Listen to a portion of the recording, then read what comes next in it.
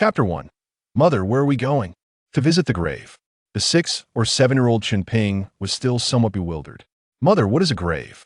It is where your father, grandfather, and grandmother will reside in the future. When I move in, will you come to see me? I will. Little did Chen Ping know that his mother, stricken with illness from longing for his father, would soon find her eternal rest in the grave, merely 3 years later. In that moment, he finally comprehended the nature of a grave once his mother had occupied it. He would never see her again in this lifetime. At the tender age of 9, Chen Ping became an orphan. Before his mother was laid to rest, she imparted many words of wisdom and gifted him a treasured heirloom. Standing before the grave, Chen Ping wept inconsolably. Yet his second aunt dragged him to the cattle shed. Chen Ping, from today onwards, you will reside in the cattle shed and tend to the cows for our family. With red-rimmed eyes, Chen Ping clenched his fists and asked, second aunt, why can't I return home? His second aunt retorted harshly, your mother's burial and the funeral expenses cost 5 taels of silver. Your family has sold their home and land, and you owe me 2 taels. You will tend to the cattle to repay your debt. Thus, Chen Ping lived in the cattle shed, accompanied by a young ox. His small body curled up on the dry grass, clutching the small token his mother had given him. That night, he dreamed a dream. In it, he was informed of his connection to the celestial realm, and that soon, a divine being would descend to guide him towards immortality. However, no one took the dream seriously, and half a year swiftly passed. His second aunt treated him poorly, often resorting to beatings and taking out her frustrations on him, even rationing his meals to just one a day. Fortunately, the young ox was obedient and did not cause Chen Ping any trouble, ensuring he had at least 1 bun to eat each day. One day, after leading the young ox back to the shed, Chen Ping's stomach growled with hunger. He approached his second aunt. Second aunt, I'm hungry. With a stern face, she tossed a steamed bun to the ground. Eat it. Chen Ping's fists clenched tightly. That wicked woman. Bending down, he picked up the bun, brushed off the dirt, and began to devour it hungrily. His second aunt spoke again, Chen Ping, your appetite is growing. At this rate, not only will you fail to repay me the 2 taels, but you will also owe me even more. I have discussed it with a local squire. He is willing to pay 2 taels to buy you for labor. This way, your debt will be settled. Chen Ping silently chewed on the bun, seemingly oblivious to her words. After finishing the bun, he returned to the pile of dry grass in the cattle shed, preparing to sleep. Yet, he could not close his eyes, unable to find rest, until the break of dawn the following day. As if a shooting star had fallen, a figure descended from the heavens, and upon recognizing her, Chen Ping's eyes sparkled. What a beautiful celestial maiden, far surpassing the beauty of the widow from the village.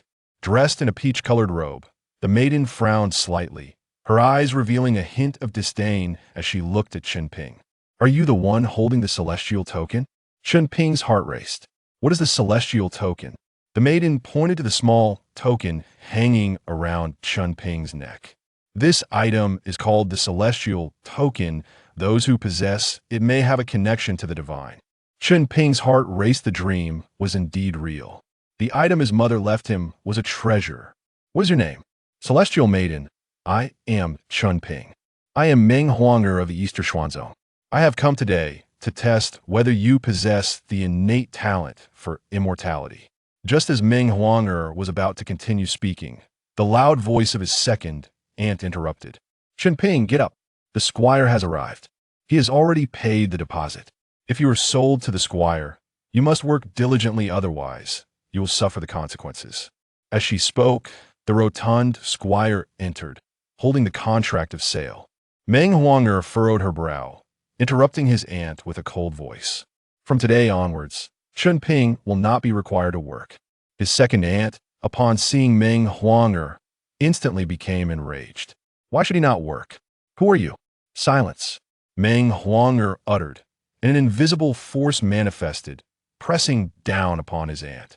With a thud, the pressure forced both his second aunt and the squire to kneel. Their faces turned pale. The squire hurriedly cried out, Please spare us, celestial being, please spare us. His second aunt hurriedly bowed her head in submission. Chen Ping felt a sense of vindication, a wave of exhilaration surging through him. Meng Huanger's gaze fell upon the two of them. Chen Ping may possess a connection to the Eastern Xuanzhou. Until the test concludes, should either of you dare to bully him again, beware of your heads. His second aunt, filled with dread, quickly exclaimed, I wouldn't dare. Celestial being, I wouldn't dare bully him. Meng Huanger addressed the squire. During my stay here, I will borrow your residence. I will not take it for free once the test concludes. I shall leave you a connection to the divine. The squire was overjoyed. Thank you, celestial being. Thank you. Meng Huanger retracted her gaze. Lead me to your home. Chen Ping, tidy yourself up and come along. Then, Meng Huanger followed the squire, who immediately vacated his house for her, even assigning his daughter to attend to her needs. His second aunt helped Chen Ping clean up, saying, Ping Ping, it was wrong of me before.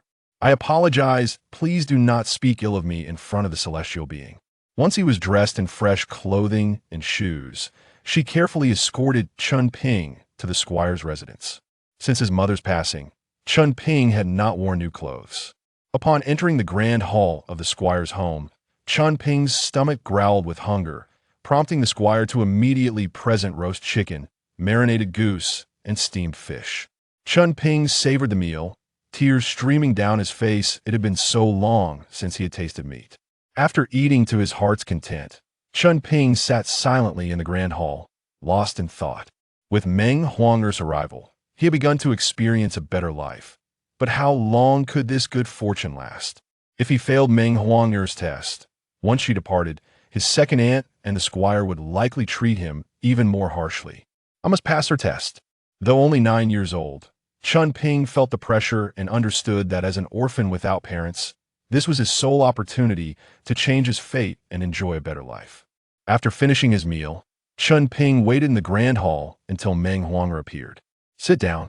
I will teach you a method of cultivating vitality. If you possess the innate talent, you may absorb this energy into your body and follow me to the Eastern Xuanzhou. Chen Ping felt a spark of excitement, his mind sharpening. Yes, celestial maiden. After imparting the technique, Meng Huanger guided Chen Ping in his practice. This breathing method consisted of several movements. It seemed simple, but was actually a profound integration of the universe. Even under the guidance of the celestial maiden, Chen Ping, a mere cowherd, found the practice challenging, struggling to maintain his stance and control his breath. By the end of the day, he was drenched in sweat, his small face flushed, barely managing to grasp the basics. In the evening, under the setting sun, Meng Huanger stood before Chen Ping. By absorbing the celestial energy, you may transcend the mundane and attain immortality. This is the foundation for 100 days, refining energy into your body. If you do not succeed within 100 days, then you shall have no connection to the divine. The next morning, as dawn broke, absorb the first wisp of celestial energy from the heavens. It contains spirit and can bestow transformation. Meng Huanger instructed Chen Ping. Gather the celestial energy at dawn and inhale the moonlight at dusk. Despite Meng Huanger's meticulous and patient guidance, Chen Ping remained empty-handed. This left Meng Huanger somewhat disappointed. After Chen Ping learned the cultivation method, she ceased her instruction and became preoccupied with other matters. Chen Ping diligently practiced on his own, dedicating every moment outside of eating and sleeping to his training. Each day left him utterly exhausted, yet he still felt no response. Time passed. A month went by, and Chen Ping, relentless in his efforts, found himself yielding no results. Anxiety began to creep into his heart. 2 months passed, and he still felt no sensation of energy, leaving him deeply troubled. As the deadline loomed ever closer, he remained unsuccessful in his cultivation. 3 months flew by, and while Chen Ping became adept at the breathing technique, he still felt no trace of energy. He was desperate yet resigned. Only 10 days remained for his chance at divine connection. Unable to contain himself, he sought out Meng Huang and asked, Celestial Maiden, why do I still feel no energy? Meng Huanger observed Chen Ping's efforts and felt a pang of sympathy. Yet the path to immortality was harsh. She replied candidly, Perhaps you lack the innate talent Even a lifetime of cultivation may not suffice. It is also possible that you have yet to awaken your potential. 10 days from now, regardless of your success or failure, I must depart. Chen Ping's gaze dimmed, disappointment washing over him, and he struggled to contain his emotions. I understand he is an orphan, bereft of both father and mother. Perhaps he was never endowed with innate talent for the celestial arts, and perhaps he is simply too dull-witted to comprehend the intricacies of the cultivation methods. Harboring aspirations to leave the village in pursuit of immortality seems somewhat presumptuous. Meng Huanger remarked, "In this matter, success will be success, and failure will be failure. Within 10 days, if you possess the aptitude, you shall succeed. If not, no amount of effort will suffice." Chen Ping maintained a tranquil mindset. Chen Ping nodded thoughtfully. On that day, he unusually refrained from diligent practice and instead settled himself before his mother's grave. He offered the roast chicken provided by the steward to his parents and his grandparents. Gently caressing the gravestone, he spoke at length to his mother. At last, a smile graced his lips. "I have exerted myself for so long. If I lack innate talent for the celestial realm, I shall simply continue as a cowherd." After all, he had incurred no losses. In recent months, he had enjoyed a comfortable life, with meat at every meal. What a gain. That night, Chen Ping slept soundly. He dreamt once more, perhaps driven by an overwhelming longing for his mother, who had departed, leaving him to endure a life of hardship. He dreamt of her, as well as his long-absent father and his grandparents. "Pinger, you have grown. You are already a man now. Our family possesses a treasure that has been passed down through generations. Listen closely, my child, that treasure is called." In his dream, his mother tenderly caressed his cheek, her eyes filled with gentle affection. Then, he beheld a pearl transforming into radiant light, which flew towards him and subsequently hung around his neck. "Mother!" With tears streaming down his face, Chen Ping let out a piercing scream, awakening abruptly. The dawn broke, revealing the pale light of morning. Chen Ping sat upright, reaching to touch his chest, and to his astonishment, he felt a grayish-white stone bead. This was not a dream. Reflecting on his mother's words from the dream, Chen Ping plunged into contemplation. At that moment, Meng Huanger's voice rang out, "Chen Ping, rise and cultivate." Chen Ping promptly leapt from his bed and made his way to the courtyard to practice.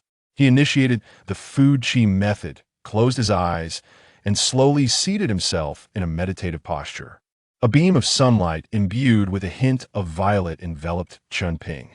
As he inhaled, the small bead on his chest absorbed the violet energy, which then flowed into his body. Chen Ping felt a warm sensation as the violet energy coursed through his meridians, awakening his channels and bloodlines. An increasing amount of violet energy entered his body, igniting within him a sensation of heat. Within his awareness, a peculiar energy danced joyfully inside him, unblocking certain acupoints, and his body seemed to radiate a faint glow. Ultimately, this energy settled into his dantian, forming a gentle vortex. Boom! This vortex unleashed a force that surged through Chen Ping's entire being. Bang! A soft sound of energy exploding resonated from within him. This sound startled Chen Ping from his meditative state. He sensed the vortex within him, the spiritual energy coursing through his meridians. Chen Ping's face paled with shock, his eyes alight with joy. Is this the sensation of qi? He felt his strength significantly increased, and his mind clearer than ever. Immediately, he sought out Meng Huang, or Fairy. "Fairy, I believe I have developed a sense of qi.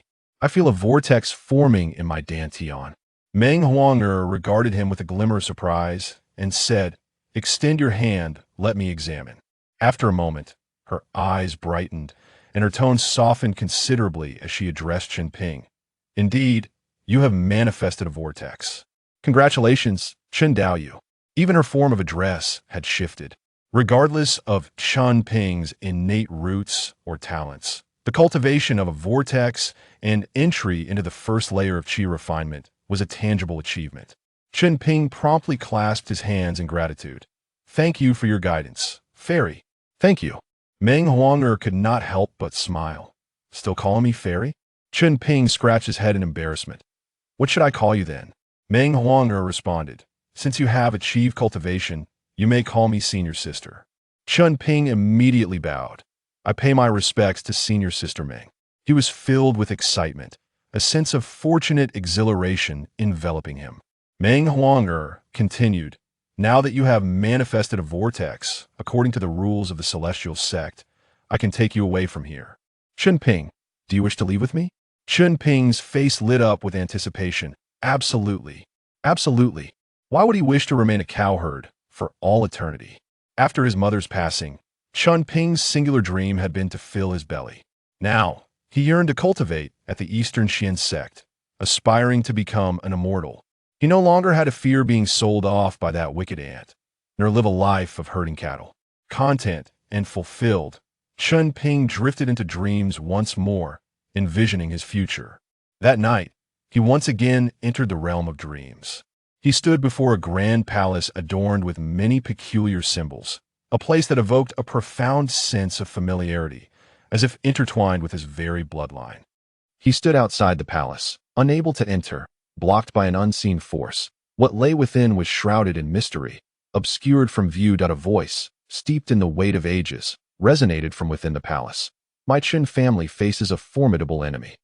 Our entire clan has infused our cherished treasures into our very blood, seeking but a flicker of hope for survival. Oh, my descendants, should you ever tread the path of immortality once more, you must rekindle the immortal radiance of the Chen lineage. I know that I have been forgotten, lost to the annals of time, but if one of you ascends again, you must call out to me. Chen Ping awoke from this dream, tears streaming down his face. Engulfed by an inexplicable sorrow, he gently clutched the small orb resting against his chest, the treasure of the Chen family. This artifact had always been with him. After much contemplation, Chen Ping could not decipher its true nature and decided to conceal it once more. However, he understood that this treasure must remain a secret, known to no one. A vague sense stirred within him. He felt that upon reaching the Eastern Xian sect, he would surely unveil the mystery of the orb. As dawn broke, Chen Ping rose from his slumber. Meng Huang'er awaited him in the courtyard, ready for their departure. An exhilarating anticipation surged within him, and he clasped his hands in salute. I shall follow Sister Ming's arrangements. Meng Huang'er maintained an impassive expression, giving a slight nod.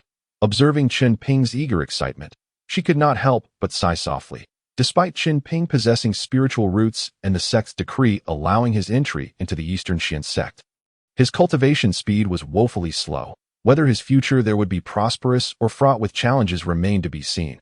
Upon hearing that Meng Huang'er intended to take Chen Ping away, the steward and his wife were taken aback. The steward's wife, gritting her teeth, extended her hand towards Meng Huang'er. Esteemed immortal, it is not impossible for you to take Chen Ping, but you must compensate me with 500 taels of silver. After his parents' demise, it was she who had cared for him, providing for his needs. Now, she felt the loss of a helping hand in their household. Meng Huang'er's countenance turned frosty. Are you attempting to sell Chen Ping to me for money? The steward's wife retorted defiantly. Otherwise, how can you take him? If you wish to take him away, you must pay. With a flick of her wrist, Meng Huang'er produced 500 taels of silver and tossed them onto the ground. The steward's wife quickly knelt to gather the coins, her eyes gleaming with greed, immediately insisting, 500 taels is insufficient. If you provide me with 5,000 taels, I will allow you to take Chen Ping. Disgust flickered in Meng Huang'er's eyes as she unsheathed her sword, causing the steward to tremble in fear, pleading for mercy, urging her to take Chen Ping away swiftly. Let us depart, she commanded, her sword expanding to accommodate both her and Chen Ping. At that moment, the steward shouted, Fairy, what of the immortal fate you promised me? Meng Huang'er left behind a vial of spiritual water. This water cures myriad ailments and prolongs life. This is your immortal fate. To cultivators, this was merely common spiritual water, but for mortals, it was a priceless treasure. She gently took Chen Ping's hand, leading him onto the flying sword.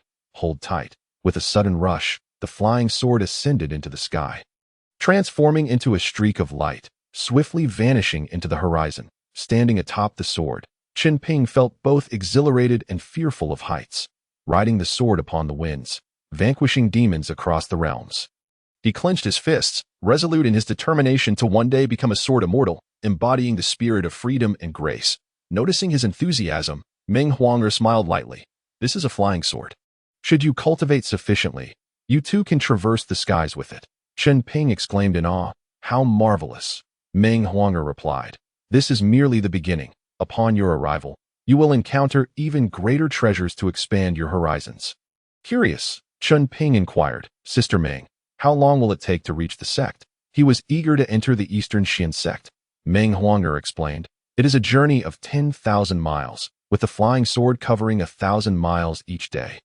Thus, we shall arrive in 10 days. A month later, Meng Huanger brought Chen Ping to the exterior of the Eastern Xian sect. Her strength was not sufficient for limitless flight, and after activating the sect's decree, it took her half a year to locate Chen Ping.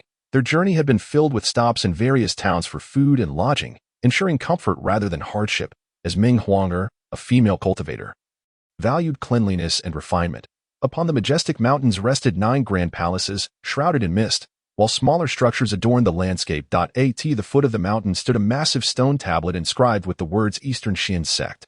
An endless expanse of white stone steps soared into the clouds, evoking a sense of a sacred realm. Meng Huanger gestured, introducing, this is the Wang Xian Steps, comprising 100,000 tiers. One must traverse all the steps to reach the Eastern Xian Sect. Goodness, Chen Ping gasped, his eyes wide with astonishment at the sheer scale of the ascent.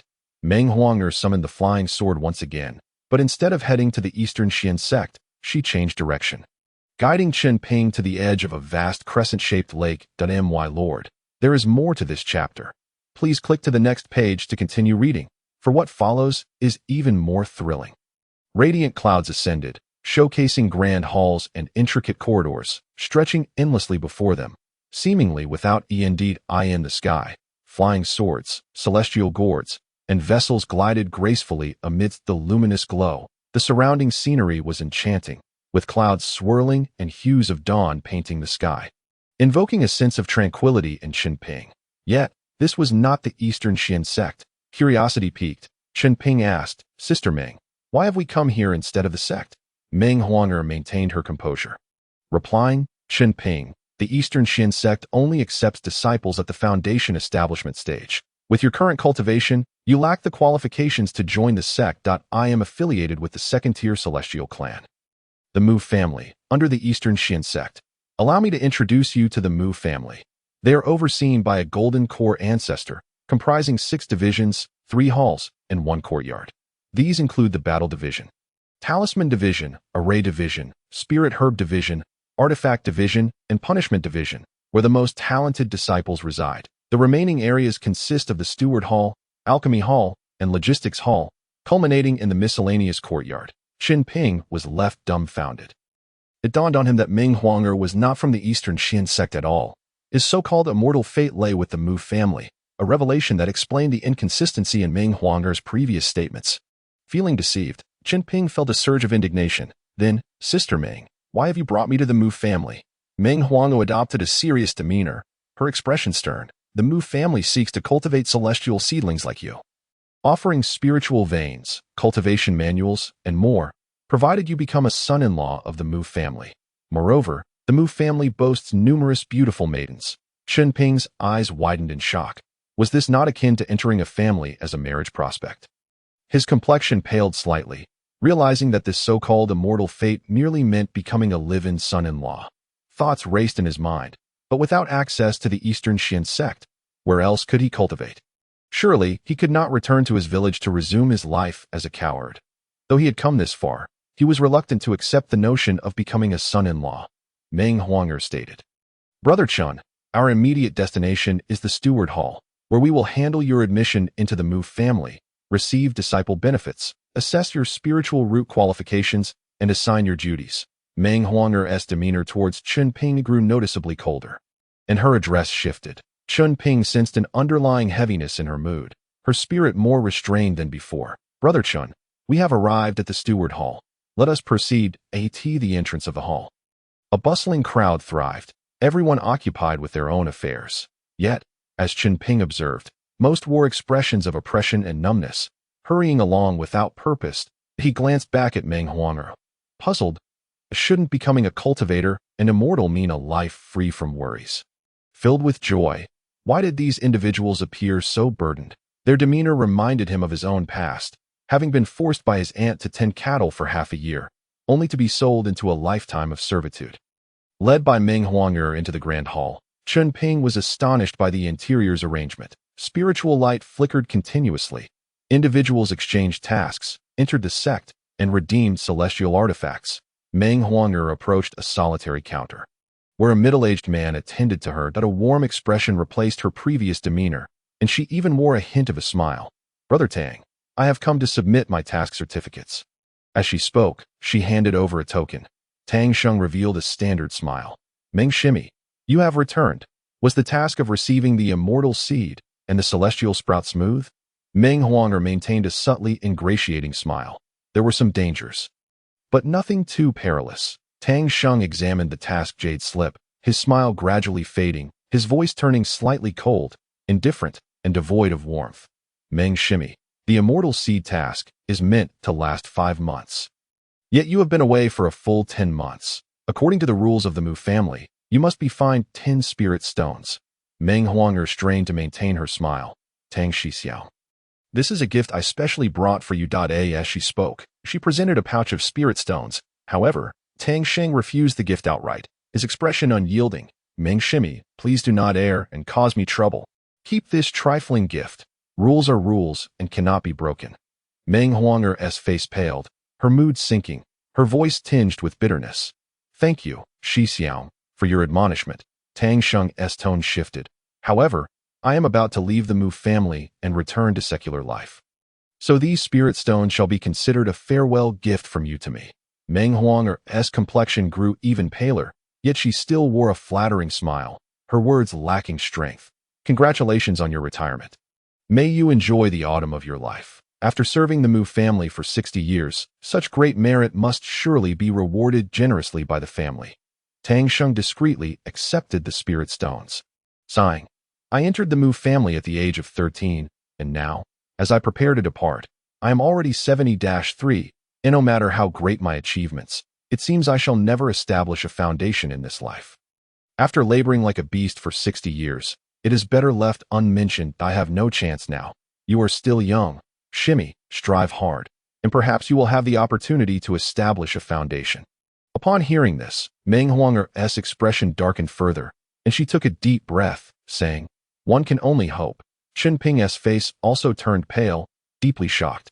This Tang Shixiang appeared to be only in his 30s. Yet he was actually 73, maintaining eternal youth through some secret art. However, what astonished him even more was that he had assumed the ethereal Meng Huang'er was a figure of great stature, only to discover she was merely a qi refining stage cultivator. The once majestic sister, upon returning to the Mu family, was reduced to a position of humility, bullied and taken advantage of, all while forced to keep a smiling face. Furthermore, Tang Sheng had served the Mu family for 60 years before finally regaining his freedom. Chen Ping's illusions about the world of cultivation were shattering. He stood to the side and could not help but ask, "Meng Shiji, is it truly so difficult to establish a foundation? If this Tang Shixiang has cultivated for 60 years without success, does that not mean his life has been in vain?" Meng Huang'er remained silent, while Tang Sheng leaned down to glance at Chen Ping, a mocking smile curling at his lips. "You must be the newly accepted immortal seed of the Mu family. For cultivators like us, lacking talent and background, establishing a foundation is more difficult than mortals ascending to the heavens. How do you perceive such difficulty?" Chen Ping stood dumbfounded, turning to Meng Huang'er. "Is this truly the case? Meng Shiji, if it is so hard, how can one ride the winds with a sword and vanquish demons in this world? Is it not a fool's dream?" Meng Huang'er's lovely face was marred with bitterness. "Tang Shixiang speaks the truth. For ordinary disciples like us, establishing a foundation in this life is nearly impossible. Our toil only serves to pave the way for those with talent and powerful backgrounds. The essence of cultivation lies in talent, resources, and background, all three of which we lack. How can we establish a foundation? Moreover, most disciples of the Mu family belong to the 6 departments under the 3 palaces, among which the servants' palace has the highest number of members. The tasks there are almost exclusively issued by elite disciples of the 6 departments, and we merely run errands for them. collecting the resources needed for establishing a foundation in exchange for meager rewards. As for how to leave the Mu family and regain freedom, that topic remains unmentioned. However, judging by Tang Sheng's demeanor, it seems regaining freedom is no simple feat ultimately. Whether one is willing to pursue the path of immortality and benefit from the Mu family depends on oneself. Meng Huanger's words struck Chen Ping like a thunderclap, shattering his dreams of immortality.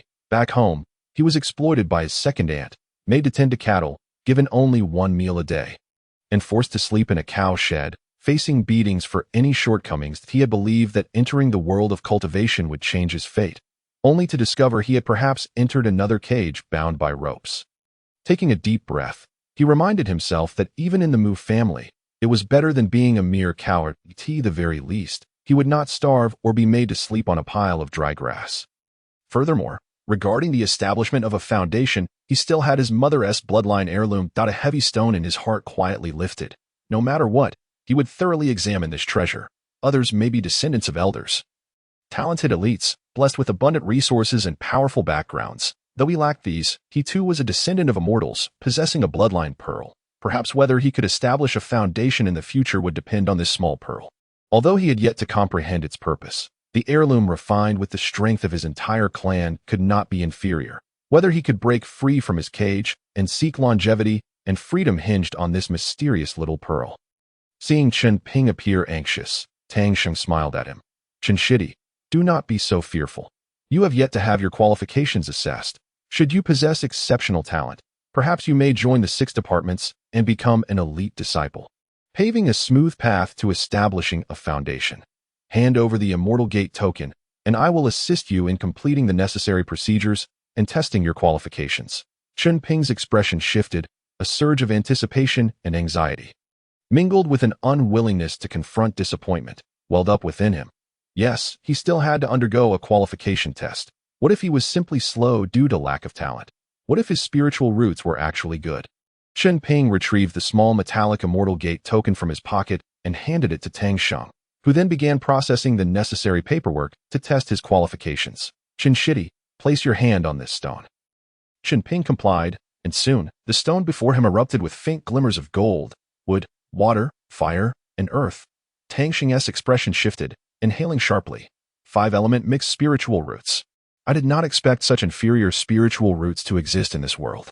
Meng Huanger and Tang Sheng exchanged glances, both astonished. The Mu family had never accepted disciples with 5-element mixed spiritual roots, resulting in a complete absence of such disciples within the family. Chen Ping had indeed opened their eyes today. Not fully understanding the attributes of spiritual roots, Chen Ping turned to Meng Huanger and asked, Meng Shiji, what kind of spiritual roots do I possess? Are they good or bad? Meng Huanger forced a smile. Chen Shidi, the Mu family has never accepted disciples with 5-element mixed spiritual roots. The elite of the 6 departments require at least dual-element pure spiritual roots. The fewer the types of spiritual roots, the faster the cultivation and the fewer the bottlenecks. Conversely, the more types of spiritual roots, the slower the cultivation. For example, both Tang Shixiang and I have triple-element spiritual roots, making it nearly impossible for us to establish a foundation in this lifetime. As for your 5-element mixed spiritual roots, whether you can even cultivate to the 6th level of the Qi refining stage is a question. She too had never seen 5-element mixed spiritual roots, and she was uncertain how far Chen Ping could go in the future. Chen Ping's face grew somewhat grim, his spirits dampening. He had already lacked a background, making it difficult to establish a foundation. But now his spiritual roots were so poor that it seemed even the chance to establish a foundation was further away, that he felt that his future in the Mu family was shrouded in darkness. Well, since I'm here, I might as well make the best of it. Tang Sheng lowered his voice. Chen Shidi, ordinarily, the Mu family would not accept your type of spiritual roots. Chen Ping's heart raced. Did this mean he would be expelled from the Mu family upon arrival? Would he then have to return to the village and live as a cowherd for the rest of his life? However, Tang Sheng then continued, but since you hold the Immortal Gate token, the Mu family must accept you regardless of your qualifications. Chen Ping felt a wave of relief wash over him. At least he would not have to return to being a cowherd. However, entering the 6 departments and the 3 palaces was out of the question. He would be lucky to end up in the servants' courtyard. Chen Ping numbly nodded. A servant was still better than nothing. Meng Huanger's expression changed. There's such a rule? She pulled Tang Sheng aside, her voice filled with excitement. Tang Shixiang, you must allocate more spirit stones to me. Tang Sheng replied. Of course, for this task, I will give you 20 spirit stones. Meng Huang'er's delicate face suddenly flushed with embarrassment.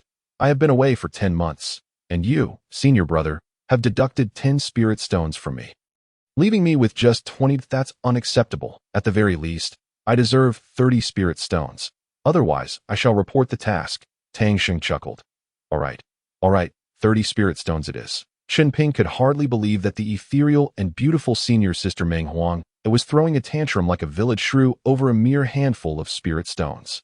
He assumed that the two were merely whispering about other matters. Realizing her predicament, Meng Huang felt a pang of regret. She had been outmaneuvered by Tang Sheng. She should have been able to negotiate for more spirit stones.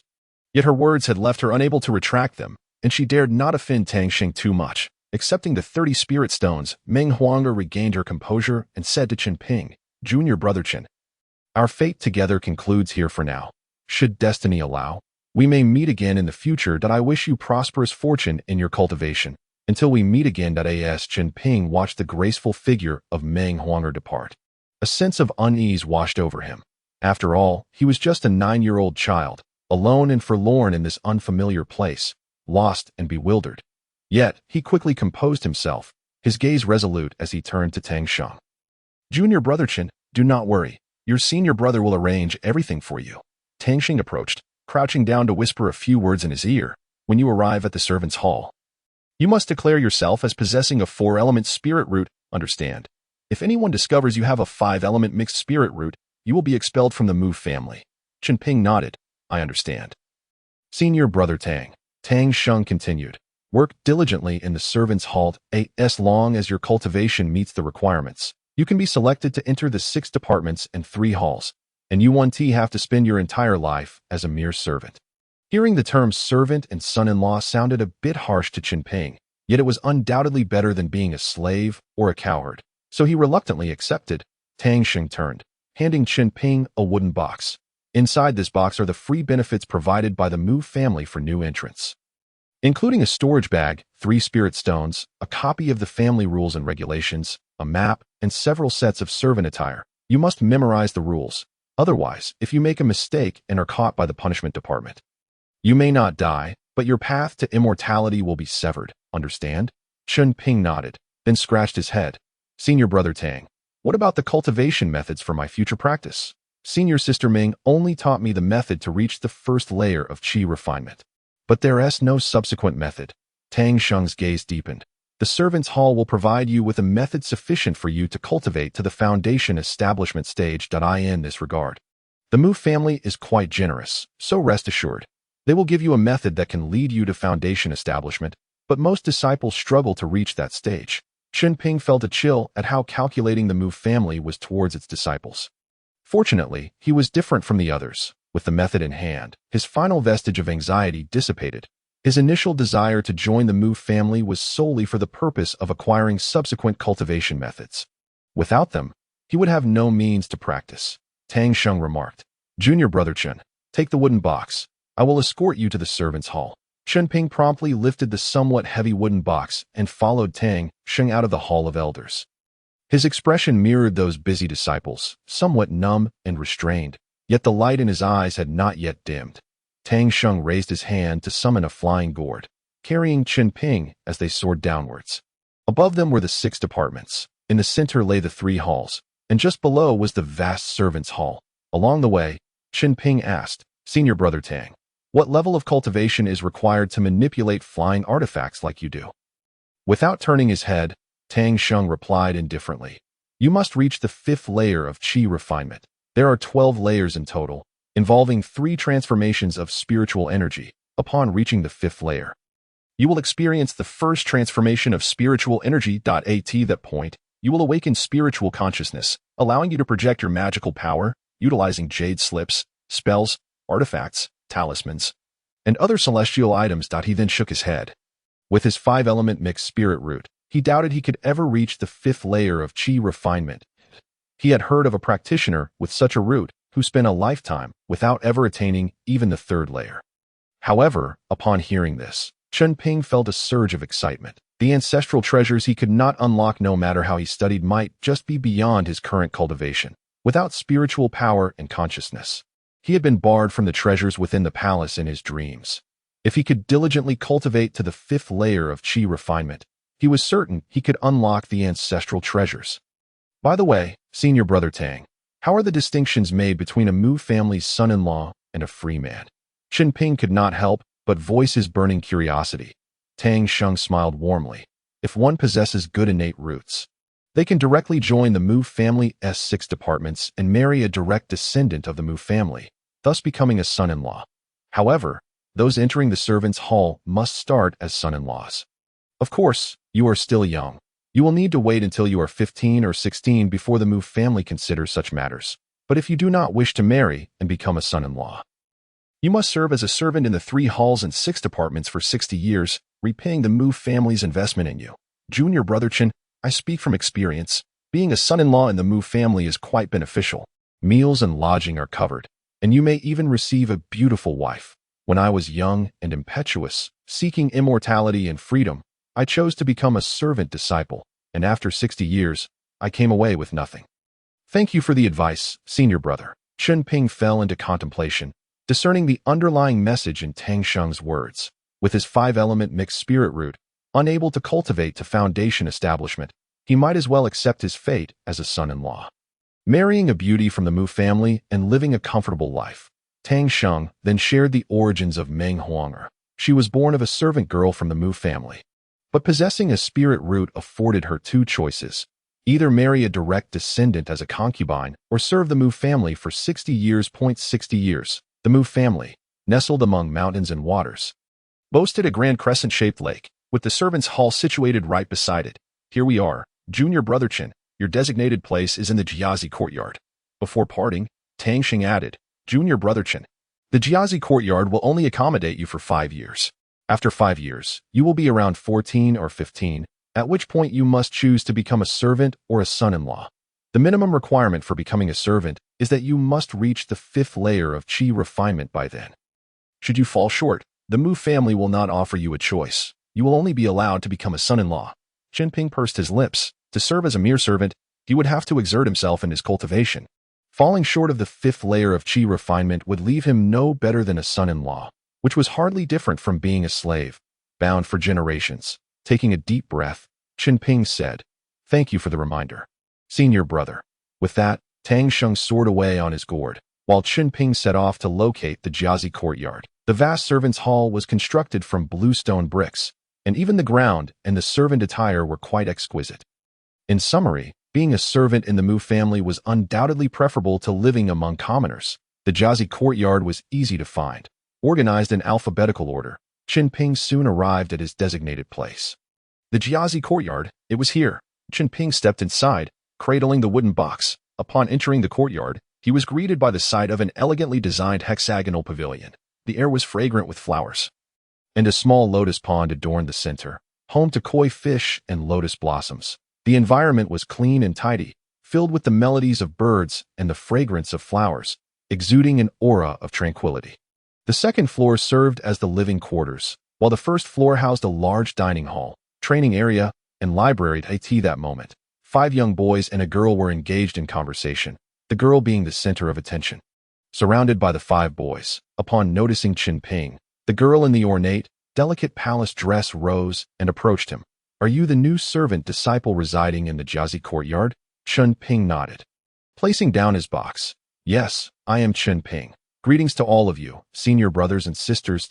He briefly introduced himself. The girl, with her fair rosy skin and graceful demeanor, introduced herself. I am Mu Luofei, the steward of the Jiazi courtyard, a descendant of the Mu family's collateral branch. Junior brother Chen, welcome to the Mu family. Her voice was melodious, sweetly resonant, and it was evident that she was a stunning beauty in the making. Chen Ping felt a flush rise to his ears, and he understood all too well. This was the beauty scheme of the Mu family, deliberately presenting a lovely girl of similar age to them. They were merely inexperienced youths. How many could withstand the allure of the Mu family's charm? Childhood sweethearts, innocent of worldly matters, by the time they reached the age of 14 or 15, would likely find themselves eager to become a son-in-law. serving the Mu family like a laborer. What a cunning ploy from the Mu family. Fortunately, Chen Ping was not foolish and immediately saw through their scheme. He would certainly not fall for such a trap. As Chen Ping introduced himself, a tall and robust young lad laughed and said, "I am Li Erniu, Chen brother. Let me introduce you to everyone. This is Fang Xing, this is Luo Chongxi, this is Lin Feixian. And this is Han Tongbao.as for senior sister Mu Luofei. She shares our meals and lodgings and trains alongside us. For any daily living matters, you may approach her, and for any materials needed for cultivation. You can also seek her assistance. Feel free to ask her if you wish to explore outside the Mu family." Chen Ping smiled and responded to each of them, choosing not to immediately move his belongings to his room, but rather to sit and chat for a while. It soon became apparent that these several junior disciples, all hailing from subordinate small families under the Mu family, were no ordinary individuals. He was the only one who had been brought back as a celestial seed. This puzzled Chen Ping. What was the motivation behind their parents' decisions to have their children serve as laborers? Or was there some secret he was unaware of? Further conversation revealed that all 5 of them were at the first level of qi refinement, and their ages ranged from 9 to 10, with Chen Ping nearing 10. Surprisingly, Mu Luofei was only 8 years old but had already reached the second level of qi refinement.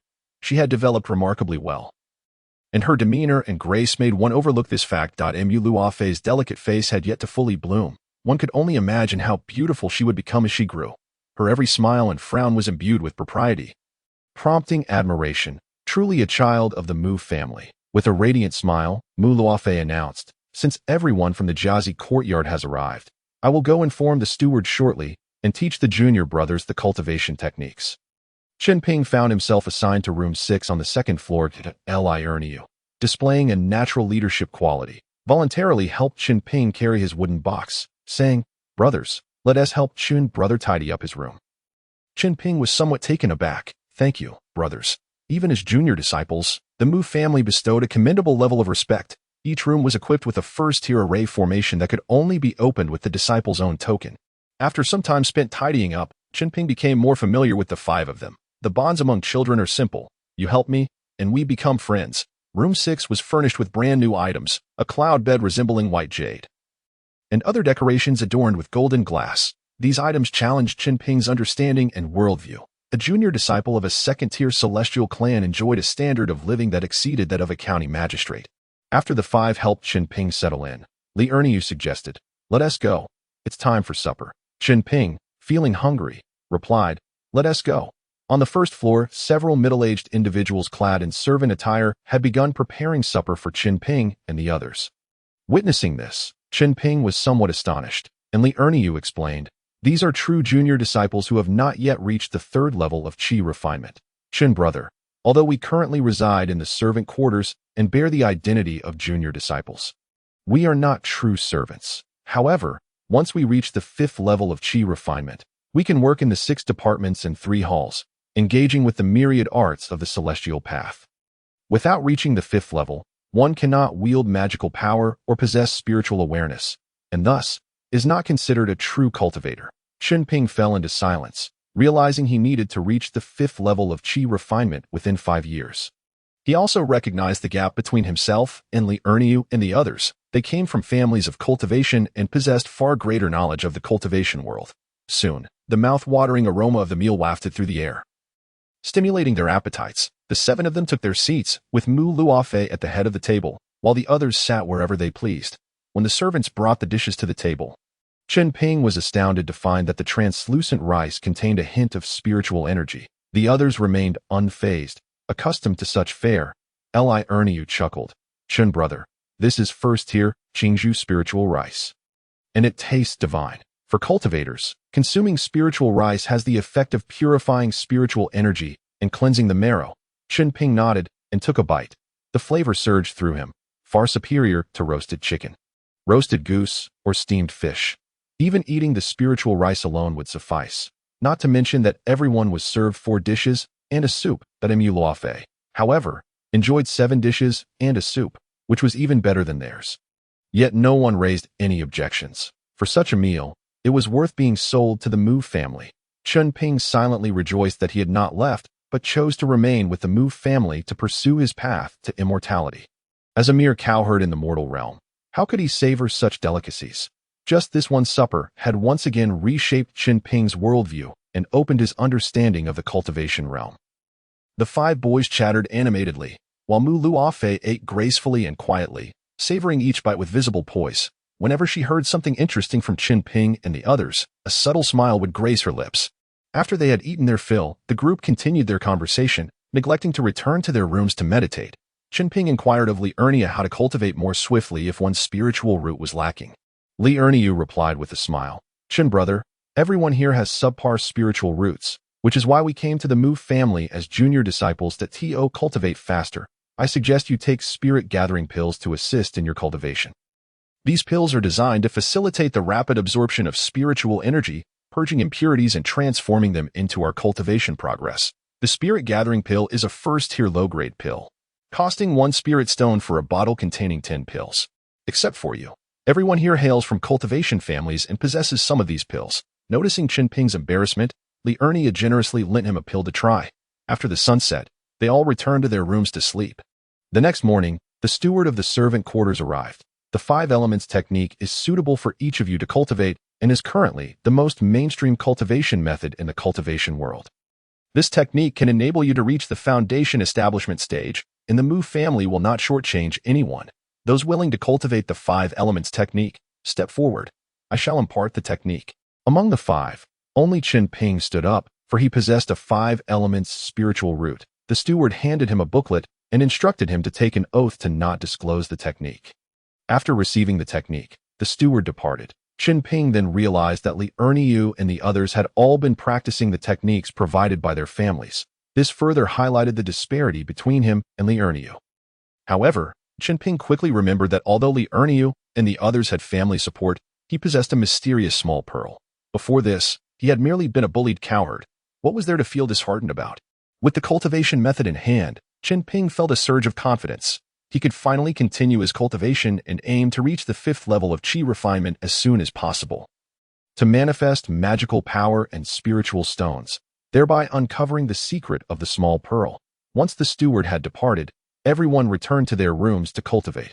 Although they had arrived at the Jiazi courtyard a few days earlier, they had not dared to cultivate before the steward imparted the technique. After 3 days of effort, Chen Ping managed to grasp the basics of the 5 elements technique and could resume his cultivation. However, his progress with the 5 elements spiritual root was painfully slow, akin to an ant climbing a mountain, leaving him with a nearly imperceptible sense of advancement. Determined to test the efficacy of the spirit gathering pill, Chen Ping swallowed one whole. An overwhelming surge of medicinal power instantly coursed through him, leaving him astonished and exhilarated. The rate of spiritual energy absorption was more than 10 times faster than his own. Previously, it was akin to an ant climbing a mountain. After consuming the elixir, it was as if a fierce tiger descended from the peak. As he inhaled and exhaled the spiritual energy, the small bead adorning his chest mirrored the process. Infusing the essence into Chen Ping's body. It seemed to prolong the digestion of the elixir, enhancing its potency. By the end of the day, Chen Ping had only refined 1/3 of the qi gathering pill. However, he remained oblivious to this fact, believing that the pill's efficacy was inherently remarkable. This qi gathering pill also possessed a slight effect of suppressing hunger. Throughout the day, Chen Ping neither ate nor drank, yet felt no pangs of hunger, nor did he feel fatigue. 2 days later, a soft sound like a puff of air resonated from within him. Chen Ping's eyes sparkled with joy. He had reached the 2nd layer of qi refinement. One single pill had propelled his cultivation by an entire tier. He had toiled for 3 months to barely sense the qi, feeling quite famished. Once the effects of the qi gathering pill wore off, Chen Ping hurriedly opened the door and descended to partake in a meal. That moment, Li Erniu, Mu Lafei, and others were enjoying their lunch. After satiating their appetites, Chen Ping felt rejuvenated. With his newfound 2nd layer qi refinement, he sensed a greater strength and clarity of mind. After their meal, the group did not immediately return to their quarters for cultivation. Li Erniu spoke up. "Sister Mu, could you take us to the marketplace this afternoon to purchase some supplies?" Chen Ping, perplexed, inquired. "Marketplace?" Mu Luofei smiled and explained. "Indeed, there is a Baisha marketplace just 200 miles from the Mu family, filled with numerous shops selling everything a cultivator might need. It is quite safe within the territory of Dongxian sect. So you need not worry. Chen Shidi, would you like to join us in procuring some alchemical supplies?" Without showing any hesitation, Chen Ping, despite being unaware of what a marketplace entailed, reassured himself to remain calm in any situation. Lest others perceive him as inferior, he replied. Then I shall accompany everyone. Imulafe, with her delicate hand, retrieved a jade hairpin from her hair, forming a seal with her fingers. The pin emanated a luminous aura and expanded to a length of over 10 meters. Transforming into a jade vessel, with a beaming smile, Muluafe said, "Dear brothers, please board the ship." This was the first time Chen Ping had encountered such a wondrous artifact, and although astonishment surged within him, his expression remained unchanged, as if he were accustomed to it. Meanwhile, Li Erniu and the others gasped in awe. It is indeed a Feizhou of both large and small sizes, such grandeur. This is the Mu family of Chiua. Even a collateral descendant like Sister Mu can possess such opulent items. In their eyes, envy flickered as they marveled at the Mu family's strength. Imulafe, merely a collateral descendant at the age of 9, had already achieved the second layer of Qi refinement and possessed such a magnificent vessel. It was well known that many of the Mu family's external kin had reached the 8th or 9th layers of Qi refinement, yet still relied on magical swords or gourds. The disparity was indeed vast. As they boarded the white jade vessel, Han Tongbao's eyes gleamed with avarice. Sister Mu, how many spirit stones does this Feizhou cost? The others also looked on with eager eyes. Anticipating the answer, Imulafe merely smiled, withholding her response. Under their persistent inquiries, she finally replied leisurely, "Feng Xing, Sister Mu, please give us a figure, that we may ease our hearts." Luo Chong stroked the smooth surface of the white jade vessel. "Indeed, one can only wonder if we shall ever afford it in this lifetime." Lin Feixian nodded in agreement. Imulafe, still smiling, replied, "It only costs 1,000 spirit stones, not too expensive. Li Erniu and the others stared wide-eyed. 1,000 spirit stones, and you say it is not expensive?" Han Tongbao's expression dimmed as he chuckled bitterly. "My dear sister, do you realize how many Qi refinement cultivators would struggle their entire lives to amass even 1,000 spirit stones?" Feng Xing rubbed his face in disbelief. A single foundation establishment pill costs 3,000 spirit stones. That is a coveted treasure. A vessel worth 1/3 of a foundation establishment pill was staggering. Chen Ping was internally astounded, yet his face betrayed no emotion. A vessel costing 1,000 spirit stones, while he possessed only 3 spirit stones, highlighted the vast chasm of wealth. Was this the privilege of a celestial lineage? The disparity was indeed stark. While others from minor families might still harbor dreams of owning their own vessel, Chen Ping scarcely dared to entertain such extravagant aspirations. As a mere cattle herder, having endured exploitation and hardship at home, he felt immense gratitude simply to be in the Mu family, cultivating his path to immortality and enjoying a better life. As they sailed through the skies on the vessel, gazing upon the vast expanse of the world, the young men and women could not help but feel a surge of ambition. Today, they might serve as menial workers, but tomorrow they would surely become venerable ancestors.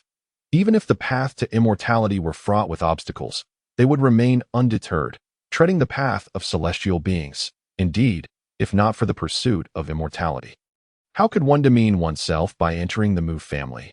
Once one entered the Mu family as a servant, a son-in-law, or a dependent, even with 60 years of contributions, the overwhelming challenges would not extinguish the longing for eternal life.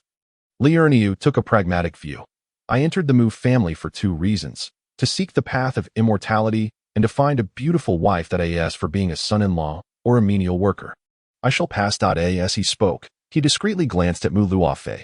How cunning they were, none of them simple characters. Chen Ping felt a swell of emotions as well. Luo Chong laughed heartily and said, "The Mu family of Qiuyue is renowned in the eastern domain for its beautiful women.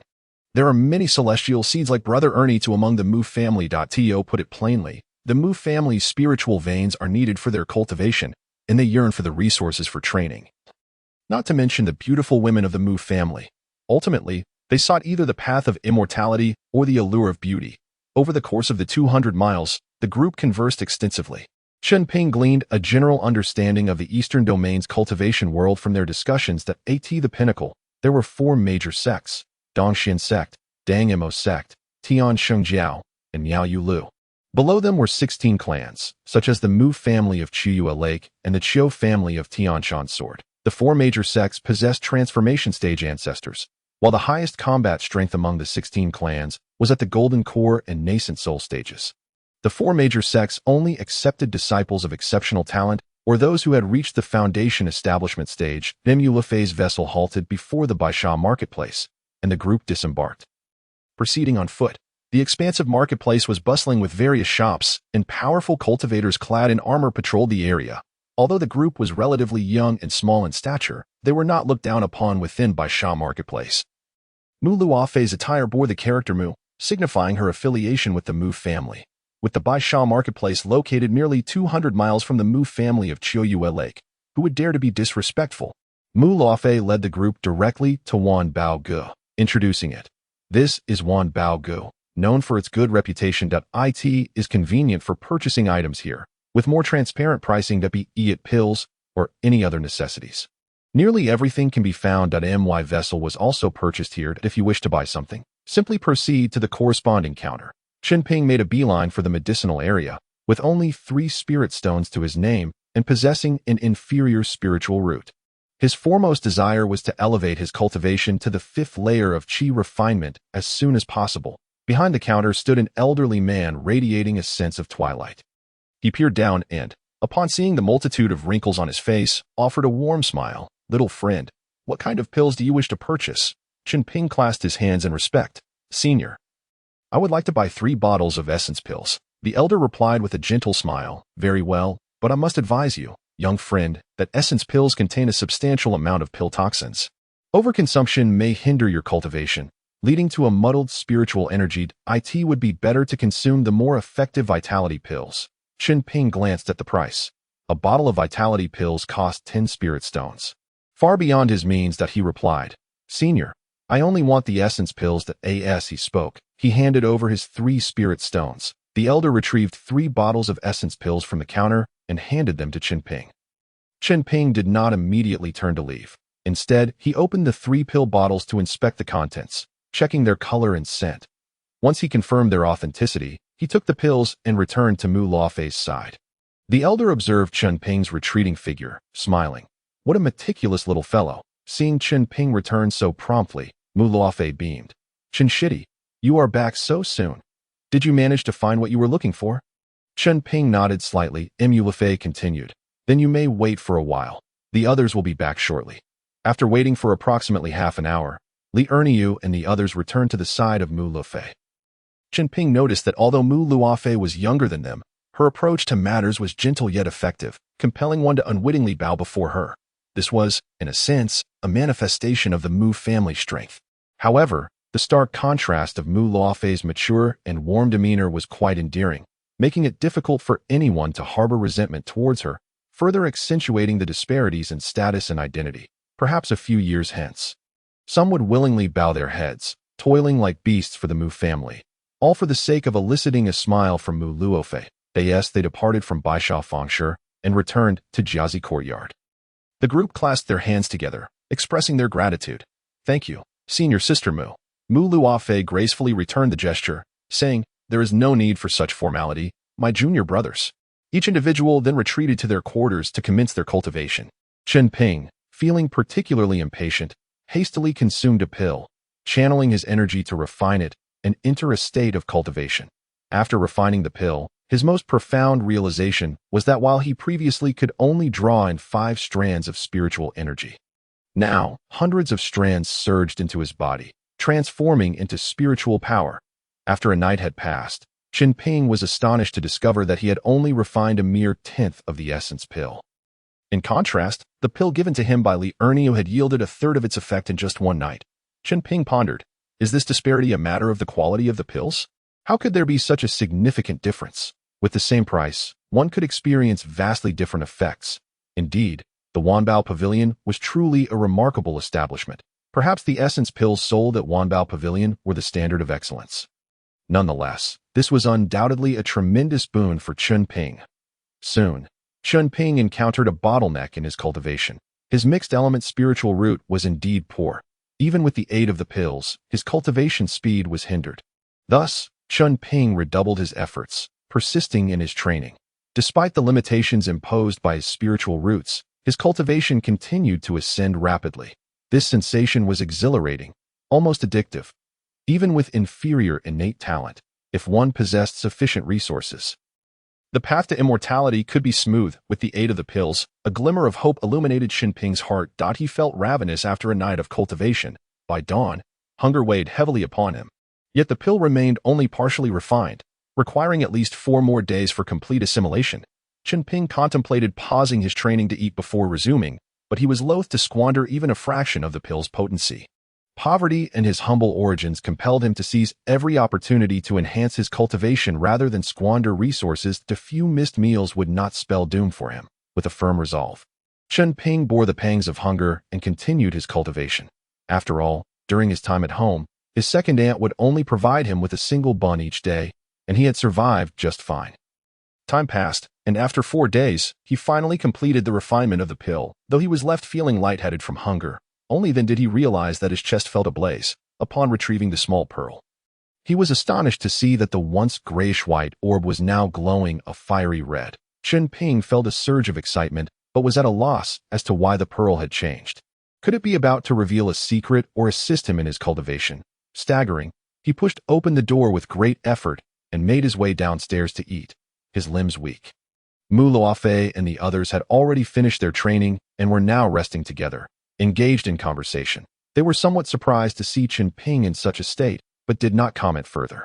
Chen Ping devoured his food ravenously until he was sufficiently full, the sensation of hunger finally dissipating, allowing him to breathe a sigh of relief. Leisurely, Chen Ping approached the group and inquired, "Is there a way to prepare a substantial amount of food at once for convenience during cultivation?" Li Erniu exclaimed in astonishment, "Junior brother Chen, are you truly that dedicated?" Fong Xing added, "Come to think of it, we haven't seen you at mealtime these past few days. Have you really been cooped up in your room cultivating instead of coming out to eat?" Chen Ping sheepishly nodded. The air was filled with gasps of disbelief from Li Erniu and the others. "Junior brother Chen, you are quite relentless. Han Tongao swallowed hard for days without food, and you chose to stay in your room to cultivate? Junior brother Chen, are you out of your mind? We cultivate to improve our lives. What good is it to starve ourselves for the sake of training? Isn't that worse than being a mere beast of burden?" They were all but children of 9 or 10 years. Missing a meal left them in distress. Chen Ping's willingness to endure such deprivation for cultivation was truly extraordinary. However, they were unaware of the hardships Chen Ping had endured in the past. Now that he had the opportunity to cultivate, he was willing to pay any price to enhance his abilities. Conversely, Chen Ping had little understanding of the lives led by the children of affluent families, who enjoyed lavish lifestyles, making their cultivation pursuits seem far less arduous. Junior brother Chen is truly working hard. Mu Luofei's beautiful eyes blinked with admiration. Among the celestial seeds in Jiazi courtyard, it seemed that Chen Ping was the most diligent.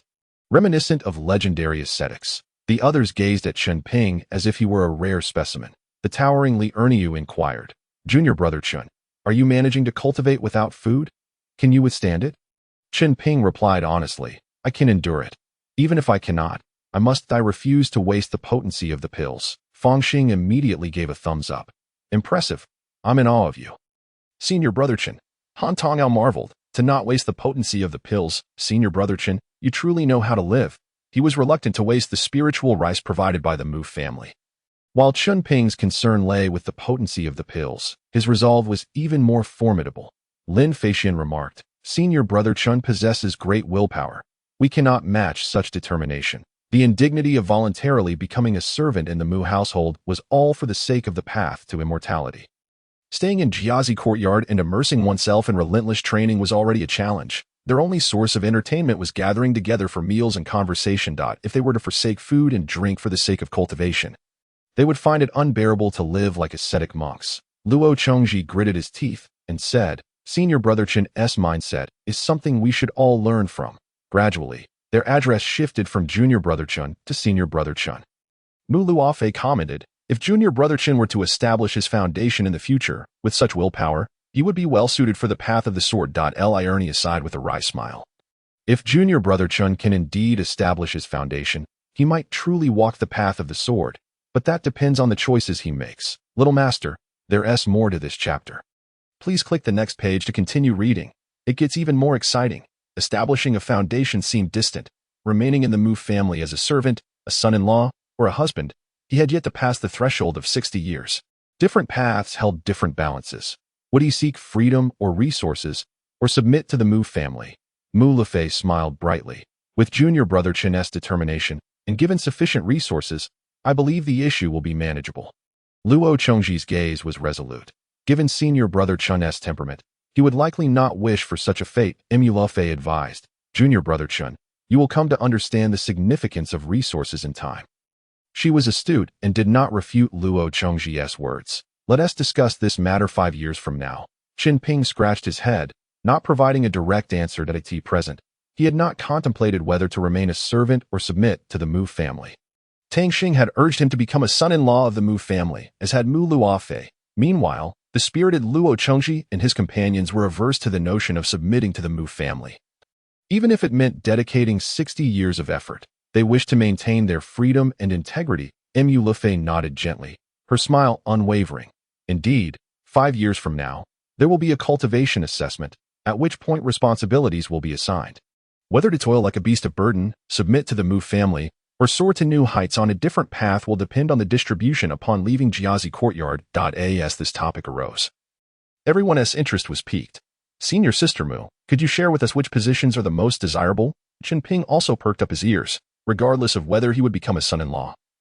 A servant, or otherwise, the Mu family operated like a bureaucratic institution, and upon leaving Jiazi courtyard, they would be assigned roles. Different positions undoubtedly held varying prospects for development. This was crucial for determining whether a cultivator could ascend to establish their foundation. The Mu family was not a sect, it was a family of cultivators, and fairness was not to be found. The position one was assigned would directly influence the resources available to them.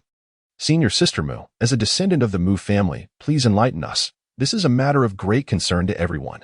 Once one has experienced the benefits of using elixirs to assist in cultivation, the importance of resources becomes paramount. Mu Luofei remarked, you speak truly. In the Mu family, the foremost recipients of resources are the direct descendants, who are the foundational seeds of cultivation. As long as they pass the Mu family's assessment, they shall receive a foundational elixir. Liu and others gasped in astonishment. The direct descendants of the Mu family possess foundational elixirs, truly a fortuitous birthright.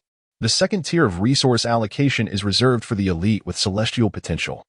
Those of commendable talents serving in the 6 departments, by becoming a son-in-law to the Mu family and demonstrating sufficient merit, they too may have the opportunity to exchange for foundational elixirs with the higher echelons of the Mu family. Is this the minimum requirement to cultivate a foundation within the Mu family?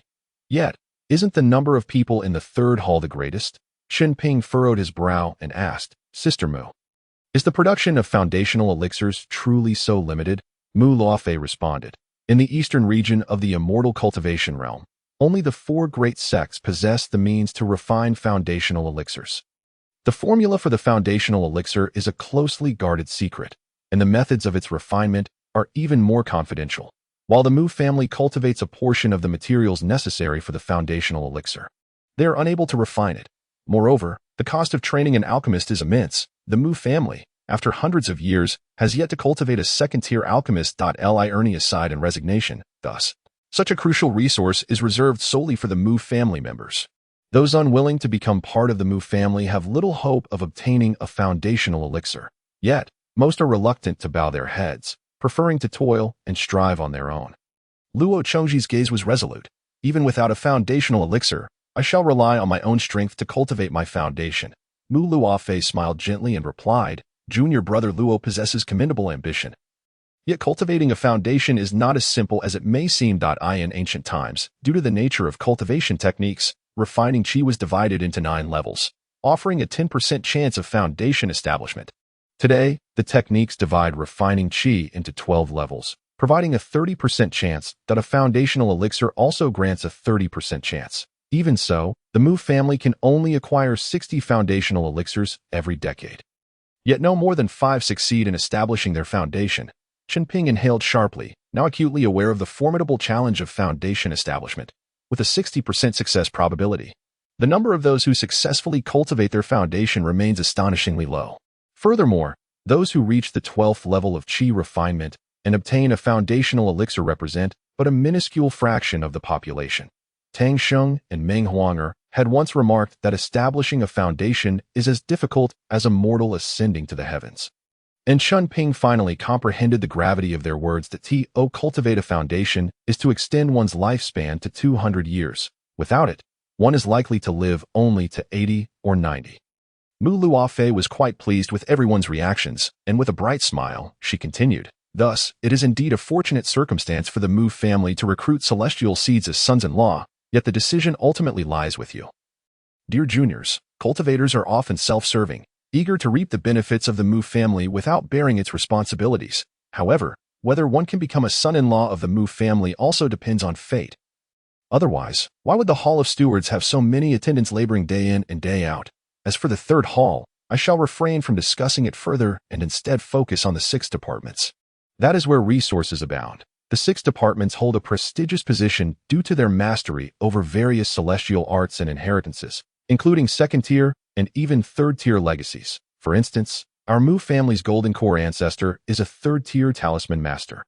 The most vital asset for every celestial clan is their diverse arts and legacies. They are like a golden goose, continuously generating spiritual stones. Small clans remain small because they lack these celestial arts and legacies. The order of the Mu family's 6 departments is as follows: the Talisman Department, the Artifact Department, the Array Department, the Spirit Plant Department, and the Battle Department. The storage bags in the hands of you juniors are produced by the Array Department of the Mu family. In 5 years, should you wish to become sons-in-law of the Mu family, you will have the opportunity to be assigned to the 6 departments and engage with the various arts. If you choose not to become sons-in-law of the Mu family, even if assigned to the 6 departments, you will merely hold the status of a mere attendant, lacking the qualifications to access the celestial arts. As for the lower 3 halls and the Hall of Stewards, one simply takes on whatever tasks are available, with a low threshold but a high ceiling for potential. The Alchemy Hall is the least desirable place. The Mu family lacks second-tier alchemical legacies, and work there is more arduous and plentiful than that of mere attendants. The Logistics Hall serves as a retirement home for the elders of various branches and will not assign you there. Lastly, the Attendant Yard is reserved for those who fail to reach the 3rd level of Qi refinement within 5 years, relegating them to a lifetime of menial tasks. Chen Ping silently committed all of Mu Luofei's insights to memory, pondering that he had already reached the 2nd level of Qi refinement. Surely, he could not fail to reach the 3rd level within the next 4 years. The most favorable opportunities are reserved for those who become sons-in-law of the Mu family. Moreover, one must meet the cultivation standards. Even if one changes their mindset and strives to become a son-in-law, it does not guarantee acceptance. Beyond the 6 departments, the only option left is the Hall of Stewards. To become individuals like Tang Sheng and Meng Huang Mu Luofei added. In the Attendant Yard, the assigned duties are fixed. The better your spiritual root and the higher your cultivation, the more likely you are to be prioritized for assignment to the 6 departments. Chen Ping's expression darkened. Being of the 5-element mixed spiritual root, his cultivation speed was the slowest, and he came from a mortal background without familial support. According to Mu Luofei, if he were the slowest, would he not be destined for a menial position in the Alchemy Hall? He had no desire to end up there. His qualifications and background were already lacking. If he were assigned to the Alchemy Hall, would his hopes of establishing a foundation be utterly extinguished? Li Erniu and the others displayed a range of expressions. Some were pained while others were visibly delighted. Mu Luofei, witnessing the desired effect, smiled brightly and said, "Therefore, I encourage you all to diligently cultivate. Attendants in the same division are not permitted to serve in the same capacity." Chen Ping and the others stood in unison, clasped their hands, and expressed their gratitude. "Thank you, Sister Mu, for your guidance. We shall strive to cultivate diligently." Chen Ping felt a bittersweet sensation within. Soon, each individual, with their own thoughts, returned to their respective quarters to cultivate. Time flows unbound in the realm of cultivation, and in the blink of an eye, for years had passed. The lotus leaves in the Jiazi courtyard blossomed, filling the air with fragrance. Green vines climbed the walls, and by the following year, they would be cleared away to welcome a new batch of celestial seeds. With a creak, Chen Ping's door swung open, and as he stepped outside, he heard a commotion, prompting Li Erniu and the others to exclaim in surprise. "Junior brother Chen, you actually emerged from seclusion. Chen Fengzi, your timing is impeccable," they added. With the passage of time, and thanks to 4 years of sufficient spiritual rice and sustenance, Chen Ping's appearance had undergone a remarkable transformation. Once a slender, dark-skinned lad, he had blossomed into a handsome youth of 14 or 15, with rosy lips, white teeth, and features that were strikingly defined. Yet, his expression remained somewhat wooden, and his attendant robes were worn and faded. He offered a gentle smile and bowed, saying, "Today is Sister Mu's lecture. How could I possibly miss it?" As Chen Ping descended, he noted that apart from himself, Liu and the other 5 were adorned in new attire. While he remained in his old garments, the once little Mu Lefei had blossomed into a tall, graceful maiden at 13 or 14, her beauty radiant, yet still somewhat budding, not yet fully matured. Her figure had filled out, her demeanor increasingly enchanting, and she wore a peach-green gown that added a touch of vitality and allure. Her cultivation had also ascended to the 7th level of qi refinement. Liu was at the 6th level of qi refinement. Fang Xing, Han Tongbao, and Lin Feishan were all at the 5th level. Only Chen Ping and Luo Chengji remained at the 4th level. Liu chuckled. "Junior brother Chen, it seems we shall be unable to attend Sister Mu's lecture together today." Chen Ping inquired, perplexed. "Are you all heading out for some business?" The others nodded in agreement. Mu Luofei's voice had transformed from that of a sweet little girl to a warm, spring-like tone. "Junior brother Chen. Junior brother Luo, I will see them out of the Mu family, so please wait a moment for the lecture." As her words fell, she withdrew a jade hairpin from her head, which transformed into a white jade flying vessel, carrying the group away. With each step, a delicate jingling sound resonated, though none could discern the source of this melodic chime emanating from her. Yet, no one dared to cast a disrespectful gaze upon her.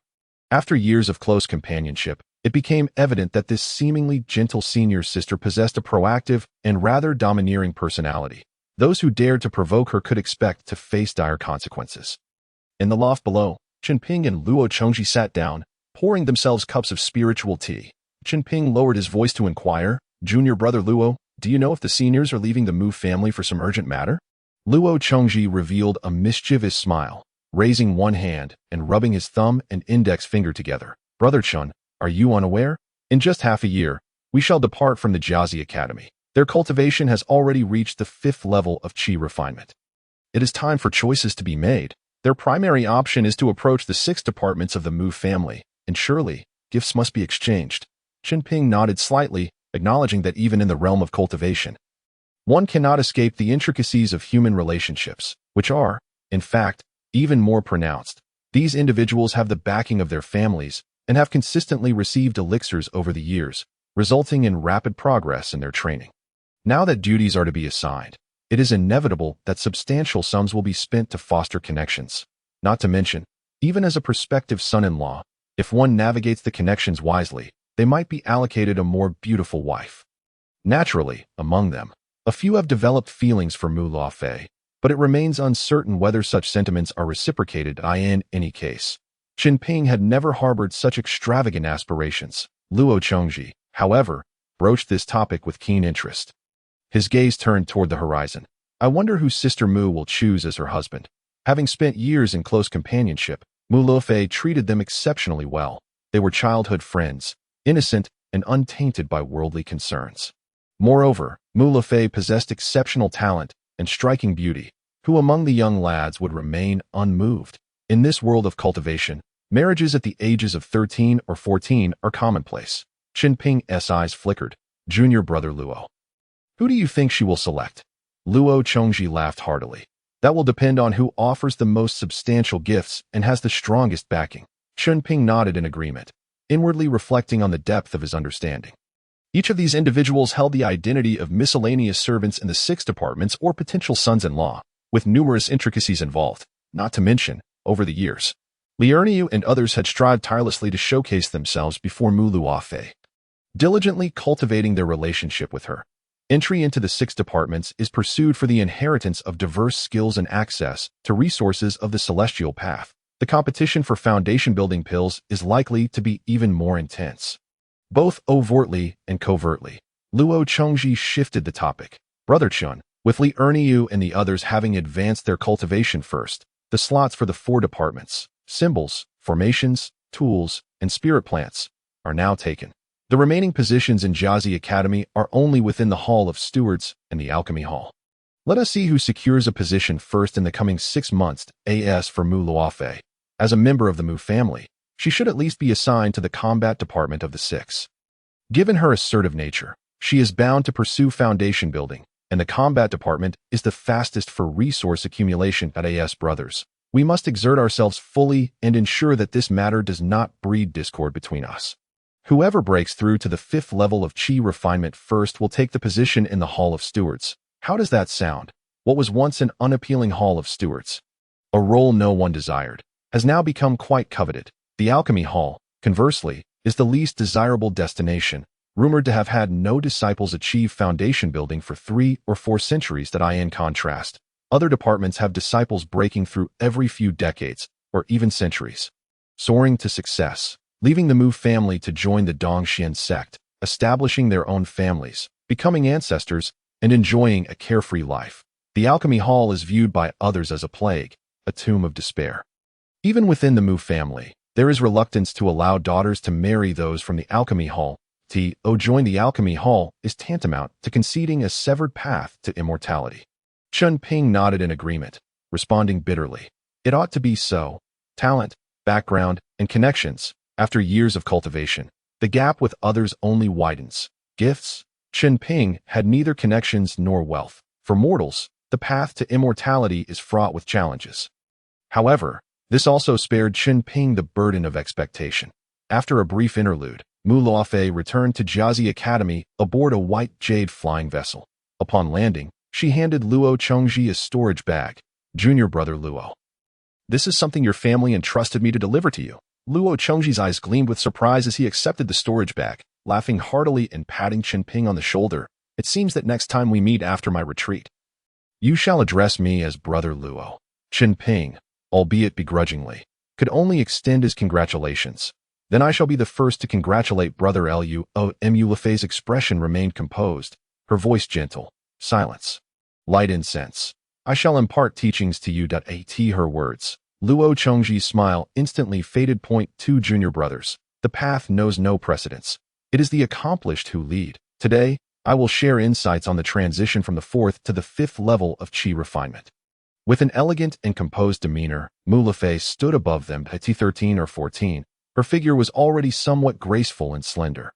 Although she had yet to fully mature, she had already captivated the hearts of those who shared her living quarters, leading them to contemplate marrying her. Yet, in Chen Ping's view, Mu Luofei exuded maturity, confidence, and strength, with an independent spirit that seemed destined for foundation building. She likely would not wish to be bound by marriage to the Mu family. Chen Ping harbored a degree of admiration for Mu Luofei, but not of a romantic nature. Mu Luofei's cherry lips parted slightly. The transition from the 4th to the 5th level of Qi refinement marks a cultivator's first watershed moment. This stage involves the initial qualitative change of spiritual energy, giving rise to magical power and spiritual awareness, allowing one to learn the myriad arts of the celestial path.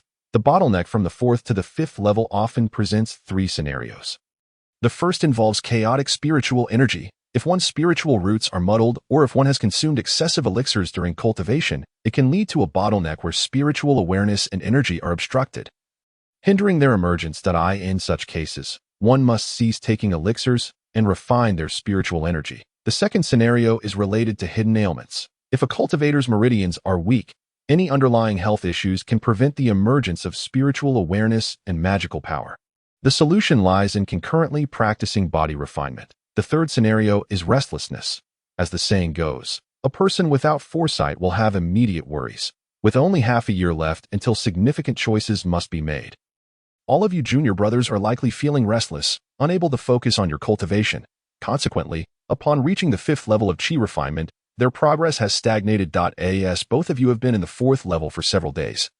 Encountering such a bottleneck, it would be advisable to consume a breakthrough pill to forcefully push through. Mu Luofei's voice flowed like gentle spring rain, her explanations meticulous, and Chen Ping listened attentively, gaining insights. He did not fall into any of the aforementioned categories. His challenge stemmed solely from his inferior spiritual roots. This day, he had not yet reached the pinnacle of the 4th level of Qi refinement, let alone approach the threshold for breaking into the 5th level. A few years prior, when he purchased elixirs in the market, the elderly vendor had cautioned him about spiritual poison, so Chen Ping had been careful to take breaks from elixirs to cultivate on his own. He still had 6 of the 30 essence pills he had originally purchased. I should consume the remaining elixirs and strive to elevate my cultivation to the 5th level of Qi refinement. At which point I can open the mysterious small orb to better understand my future plans. As for the issues of chaotic spiritual energy and spiritual poison, I cannot afford to dwell on them now. Mu Lafay continued her teachings until evening fell. In the dining hall, the three sat together for a meal. However, the round table had been replaced with a square one, and seating was now arranged in an orderly fashion.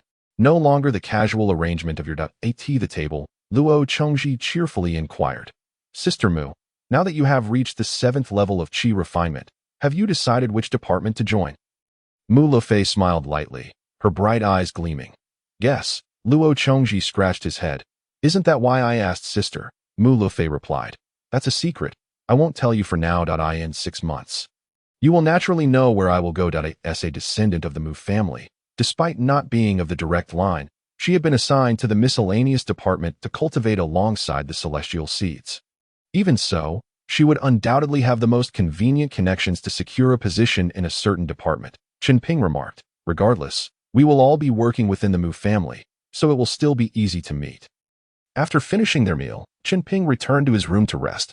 This surprised Luo Chengji. Crazy Chen is not planning to prepare food for a few months for seclusion. Normally, Chen Ping was the most diligent in his cultivation, spending the most time in seclusion. Yet now, with only half a year remaining, he had unexpectedly deviated from his usual practice. Back in his room, Chen Ping took out an essence pill and swallowed it. Beginning to refine and cultivate, he was acutely aware that the remaining 6 months would be pivotal in determining his future choices. Yet, under such circumstances, he chose to adopt a calm demeanor, recalling the words of Ming Huanger. Chen Ping's origins lay here, and so did his resources. Whether he achieved success or not in these 6 months was irrelevant. Moreover, Luo Chengji had received support from his family right in front of him, and it was likely that he possessed a considerable number of essence pills and barrier-breaking pills. As the saying goes, haste makes waste. With a tranquil mindset, Chen Ping found his cultivation progressing smoothly. Unperturbed by the pressures of time or position, he believed in doing his part and leaving the rest to fate. The current state of financial strain could only be alleviated once he unraveled the mystery of the bloodline orb and secured a position within the Mu family. After refining an essence pill, for days and nights had passed, and Chen Ping descended the stairs, battling fatigue and hunger. Liu and the others had returned to the Jiazi courtyard, opting not to cultivate, but rather to engage in conversation with Mu Lafay downstairs. As Mu Lafay had remarked, until their positions were firmly established, none of them, despite having reached the 5th level of qi refinement, felt inclined to cultivate. Their minds were preoccupied with their positions and with Mu Lafay. For only by securing a better post could they gain the confidence to pursue her. Upon seeing Chen Ping's appearance, everyone was taken aback. Liu exclaimed, Chen madman, aren't you supposed to be in seclusion? At such a critical time, everyone believed that Chen Ping would forego food and drink to focus solely on breaking through his cultivation. To others, Chen Ping was a figure who could not afford to be anything less than consumed by his obsession. With a calm smile, he replied, I've hit a bottleneck, so I thought it prudent to take a break and balance work with rest. Fang Xing raised a thumb in admiration, saying, Junior brother Chen, I truly respect your attitude. Despite the weight of multiple pressures, Chen Ping maintained his composure, earning their admiration. However, several years prior, Mu Lafay had already assessed Chen Ping's temperament, and now her admiration was even more pronounced, her beautiful eyes revealing unmasked appreciation. Yet, she refrained from vocalizing her praise. As Chen Ping filled his stomach, he engaged in conversation with Liu and the others. Junior brother Chen, we plan to visit the market soon. Would you care to join us? Chen Ping's eyes reflected curiosity as he inquired, what do we intend to purchase at the market? Liu chuckled. We're going to buy purifying spirit pills, since we aren't in the mood for cultivation right now. It would be wise to acquire some purifying spirit pills to refine our spiritual energy and cleanse our bodies of pill toxins. Chen Ping nodded thoughtfully and posed a question he was eager to know the answer to. Since the Mu family has a pill hall that produces first-tier pills, why not purchase them directly from within the family? The group turned to Mu Lafay for clarification. She explained, the Mu family's pill hall primarily supplies internal needs, with very few pills being distributed externally. Places like Baisha Market, however, serve as trading hubs for various families and sects, specifically for lower-tier disciples to exchange for all manner of celestial goods, often at significantly reduced prices. Take the purifying spirit pills. For example, they are generally refined by first-tier alchemists trained by the 4 major sects during their foundation establishment phase. While they cannot utilize them, They require the experience of crafting such pills. Oh, I understand now. Chen Ping had always felt that among the myriad arts of the celestial realm, the art of alchemy was the most challenging to master and also the most lucrative. Yet, the barriers to entry were steep. The recipes and secret methods of pill refinement were closely guarded secrets, creating a monopolistic knowledge base that made the industry exceedingly profitable, but without a mentor. How could one refine pills? The difficulty was akin to that of establishing a foundation. I just finished my cultivation session, so I shall accompany you all for a stroll, Chen Ping declared. Although he possessed not a single spirit stone to his name, he refused to let his aura falter. It would also serve as an opportunity to broaden his horizons and understand the market dynamics. According to Mu Luofei, he would inevitably find himself dealing with Baisha market more frequently in the future. Then let us depart, Mu Luofei said, elegantly summoning a white jade flying boat with a mere gesture. This simple action left Chen Ping momentarily entranced, stirring feelings within him. Was it true that the neighbor's daughter had blossomed into a captivating beauty? The group boarded the flying boat and soon arrived at Baisha Market once more, this time without heading directly to the treasure pavilion. Having aged considerably in the intervening years, they wandered freely. The sounds of vendors hawking their wares echoing from both sides of the street. First-tier spirit springs, the finest fertilizer for cultivating spirit plants, 1 bucket for 1 spirit stone, 10 bottles of essence pills for just 9 spirit stones. Limited supply, first come, first served, premium beast hides, the perfect choice for crafting talismans. Unlike 4 years ago, when he had timidly followed Mu Luofei, afraid to glance around and heading straight to the treasure pavilion. This time, Chen Ping carefully observed his surroundings. The various colors and styles of robes worn by cultivators signified different factions. Numerous vendors enthusiastically shouted, promoting an array of treasures, pills, magical artifacts, talismans, and robes. Chen Ping merely watched, for he possessed no money and could not afford to buy anything. In contrast, those from the celestial lineage bought whatever caught their fancy. Their swift advancement in cultivation had its reasons. As time passed and their realms increased, the pace of their cultivation slowed, making the advantages of resources increasingly apparent. This validated Mu Luofei's words from 4 years ago, once Chen Ping experienced the benefits of resources and witnessed the widening gap with others. He would inevitably come to his own conclusions. Suddenly, Chen Ping spotted Luo Chongji, who was purchasing some pills from a vendor. Upon noticing Chen Ping and the others, he approached. "Junior brother Luo, what brings you here?" Chen Ping asked, surprised that Luo Chongji had ventured out alone instead of departing with Mu Luofei. Luo Chongji brandished a bottle of pills before him, grinning. "Haha, I recently received support from my family, but I've encountered pill toxins and a bottleneck. Today, I'm here to buy some purifying spirit pills and barrier-breaking pills.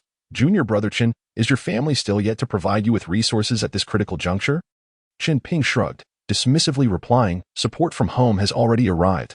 Otherwise, how could I have the pills to cultivate in seclusion?" This puzzled him, despite being a celestial seed who had entered with the edict of the celestial sect. Others continued to assume he hailed from a small cultivating family, yet he had never let this slip, swallowing the bitterness of the past few years alone. Luo Chongji laughed heartily, patting Chen Ping on the shoulder.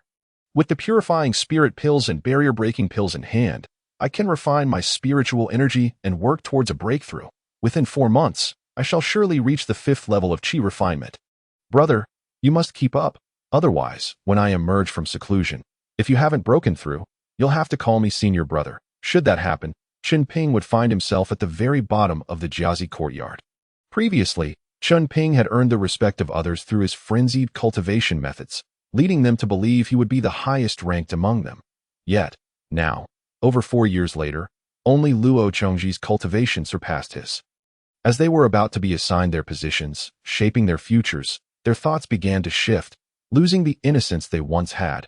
Witnessing others surpass him, leaving him behind, was a bitter pill for Chen Ping to swallow. "Hey, why not call me senior brother Luo just for the fun of it? I've been calling you senior brother Chen for over 4 years, and you've called me junior brother Chen for just as long. This title should be changed, don't you think?" Chen Ping rolled his eyes. "Oh, please, let's talk about that once you've achieved your breakthrough." "Ha!" Luo Chongji exclaimed, throwing an arm around Chen Ping's shoulders. "Brother, I'm heading back to seclusion shortly." Chen Ping fell into silence. Half an hour later, the group finished their purchases and boarded Mu Luofei's white jade flying boat to return to the Jiazi courtyard. Aside from Chen Ping, Everyone had acquired purifying spirit pills.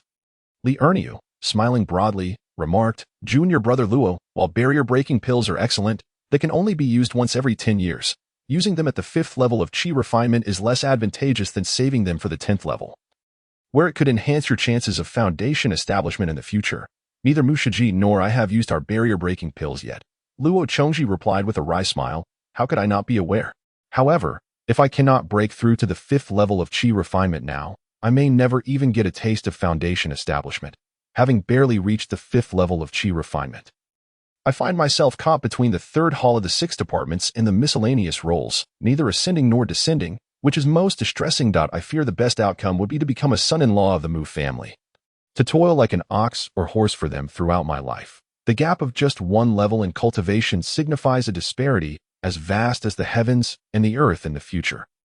At the 5th level of Qi refinement, one has choices: to labor freely for 60 years or to become a son-in-law of the Mu family, with options to choose from. However, at the 4th level, there are no choices at all. "Well, I shall not persuade you further," said Li Erniu. Luo Chongji remarked, "It is still too early to discuss foundation building. Let us first address the current predicament." The group dispersed, each commencing their cultivation. 2 months later, Luo Chongji excitedly approached Chen Ping. "Brother, have you not yet broken through? I have completely consumed my pure spirit pill, and my spiritual energy has become significantly purer. Starting today, I shall take the barrier-breaking pill, and within 2 months, I shall surely achieve the 5th level of Qi refinement. At that time, I shall await you to address me as senior brother Luo." "Ha!" Chen Ping retorted. "Mind your own business." His essence pill had been exhausted half a month prior, yet he still found himself some distance from the 5th level of Qi refinement. A month later, one fateful day, Chen Ping reached the pinnacle of the 4th level of Qi refinement but encountered a bottleneck. He had already attempted to break through, yet the barrier remained insurmountable, stalling his progress at the peak of the 4th level. During his attempts to ascend to the 5th level, he faintly sensed the rhythm of the bloodline pearl within him. Just a thin membrane stood between him and the secrets contained within the pearl. At this juncture, Chen Ping also felt the impending threat of pill toxicity. His spiritual energy lacked purity and richness, hindered by the toxicity that prevented him from breaking through that barrier. Nevertheless, he remained calm and methodical in his cultivation. Attending to his daily life and meals, it was time to enter seclusion. Chen Ping went to the dining hall, instructing the servants to prepare at least 2 months' worth of provisions. This was to be his final time in the Jiazi courtyard. It was a matter of whether to accept the fate of becoming a son-in-law of the Mu family or to bravely forge ahead. The outcome of this seclusion would determine everything.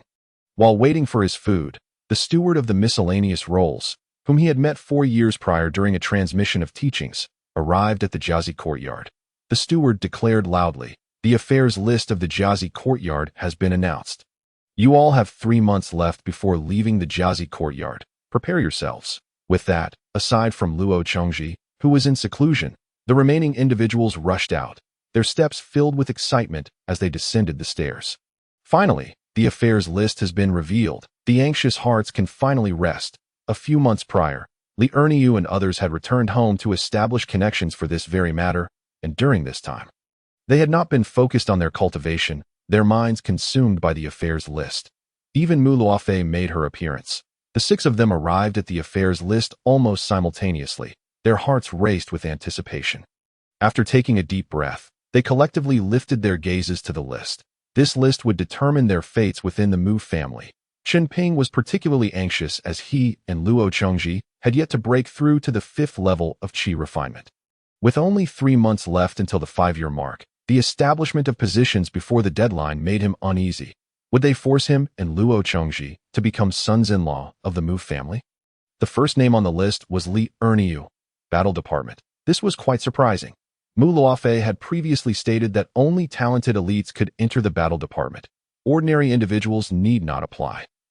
However, considering Li Erniu's age of 15 and his achievement at the 6th level of Qi refinement, he was indeed an elite. Nonetheless, compared to Mu Luofei, he still fell short by 1 level. Was this an implicit comparison to Mu Luofei? The second name was Mu Luofei, Steward Hall. The group gasped, their expressions shifting subtly. At 13 or 14 years of age, Mu Luofei had attained the 7th level of Qi refinement but had not entered the 6 departments of the Mu family. Instead, she had gone to the Steward Hall. Did her talents overshadow those of the direct line and lead to her suppression? They speculated among themselves, yet none dared to voice their thoughts. Immortal maintained a calm demeanor, her composure unshaken, exuding the usual maturity, confidence, and elegance. Chen Ping understood the underlying circumstances. It was likely that Mu Luofei had voluntarily applied to join the steward hall. The next name was Feng Xing, son-in-law. The crowd stared in astonishment at Feng Xing. Son-in-law? Feng Xing blushed, scratching his head with a grin. Last time, I mentioned to my family my desire to join the symbol department, but only sons-in-law of the Mu family can enter. During my last visit home, I even had a matchmaking meeting with the young lady, and it went quite well. I never expected it to be settled this way. The wedding should take place in a few years. The group exchanged incredulous glances. I have some talent in the art of symbols. If I wish to establish a foundation in this life, my only opportunity lies within the symbol department. Don't look at me like that. Aside from my desire to be a son-in-law, senior brother Li Ernio also wishes to marry senior sister Mu Luofei, but that did not work out. Immediately, several pairs of eyes widened in disbelief. Mu Luofei smiled warmly. Thank you, junior brother Ernio, for your affection, but Luofei has already decided that until I establish my foundation, I will not consider marriage, which is why I chose the steward hall. Li Ernio's face reddened slightly. He scratched his head, feeling embarrassed and awkward. I will strive to do my best, senior sister. I will establish my foundation soon. Mu Luofei merely smiled, offering no reply. Over the past few years, Li Ernio had progressed the fastest among the few with celestial roots, effectively eliminating others' chances to compete for Mu Luofei's affection. He had believed he could win her heart, only to be rejected by Mu Luofei herself. The list continued downward. The array department, Lin Feishan. The tool department, Han Tongbao. Chen Ping was not surprised. These individuals had likely discussed their positions and made arrangements long ago, especially since they had already advanced to the 5th level of qi refinement. The remaining positions were only in the spirit plant department and the pill hall. However, Chen Ping and Luo Chengji had yet to reach the 5th level of qi refinement. The group turned their gazes toward the steward of the miscellaneous roles, who spoke. Within the next 3 months, whoever first achieves the 5th level of qi refinement will enter the spirit plant department, while those who attain it later will go to the pill hall. If neither of you breaks through to the 5th level, you will have to become sons-in-law of the Mu family and serve as stewards in this miscellaneous role department. This is the regulation set by the higher-ups. Chen Ping cupped his hands and replied, I understand. Master Li Ernio and the others exchanged subtle glances with Chen Ping, sensing a shift in the atmosphere. Yet none spoke at that moment. A servant from the dining hall called out to Chen Ping, informing him that his requested meal was ready. Chen Ping bowed to the others, saying, Senior sister Mu, senior brothers, I will take my leave to enter seclusion. With that, Chen Ping returned to his quarters with his provisions. The others watched his retreating figure and began to discuss. The spirit plant department lacks resources. It is relatively leisurely and offers a better spiritual environment. If one were to enter the pill hall, they would have to toil daily over alchemy, with little reward. The labors of alchemy are immensely taxing on one's spirit. Moreover, the pill hall is strictly controlled. Some shook their heads. Let us not dwell on them. The positions have now been established, and we can finally focus on our cultivation. With 3 months remaining, we must not waste a moment. It is time to enter seclusion. Having surpassed the 1st and 2nd hurdles, they now faced the 3rd, foundation building. How many heroes and remarkable figures had fallen at this juncture? The cultivation method of the 9th level of qi refinement demands that one establish their foundation before the age of 20. Beyond 30, one begins to decline. To establish a foundation seems almost a fool's dream. As for the cultivation method of the 12th level of qi refinement, it requires foundation building before 30, while it appears to offer an additional 10 years. The barriers to advancement become increasingly arduous, necessitating even greater resources. The group dispersed, returning to their quarters to cultivate. In his room, Chen Ping sat cross-legged, beginning to meditate with closed eyes, attempting to break through the bottleneck of the 5th level of qi refinement. 1 day passed without incident. 5 days later, he faced yet another failure. Days turned into 10, then 20, and after 30 days, Chen Ping encountered his 3rd failure. After another 10 days, boom! Chen Ping's body jolted. He suddenly felt a particular acupoint in his mind burst open. The long-accumulated spiritual awareness surged forth, filling his entire being. The spiritual energy that had previously only accumulated within him could now, at this moment, flow out into the world, transforming into magical power. The vortex at his dantian connected with his sea of consciousness. 5th level of Qi refinement. I have finally broken through.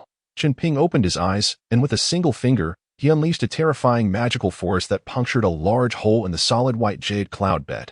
The external manifestation of his magical power was indeed overwhelming. Chen Ping marveled at this. While he had never felt this kind of spiritual energy within him before, unleashing it outward revealed its true fearsome power. He finally comprehended the effects of the 3 transformative stages of spiritual energy during the Qi refinement period. It was indeed a transformation. Chen Ping suppressed the surging excitement within him and took out the small bloodline orb that hung from his chest. I have not forgotten you. Today, I shall finally witness your true form. He pressed the grayish-white orb against his brow, channeling his spiritual energy into it. The orb then radiated a fragrant golden light, drawing Chen Ping's spiritual consciousness into its depths.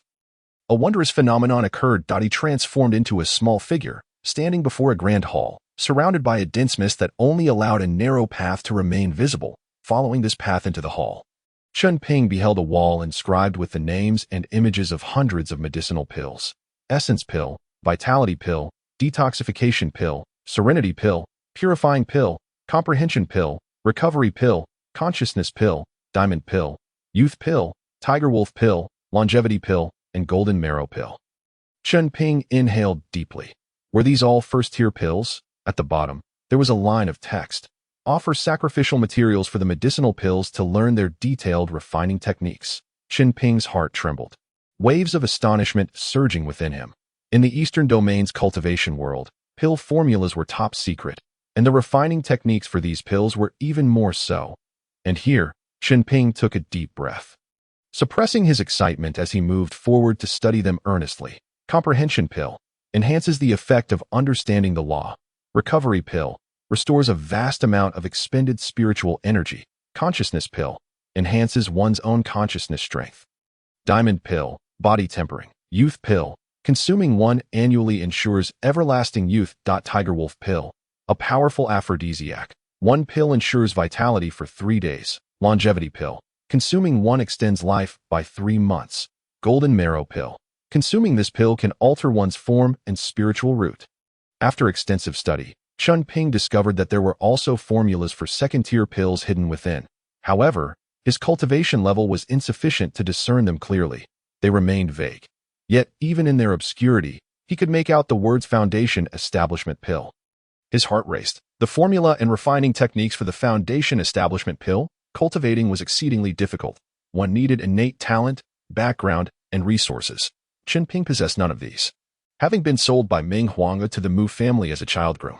Fortunately, through his own efforts, he had avoided being forced into a marriage of convenience. However, his qualifications were still quite poor, lacking resources and background. Individuals like Li Erniu, whose family lineage was superior, had no inheritance and could only join the Mu family as sons-in-law or workers. Even the formidable Mu family, with a golden core ancestor age 400 at Dongxian sect, lacked a second-tier alchemical inheritance. The Foundation Establishment Pill could only be obtained through Dongxian sect. With these alchemical teachings, Chen Ping could undoubtedly rise within the cultivation world. The pill hall was indeed the place to be, though he wondered whether Luo Chongji had broken through. He had been in seclusion for a month. Unaware of the outside situation, the pill hall, which others were reluctant to enter, now appeared as a coveted treasure in Chen Ping's eyes. He meticulously explored the grand hall, discovering that the wall not only clearly recorded the refining methods for hundreds of first-tier pills, but also contained a technique passed down from the ancestors of the Chen family. Titled, Great Purple Immortal Pill Classic. Upon closer examination, he found that this was a cultivation method that could replace the 5 elements technique, with its greatest utility being that individuals of the Chun bloodline could extend the effects of pills and cleanse pill toxins when practicing this method. Additionally, it provided a unique operational method to enhance pill refining effects and mitigate the corrosive nature of alchemical processes. Constant exposure to various medicinal herbs inherently carried some toxicity. Pills had their own toxins, and thus, refining them could produce pill toxins as well. However, as long as one practiced this technique, they could avoid all sorts of complications encountered during the alchemical process. For Chen Ping, this was excellent news. Moreover, this technique was designed for the 15th layer of Qi refinement. Once cultivated to this level, It would provide a 60% success rate for foundation establishment. If he were to consume a foundation establishment pill, that success rate would rise to 90%. Was this not a surefire path to establishing his foundation? After a moment of hesitation, Chen Ping resolved to adopt the Great Purple Immortal Pill Classic. This technique, meticulously selected by his ancestors, was vastly superior to the 5 elements technique. Although this would increase the difficulty of reaching the pinnacle of qi refinement, and he still possessed a mixed elemental spiritual root. Making progress would be slow even with the aid of pills. Achieving the 15th layer of qi refinement before turning 40 was no ordinary challenge. Chen Ping took some time to memorize the Great Purple Immortal Pill Classic. He then prepared to leave the Grand Hall, suspecting there might be more beyond. However, he realized he could not even fully examine the pills within this hall, so he put thoughts of the back areas aside for now. Gazing at the wall adorned with an array of pill names and various medicinal illustrations, Chen Ping's eyes burned with fervor. With a mental shift, he withdrew from the orb and returned to reality. To learn these numerous types of pills, he would need the corresponding materials, and those materials would only become available once he reached the pill hall. He also noted that it was his spiritual consciousness that had entered the orb, not his physical body. Henceforth, he must ensure he was in a safe place before entering the orb again. His bloodline secret must never be exposed, not even to the closest of kin, unless they bore him 10 or 8 sons. Sitting in his room, Chen Ping felt elated. It was time to emerge from seclusion. With only a month and a half remaining before leaving the Jiazi courtyard, he descended the wooden ladder, whereupon encountering Chen Ping. It was as if he had transformed into a different person. His spirits lifted, eliciting subtle glances from the others. Mu Luofei was the first to speak. Junior brother Chen, congratulations on your breakthrough. The others soon realized that Chen Ping had broken through to the 5th layer of qi refinement. He has reached the 5th layer of qi refinement. Junior brother Chen, congratulations, they all chimed in, celebrating, for despite the gap in cultivation, Chen Ping had now stood on equal footing with them. With newfound options for the future, it was now up to Chen Ping to decide. The rest would merely observe who would first reach the foundation establishment stage. Chen Ping felt a bit embarrassed and clasped his hands. Thank you, brothers and sisters. It was indeed a bit shameful to have only just broken through to the 5th layer of qi refinement today.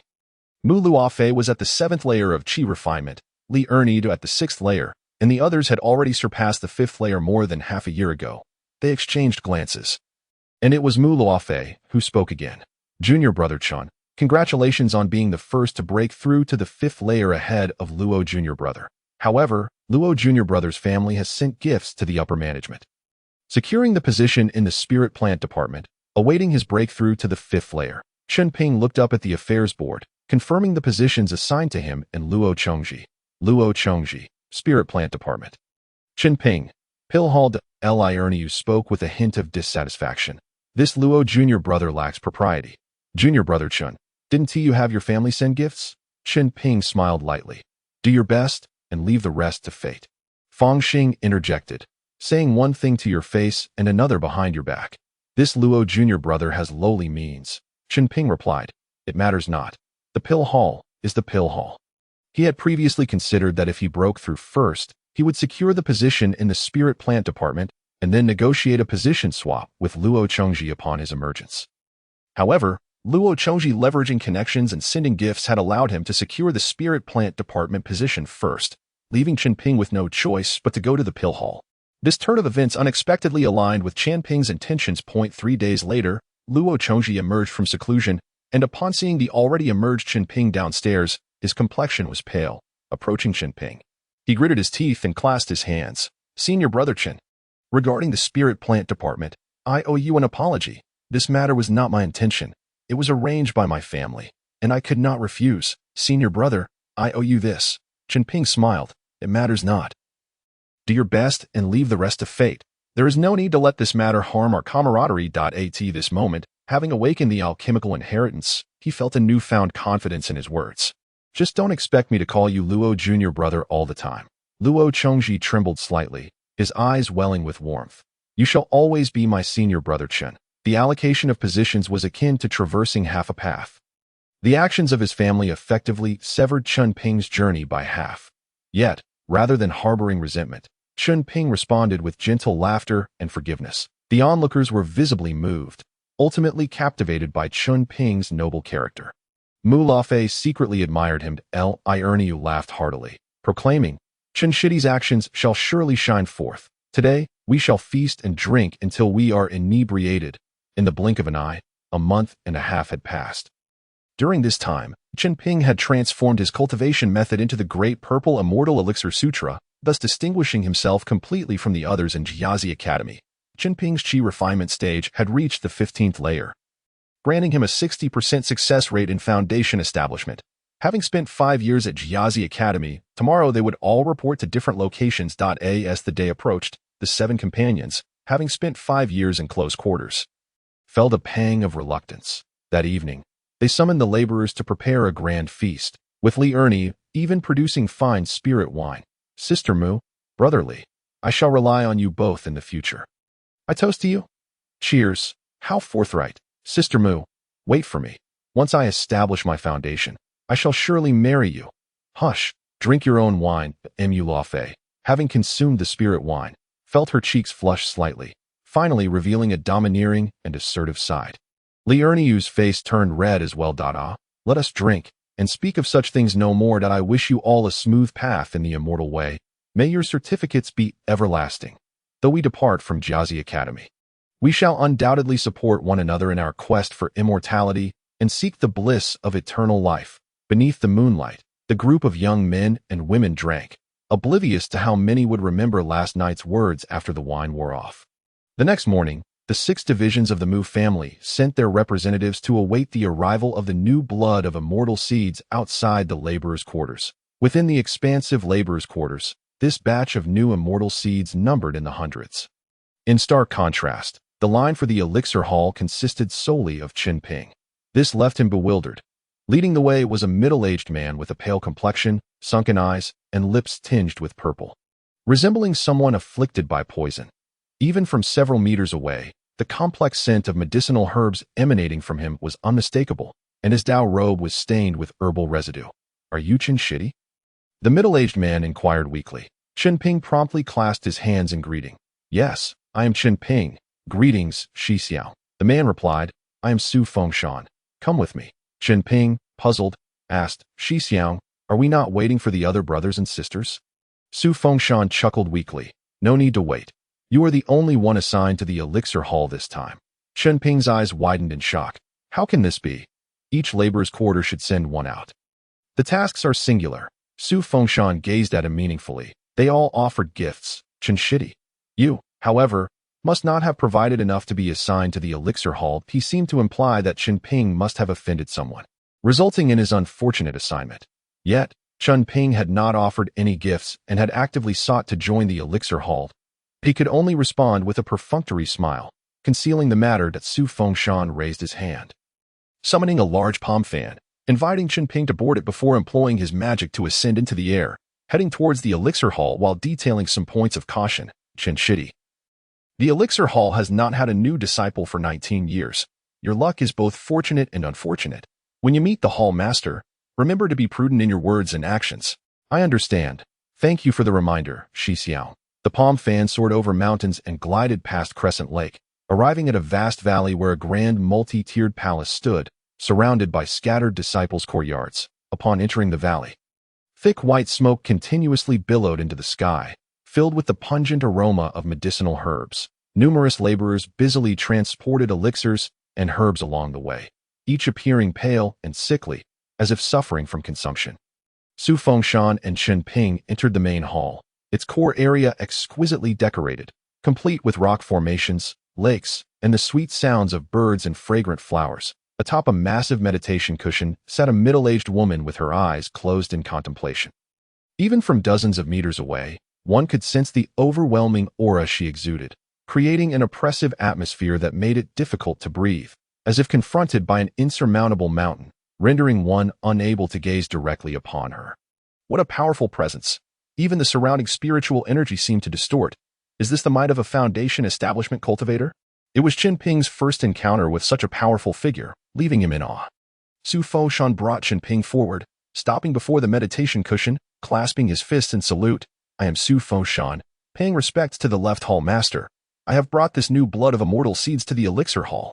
Chen Ping followed suit, bowing deeply. I am Chen Ping, paying respects to the left hall master. The beautiful woman slowly opened her phoenix eyes, scrutinizing Chen Ping, her voice gentle. Now that you have entered the elixir hall. Chen Ping, what are your intentions? This was a question regarding whether he wished to become a son-in-law of the Mu family or to work freely for the Mu family for 60 years. Had he not awakened his bloodline inheritance, Chen Ping would have certainly desired to marry into the Mu family for better treatment and resources. But that was a hypothetical. Taking a deep breath, Chen Ping maintained his respectful posture. I am wholly devoted to the path that I understand. Make your choice, and do not regret it in this lifetime. The left hall master replied nonchalantly. From this day forth, you shall follow Su Fengshan to learn alchemy, and after 6 months, you will formally undertake alchemy tasks, working for 60 years to repay the Mu family's nurturing. Yes, I shall remember.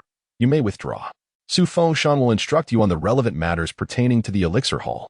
Chen Ping and Su Fengshan slowly retreated. A chill ran down Chen Ping's spine, and cold sweat drenched his clothing. It was his first encounter with a Foundation establishment cultivator, and he felt nervous. Sensing the left hall master's slight dissatisfaction with his choice, should she decide to eliminate him, she could likely do so with a mere flick of her finger, once outside the central area of the Grand Hall. Su Fengshan sighed. Chen Shidi, you should have seized the opportunity just now. The elixir hall has not welcomed a new disciple in so long. If you had nodded in agreement, the left hall master would surely have arranged a marriage for you. Selecting a fine Mu family daughter, having a Foundation establishment cultivator as a matchmaker would indeed be a stroke of good fortune. After all, even if the Mu family daughter were reluctant to marry an immortal seed of the elixir hall, she would likely consent out of respect for the Foundation establishment cultivator. Chen Ping offered a bittersweet smile. Alas, Shidi is unworthy of such a favor from a beauty. Never mind. Su Fengshan shook his head, then led Chen Ping to his dormitory, which was somewhat secluded, near a small stream. Providing a beautiful view, he then retrieved the disciples' robes of the elixir hall, along with some necessary furnishings and spirit rice and meat. Chen Shidi, please settle in today. I will teach you alchemy tomorrow. Here are some foundational alchemy materials for you to review in your spare time. After giving his instructions, he departed. I bid you farewell. Shi Xiang I in a moment of routine. Chen Ping took it upon himself to clean the Taoist temple, where a first-level restriction was also in place. Once he had tidied up, evening had already descended. He departed from the temple and made his way to the spiritual dining hall of the Pill Hall for a meal. There were quite a number of disciples from the Pill Hall and menial workers present. Setting aside the latter, the disciples from the Pill Hall were predominantly in their 40s or 50s.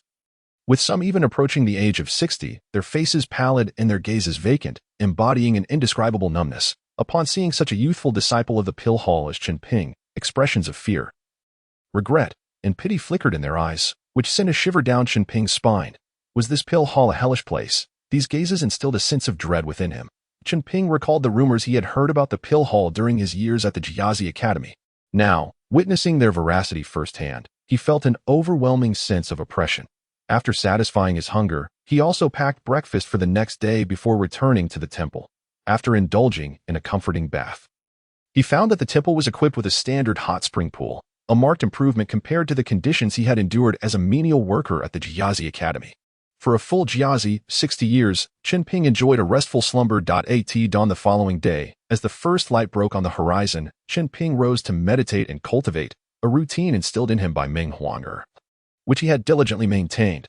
After a brief breakfast, Su Fengshan appeared, seated on a fan, his complexion pale and his energy lacking. Junior brother Chen, today you will begin learning to refine pills. Follow me. Yes, senior brother Su. Su Fengshan led Chen Ping once more to the pill refining hall, where they entered and turned left, arriving at a small chamber cluttered with various discarded and darkened medicinal materials haphazardly stacked in barrels. The air was thick with the acrid scent of herbs, and apart from a massive pill furnace and a shelf for materials, there was a bed. Su Fengshan spoke. Junior brother Chen, pill refining can only be conducted in the pill hall. As this grand hall is endowed with a first-level earth vein spiritual fire, the pill furnace is a magical artifact. You can control the pill refinement with your spiritual power and consciousness. This is the optimal method for crafting pills. No2 flowers in the world are identical, and the medicinal materials for pill refining are equally diverse. Hence one must constantly oversee the furnace during the process. The necessary materials and spiritual water for refining can be obtained from the storeroom. Without further ado, I shall commence your instruction in pill refining. Su Fengshan retrieved a box of pills from the shelf. You should be quite familiar with this pill, the essence pill. Junior brother Chen, pay close attention. First, add spiritual water to the furnace, then introduce the medicinal materials in a specific order. This step must not be mistaken, or the result may be an inferior or toxic pill instead of the essence pill. Connect your consciousness and spiritual power to the furnace and release control of the earth veins spiritual fire. Thus began the formal pill refinement process. As time progressed, Su Fengshan's condition deteriorated. His internal spiritual power and consciousness were rapidly depleting as he controlled the furnace, the spiritual fire, and monitored the refining process. It took 4 full hours to refine a batch of essence pills. And how much spiritual power and consciousness does an Qi refining cultivator possess? Su Fengshan's pale complexion reflected his fatigue as he said, Junior brother Chen, this is the process of refining the essence pill. It requires 4 continuous hours of managing the furnace, which is exceedingly taxing. Chen Ping frowned, realizing why others were reluctant to join the pill hall. Spending an entire day refining pills, not only did it hinder one's cultivation progress, but by the time the pills were completed, there would be no energy left for further practice. Merely surviving would be a blessing. It was no wonder that the disciples and menial workers of the pill hall appeared so haggard and pallid. To endure such pill refining and still be alive was a testament to their vitality as cultivators. As a child, he had faced exploitation in his village, but he had never been expected to tend to cattle for 4 continuous hours without rest. What kind of place was this pill hall of the Mu family? How much did you manage to remember? Su Fengshan inquired. Chen Ping replied, most of it. Su Fengshan nodded wearily. That's good. For the time being, you will stay here with me and learn to refine the essence pill until you have mastered it completely. Additionally, we must also learn to refine the food-absorbing pill and the Qi return pill. As you can see, once we start refining pills, it becomes exceedingly taxing on both energy and spiritual essence. And the latter 2 types of pills will need to be refined for our own consumption. These 3 types of pills will be our focus for future refining, and which specific type we will refine will depend on the arrangements made by the hall master. Chen Ping was somewhat perplexed. Am I expected to learn to refine these 3 types of pills within 6 months? Indeed, Su Fengshan affirmed. If you were the son-in-law of the Mu family, the time frame would be extended to a year. So, junior brother Chen, do you have any regrets? Chen Ping frowned again at the apparent disparity in treatment. He quickly shifted the conversation, asking, Senior brother Su, what is the remuneration for the disciples refining pills in the pill hall? Su Fengshan's pale cheeks broke into a wry smile. According to the monthly salary system, the income is quite meager. Chen Ping pressed, how meager is it? Su Fengshan explained, it's actually based on capability. If one submits 30 batches of pills in a month, which amounts to 300 pills, I receive a salary of 2 spirit stones. If you can submit 40 batches, your salary would increase to 3 spirit stones. At the end of each month. There are 2 days off. Chen Ping's eyes brightened at this point. 2 spirit stones and the ability to consume pills is a decent benefit. Upon entering the Mu family, he had received 3 spirit stones, which he had cultivated with over 5 years. A monthly salary of 2 spirit stones, coupled with the ability to consume pills, would undoubtedly enhance Chen Ping's cultivation. Su Fengshan, however, chuckled wryly. Junior brother Chen, you only see the positive side. Do you realize that refining a batch of pills takes 4 hours? When the pill hall assigns you the task of refining the essence pill, you must purchase the materials for the Qi return pill and food-absorbing pill yourself. If you do not consume the Qi return pill and food-absorbing pill, your body simply cannot endure. The most critical point is that you will not succeed in pill refining every time that I have been refining pills for over 30 years. And I cannot guarantee success each time. If a batch fails, not only will you exhaust all your spiritual power, but you will also waste 4 hours of your time. And there are only 12 hours in a day. Under normal circumstances, once one's spiritual power and consciousness were fully depleted, one should meditate with closed eyes to recover. However, if a batch of pills failed and the pill hall's task remained, one would have to push oneself and force the continuation of pill refining. This equated to bleeding oneself dry and shortening one's lifespan. Chen Ping was immediately struck with alarm. Isn't this exploitation taken too far? Moreover, one must refine the Qi return pill and food-absorbing pill to ensure the state for refining the essence pill. Even an Iron Man could not withstand such exploitation.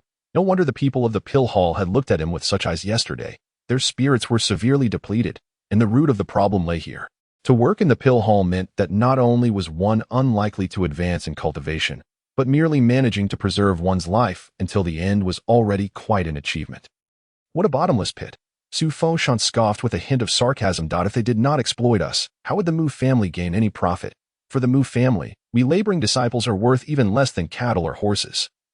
We are merely materials for pill refining. Junior brother Chen, do you think the Mu family cares about our feelings as mere materials for pill refining? Chen Ping fell into a deep silence. Su Foshan continued, Junior brother Chen, I am 47 years old this year, and I have been in the pill hall for 33 years. My cultivation level is merely at the 11th layer of qi refining. This is still due to my decent talent in pill refining. I rarely make mistakes, and I diligently cultivate, submitting sufficient pills each month in advance, using the remaining time to consume pills for cultivation. However, to repay the Mu family's kindness, I will need to refine pills for another 27 years before I can regain my freedom. Foundation establishment is but a fleeting dream. Chen Ping felt a heavy weight in his heart. The fate of those who entered the pill hall was indeed lamentable. The cultivation method for refining qi at the 12th level required one to establish their foundation by the age of 30. For the 15th level of qi refinement, the deadline extended to 40. Moreover, the immense energy expended daily on alchemy made Su Fengshan's ability to enhance his cultivation all the more remarkable, a feat not easily achieved. Yet, despite this, Su Fengshan would still remain without hope of establishing his foundation in this lifetime. With a bitter smile, he remarked, the path of cultivation has become, for me, a mere dream, akin to the south branch of the river. When I first entered the Mu family at the tender age of 8 or 9, I blinked and now I am already 47. Fortunately, my elderly mother has arranged a marriage for me, allowing me to return and see my children and grandchildren during the month-end break. At this point, I no longer desire to establish my foundation. I only wish to secure resources for my grandson in the coming years, so that he may venture further than I have. Chen Ping remained silent, feeling a sense of oppression and suffocation, even finding it difficult to breathe. Most ordinary cultivators may share Su Fengshan's plight, willingly sending their children to the Mu family in hopes of securing a chance at foundation establishment. When the possibility of personal advancement fades, they instead focus on amassing resources for their descendants. This cycle perpetuates, with many small families serving the Mu family as mere laborers across generations. Aware that they are being exploited as mere consumables, they still submit themselves to the dream of foundation establishment. One day, if they were to establish their foundation, they could leave the Mu family and enter the Dongxian sect as for becoming a son-in-law or a daughter's husband. Such aspirations were even more fanciful.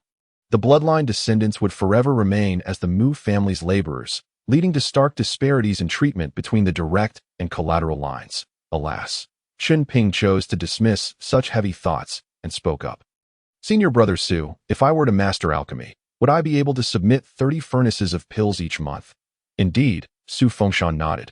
However, as you are currently at the 5th level of qi refinement, consistently delivering 30 furnaces of pills each month will be a formidable challenge. You must exert yourself. At the 5th level of qi, one could manage only 4 hours of energy daily, sufficient to refine but a single furnace of pills.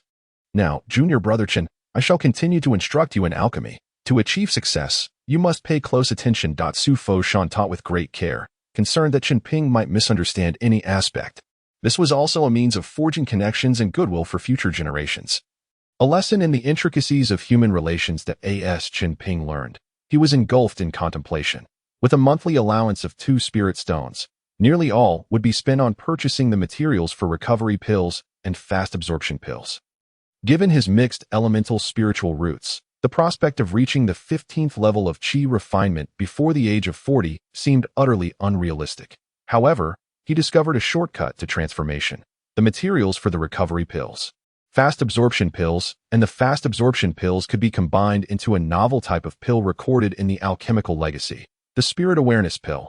A single spirit awareness pill commanded a price of 2 spirit stones and was highly favored by those in the late stages of qi refinement, striving for perfection, and even by those aiming to establish their foundations. A single furnace of spirit awareness pills could yield 20 spirit stones.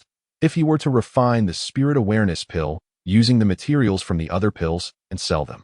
Chen Ping felt a surge of excitement. It was important to note that the knowledge of such a formula was kept strictly confidential within the Eastern region's cultivation circles, and the Mu family was likely unaware of the spirit awareness pill's formula. Otherwise, they would not permit the disciples of the pill hall to refine recovery pills and fast absorption pills. The disparity in information presented an opportunity for immense profit. Thus, Chen Ping continued his studies under Su Fengshan, focusing primarily on mastering the control of spiritual fire and the alchemical furnace. After 10 days, Su Fengshan remarked, "Junior brother Chen, I have imparted all I can. From here on, it is up to you to practice. You have a little over 5 months left to learn, and remember, you must succeed in refining pills. Otherwise, there will be severe penalties, the cost of which you cannot afford." Chen Ping nodded, understanding the gravity of the situation. He felt a weighty burden. Alchemy was indeed a formidable task, far from simple. Even before he had begun, he was already acutely aware of the challenges ahead and uncertain of his ability to succeed. "Come, I will take you to your alchemy chamber and show you around the storage room," Su Fengshan said, his countenance pale and weary as he led Chen Ping out of the pill hall to a pristine, newly established alchemy chamber. Alchemists were required to keep their pill-making processes confidential. Thus, each alchemy chamber was equipped with protective barriers. Inside, one could arrange their space as they pleased, and only they were permitted entry. "This is your identity token. Make sure to keep it safe." Chen Ping gazed upon his alchemy chamber with a glimmer of joy in his eyes. "Thank you for your guidance, senior brother." Su Fengshan then escorted Chen Ping to the storage room where the materials were kept, where a middle-aged woman with an elegant demeanor sat behind the counter. Su Fengshan introduced her. "Junior brother Chen, this is Madame Huadai, a member of the Mu family. Such a crucial role as the keeper of the storage room can only be entrusted to those of the Mu bloodline." Chen Ping cupped his hands in greeting. "I am Chen Ping. Honored to meet you, Madame Huadai." The middle-aged woman chuckled lightly. "So, you are the new little brother in the pill hall, and no need to call me Madame Huadai. Just refer to me as Sister Huadai. The last person to work in the pill hall was me, and that was 20 years ago." Chen Ping was taken aback. He had heard that there hadn't been a newcomer in the pill hall for 20 years, and that the last person was this very woman before him. Given her appearance, she must have been only 12 or 13 when she began overseeing the storage room. Even among the Mu family, one could see the harshness of exploitation and oppression. Chen Ping replied, "Yes, from now on I shall call you Sister Huadai." Su Fengshan then said, "Sister Huadai, please provide junior brother Chen with 100 sets of materials for recovery pills, fast absorption pills, and the materials for the other pills. Junior brother, until you officially start working, these resources are provided to you free of charge by the pill hall. Once you commence your duties, you must successfully produce 30 furnaces of pills from 40 sets of materials. Any surplus will need to be purchased at your own expense. Understood?"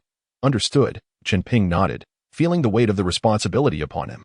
Whether he could learn to refine pills within 6 months remained uncertain, thus the pressure was immense, compounded by the limited materials available for practice, although a path to wealth seemed to be emerging.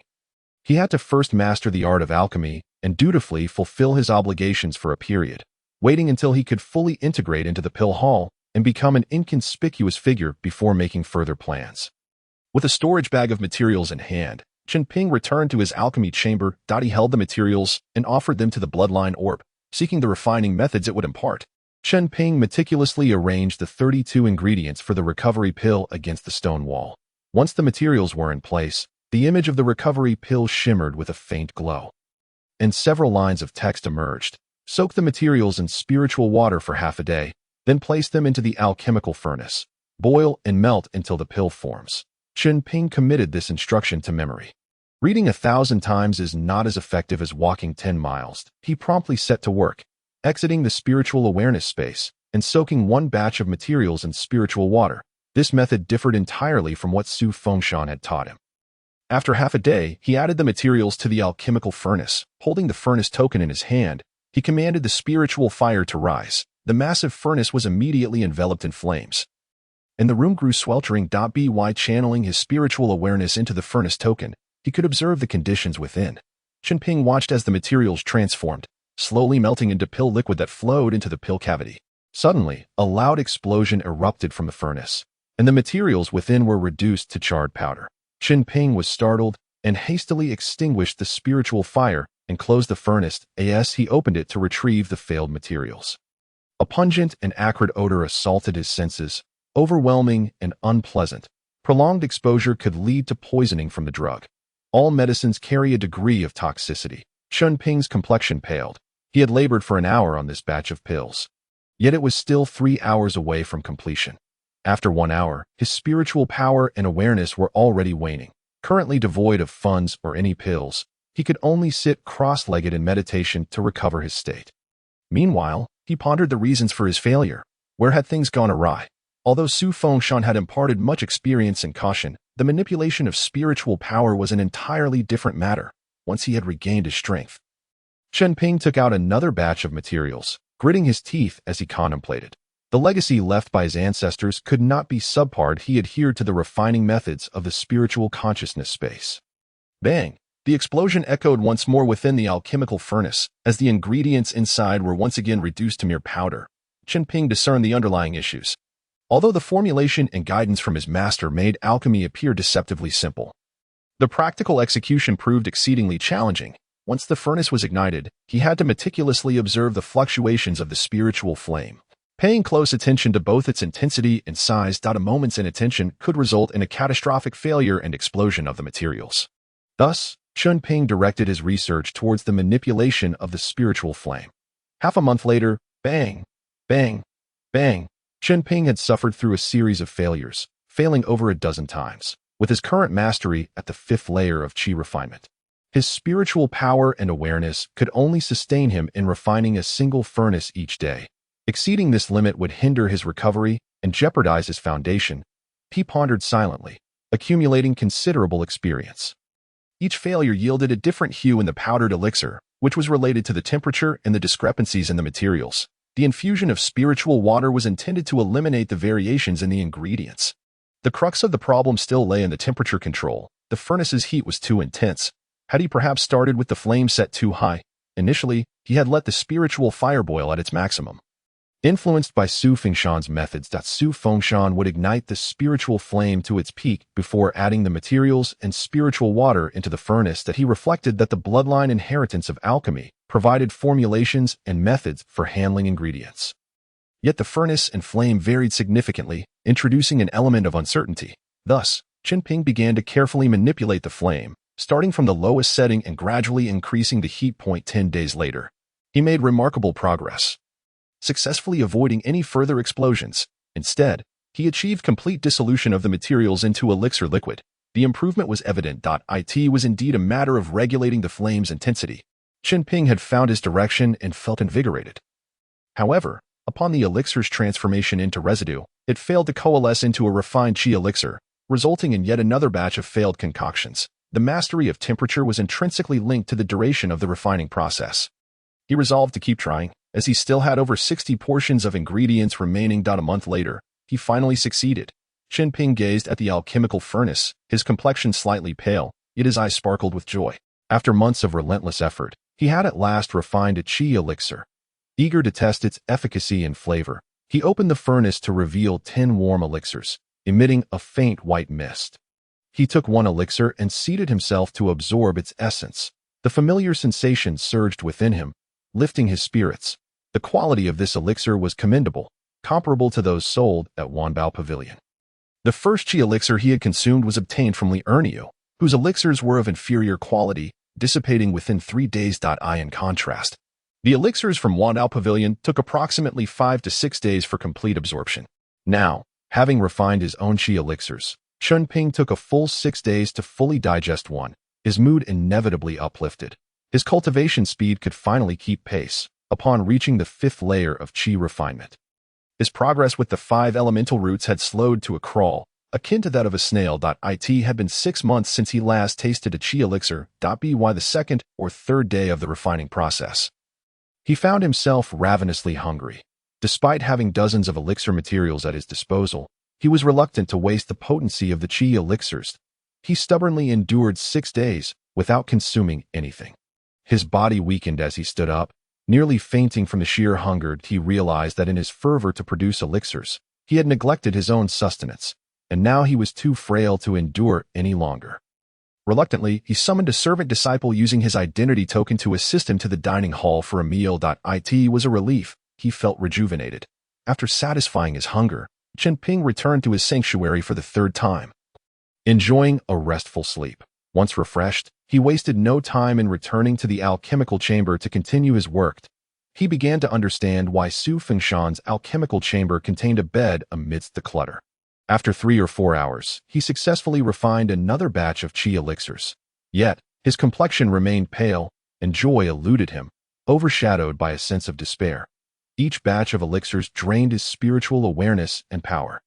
Even if he completed his daily tasks and submitted 30 batches each month, the limited time, especially with 2 rest days at the end of the month, left him with no opportunity to cultivate.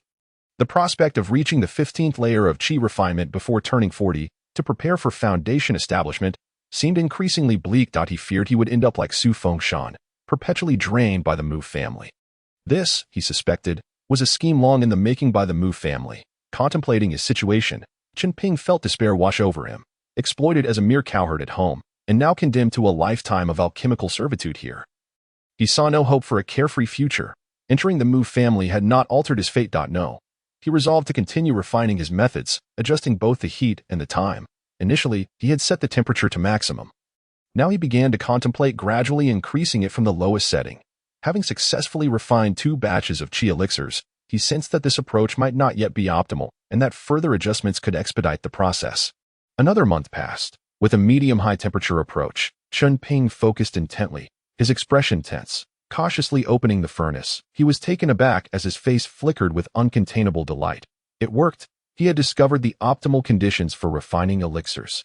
After a month of experimentation, he had managed to reduce the time taken to refine a batch from 4 hours to merely half an hour. This was fantastic.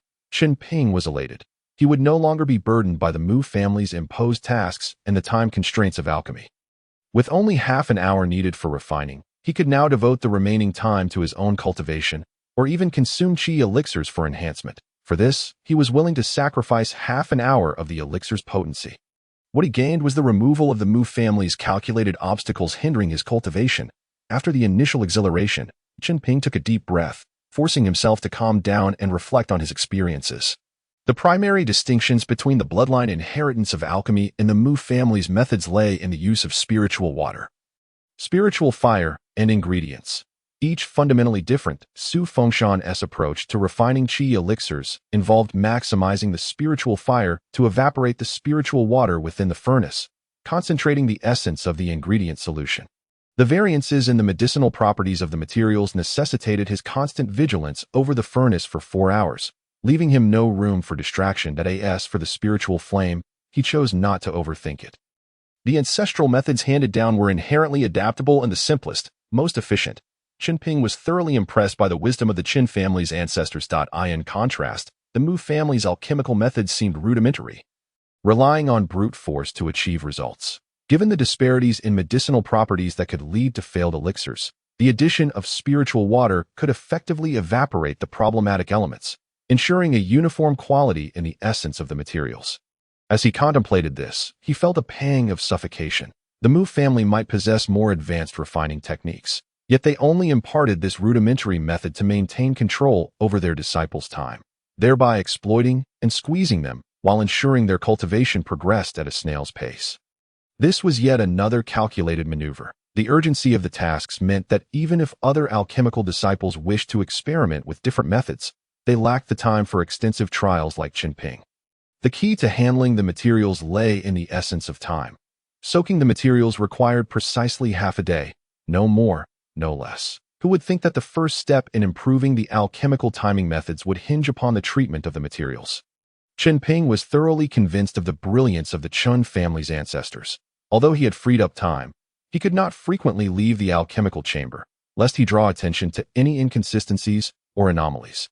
He resolved to continue refining the qi elixirs and the fasting elixirs, mastering these 2 concoctions before turning his attention to the crafting of spiritual awareness elixirs. At present, he has 3 months remaining before officially commencing work. With 40 portions of materials for the Jingqi Dan, 100 portions for the Huiqi Dan, and another 100 for the Biga-Dan, time slips away, and in the blink of an eye, a month and a half has passed. Chen Ping has mastered the art of refining both the Biga-Dan and Huiqi Dan. Not only that, but he also possesses 300 Jingqi Dan and 50 each of the Bigu and Huiqi Dan. A single Biga-Dan allows for 3 days without the need for food or drink, greatly facilitating Chen Ping's cultivation. The Huiqi Dan can restore half of his spiritual energy with just 1 pill. With 6 portions of Jingqi Dan materials remaining, the next step would be to learn how to refine the Lingji Dan. It is the Lingji Dan that will enable him to earn a living and alter his fate. He is dreadfully impoverished, wearing the same alchemist robe that he washes and dries atop the alchemy furnace, but after 3 months, it has become quite worn, not to mention, he has yet to master any spells. As a practitioner at the 5th level of Qi refinement, he has not grasped a single technique. Lacking any means of self-protection is perilous and truly disheartening. Furthermore, the materials for the Jinshui Dan, which can alter one's spiritual roots, are rather expensive, making his cultivation with a mixed 5-element spiritual root exceedingly slow.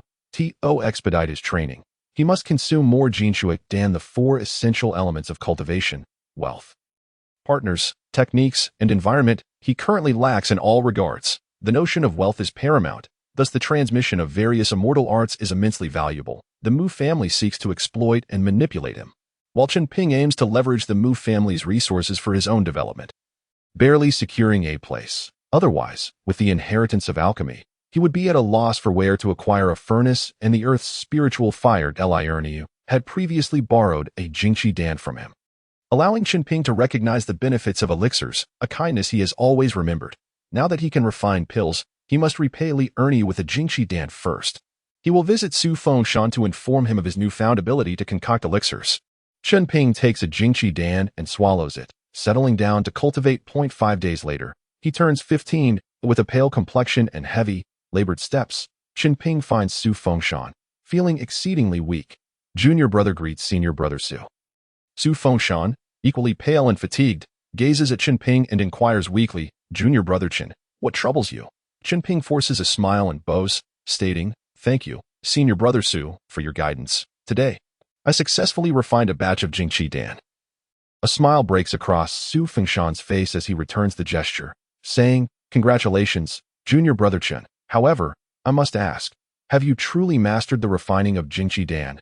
"Indeed," Chen Ping replies, devoid of excitement or joy, instead wearing a bitter smile. According to the Mu family's teachings and Su Fengshan's methods of alchemy, success comes at the cost of vitality. Thus, there is little to celebrate. Su Fengshan nods slightly, stroking his beard, and remarks, "Mastering the Jingqi Dan in just 4.5 months. Your talent is commendable. Junior brother Chen. It took me nearly 4 months to achieve the same." Chen Ping humbly responds, "Senior brother, you flatter me. Without your meticulous guidance, I would not have learned so swiftly." Su Fengshan laughs heartily, patting Chen Ping on the shoulder. "I trust you now understand that the alchemy hall is not a pleasant place. Had you agreed to the hall master's proposal, you could be wed to a daughter of the Mu family, making your future much easier, at least affording you a chance at foundation establishment." Chen Ping, with a naive expression, replies, "Senior brother, you exaggerate. I find my current situation quite satisfactory." Su Fengshan shakes his head slightly, sighing, "Junior brother, you are still too young. In a few years, you will realize what you have missed out on. If you had become a son-in-law of the Mu family, you would only need to submit 10 batches of elixirs each month, still earning 2 spirit stones as a monthly salary. But alas, it is too late for regrets. Come, I will take you to meet the hall master for your assessment. Should you fail the evaluation, the consequences will be dire." Hall master, junior brother Chen requests to undergo the assessment for formalization. "I, Chen Ping, pay my respects to hall master's Wa." The hall master sits at the center of the great hall, slowly opening her beautiful eyes to scrutinize Chen Ping, her voice indifferent. "Begin." Facing the foundation establishment practitioner for the second time, Chen Ping still feels the pressure and anxiety that Su Fengshan retrieves the alchemy furnace and materials that in their presence. Chen Ping, of course, will not reveal the methods of the alchemical inheritance. However, he has already mastered the refinement of Jingqi Dan. Even when following Su Fengshan's teaching method, he is successful. He swallows a big Dan and commences the alchemical process. After 4 hours, he halts with a pale complexion, his internal spiritual energy utterly depleted. His body trembles involuntarily. This bloodletting method of alchemy is quite taxing. Hall Master's Wa raises her jade fingers slightly, casting a spell to open the furnace, revealing 10 freshly refined Jingqi Dan inside. She nods in approval. Chen Ping. Present. In 1 month, you are responsible for refining Jingqi Dan, submitting 30 batches each month. You will have 2 days off at the end of the month, with a monthly salary of 2 spirit stones. Should you fail to meet the quota, your term will extend by a year. and your salary for that month will be revoked. Chen Ping gasps. This task and its penalties are exceedingly daunting. Originally, he was to work for the Mu family for 60 years. Failing to complete a monthly task would add a year to his term, and he would lose his monthly salary. The Mu family truly sees them as nothing more than expendable resources for elixir production. No wonder no one frequents the alchemy hall, and its disciples toil tirelessly, even at the expense of their health, to refine elixirs. Otherwise, they would find no hope of ever regaining their freedom, toiling like beasts for the Mu family until death. These 10 bottles of Huichi Dan and 10 bottles of Biga Dan are bestowed upon you. Refine them diligently. Hall masters will lightly tap the armrest, causing dozens of bottles of elixirs to float towards him. Chen Ping gratefully accepts the 20 bottles of elixirs. Thank you, Hall Master. To Hall Master Zhua. It appears that Chen Ping enters the alchemy hall destitute, perhaps still unacquainted with the refining of Biga Dan and Huichi Dan. Delaying progress. After all, it has been 19 years since a newcomer has arrived, and at the very least, some care should be taken. Moreover, Huichi Dan and Biga Dan are not particularly valuable, however, for Chen Ping.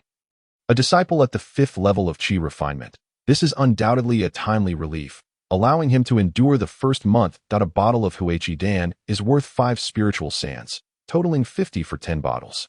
The Biga Dan is similarly valued. This equates to elixirs worth 1 spirit stone.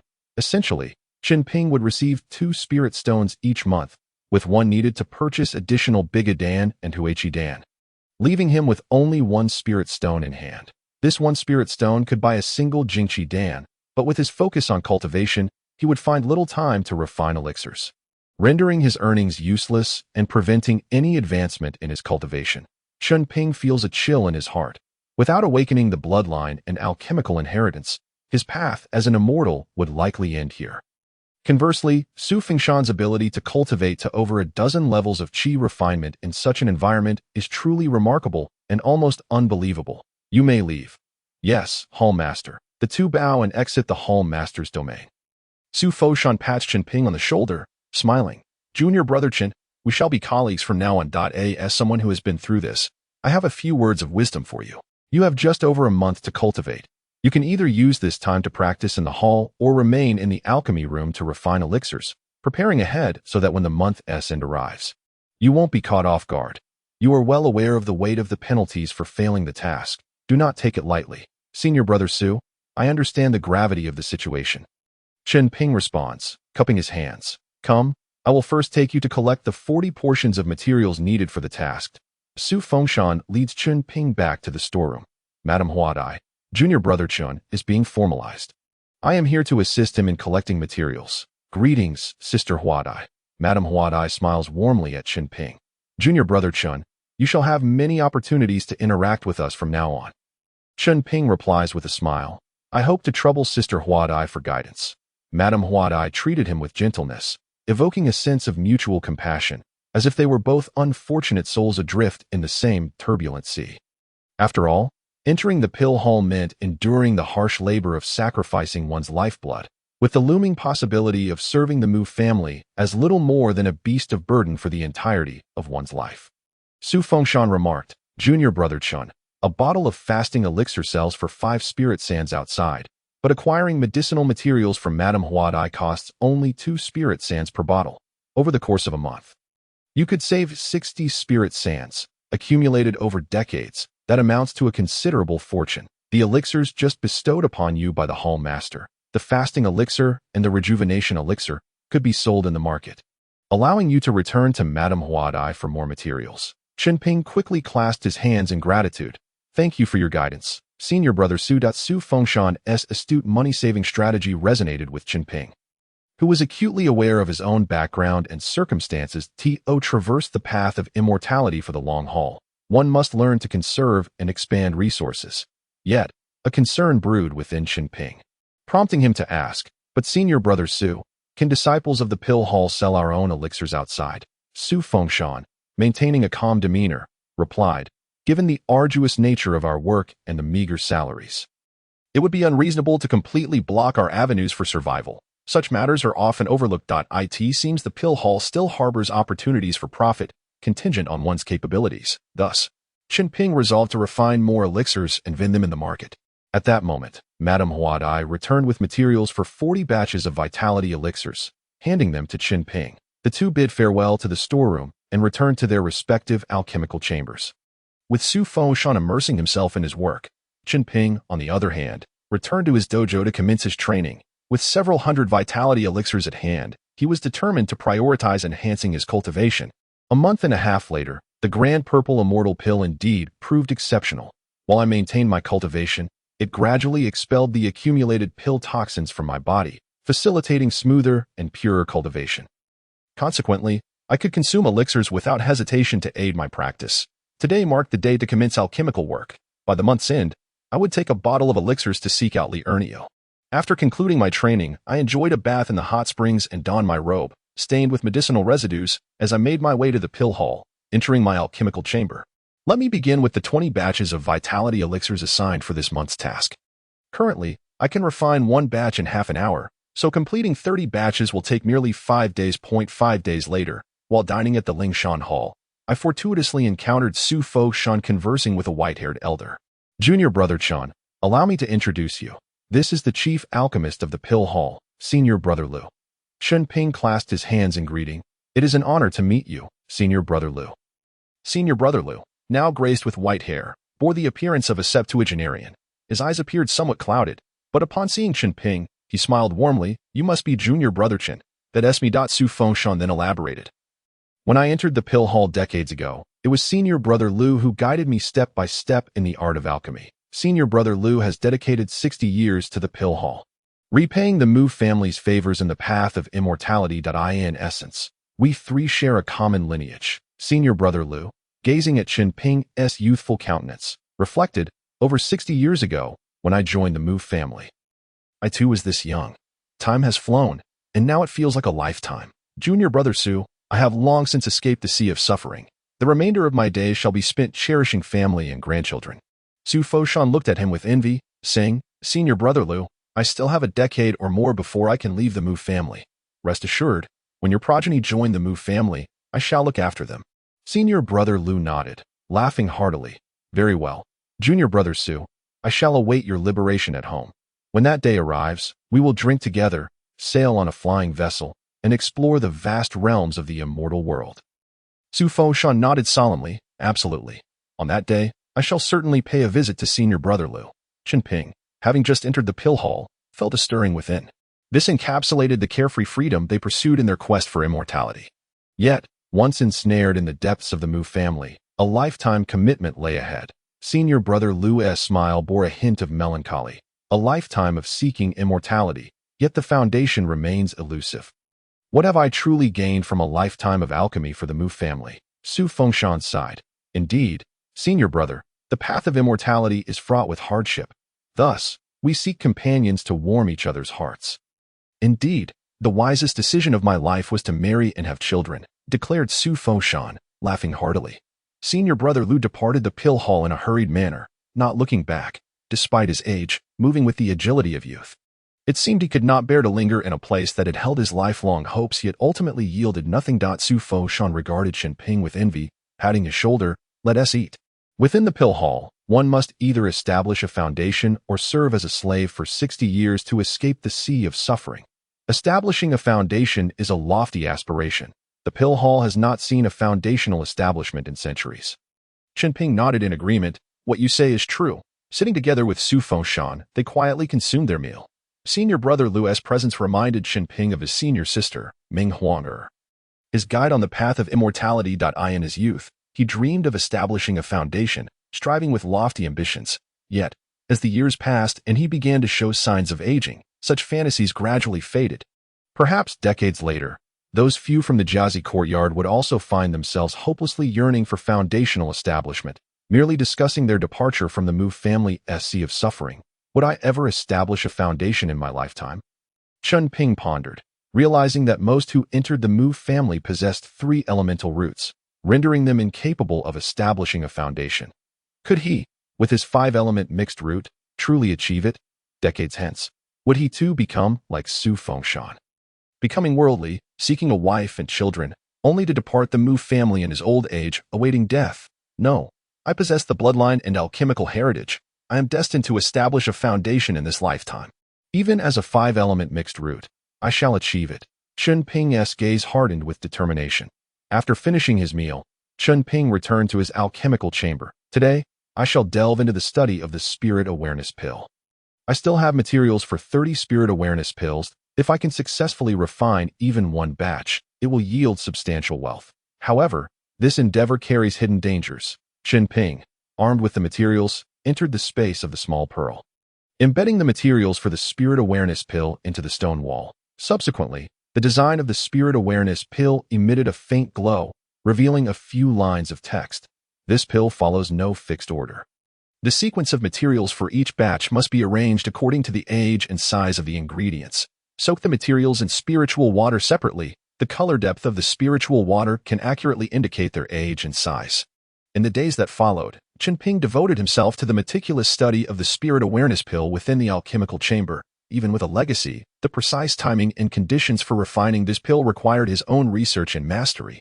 While other disciples of the pill hall toiled tirelessly to concoct vitality elixirs, Chen Ping effortlessly completed a month's worth of tasks in just 5 days. Over 20 days later, the time arrived to submit his tasks. Chen Ping emerged from the alchemical chamber, weary and pale. Out of 30 materials, I have yet to succeed. However, I am close. With just a few more materials, I should be able to achieve it.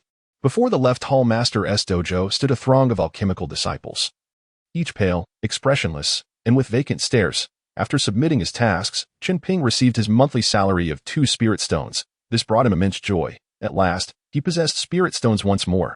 After 6 years of arduous cultivation, Chen Ping finally received his stipend for the first time. Though a mere 2 spirit stones may seem modest, the reward earned through his own diligent efforts brought him a profound sense of satisfaction. In his youth, back at home, he toiled tirelessly tending to cattle, only to have his second aunt unjustly withhold his rations, providing him with but a single steamed bun each day. Despite the harsh and unyielding nature of the Mu family, they would not skimp on his monthly salary as long as he diligently fulfilled his tasks. Upon receiving the 2 spirit stones, Chen Ping first made his way to Madame Huadai to collect 40 portions of medicinal herbs for the upcoming month's assignments. Having completed this errand, he returned to the courtyard of his dojo for a refreshing bath and a moment of respite before embarking on a journey on foot to the bustling marketplace 200 miles away. While most alchemy disciples typically spent their monthly breaks resting and recuperating at the dojo or returning home to enjoy familial bliss, Chen Ping's choice to walk was a daunting challenge for his physique. However, due to his ease in alchemy and a fortuitous shortcut, he consumed a fasting pill and managed to walk for a day and a night, finally arriving at the Baisha marketplace, albeit thoroughly exhausted. Thankfully, the path was level, sparing him the ordeal of traversing mountains. He mused to himself that acquiring a flying artifact would save him considerable time. Otherwise, the prospect of walking to Baisha marketplace each time would be unbearable. Within his storage bag, Chen Ping had 200 spirit energy pills, which he planned to sell at the marketplace, as his own consumption could hardly deplete them. Additionally, he sought materials for the Jin Sui Dan and Yuan Qi Dan.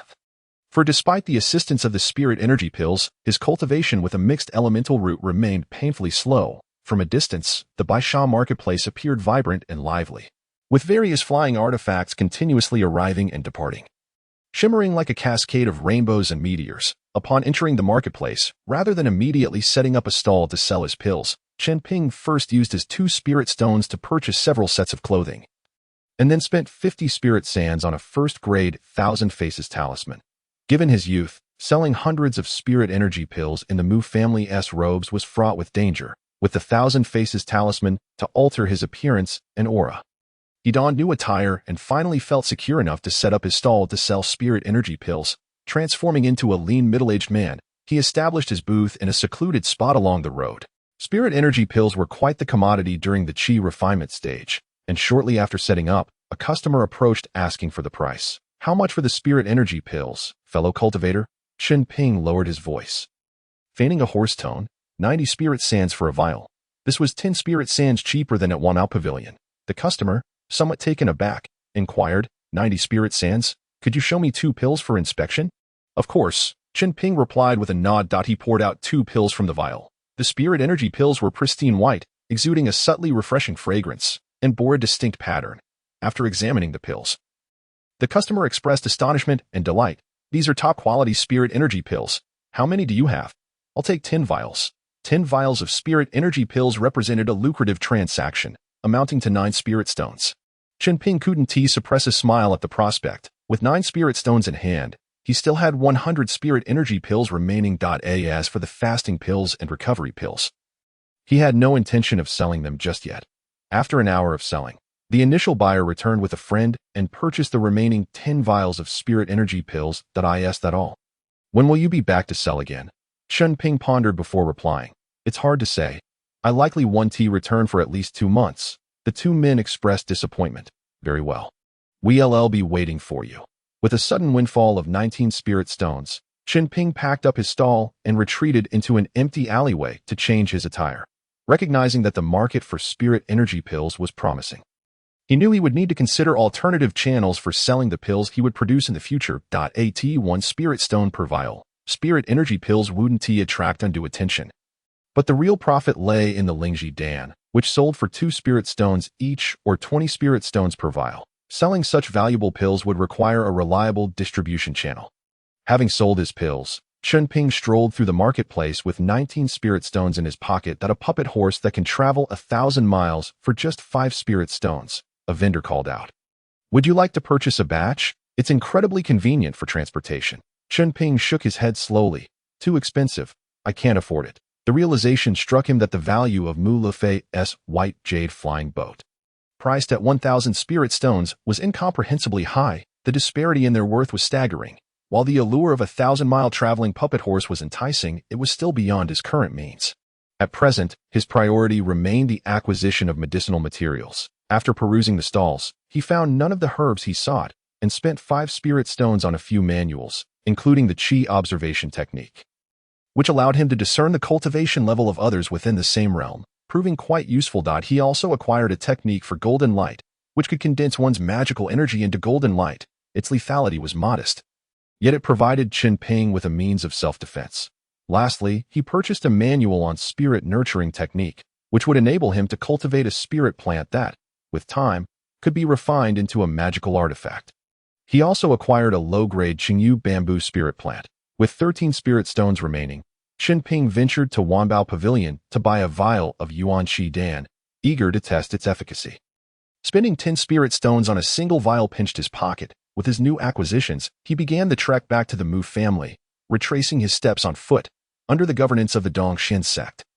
No one would resort to violence over a few spirit stones. By the time Chen Ping returned to the Mu family at Qiuyue Lake, it was already the following evening.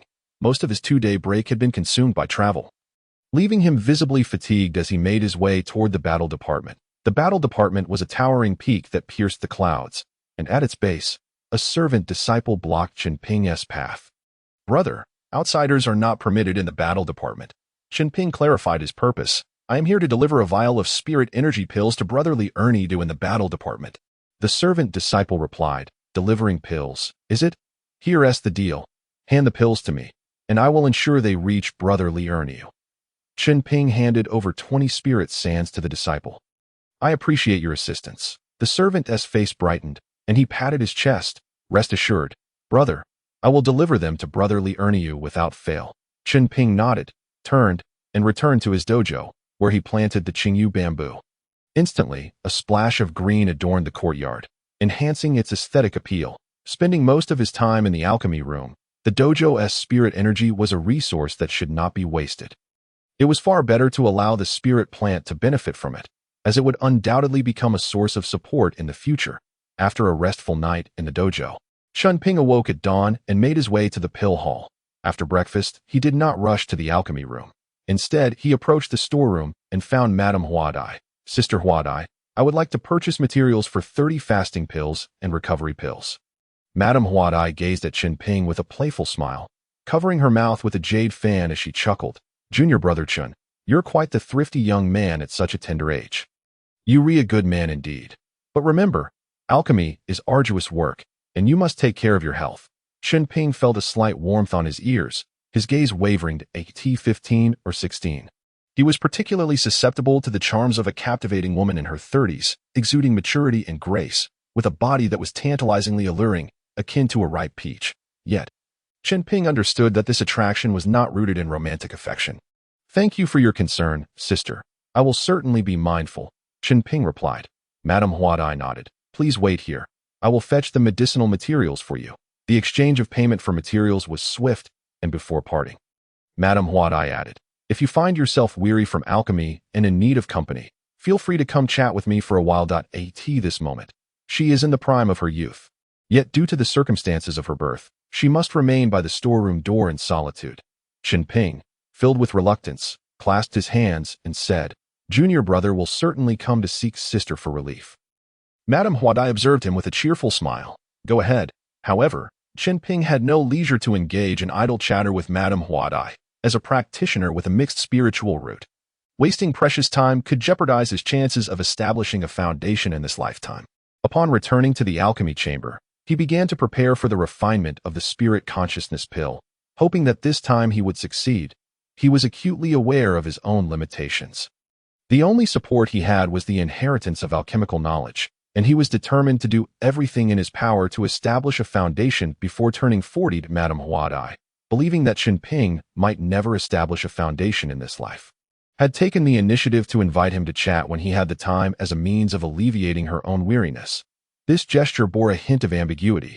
One could not discern whether she sought to rekindle a romantic connection, extend small favors to keep him as a companion, or simply wished to converse with this strikingly handsome junior brother for her own amusement. Nonetheless, Chen Ping was wholly devoted to his path and would not acquiesce to Madame Huadai's wishes. Meng Huanger, who had brought him into the sect, expressed uncertainty about whether Chen Ping would ever reach the third level of qi refinement, estimating that his best outcome in this life might be to become a live-in son-in-law within the Mu family. As Chen Ping waited for the spiritual water to soak the medicinal ingredients, discerning the order of alchemical processes, he took out a vitality pill and swallowed it. The purity of the spiritual energy was astounding. Chen Ping's expression shifted in astonishment. No wonder it's worth a spirit stone per pill. He closed his eyes and hastily began to refine the pill. This vitality pill assisted in cultivation, facilitating the body's absorption of spiritual energy, while also possessing inherent medicinal properties that could enhance a practitioner's cultivation and provide some effects akin to fasting. Spiritual energy surged within him in hundreds of ethereal threads, weaving through his body without causing harm. A day later, Chen Ping had refined 1/3 of the vitality pill and gained a clearer understanding of its potency and effects. This single vitality pill is worth at least a month of my rigorous meditation. He could distinctly feel his previously stagnant cultivation beginning to progress at an astonishing rate. This exhilarating sensation of rapid advancement invigorated Chen Ping. Indeed, the value of quality was justifiable. However, the pill's toxicity was more potent than that of the vitality pill. Contrary to what the elder had informed him, the toxicity was not mild. Thankfully, the cultivation technique he practiced could negate the effects of pill toxicity. Most disciples earn merely 1 or 2 spirit stones a month. And considering the toxicity, price, and efficacy, the vitality pill offered the highest cost-performance ratio. If only I could acquire enough vitality pills, I might have a chance to establish a foundation in this lifetime. As this thought crossed his mind, Chen Ping could not help but feel a surge of excitement. I possessed the formula for the vitality pill. If only I could obtain the materials. I shall inquire with senior brother Su about the materials. Suppressing his excitement, Chen Ping continued his research on the refining of the spirit consciousness pill. The 10 sets of materials in his possession were quickly exhausted. However, diligence bore fruit, and he ultimately succeeded in refining a batch of spirit consciousness pills. Yet, there was no joy upon his face. The difficulty of refining spirit consciousness pills was considerable, and he was still uncertain about his ability to produce them consistently. Nevertheless, even if he could only produce 1 pill from 10 sets of materials, it would still yield considerable profit. Thus, the resources for cultivation should be sufficient for now. However, this was merely a temporary estimation. As his cultivation progressed, the speed of pill refinement would accelerate, and each subsequent level would demand even more resources. At this moment, Chen Ping began to comprehend the arduous journey of ordinary practitioners in their quest for cultivation. The further one advanced, the more resources were required to make a breakthrough before the foundation establishment deadline. It seemed that a family might need several generations to barely support a single foundational practitioner. Yet, even with sufficient resources, the question of whether one could establish a foundation remained. Establishing a foundation is indeed a daunting challenge. Akin to scaling the heavens, that he resolved to procure more medicinal materials from Sister Huadai to refine additional spirit consciousness pills that a month later, Chen Ping's cultivation broke through to the 6th level of qi refinement. Yet his resources had been nearly depleted. A visit to the market was necessary. Upon leaving the alchemy chamber, all alchemy disciples were required to submit their tasks. Once again, he received 2 spirit stones, bringing his total to 4 spirit stones and 40 spirit sands. Rather than heading directly to the market, he made his way to the Ling Shantang for a meal, where he fortuitously encountered Su Fengshan. Chen Ping inquired, "Senior brother Su, why does the Mu family not allow us to refine vitality pills if they are more profitable than vitality pills?" Su Fengshan chuckled, "Junior brother Chen, everyone knows that vitality pills, which can directly enhance cultivation, are valuable. The materials for such top-tier first-grade pills are controlled by the 4 major sects, used to bind and control various families. Although each family might possess the formula for first-grade pills, they lack the necessary materials." Chen Ping nodded in understanding. "Ah, I see." Thus, he decided to forego refining the vitality pill and instead focus on refining spirit consciousness pills for sale. After satisfying his hunger, Chen Ping departed the Mu family and hurried to the Baisha market.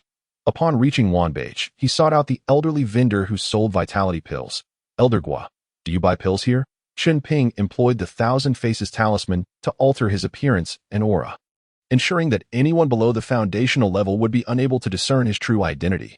Using the Qi observation technique, he observed that Elder Guo was at the 11th level of Qi refinement. Elder Guo smiled warmly at Chen Ping, saying, "Of course we do. Wanbage is a platform for both buying and selling." Chen Ping produced a vial of spirit consciousness pills. "Elder Guo, could you assess how much your establishment would offer for this vial?" Elder Guo accepted the vial and merely opened the cap to sniff the contents before pulling Chen Ping's wrist and leading him to a private room at the back.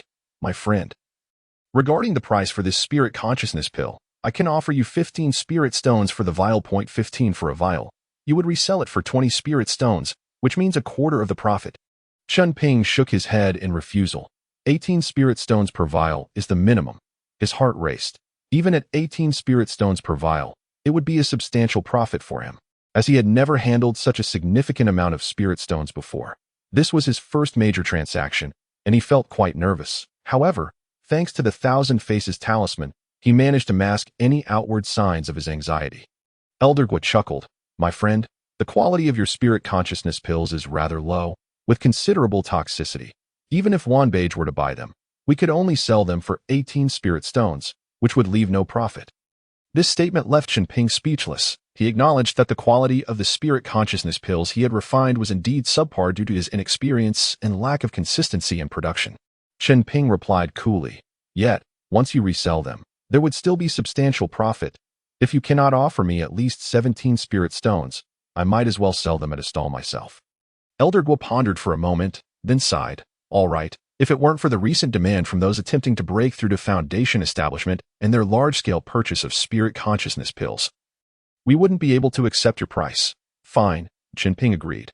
Elder Guo counted out 17 spirit stones for Chen Ping. With the spirit stones safely in his possession, Chen Ping's heart swelled with excitement. He finally had money.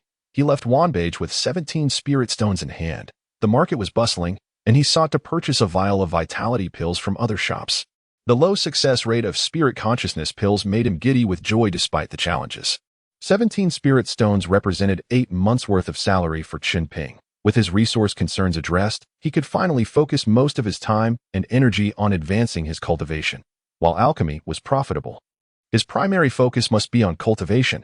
Since he could not refine vitality pills himself, he could only treat alchemy as a supplementary endeavor. If he spent all his time making money from alchemy, it would detract from his cultivation and foundation establishment, leading to a regrettable outcome in his life. In addition to purchasing pills, Chen Ping acquired several protective talismans in the market, including a talisman for swift travel that allowed him to cover 500 miles for merely 10 spirit sands. However, more powerful spells and offensive techniques were prohibitively expensive. Continuing to browse the market, he primarily sought to gauge the prices of flying artifacts. In his youth, he had ridden on Meng Huanger's flying sword, and the desire to possess a flying artifact had lingered in his heart ever since. "This flying gourd is only 50 spirit stones, my friend. Take a look. The flying sword is 70 spirit stones. Isn't that a bit steep?" The fan, priced at merely 40 spirit stones, was something Chen Ping was somewhat acquainted with. Such costly flying artifacts were, after all, tools of formation, requiring spirit stones for their operation during flight. Having witnessed the exquisite white jade flying boat of Mu Luofei, Chen Ping found little allure in these flying devices, especially since he currently lacked the means to purchase one, venturing into a narrow alley. He altered his appearance and tore a swift movement talisman, his speed surging dramatically. In a mere 2 hours, he traversed 200 miles and returned to the Mu family estate. Remarkably, he felt little fatigue, though it paled in comparison to the ease of using a flying artifact. Upon reaching his own dojo, he indulged in a refreshing bath and tended to his spiritual plants before retreating into the alchemy chamber to begin his cultivation. Most of his time was devoted to enhancing his cultivation level, yet he still allocated some of it to studying the refinement of spiritual consciousness pills, though the materials for these pills were inexpensive. Their efficacy was commendable, and the process of concocting them was exceedingly challenging. Even with his inheritance in the art of alchemy, he understood why the price of spiritual consciousness pills was so steep. However, as long as he could produce a vial of these pills within a month, his resources for cultivation would remain plentiful, allowing him to accumulate surplus spirit stones for unforeseen needs. In a month, he would expend the resources equivalent to 10 spirit stones, a daunting task for an ordinary disciple who struggled to amass such wealth. In the realm of cultivation, wealth, partners, laws, and land were paramount, and the ancients did not deceive him. On this day, the time had come to submit missions, and Chen Ping received a stipend of 2 spirit stones. Su Fo Shan, pale-faced, approached Chen Ping, grasping his arm. Junior brother Chen, this evening, you must accompany me. Chen Ping, puzzled, inquired, what is it about? Su Fo Shan replied, Senior brother Lu has perished. I am taking you to his funeral. Upon hearing this, Chen Ping frowned slightly. Senior brother Su, I have pressing matters to attend to. I believe it would be best if I forego the funeral. He barely knew senior brother Lu, having only met him once, and attending the funeral would not only require a monetary contribution, but would also delay his plans to sell spiritual consciousness pills and procure vitality pills. The greater goal of enhancing his cultivation was paramount. Su Fengshan's complexion darkened, his disappointment palpable. Junior brother Chen, can you not be a bit more mature? Senior brother Lu was one of our own. Though he has passed, the bonds of kinship remain. We disciples tread a treacherous path on the immortal journey. Do you not understand? Chen Ping fell silent for a moment, then replied, I understand, senior brother Su. Su Fengshan's expression softened considerably as he continued. Junior brother, individuals like us have little hope of establishing a foundation in this lifetime. As you grow older and face reality, you will eventually marry and start a family. We must band together to ease the hardships of the immortal path. With everyone preoccupied, this final gathering is a rare opportunity to unite. Do you wish for your descendants to endure similar hardships as you have? The nuances of human relationships are of utmost importance. Chen Ping found himself at a loss for words. Su Fengshan made a compelling argument. Yet, even after establishing a foundation, would one not still require the intricacies of human relationships? The higher one ascends, the greater the need for such connections. With a respectful gesture, Chen Ping smiled and said, You are right, senior brother. Let us go. I shall accompany you. Su Fengshan stroked his beard, pleased, a teachable youth indeed. Summoning his grand fan, Su Fengshan transported Chen Ping away from the Mu family estate. Senior brother Su, what is the customary tribute for attending the funeral? Chen Ping inquired. Several dozen spirit sands should suffice. Su Fengshan replied. Given the dire circumstances of the disciples at the Pill Hall, being able to contribute such a sum was already a significant feat. After several hours, they arrived at a nearby village, where the largest estate bore white decorations, indicating it was senior brother Lu's home. At the entrance, Lu's descendants knelt to receive them. By the time Su Fengshan and Chen Ping entered, several others had already gathered, with more disciples from the Pill Hall arriving later. Though their eyes were slightly red, upon seeing the smiling visage of senior brother Lu, the mood among the group was not one of sorrow, but rather tinged with a hint of celebration. Chen Ping felt a sense of confusion. Su Fengshan elucidated. Senior brother Lu embarked on the immortal path for over 60 years. Though he never achieved a foundation, he established a thriving household. After serving the Mu family for 60 years, his death is, in many respects, a liberation. His countenance, serene in death, signifies that he fulfilled his aspirations. Such a feat is rare indeed. His immortal legacy will continue through his bloodline. Is this not a form of immortality? Chen Ping's eyes glimmered with understanding as he recalled the alchemical legacy left by his ancestors. Su Fengshan placed a reassuring hand on Chen Ping's shoulder. While we may never establish a foundation in this life, our immortal paths are not severed. One day, our descendants will achieve their foundations and witness broader vistas on our behalf. Chen Ping mused internally, I am determined to establish a foundation. Yet he recognized the wisdom in Su Fengshan's teachings, prompting him to foster goodwill and forge connections, however humble they may be. Even the smallest spark can ignite a great fire, leading to the ascent of the immortal flame and the establishment of a foundation.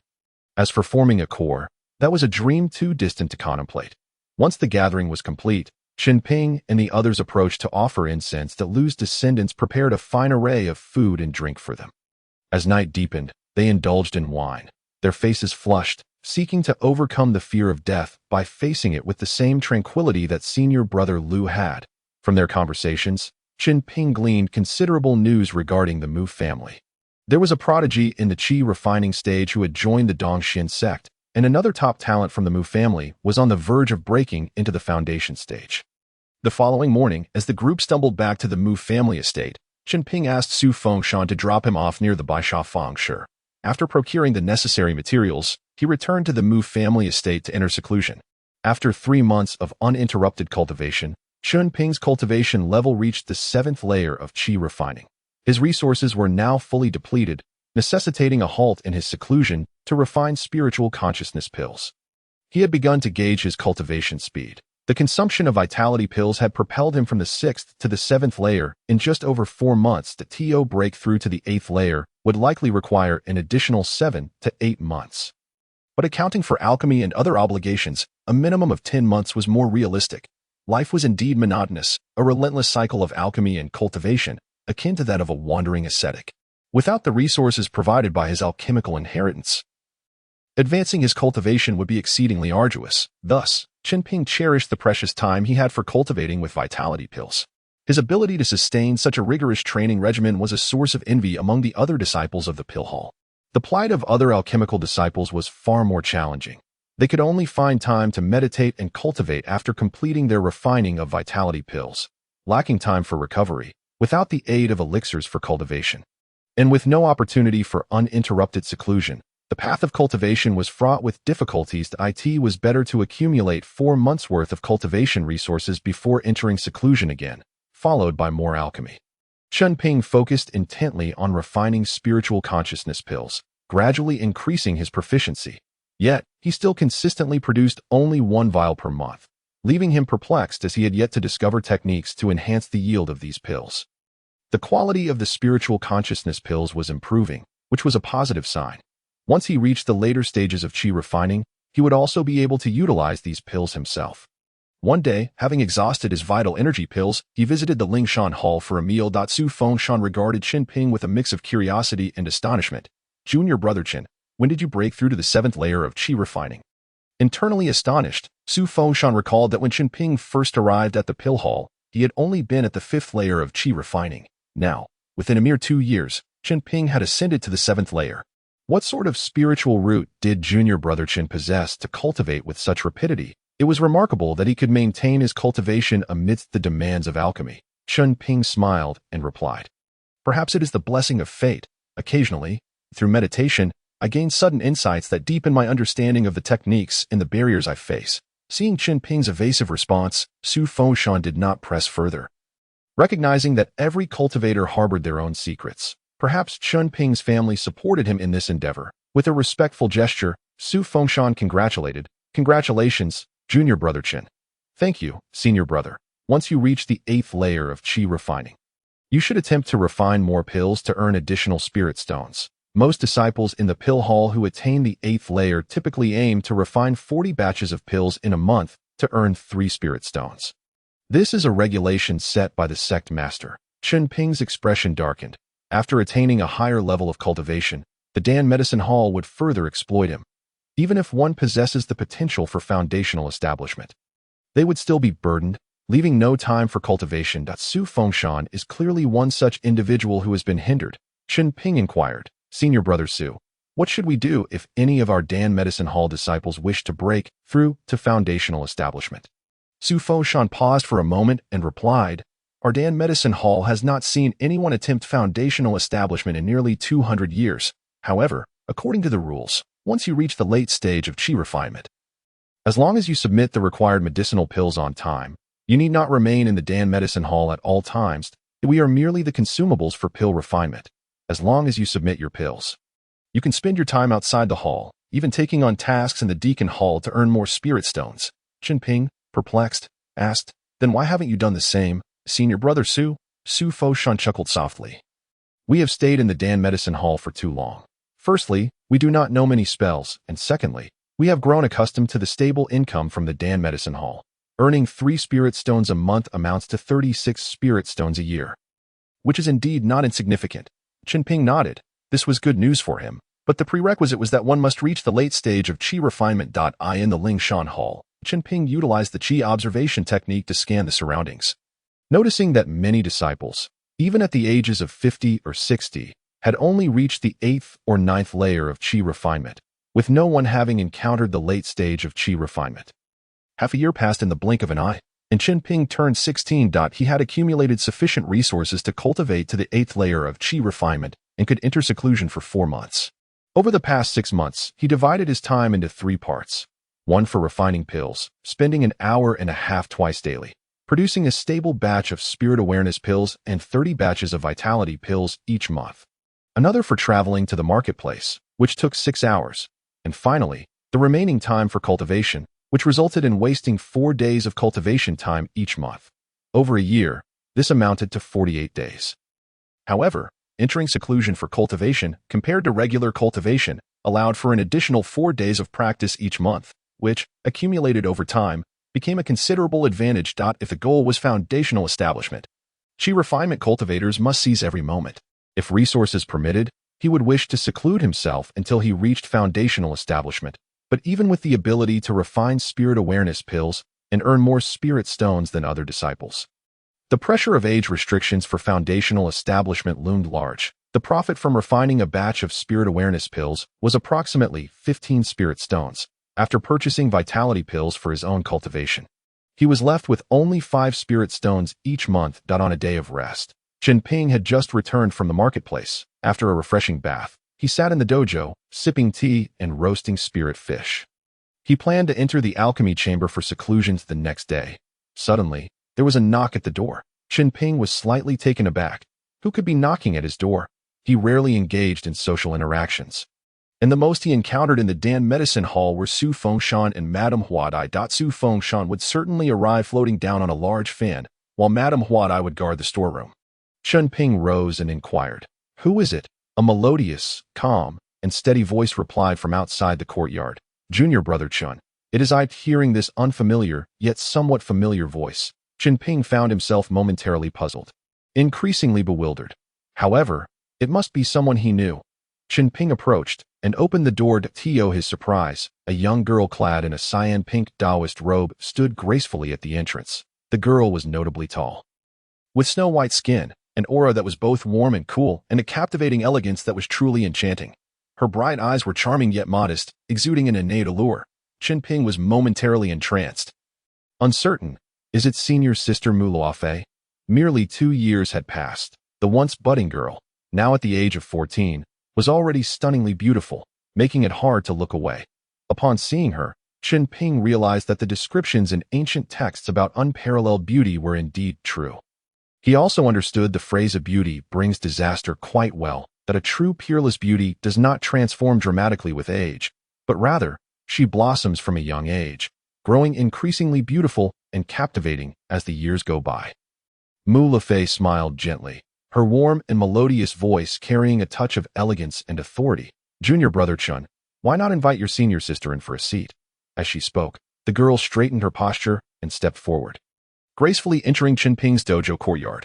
Chen Ping was momentarily taken aback, instinctively stepping aside to let Mu Luofei pass, then quickly regained his composure. Senior sister Mu, please come in. He then fetched a pot of spirit tea and poured a cup for Mu Luofei as they both took their seats opposite one another. The Qingyu bamboo had reached the first tier of spiritual plants. Chen Ping was not one to waste resources, So he plucked some leaves, roasted them himself, and brewed a delightful first-tier spirit tea that tasted quite good. Mu Luofei took a sip of the spirit tea, its refreshing fragrance lingering on her palate, and remarked with a smile, "Junior brother Chen, it has been 2 years since we last met, and it seems you have been doing quite well. It appears you have thrived in the Dan Medicine Hall." Being a member of the Mu family, she was well aware of the treatment within the Dan Medicine Hall, which was often a draining and demanding occupation. Over the course of 2 years, Chen Ping had not suffered the pallor typical of other alchemy disciples. Instead, he possessed rosy lips, bright teeth, and a robust demeanor, exuding confidence and composure, a stark contrast to his previous dullness. This surprised her. She hadn't expected Chen Ping to make such a name for himself in the most challenging Dan Medicine Hall. Chen Ping clasped his hands in greeting and smiled, "Senior sister. You flatter me that I cannot claim to have thrived. It has been quite ordinary." "Really?" Mu Luofei's rosy lips parted slightly in disbelief. "Junior brother Chen, have you reached the 7th layer of qi refinement, among the 6 celestial seeds from the Jiazi courtyard?" Chen Ping had consistently ranked second to last in cultivation speed, which is why he had been reluctantly assigned to the Dan Medicine Hall. That he had managed to break through to the 7th layer of qi refinement in just 2 years was shocking to her and made her heart flutter with astonishment. How had he managed to maintain his cultivation while being drained by the demands of alchemy? Chen Ping, employing the qi observation technique, was equally astonished. "It is nothing much. However, senior sister, you have already reached the 9th layer of qi refinement." "I am quite embarrassed." Mu Luofei, being a year younger than Chen Ping, was now 15 and had reached the 9th layer of qi refinement, only a step away from the late stage of qi refinement. With hopes of achieving foundational establishment in this lifetime, Mu Luofei's heart felt a peculiar shift. The former Chen Ping would never have engaged in comparisons of cultivation levels, always preferring to cultivate in silence. Yet now he spoke with ease about their cultivation disparities. Displaying a newfound confidence, Mu Luofei shook her head gently, her expression serene, and spoke in a warm yet cool tone, as she always had. "Junior brother Chen, you are being modest. As a member of the Mu family, I naturally thrive in such an environment. Previously, I had ample family support, allowing me to lead among my peers. Now that I have reached the 9th layer of qi refinement, the path forward must rely on my own efforts." Chen Ping nodded. Mu Luofei's words were not mere boasting. The importance of cultivation resources was evident. He asked, "Senior sister, how are the others faring?" After 2 years in the Dan Medicine Hall, Mu Luofei was the first from Jiazi courtyard he had encountered again. Mu Luofei replied, "I have yet to see them. My purpose this time is to reconnect with the few brothers from Jiazi courtyard." "You are the first I have come to see. Junior brother Chen. I trust you have come to understand the significance of resources by now." Chen Ping nodded in agreement. Mu Luofei continued, "Therefore, I plan to unite with several junior brothers. We can hold regular gatherings to exchange resources and benefit mutually." Chen Ping mused inwardly. Mu Luofei must feel that I am likely struggling the most, with the weakest cultivation and the least advantageous background. Hence she came to me first with an offer that is difficult to refuse, a remarkably enticing proposition. The members from Jiazi courtyard have been assigned to different departments. If they could gather to exchange resources, it would indeed be advantageous. He touched his nose and forced a smile, realizing he had been underestimated by Mu Luofei. Chen Ping clasped his hands and said, "I will defer to you on this matter. Senior sister, please just let me know the time for our gathering. In truth, it stands to reason that after the dispersal of the Jiazi Institute, it would be exceedingly difficult for a few individuals to meet again in this lifetime. The promises made over drinks to keep in touch, as observed over the past 2 years, have proven to be mere platitudes. Yet, in pursuit of resources, Mu Luofei has taken the initiative to rally the group once more, allowing the Jiazi Institute to convene again. This is indeed fortuitous for Chen Ping, who himself is in need of resources and lacks news from the realm of cultivation." With a graceful smile, Mu Luofei announced, "Very well. Once I contact the other disciples, we shall finalize a time."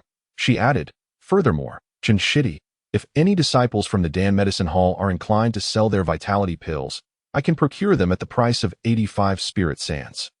Conversely, I can offer them to you at 90 spirit sands as well, profiting 5 spirit sands." Chen Ping paused momentarily, then chuckled. "It seems the unspoken rules of the Dan Medicine Hall are not lost on you. Senior sister, that is agreeable. I shall arrange this matter for you. In contrast, a major establishment like the Wambao Pavilion sells a bottle for a mere spirit stone, while Chen Ping previously sold at a price of 90 spirit sands at his stall. However, the Mu family lacks a marketplace or trading venue, necessitating a trip to the Baisha market, which entails a taxing journey of 800 miles, consuming both time and energy, not to mention additional costs such as piloting a gourd or flying sword. Only the Dan Medicine Hall dares to engage in such dealings, as others would not risk private trades. Chen Ping has already grown disinterested in the trivial profits from the vitality pills, deeming them a mere distraction from his foundational cultivation. Yet Mu Luofei remains keenly invested in the matter, stating, "If you succeed, I shall treat you to a drink afterward." Chen Ping nodded, "That is no issue.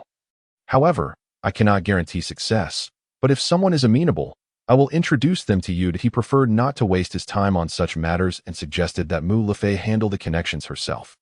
Mu Luofei felt a subtle shift in her emotions, sensing a newfound air of unfamiliarity and composure in Chen Ping. Her beautiful eyes sparkled, akin to starlight, as she regarded him, as if reassessing and evaluating him anew. This chapter is not yet concluded. Please click the next page to continue enjoying the captivating content. In this endeavor, Chen Ping could have easily acted as a middleman to reap a modest profit. Yet he chose not to. Mu Luofei felt an inexplicable surge of emotions as she slowly rose, her delicate hands clasped together. "Then I shall not be modest, and will accept this favor from you." Shitty. The profits from the intermediary resources may not be substantial, but a bottle of vitality pills is worth at least a few spirit sands, accumulating over the years to form a considerable resource. Chen Ping also rose in return, displaying a serene smile. "You are too courteous, senior sister." With a gentle smile, Mu Luofei departed to contact the other members of the Jiazi Institute. As Chen Ping sipped his tea, he realized that he would need Su Shixiang's assistance. As he is more connected and enthusiastic about amassing resources, such mutual aid would conserve both time and energy, and he would surely be willing. Chen Ping promptly set off to find Su Fengshan, who he did not locate in the courtyard of his dojo, but rather in the alchemy room. That Su Fengshan opened the restrictions of his alchemy chamber to admit Chen Ping. Appearing pale and fatigued as he prepared vitality pills, weakly asking, "Chen Shitty, what brings you here?" Chen Ping recounted the situation. Su Fengshan's eyes lit up. 85 spirit sands. That is quite a reasonable price. That I shall take care of this for you. Not only would it facilitate the conversion of the vitality pills into spirit stones, but it would also earn him favors from other alchemy disciples, enhancing his prospects when his descendants sought entry into the Mu family. To his surprise, Chen Ping entrusted this task to him, prompting Su Fengshan to think highly of him. Good, good, truly a fine disciple I have trained." As he observed Chen Ping, he found him increasingly agreeable. "Isn't this the essence of human relationships? By the end of next month, I should be able to amass a batch of vitality pills." Chen Ping nodded. "All right, I shall await good news from you." Su Shixiao. While the disciples of the Dan Medicine Hall may not be seen in the Lingshan Hall, they would undoubtedly be present when it came time to submit their tasks at the end of the month. The disciples of the Dan Medicine Hall, lacking significant backgrounds, often struggled to forge connections for trading resources with disciples from other factions. Only someone like Mu Luofei, hailing from the Mu family and working within the Steward Hall, possesses such extensive connections. In summary, it appears that the profits should rightfully belong to Mu Luofei.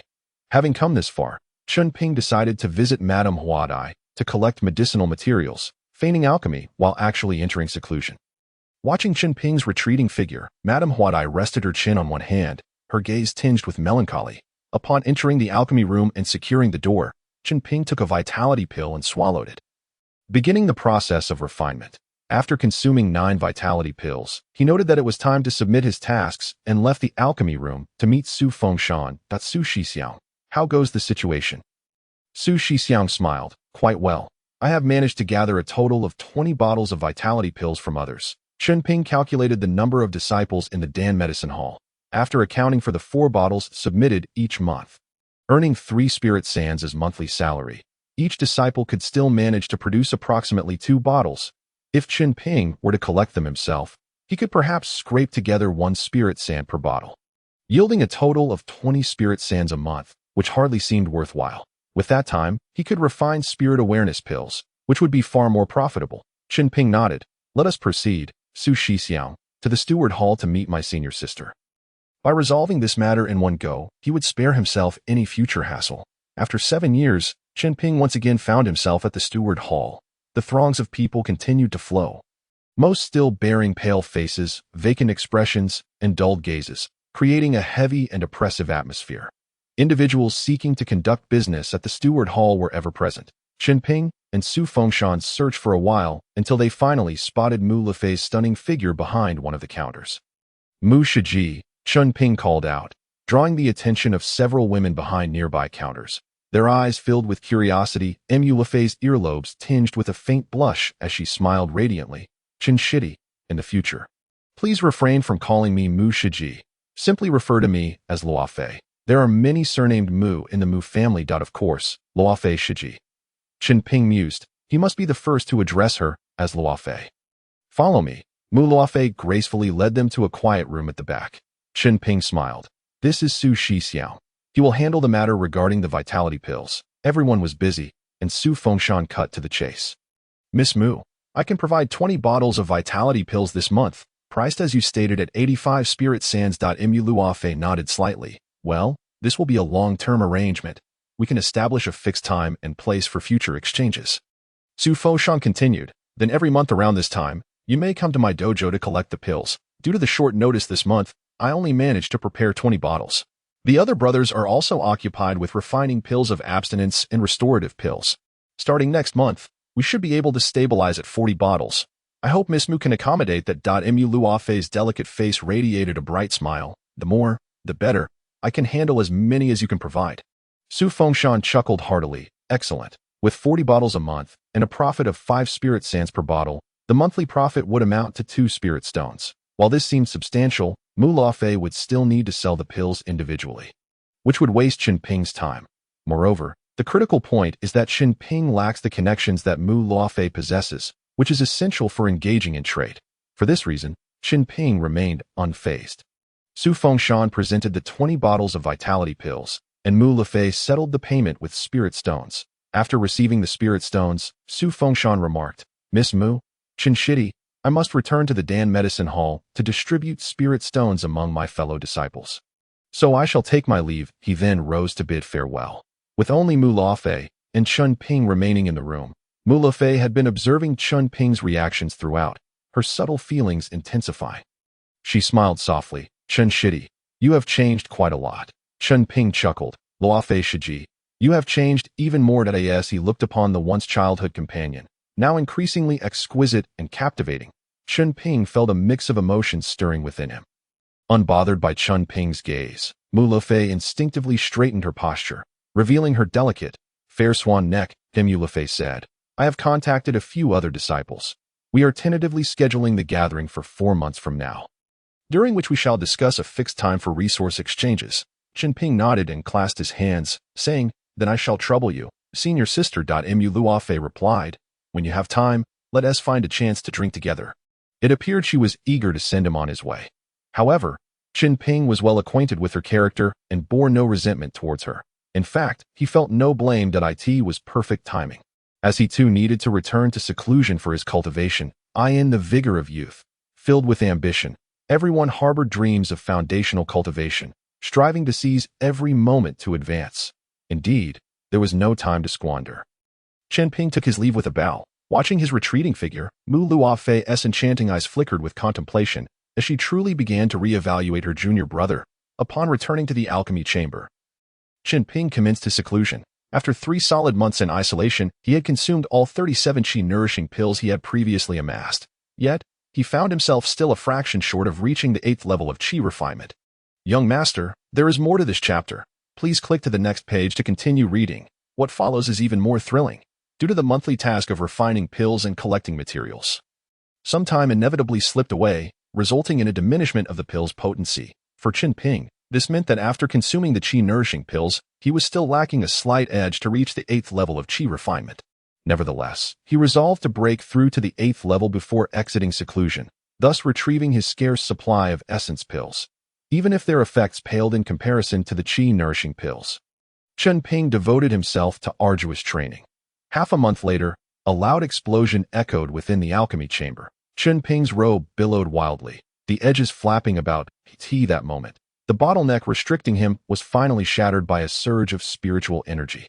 Flooding into his body, it coursed through his meridians and ultimately settled in his dantian, strengthening the vortex of energy within. After breaking through to the 8th level of Qi refinement, Chen Ping felt his power significantly amplified. His internal spiritual energy now rich and pure.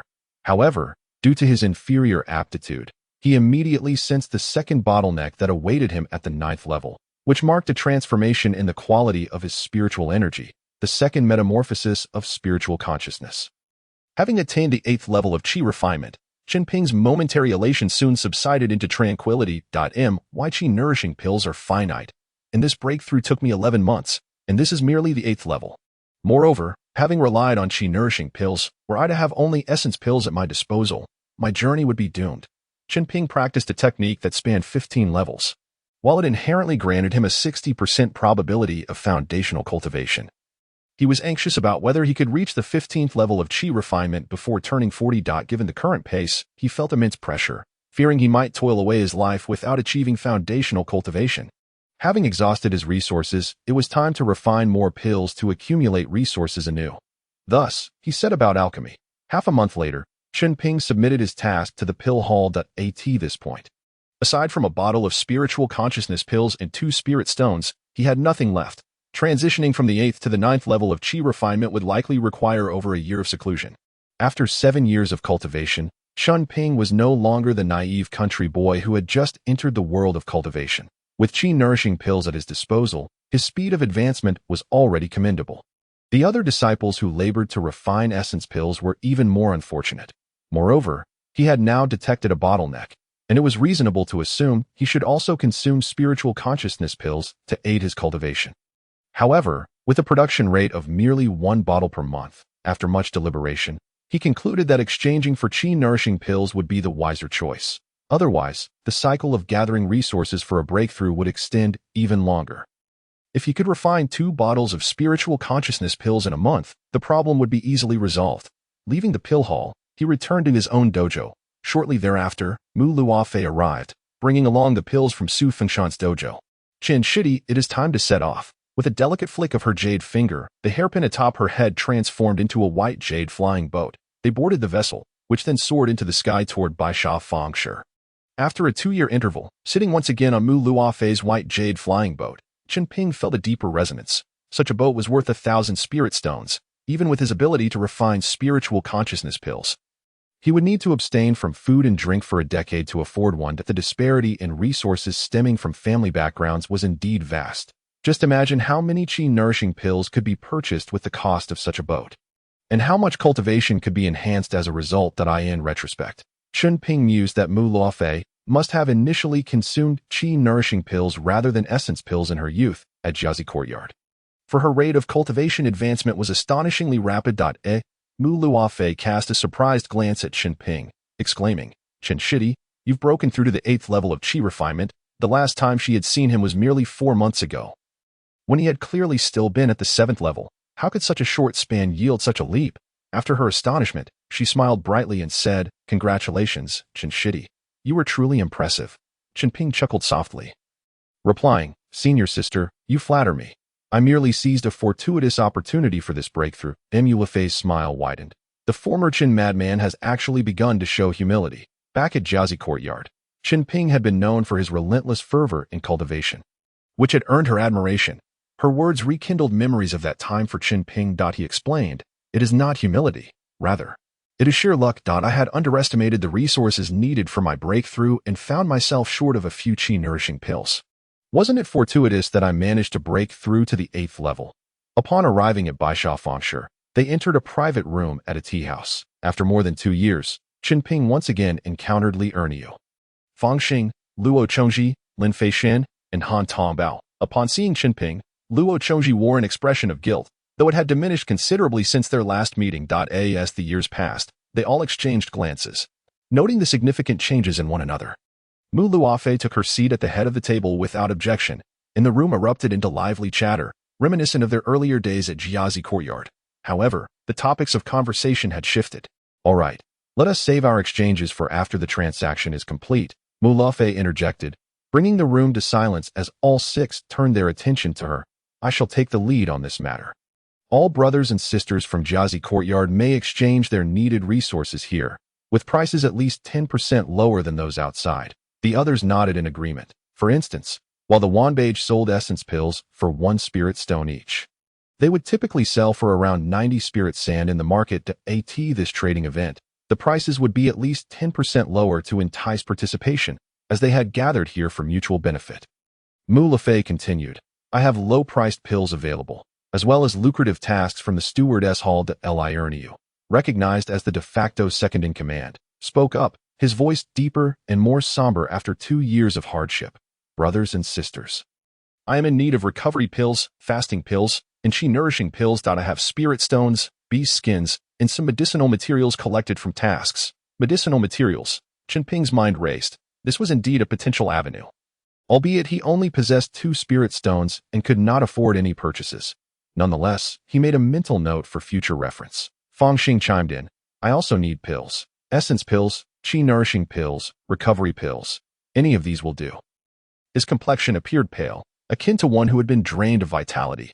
Chen Ping's was a mere facade, but he could not discern Fang Xing's authenticity. With a wry smile, he remarked, I have yet to grasp the basics of talisman crafting, so I cannot provide any talismans for everyone. The crowd exchanged knowing glances, surprised at the difficulty of talisman crafting. Fang Xing had sacrificed much to become Mu's family member, yet after 2 years, he still had not made any progress. It seemed that marriage would be indefinitely delayed. Lin Feishan added, I too seek to purchase pills, recovery pills, and essence pills. I have recently begun to dabble in formation techniques and can craft storage bags. If anyone needs one, feel free to ask. Liu, if you possess any intact first-level beast skins, I would be willing to buy them. Han Tongbao interjected, I also require pills. Yes, I am unable to craft flying artifacts yet. If anyone needs a reliable weapon, I can forge one. Finally, it was Chen Ping's turn, who sighed and said, I find that my potential business has been taken by senior sister Luofei. I wish to purchase chi-nourishing pills and some other medicinal materials. From the demands and feedback of the crowd, one can essentially discern how well the others are faring. Among the 7 individuals present, the most prosperous are Mu Lefei and Liu, followed by Lin Feishan and Chen Ping. While the remaining few have yet to acquire a profitable skill, however, a few cast a glance at Chen Ping, astonished that he referred to Mu Shiji as Luofei Shiji instead, which sparked some intrigue. After all, Liu did not enjoy such privilege. Over the past 2 years, Mu Lefei has grown increasingly stunning, captivating anyone who gazes upon her. With a gentle flick of her wrist, she produced dozens of bottles of pills. Freshly acquired from Su Fengshan, Jingqi Dan, a bottle containing 88 Ling Sha, by Gu Dan, a bottle with 38 Ling Sha, and Huiqi Dan, a bottle with 42 Ling Sha.as for the tasks from the Elders' Hall. Those would have to wait until someone reaches the 10th level of Qi refining, at which point their respective departments would grant them permission to leave. The crowd stared wide-eyed, gasping in astonishment at Mu Lefei's ability to present such an abundance of pills. The prices were even more affordable than those at street stalls, prompting those with wealth to bring forth Ling Sha and Ling Shi for purchase, with Liu and Fang Xing buying the most. Despite Fang Xing not yet having embarked on the path of talismans, Liu nearly acquired half of the pills Mu Luofei brought, amounting to roughly 30 Ling Shi. Chen Ping, however, felt no envy.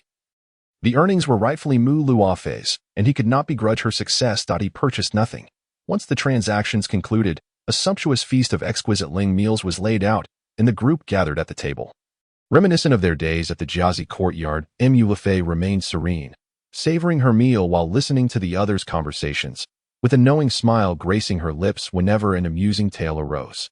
Liu raised his cup towards Chen Ping, saying, Chen Shidi, I received that bottle of Jingqi Dan you sent me. It has been quite helpful. However, I've been too busy with the War Department's tasks to find the time to thank you at the pill hall. Chen Ping calmly lifted his cup in return, smiling as he replied, Li Shixiang, you were too kind. You once gifted me a Jingqi Dan. It is only fitting that I repay you with a bottle.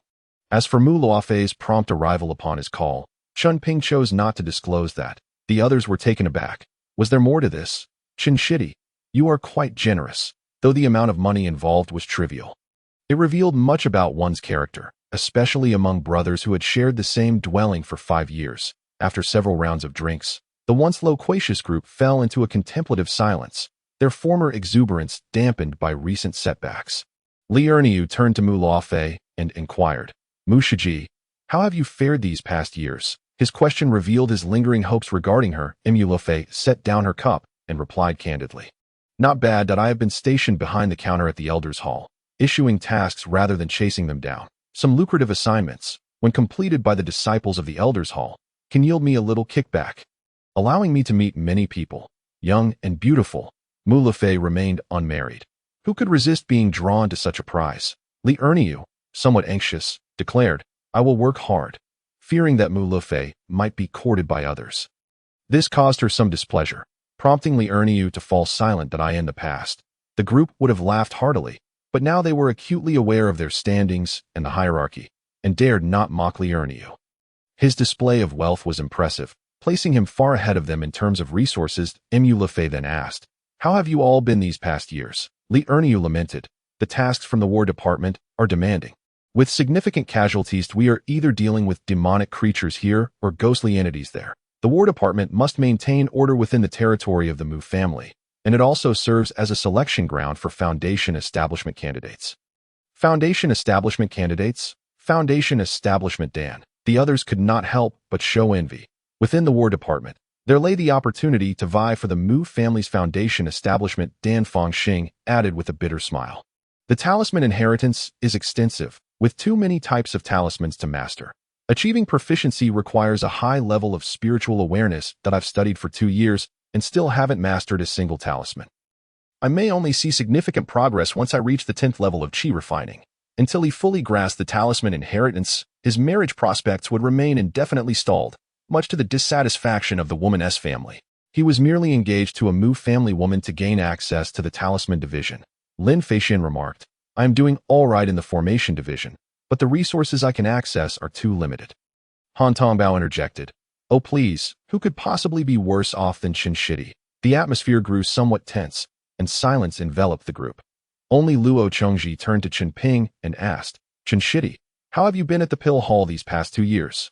Chen Ping replied with a wry smile, It's been manageable. Most of my time is spent in the alchemy room refining pills. My cultivation is low, and submitting tasks each month already takes all my effort. The others nodded. Most were struggling, leading lives filled with hardship, sharing a sense of camaraderie in their plight. While Li Erniu spoke of his struggles, he had indeed earned a fair amount. 30 ling sure was not a sum that just anyone could easily produce. Mu Luofei, with a radiant smile, revealed, Chen Shidi has indeed faced hardships in alchemy, but his cultivation has not stagnated. He has reached the 8th level of Qi refining. The 8th level of Qi refining? The other 5 gasped in astonishment. At this moment, Li Erniu was nearing the 9th level, while Fengxing and Lin Feixian were at the 7th level, and both Luo Chengji and Han Tongbao were at the 6th level. Chen Shidi, you have kept this from us. The group stared at Chen Ping in disbelief. In a place like the Pill Hall, known for its demanding conditions, Chen Ping had managed to reach the 8th level of Qi refining, which seemed utterly unfathomable. Chen Ping clasped his hands and chuckled. Do not heed Sister Luo Fei's praises. Those who are close to me know the truth. I am merely fortunate. I had a breakthrough to the 8th level by chance. The path ahead is arduous, as I have encountered the bottleneck of spiritual awareness at the 10th level of Qi refining. He shared his circumstances, illustrating just how lacking his aptitude was. Yet, even so, it was a source of admiration. Chen Ping, however, was somewhat perplexed by why Mu Luofei chose to highlight his cultivation. Congratulations, Chen Xixiang. Congratulations on reaching the 8th level of Qi refining. The group offered their well wishes. Their emotions complex. Once, Chen Ping was the slowest cultivator, receiving the least resources. Now, after 2 years of diligent effort, he had surpassed them, placing a heavy burden of pressure upon them. The once familiar address of Chen Shidi would soon transition to Chen Xixiao. The sense of helplessness Chen Ping once felt had now shifted to them.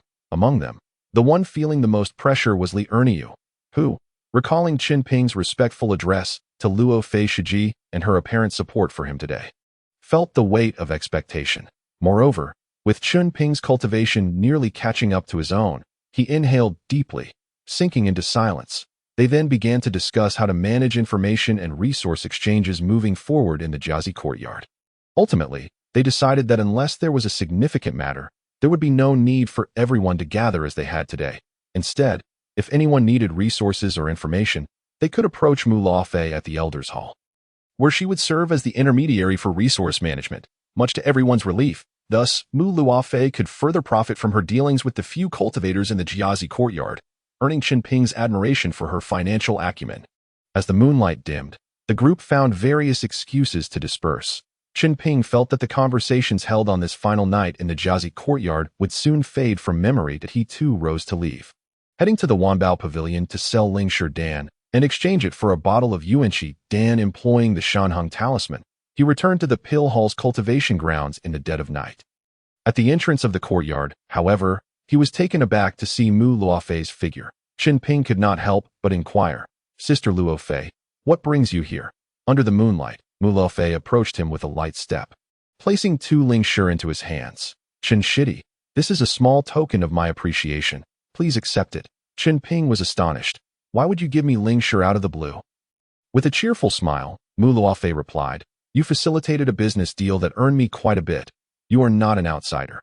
While you may not have profited from Su Fengshan, your share should not be overlooked. To deepen our business relations, your involvement will be essential." After pondering for a moment, Chen Ping clasped his hands and said, "All right, I shall accept this sum." 2 Lingshi represented a month's worth of his salary. "Then I shall take my leave." Mu Luofei summoned the white jade flying boat to depart. Chen Ping gazed at his meager fortune of merely 8 spirit stones, feeling an overwhelming sense of poverty. Upon reaching the 8th level of qi refinement, the time required for him to refine a qi-nourishing pill had diminished from 3 days to 2 to ensure that his cultivation pace did not falter. The supply of qi-nourishing pills must remain uninterrupted. Consequently, his demand for resources surged. The single vial of spirit pills he produced each month was woefully inadequate. Furthermore, he now found himself at the threshold of a second qualitative transformation in spiritual energy, necessitating his own consumption of spirit pills. Thus, he was ensnared in a dire predicament of resource scarcity. How to alleviate his woes? The only solution was to increase the production of spirit pills. However, despite having refined spirit pills numerous times, his success rate remained stubbornly low. Now, he found himself in the same predicament as other alchemy disciples, with a significant increase in resource demands but insufficient supply. If this situation persisted, he risked missing the golden opportunity for foundation establishment, rendering it impossible to achieve in this lifetime. Resolving the issue of spirit pill production had become an urgent matter.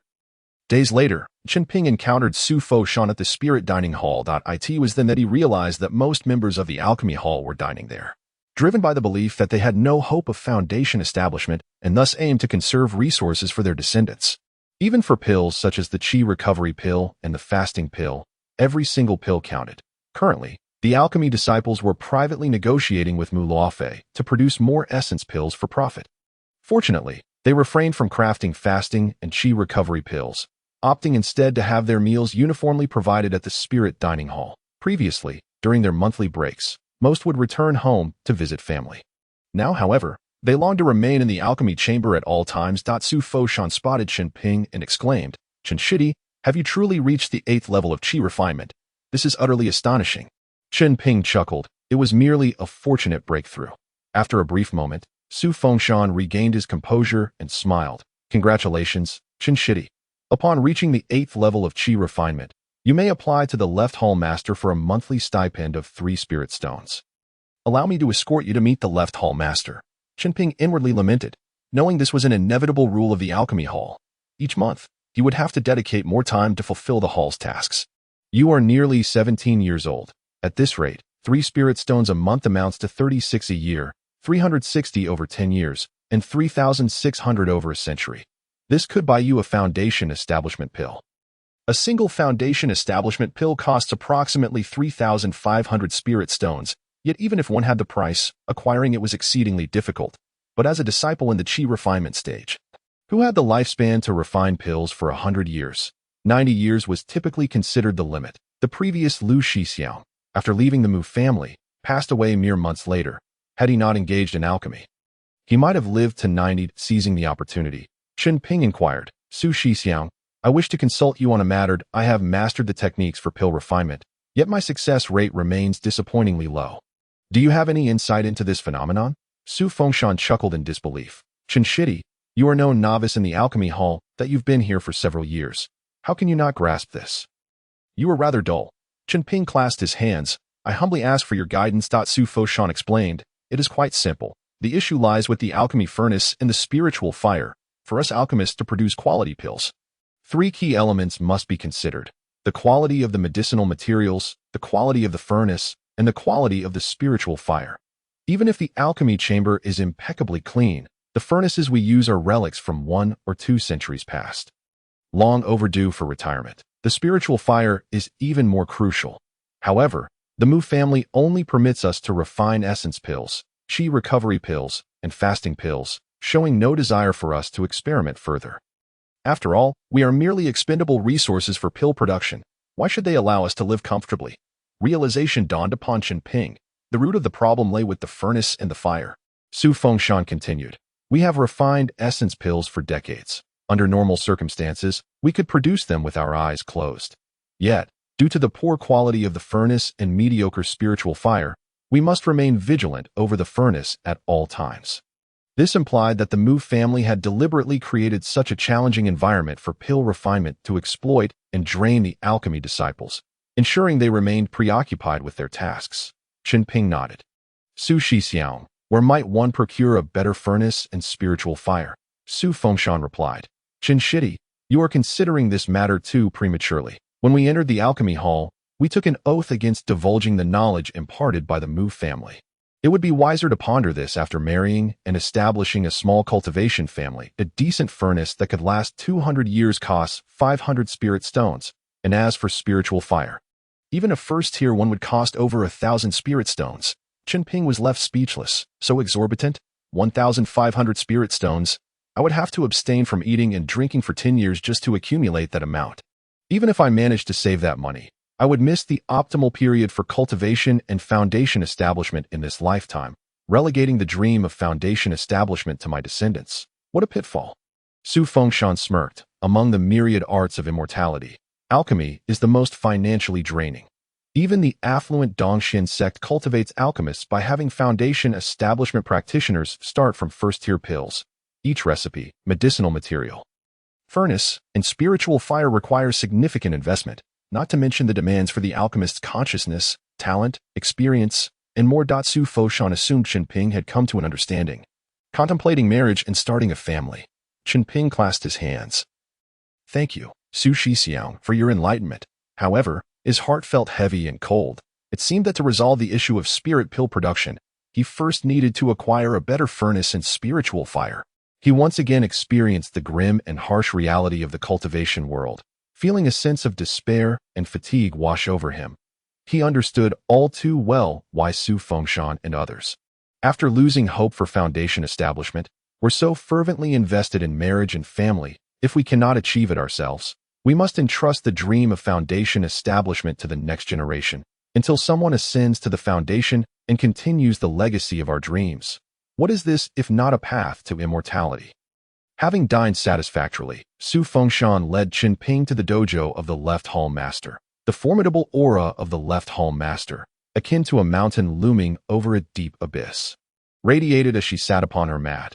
Observing Chen Ping with a gentle chuckle, "You've reached the 8th level of chi refinement? Very good, very good. From now on, you shall refine 40 batches of pills, with a monthly stipend of 3 spirit stones." Chen Ping feigned excitement. Thank you, Hall Master. A mere additional stone in his monthly stipend, yet the workload would double. How ironic that he must express gratitude. The Left Hall Master possessed both beauty and an alluring figure, yet none dared to gaze upon her with disrespectful eyes. Chen Ping and the others could only bow their heads, eyes fixed on the ground. The Left Hall Master regarded Chen Ping with a meaningful glance. Do you have any regrets about the decision you made years ago? Had you agreed to become a son-in-law of the Mu family, you might have had the chance to aspire to foundation establishment. However, it is too late to change your mind now. One misstep leads to a cascade of errors. You may leave. Years prior, the Left Hall Master had intended to matchmake Chen Ping with a daughter of the Mu family, but he had declined. She believed that now, upon reaching the 8th level of chi refinement, he should recognize the importance of resources and the significance of relying on the Mu family's influence. Yet, regrets offered no remedy. Yes, Hall Master. I take my leave, Chen Ping responded. Departing alongside Su Fengshan. As Chen Ping exited the alchemy hall and returned to his dojo, his thoughts were tumultuous, making sleep elusive. Was his path to immortality destined to end here? He clutched the bloodline orb, his consciousness entering the Hall of Inheritance. His astonishment. The hall had undergone profound changes. What? The once foggy hall now has vast areas where the mist has dissipated. He had not entered the Hall of Inheritance for quite some time. Did the mist recede in accordance with the enhancement of his cultivation? Where there was mist, he could not discern what lay upon the walls. The hall had 3 walls in total. On the right wall were various first-tier pill recipes and refining techniques. The wall directly ahead bore the records of the great purple immortal pill scripture. At this moment, a portion of that wall was also unveiled, revealing only 2 murals. One was a pill furnace, and the other was a cluster of spiritual fire. Chen Ping's expression shifted in astonishment. This was. He hurriedly advanced, whereupon he noticed that the 2 murals bore several lines of text. First tier, high-grade pill furnace. Qingwan furnace. Gather Qinggang's spiritual soil and Yaowan bone gold to unlock this furnace. First tier, high-grade spiritual fire. Qinglian Wuging fire. Gather 100-year-old Qinglian root and Wuging spiritual water to unlock this extraordinary flame. Chen Ping's body trembled suddenly, his expression agitated, as an indescribable surge of excitement welled up within him. The path to immortality. It has not yet been severed. I am deeply grateful for the inheritance left by my ancestors. The legacy of my forebears is indeed comprehensive. Did they foresee the challenges faced by foundational cultivators and deliberately prepare for them? Once I unlock this Qingwan furnace and Qinglian Wuging fire, my success rate for refining spiritual consciousness pills will rise, no longer limited to producing merely 1 furnace every month. At that time, my cultivation resources will catch up. Chen Ping was overwhelmed with excitement. The inheritance left by his ancestors would save him at least 10 to 20 years of resource accumulation, ensuring he would not miss the prime time for cultivation. He took a deep breath and exited the Hall of Inheritance. How to gather these 4 materials? Chen Ping lay on his bed, beginning to ponder. He had no background in the immortal cultivation realm. No support, and was impoverished. He had no means to inquire about the whereabouts of these 4 materials. To collect them, he could only seek help from others. Su Fo Shun was out of the question. His own connections were limited. Otherwise, having spent decades in the pill hall, he would not have had to wait for Chen Ping to introduce Mu Luofei to him. Mu Luofei. A few days later, Chen Ping arrived at the Hall of Servants. Mu Luofei stood behind the counter, meticulously handling tasks for the Mu family disciples. She was poised and graceful, processing matters with unhurried precision. Chen Ping stood in line, patiently waiting behind others for an hour or 2 until it was his turn. Luofei, senior sister, Chen Ping greeted with cupped hands. Mu Luofei looked at Chen Ping with mild surprise, smilingly asking, "What brings junior brother Chen here today?" Chen Ping forced a smile.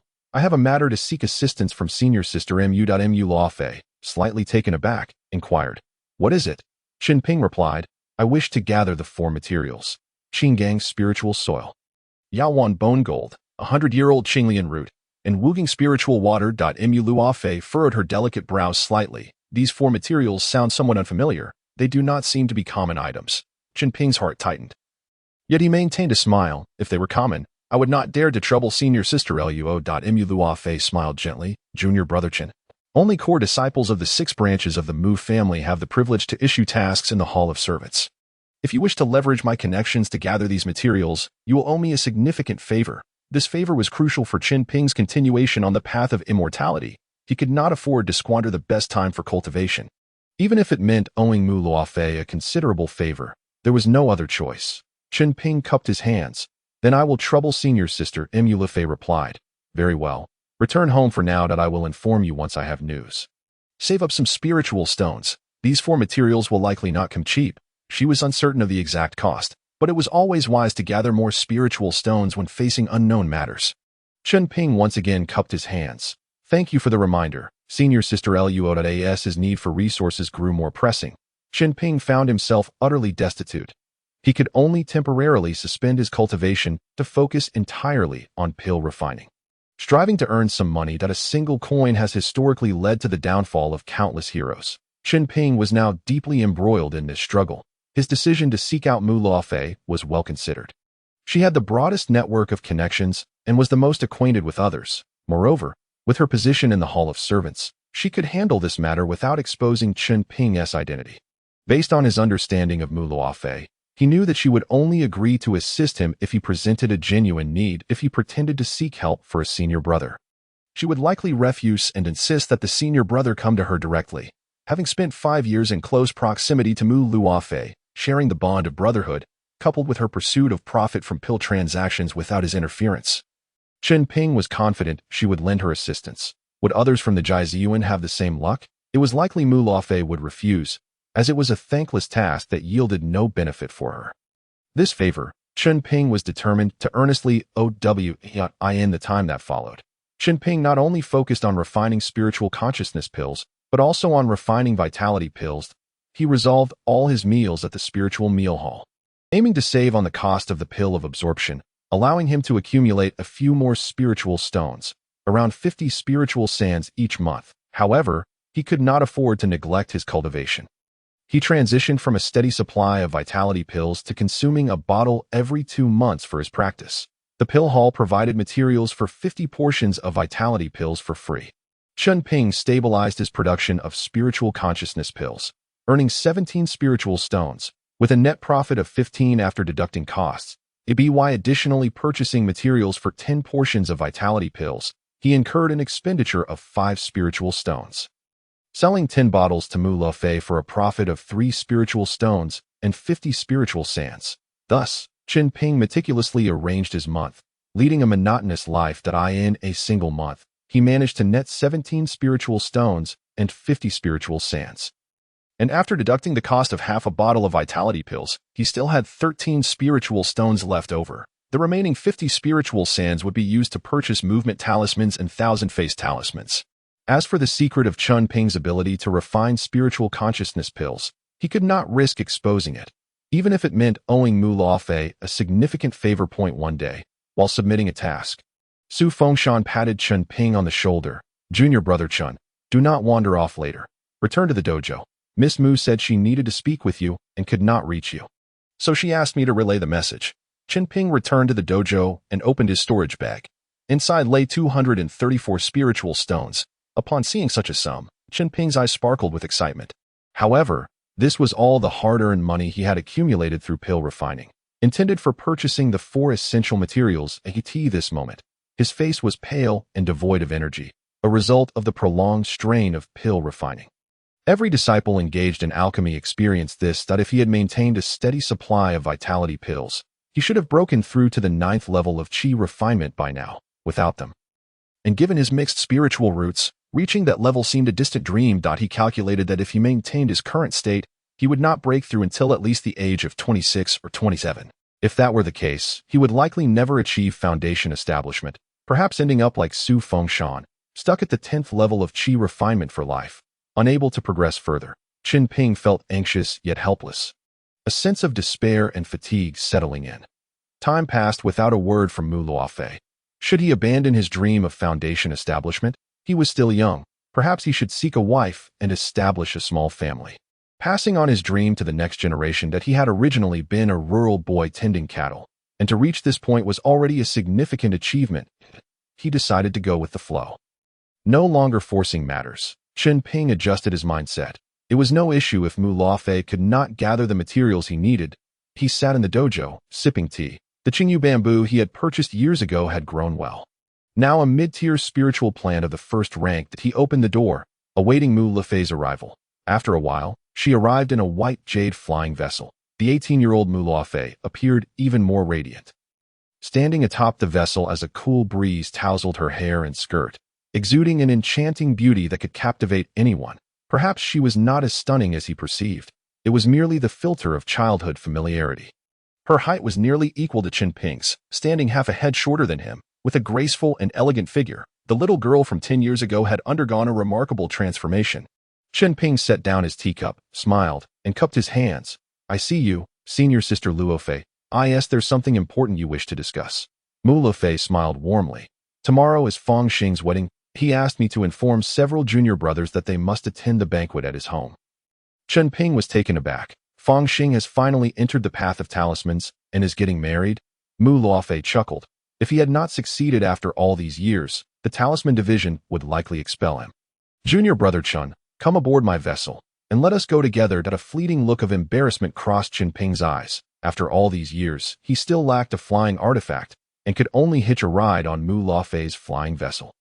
The flicker of discontent that had just been extinguished seemed to reignite, ultimately transforming into a sigh of resignation. "Then I shall trouble you, senior sister," Chen Ping said with a smile as he boarded the ship. In the past, he would have shunned such social obligations. However, Feng Xing was, after all, a celestial seed from the Jiazi Academy.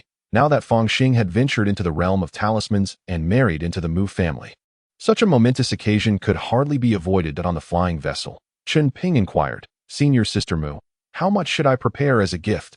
Mu Luofei replied, "The Feng family, to which Feng Xing belongs, produced a foundational cultivator several centuries ago, so they cannot be considered a minor family in this generation.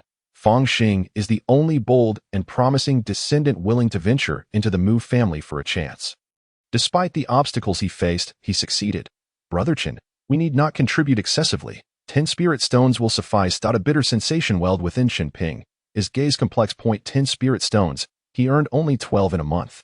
This would nearly consume his entire monthly profit. However, he quickly reassured himself that when it came time for his own marriage, he would receive a similar amount in return. With this thought, it hardly seemed a loss.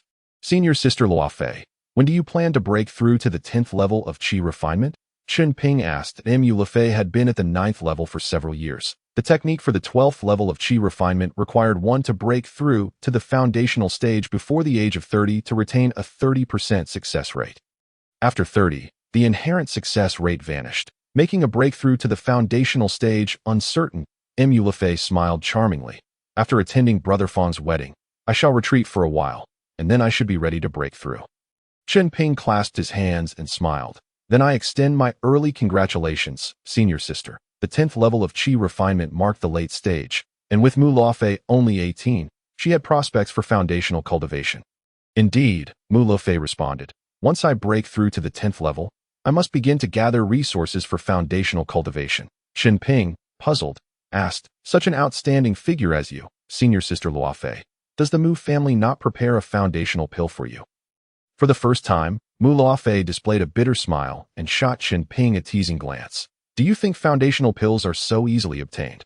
Although a single foundational pill costs 3,500 spirit stones, they are monopolized by the 4 major sections. Our Mu family, with the presence of a golden core ancestor, can only acquire foundational pills from the Dongxian sect, and even then, only 60 pills every decade. From the moment of birth, the distribution of foundational pills within the Mu family has already been determined. However, aside from foundational pills, there are other resources for foundational cultivation. Nevertheless, foundational pills are the finest, ensuring survival even in the event of a failed breakthrough. With a 30% success rate, the golden core ancestor, living for 400 years, truly embodies the essence of an immortal, Chen Ping mused. As the flying vessel continued its journey, the time of arrival at the Feng family remained uncertain. Night fell, and Mu Luofei, feeling weary, reclined within the small cabin of the vessel. "Brother Chen, come lie down and rest with me." The small cabin could barely accommodate 2 people. Chen Ping felt a ripple of emotions surge within him and shook his head. "Senior sister Luofei, you rest." Mu Luofei did not press him. Instead, she retrieved a blanket from her storage bag, covered herself, and fell asleep in her clothes. With such a captivating and enchanting girl sleeping before him, Chen Ping found his thoughts unsettled and ultimately forced himself to sit in meditation. Mu Luofei merely closed her eyes, pretending to doze. Throughout the night, neither of them rested well. However, by midnight, Chen Ping, maintaining his meditative posture, fell asleep, utterly exhausted from his recent alchemical endeavors. When he opened his eyes, he found Mu Luofei draping the blanket over him, the very one she had covered herself with the night before. He could distinctly smell the lingering fragrance of her essence, a delicate aroma unique to young maidens, refreshing and unforgettable. A peculiar sensation stirred within Chen Ping, and his eyes widened. "Senior sister Luofei, oh, Brother Chen is awake. Let us share some spirit food. We shall soon arrive at the Feng family," Mu Luofei replied, pulling out spirit fruits and spirit water from her storage bag. After another hour of flight, dawn broke, and they finally arrived at the Feng family estate. In the sky, streams of light darted about, with numerous flying artifacts. The majority were clad in the attire of the Mu family, while others belonged to nearby clans. Mu Luofei piloted the white jade vessel to the ground and, after disembarking with Chen Ping, reduced the vessel to a jade hairpin that flew back to her hair, nestling within her dark tresses. Walking ahead of Chen Ping, Mu Lufei intentionally slowed her pace as they approached the entrance of the Fong family. There, Fong Xing and the bride were welcoming guests. Chen Ping smiled, offering 10 spirit stones. Congratulations, Brother Fong. Fong Xing's face radiated with a brilliant smile, suppressed joy breaking through. Brother Chun, please, come inside and take a seat. Mu Lufei also presented 10 spirit stones to the bride, her expression warm. Cousin, congratulations on your marriage. Luofei, you've come. Please come in. The bride greeted with a smile. Chen Ping and Mu Luofei entered the Fong family. Finding themselves in a grand palace filled with an abundance of guests, they were seated at a prominent table where Luo Chongji, Lin Feixian, and Han Tongbao were already present, though they had yet to spot Li Ernie U.It had been nearly 2 years since they last met, and they had all undergone significant changes, the most notable being the near disappearance of their previous vigor. Each bore varying degrees of fatigue, yet upon seeing familiar faces, genuine smiles blossomed. Senior Sister Mu, Brother Chun, all the individuals from the Jiazi Academy were arranged at the same table, which was quite pleasant. Remarkably, over the past 2 years, Luo Chongji, Lin Feixian, and Han Tongbao had all achieved the 8th level of qi refinement, catching up to Chen Ping. Luo Chongji, wearing a confident smile, turned to Chen Ping and said, Brother Chen, when will you break through to the 9th level of qi refinement? If you don't step up your efforts, be wary of being surpassed by me. Chen Ping chuckled heartily, responding nonchalantly. Luo Shidi, let us see if you can break through to the 9th level first. He was well aware of the resources required for the leap from the 8th to the 9th level of qi refinement. It was no easy feat. Had it been otherwise, he would not have held such a lead over them initially. This only served to deepen his understanding of the disparity in resources between himself and Mu Lufei. His humble origins as a rural youth, without support or resources to compete, weighed heavily on him. However, Chen Ping's prolonged stay at the 8th level of qi refinement also contributed to his current predicament. At that moment, Mu Lufei spoke with a gentle smile. Luo Shidi, Lin Shidi, Han Shidi. While borrowing spirit stones in the market is beneficial, it is an even more profound abyss than the Mu family's situation. Exercise caution. Chen Ping was taken aback. Borrowing spirit stones in the market. Understanding Chen Ping's deep immersion in alchemy, Mu Luofei explained, indeed, borrowing spirit stones in the market allows those from cultivating families, such as the 3 of them, to leverage their credibility and acquire substantial resources for cultivation. The goal is to reach the 10th level of qi refinement, thereby providing justification for seeking foundational cultivation opportunities in the disciplinary hall to earn more spirit stones. This approach facilitates the acquisition of various skills and, when combined with tasks from the disciplinary hall, significantly boosts income. However, it also means sacrificing the path of marriage and family, fully dedicating resources towards personal breakthroughs. Chen Ping's eyes widened in astonishment. Such practices existed in the cultivation world. No wonder these individuals had rapidly closed the gap in resources and experienced explosive growth in their cultivation levels. Coming from a rural background, he was oblivious to such matters, let alone any borrowing channels. No one would lend to him. Luo Chongji, Lin Feixian, and Han Tongbao shared awkward smiles. Lin Feixian sighed. Senior Sister Mu, we have no other options. Luo Chongji added, we must first reach the 10th level of qi refinement. Only then will foundational cultivation still hold hope. Han Tongbao turned to Chen Ping. Brother Chun, it has been 2 years, and you remain at the 8th level of qi refinement. I admire your resolve. Chen Ping felt a deep bitterness within, clearly unaware of the matter at hand, yet he forced a laugh to brush it off. Even if he had known, he would have steered clear of the topic of borrowing, for as Mu Luofei had said, it was a bottomless pit, already facing the oppression from the Mu family. To add debt to the mix would render one's life exceedingly arduous. The alchemy hall had not seen anyone break through to the foundation establishment stage for nearly 200 years. And this news had not spread within the hall. At that moment, 2 figures entered the grand hall, a man and a woman. The man appeared to be in his 60s or 70s, clad in a gray robe, exuding an imposing aura. He held a voluptuous, mature figure in his embrace. The woman, in her 20s or 30s, possessing an alluring and seductive demeanor, her cheeks flushed as she nestled against the old man. It was Madame Huadai. Chen Ping was taken aback to think that Madame Huadai, the object of his youthful infatuation, was present. She had once hinted at enticing him, and the innocent Chen Ping had dreamt of her on several occasions. What could the relationship between Madame Huadai and the old man be? Given her flushed countenance and seductive posture, it was evident their bond was not one of a legitimate wife or partner. nor that of a servant. After all, she was a scion of the Mu family. It was astonishing to Chen Ping that the infinitely charming and mysteriously alluring Madame Huadai would behave in such a manner towards an elderly man. This sight compelled Chen Ping to sigh. When Madame Huadai's gaze met Chen Ping's, her rosy complexion immediately faded to a paler hue. Yet, she soon regained her composure, smiled brightly, and settled into the foremost row of tables beside the old man. Luo Chongji expressed his astonishment, remarking on the alluring young woman clad in Mu family attire, questioning their identities. Lin Feixian whispered, "That is the newly appointed guest elder of our formation division. So he is a foundation establishment elder.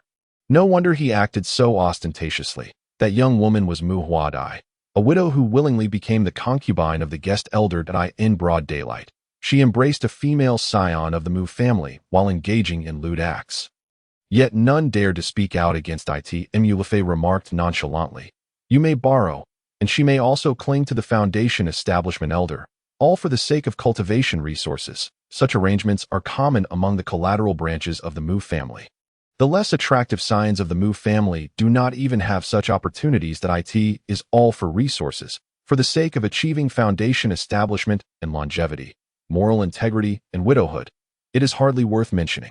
Foundation establishment. Chen Ping clenched his fists, the flames of unyielding desire igniting within him. He refused to remain stagnant at the 8th layer of qi refinement, unwilling to sever his path to foundation establishment.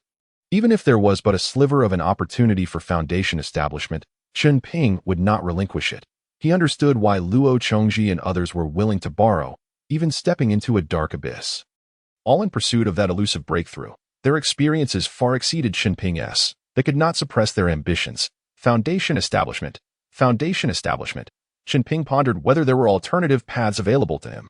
Suddenly, the crowd erupted in excitement. 2 Golden Core ancestors had descended. What a grand occasion for the Feng family. Moments later, the 2 Golden Core cultivators from the eastern Xian sect arrived, and the atmosphere was both electrifying and stiflingly tense. These were Golden Core cultivators. Many qi refinement practitioners might never encounter even one in their lifetimes. Yet here were 2. Everyone gazed in awe at their celestial visages. Mu Luofei exclaimed, "It is ancestor Chengxian." Mu Chengxian, the Golden Core ancestor of the Mu family. But who was the other Golden Core ancestor? A moment later, several individuals widened their eyes in disbelief. Their pupils trembled with astonishment. The other Golden Core ancestor was followed by a young man, the very Li Erniu, the prodigy of the Jiazi Academy. He was actually the descendant of a Golden Core ancestor. The 2 Golden Core ancestors took their seats, while Li Erniu, wearing a smile, joined Chen Ping and the others at their table. Feng Xing, Luo Chongji, Lin Feixian, and Han Tongbao hurriedly greeted him. Senior Brotherly, you have deceived us so well, being a descendant of a Golden Core ancestor." Li Erniu's presence overshadowed Feng Xing. The groom Li Erniu, unfazed, responded with warmth as always, "Please, everyone, sit. I only discovered my grandfather's identity a few days ago for the truth of it. Whatever he says is accepted. No one would dare question it."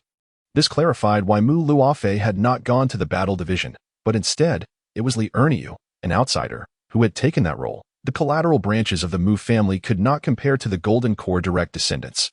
Chen Ping observed Mu Luofei's reaction. She seemed calm, as if she had known of Li Erniu's identity all along. It seemed that when Li Erniu had wished to marry Mu Luofei, he had inadvertently revealed his identity, yet Mu Luofei had still declined, resulting in his assignment to the affairs hall.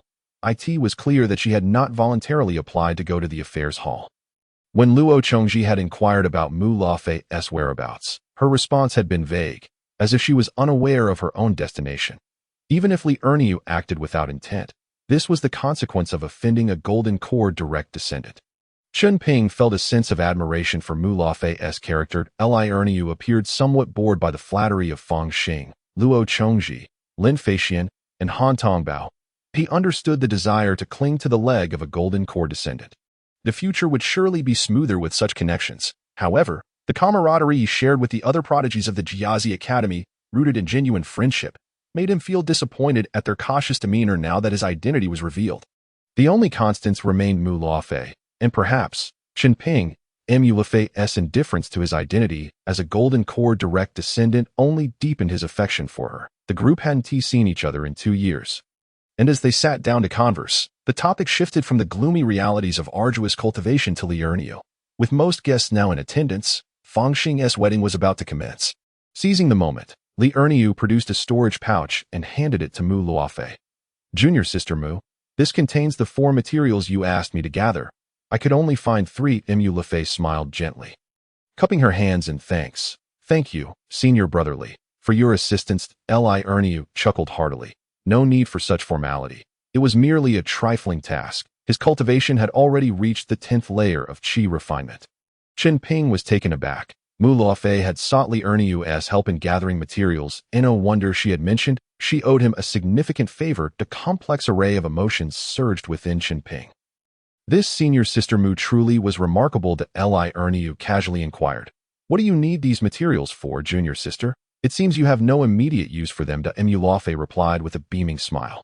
"It is indeed useful. I will remember this favor, senior brother. As for the remaining material, I will seek other avenues to procure it." Chen Ping felt a sudden tightness in his chest. It seemed Mu Luofei intended to keep her assistance a secret from Liurnio. Not wanting him to know she was helping him gather materials, Liurnio nodded, then turned his gaze to Chen Ping. "Junior brother Chen, how have you been lately?" Chen Ping forced a smile. "Like my other brothers. Not well. Completing tasks each month leaves me utterly exhausted." Liurnio, pleased yet disappointed by Chen Ping's unchanging demeanor towards him, said, "Hang in there. Once you reach the 10th layer of qi refinement, things will improve significantly." With 2 Golden Core ancestors present, the gathering was tense, leaving the qi refinement practitioners feeling apprehensive throughout the wedding feast. Even the Foundation establishment cultivator, who had taken Madame Huadai as a companion, dared not overstep his bounds. After lunch, the 2 Golden Core ancestors departed, and the Mu family's ancestor briefly acknowledged their ties to the Feng family. The foundational ancestor of the Feng family had shared a close brotherly bond with the Mu family's Golden Core ancestor at the Eastern Xian sect. Centuries had passed. One had turned to dust while the other remained in Golden Core longevity. Once the 2 Golden Core ancestors left, the guests began to disperse. Luo Chongji, Lin Feixian, and Han Tongbao had all acquired flying magical artifacts with the support of their families. As they took to the skies, Mu Luofei, composed and gentle, spoke, "Junior brother Chen, it is time for us to return to the Mu family." With a subtle movement of his fingers, he summoned forth the white jade flying boat. Alongside Chen Ping, returning to the Mu family. Aboard the boat, Mu Luofei opened her storage pouch and presented 3 materials to Chen Ping. These included the coveted Qinggang spirit soil, Yao Wanbone gold, and rootless spirit water, with only the century-old Qinglian root missing. Young master, there is still more to this chapter. Please turn to the next page to continue reading, as the subsequent events are even more thrilling. Nevertheless, this was sufficient to unlock the Qingwan furnace. Chen Ping felt a surge of excitement. "Thank you, Sister Luofei." Emulafei replied. "There remains one final material. I will inquire about its whereabouts, and should I find any clues, I shall inform you." Chen Ping nodded, recognizing the magnitude of her kindness. He resolved to deepen his collaboration with Mu Luofei, allowing her to earn a greater profit in return for this favor. "Sister Luofei, how many spirit stones should I offer you for these 3 materials?" Mu Luofei smiled gently. "Liurnio did not ask me for payment, so naturally, I shall not ask you for any either. These 3 materials were procured through his efforts, and since he is not charging, you, brother Chen, can save a considerable sum." Chen Ping felt somewhat guilty and handed her 100 spirit stones. "Sister Luofei, please accept this. It is likely that discovering the final material's location will require a considerable expense. 100 spirit stones is no trifling amount for any qi refining cultivator." Emulafei was taken aback by Chen Ping's ability to produce such a sum. But she soon accepted the spirit stones with a beaming smile. "Very well. I shall hasten my inquiries." It had nearly been 2 years, and yet Chen Ping still had not resolved his matters, leading her cheeks to flush and her ears to warm in embarrassment as she received the generous contribution. Departing at noon, they returned to the Mu family by evening. Emulafei, rather fatigued, looked at Chen Ping with a smile. "Brother Chen, might I rest at your abode for the night?" The long day of piloting the white jade flying boat had taken its toll on her. Chen Ping was momentarily taken aback before responding. Certainly, the moonlight was radiant, Chen Ping sat cross-legged beneath the eaves, unable to quell the tumultuous emotions that arose at the thought of a stunning young lady resting upon his bed. With a soft sigh, he rose and left his sanctuary, making his way to the alchemy hall's refining chamber. Upon hearing the sound of Chen Ping's departure, Mu Luofei's feigned slumber ended, and she drifted off into true sleep. Chen Ping entered the refining chamber, took up a small orb, and stepped into the hall of inheritance. He placed the 3 materials within the ornate wall pattern. The Qingyuan furnace was unsealed. Chen Ping gazed at the palm-sized alchemical furnace. Bewildered, how can I refine pills with something so diminutive? As he voiced his thoughts, the furnace shrank even further. Chen Ping's eyelids twitched. Small? Even smaller? The Qingyuan furnace had become so tiny it could serve as a pendant. Easily worn at his waist, that a smile graced his face. How convenient. The ancestors truly considered everything. The furnace's ability to change size was quite comfortable. Chen Ping manipulated the furnace to enlarge it, placing it atop the earth-veined spirit fire. Taking a deep breath, he thought to himself, let us see if I can increase the yield of the spirit recognition pills. He still had materials for 3 batches of spirit recognition pills. 2 hours passed, and on his first attempt, he failed. Chen Ping furrowed his brow, his expression darkening. The furnace is excellent, yet the spirit fire is inadequate. It cannot reach the necessary temperature for refinement. He resolved to try a more rudimentary method. After cleaning the Qingyuan furnace, Chen Ping began anew, maximizing the earth-veined spirit fire, heating the furnace, adding the spirit water, and finally introducing the materials. 3 hours later, he faced another failure. The materials had turned to ashes. Undeterred, he focused on the Qingyuan furnace. What is this? A medicinal catalyst. Chen Ping discovered that the lid of the Qingyuan furnace had collected some essence of spirit recognition pill liquid. His spirits lifted. If I can accumulate enough of this essence, it could serve as a catalyst for successfully refining a batch of spirit recognition pills. He pondered how many batches of materials it would take to gather enough essence for a single batch.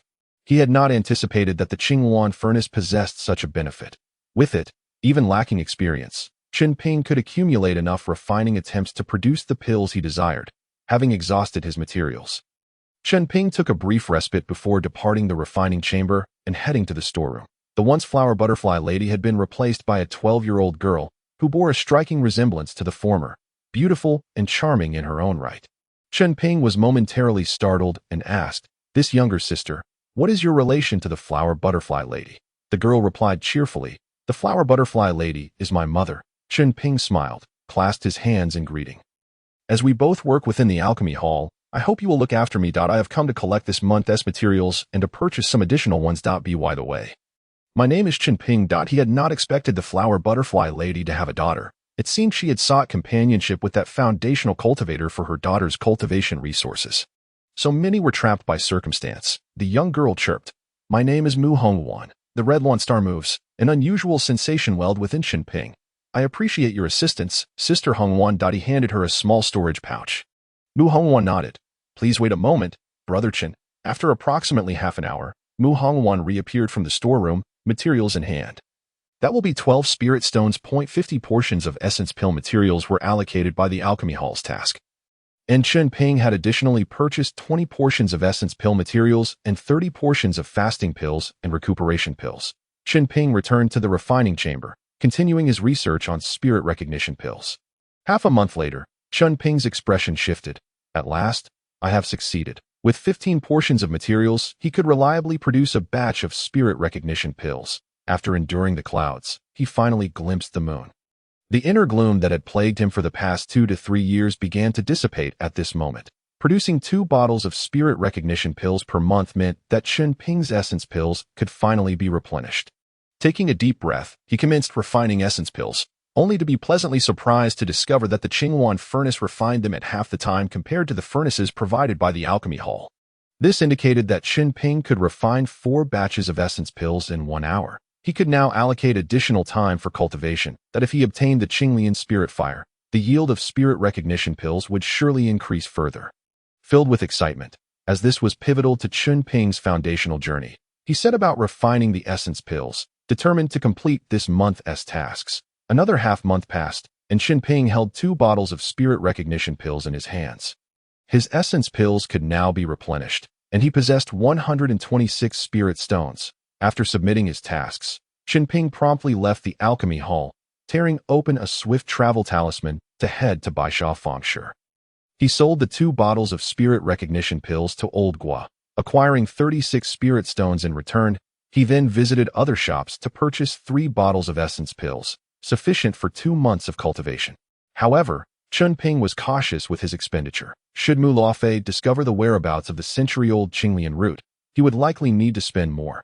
Yet now, with the capacity to produce 2 bottles of spirit recognition pills each month, Chen Ping could address his pressing needs, namely, acquiring a flying artifact. Approaching 20 years of age, the time constraint for establishing his foundation grew more pressing, as each round trip to Baisha Fengshe consumed 6 hours. With a flying artifact, he could have that time to 3 hours, reclaiming those precious hours for cultivation. Low-priced flying artifact. Fellow Taoist, are you in need of a flying artifact? Chen Ping nodded. How much for this gourd? The shopkeeper replied, Fellow Taoist, your discerning eye is commendable. This flying gourd was previously priced at 70 spirit stones, but now it is only 60 spirit stones. Chen Ping's interest was piqued. He had been monitoring the price of flying gourds. Why has it suddenly dropped by 10 spirit stones? The shopkeeper replied in a hushed tone, The Mu family of Qiuyue Lake has offended the Dongshen sect and must spend a large sum of spirit stones to appease them. Consequently, all their various celestial items are being sold at reduced prices in a desperate attempt to quickly recover spirit stones. We have no choice but to follow suit. The Mu family has a golden core ancestor. How could anything untoward happen with the Dongshen sect? It must be something of great magnitude. However, this matter has no relevance to a mere qi refinement cultivator like myself. Chen Ping produced 60 spirit stones and declared, I shall purchase this gourd. The shopkeeper responded, This gourd can fly 100 miles for just 10 spirit sands. It is economical and practical. Fellow cultivator, your discernment is commendable. Chen Ping infused the flying gourd with spiritual energy. Activating the internal array, the gourd expanded, and as Chen Ping stepped upon it, he soared into the sky. His heart brimmed with excitement. After 10 years of cultivation, he finally possessed his own means of aerial transportation. No longer would he have to rely on Mu Lafei's jade flying boat. With both parents alive, it felt far better to rely on his own capabilities. Chen Ping laughed heartily, returned to the Mu residence, entered the alchemy chamber, and consumed a vitality pill, beginning the process of refinement. It was time to elevate his cultivation. 4 months later, at the age of 20, in the alchemy chamber, Chen Ping sat cross-legged, attempting to break through to the 9th level of qi refinement. However, his situation was rather dire this moment. His eyes were tightly shut, brows furrowed, and his forehead glistened with cold sweat. His aptitude was too poor. At this juncture, he was on the verge of breaking through to the 9th level of qi refinement, but the bottleneck barred his progress. The dense spiritual energy within him continuously crashed against the barrier of the 9th level. Situated in his sea of consciousness, 7 days had passed since he began this assault on the 9th level. With Chen Ping's relentless efforts, the bottleneck was gradually eroded by the overwhelming spiritual energy. Boom! The spiritual energy surged like a tidal wave, breaking open the sea of consciousness, allowing external spiritual energy to flood into Chen Ping's body. An immense amount of spiritual energy coursed through his meridians and acupoints, ultimately returning to his dantian, transforming into a purple vortex. He had finally broken through to the 9th level of qi refinement. Chen Ping's complexion turned pale, devoid of blood. Nearly exhausted, he hastily popped a bigu pill and a recovery pill into his mouth. It took half a day for his condition to improve significantly. Chen Ping slowly opened his eyes, devoid of joy. If the bottleneck of the 9th level of qi refinement is this arduous, I can only imagine the difficulty of the bottleneck for the second transformation of spiritual energy. He realized he must also consume some spiritual awareness pills. His breakthrough this time was purely achieved through brute force, rather than a natural progression. It was only due to the power of the great purple immortal pill that he was able to purge the pill toxins from his body, enabling him to forcefully break through. Had it been anyone else, they would have succumbed to the backlash of pill toxins, resulting in a failed breakthrough and potentially succumbing to madness. However, if Chen Ping were to consume the spiritual awareness pills himself, his resources would once again diminish. After all, producing 2 bottles of spiritual awareness pills per month, the proceeds would barely cover his daily cultivation needs. It was likely that after reaching the 10th level of qi refinement, He would need to refine a vitality pill each day. A single vitality pill equated to a month of arduous cultivation. Refining one a day was beneficial for accelerating his cultivation, but correspondingly, his resource demands would increase once more. That a sense of bitterness crept into his heart. Back in the day, Tang Sheng, Su Fengshan, Zhou Dian's, and Luo Chongji had all advised him to become a son-in-law of the Mu family. The reasoning was twofold: fewer tasks and greater resources provided by the Mu family. To resolve this predicament, he must acquire the 100-year Qinglian root to unlock the rootless flame of Qinglian. Chen Ping's desire for foundation establishment burned fiercely. He aimed to maintain a steady supply of vitality pills and continue his cultivation, hoping to consume some spiritual awareness pills before reaching the 10th level of Qi refinement. Unlocking the rootless flame of Qinglian prior to reaching the 10th level would be ideal. Chen Ping had a vague glimpse of his path to foundation establishment. Once he entered the 10th level of Qi refinement, he would not only need to gather resources for daily cultivation but also seek out foundation establishment materials. As an alchemist, it would be best to collect ingredients for foundation establishment pills and concoct them himself. Chen Ping exited the alchemy chamber and proceeded to the dining hall for a meal. Su Fengshan, upon seeing Chen Ping, exclaimed, "Junior brother Chen, have you broken through to the 9th level of Qi refinement?" Congratulations, considering the timeline. Chen Ping had lingered at the 8th level for over 2 years. This breakthrough to the 9th level was rather unremarkable, falling within the norms. Chen Ping smiled and replied, "Thank you, senior brother." Su Fengshan remarked, "It seems it won't be long before you break through to the late stage of Qi refinement and push for foundation establishment. It has been 200 years since anyone this young reached the late stage of Qi refinement in the pill hall. After 30, the opportunity to strive for foundation establishment diminishes. Every Qi refinement cultivator living in the Mu family worked diligently in their youth for the chance to establish their foundation. However, the Mu family only produced 3 or 4 foundation establishments every 20 years. As for the pill hall, it had been around 300 years since any foundation establishment had occurred. Su Fengshan was not particularly optimistic about Chen Ping's future. In any case, his descendants would absolutely not be allowed into the pill hall. At the very least, they must go to the elders' hall. Chen Ping stated, "Senior brother Su, you flatter me.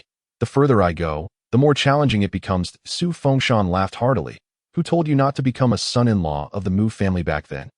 Otherwise, at this moment, as you reach the 9th level of Qi refinement, you could leave the pill hall and pursue foundation establishment." Chen Ping rubbed his nose and chuckled bitterly. "I simply wish to rely on my own efforts." "Is it wrong to strive independently without depending on others?" Su Fengshan merely patted Chen Ping's shoulder, giving him a meaningful glance. After all, Chen Ping had yet to experience setbacks after satisfying his hunger. Chen Ping returned to the alchemy chamber to continue his work. The act of refining pills repeatedly was quite monotonous, yet Chen Ping had long since grown accustomed to it. He also aimed to concoct more vitality pills to stockpile. Following his breakthrough to the 9th level of Qi refinement and the continual supply of vitality pills, it would likely take him 2 years to reach the 10th level. If he could refine a vitality pill each day, that time frame could be shortened to a year. Has the speed of refining spiritual awareness pills increased? Chen Ping noticed that after breaking through to the 9th level of Qi refinement, his speed in refining spiritual awareness pills had accelerated, and he was more meticulous in controlling the refining process of the spirit stones. What could be the reason for this? He could only inquire about this matter during mealtime with Su Fengshan. Su Fengshan smiled and replied, "This is perfectly normal. As our cultivation improves, our spiritual awareness strengthens, thus making the process of alchemy more seamless and efficient in terms of both speed and success rate. The reason the pills from Dongxian sect are of high quality is that they are all refined by foundation establishment cultivators. You will soon reach the late stage of Qi refinement, at which point you will be able to engage with spiritual awareness pills. To refine a spiritual awareness pill, at least a late-stage Qi refinement cultivator is required. Mid-stage Qi refinement cultivators lack sufficient spiritual awareness to refine it. Foundation establishment cultivators possess divine sense and greater power, ensuring a higher success rate for first-grade pills. Chen Ping was left speechless. He had long struggled with the low success rate of refining spiritual awareness pills, and it turned out to be linked to cultivation level and spiritual awareness. His ability to refine spiritual awareness pills was purely due to the alchemical techniques provided by his alchemical inheritance, which allowed him to bypass the limitations of spiritual awareness. Taking a deep breath, Chen Ping expressed, I appreciate your guidance. Senior brother XU.in that moment. Chen Ping adopted a more composed mindset, returning to the alchemy chamber.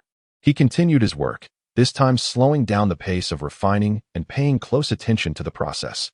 Lacking sufficient spiritual awareness, he could observe only a few details that had become imperative to enhance his spiritual awareness. But compared to raising his cultivation, it needed to be prioritized. With limited resources at hand, careful allocation was necessary. On the last day of the month, after completing his tasks, Mu Luofei came to visit. With a beaming smile, Mu Luofei announced, "Junior brother Chen, I have reached the 10th level of qi refinement." Chen Ping cupped his hands and smiled. "Congratulations, Sister Luofei." 1819. Mu Luofei had attained the 10th level of qi refinement. Making foundation establishment a tangible prospect, wouldn't Sister Luofei now be able to leave the Elders' Hall and take on some lucrative tasks? Mu Luofei shook her head gently. On the contrary, I must delve deeper into the Elders' Hall to gather more resources. Recently, the head of the Elders' Hall was replaced by the family head's legitimate daughter. Chen Ping was astonished. Such a prominent figure has come to lead the Elders' Hall. Shun Ti, she be in the War Department. Patiently waiting to establish her foundation and then ascend to Dongxin's sect, Mu Luofei lowered her voice and whispered in Chen Ping's ear. This legitimate daughter failed her foundation establishment attempt at the age of 20. Chen Ping was left dumbfounded. Attempting foundation establishment at 20? Is this the cultivation speed of the Mu family's direct lineage? Truly astonishing. Although it was a failure, being so young still left the possibility of a second attempt at foundation establishment. Chen Ping quickly added, "Will the Mu family provide a second foundation establishment pill?" Mu Luofei gently shook her head, revealing a smile. "No, I won't. At this moment." Chen Ping understood Mu Luofei's and that esteemed young lady's intentions.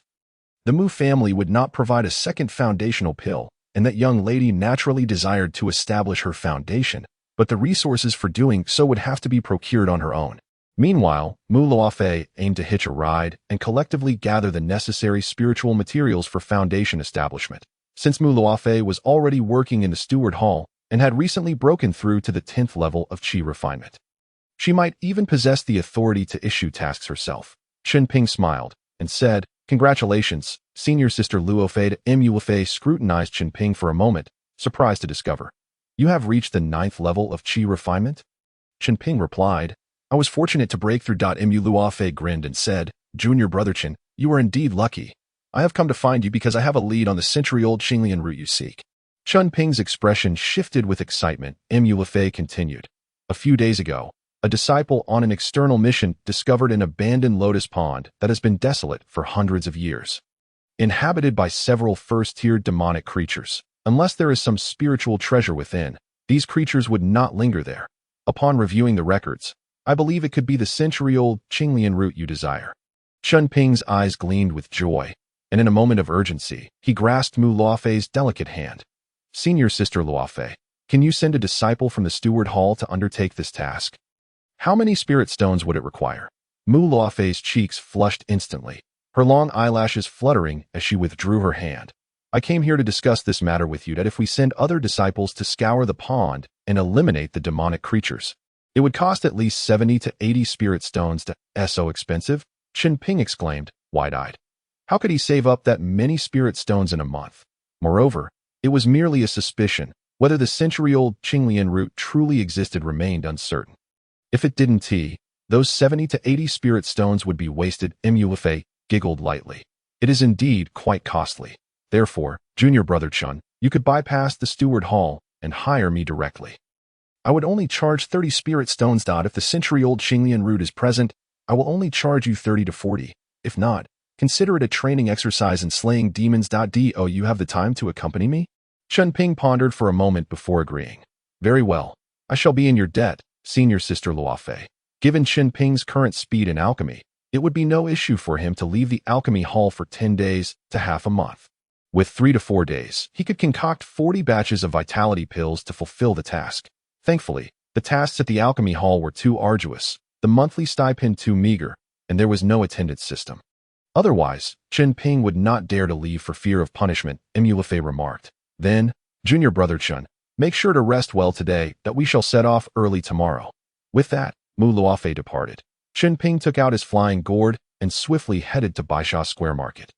As he prepared for the journey to confront demonic creatures, he realized he only knew the golden light technique, which had modest lethality. He needed to procure some good defensive items. He bought dozens of talismans such as wind blade talismans, ice spike talismans, and wooden shield talismans, along with several bottles of detoxification pills. Once the resource issue was resolved, he intended to learn a powerful sword technique to enhance his strength in order to gather the materials for the foundational pills. He must possess the ability to protect himself. Upon returning to the Mu family, Chen Ping took a brief rest for several hours. At dawn, Mu Luofei arrived in a white jade flying boat outside Chen Ping's training grounds. Seeing her white jade flying boat, Chen Ping set aside his flying gourd, which paled in comparison. Moreover, Mu Luofei's vessel was much faster. Boarding her white jade flying boat, Chen Ping inquired, "Senior Sister Luofei, how far is that abandoned pond?" Mu Luofei replied, "It lies outside the territory of Dongshin sect, approximately 2,000 miles away." Chen Ping furrowed his brow. 2,000 miles? That's manageable. With your boat, we can arrive today. Indeed, Mu Luofei said with a smile. At our level of cultivation, it is time for us to venture out, hone our combat skills, and temper our minds.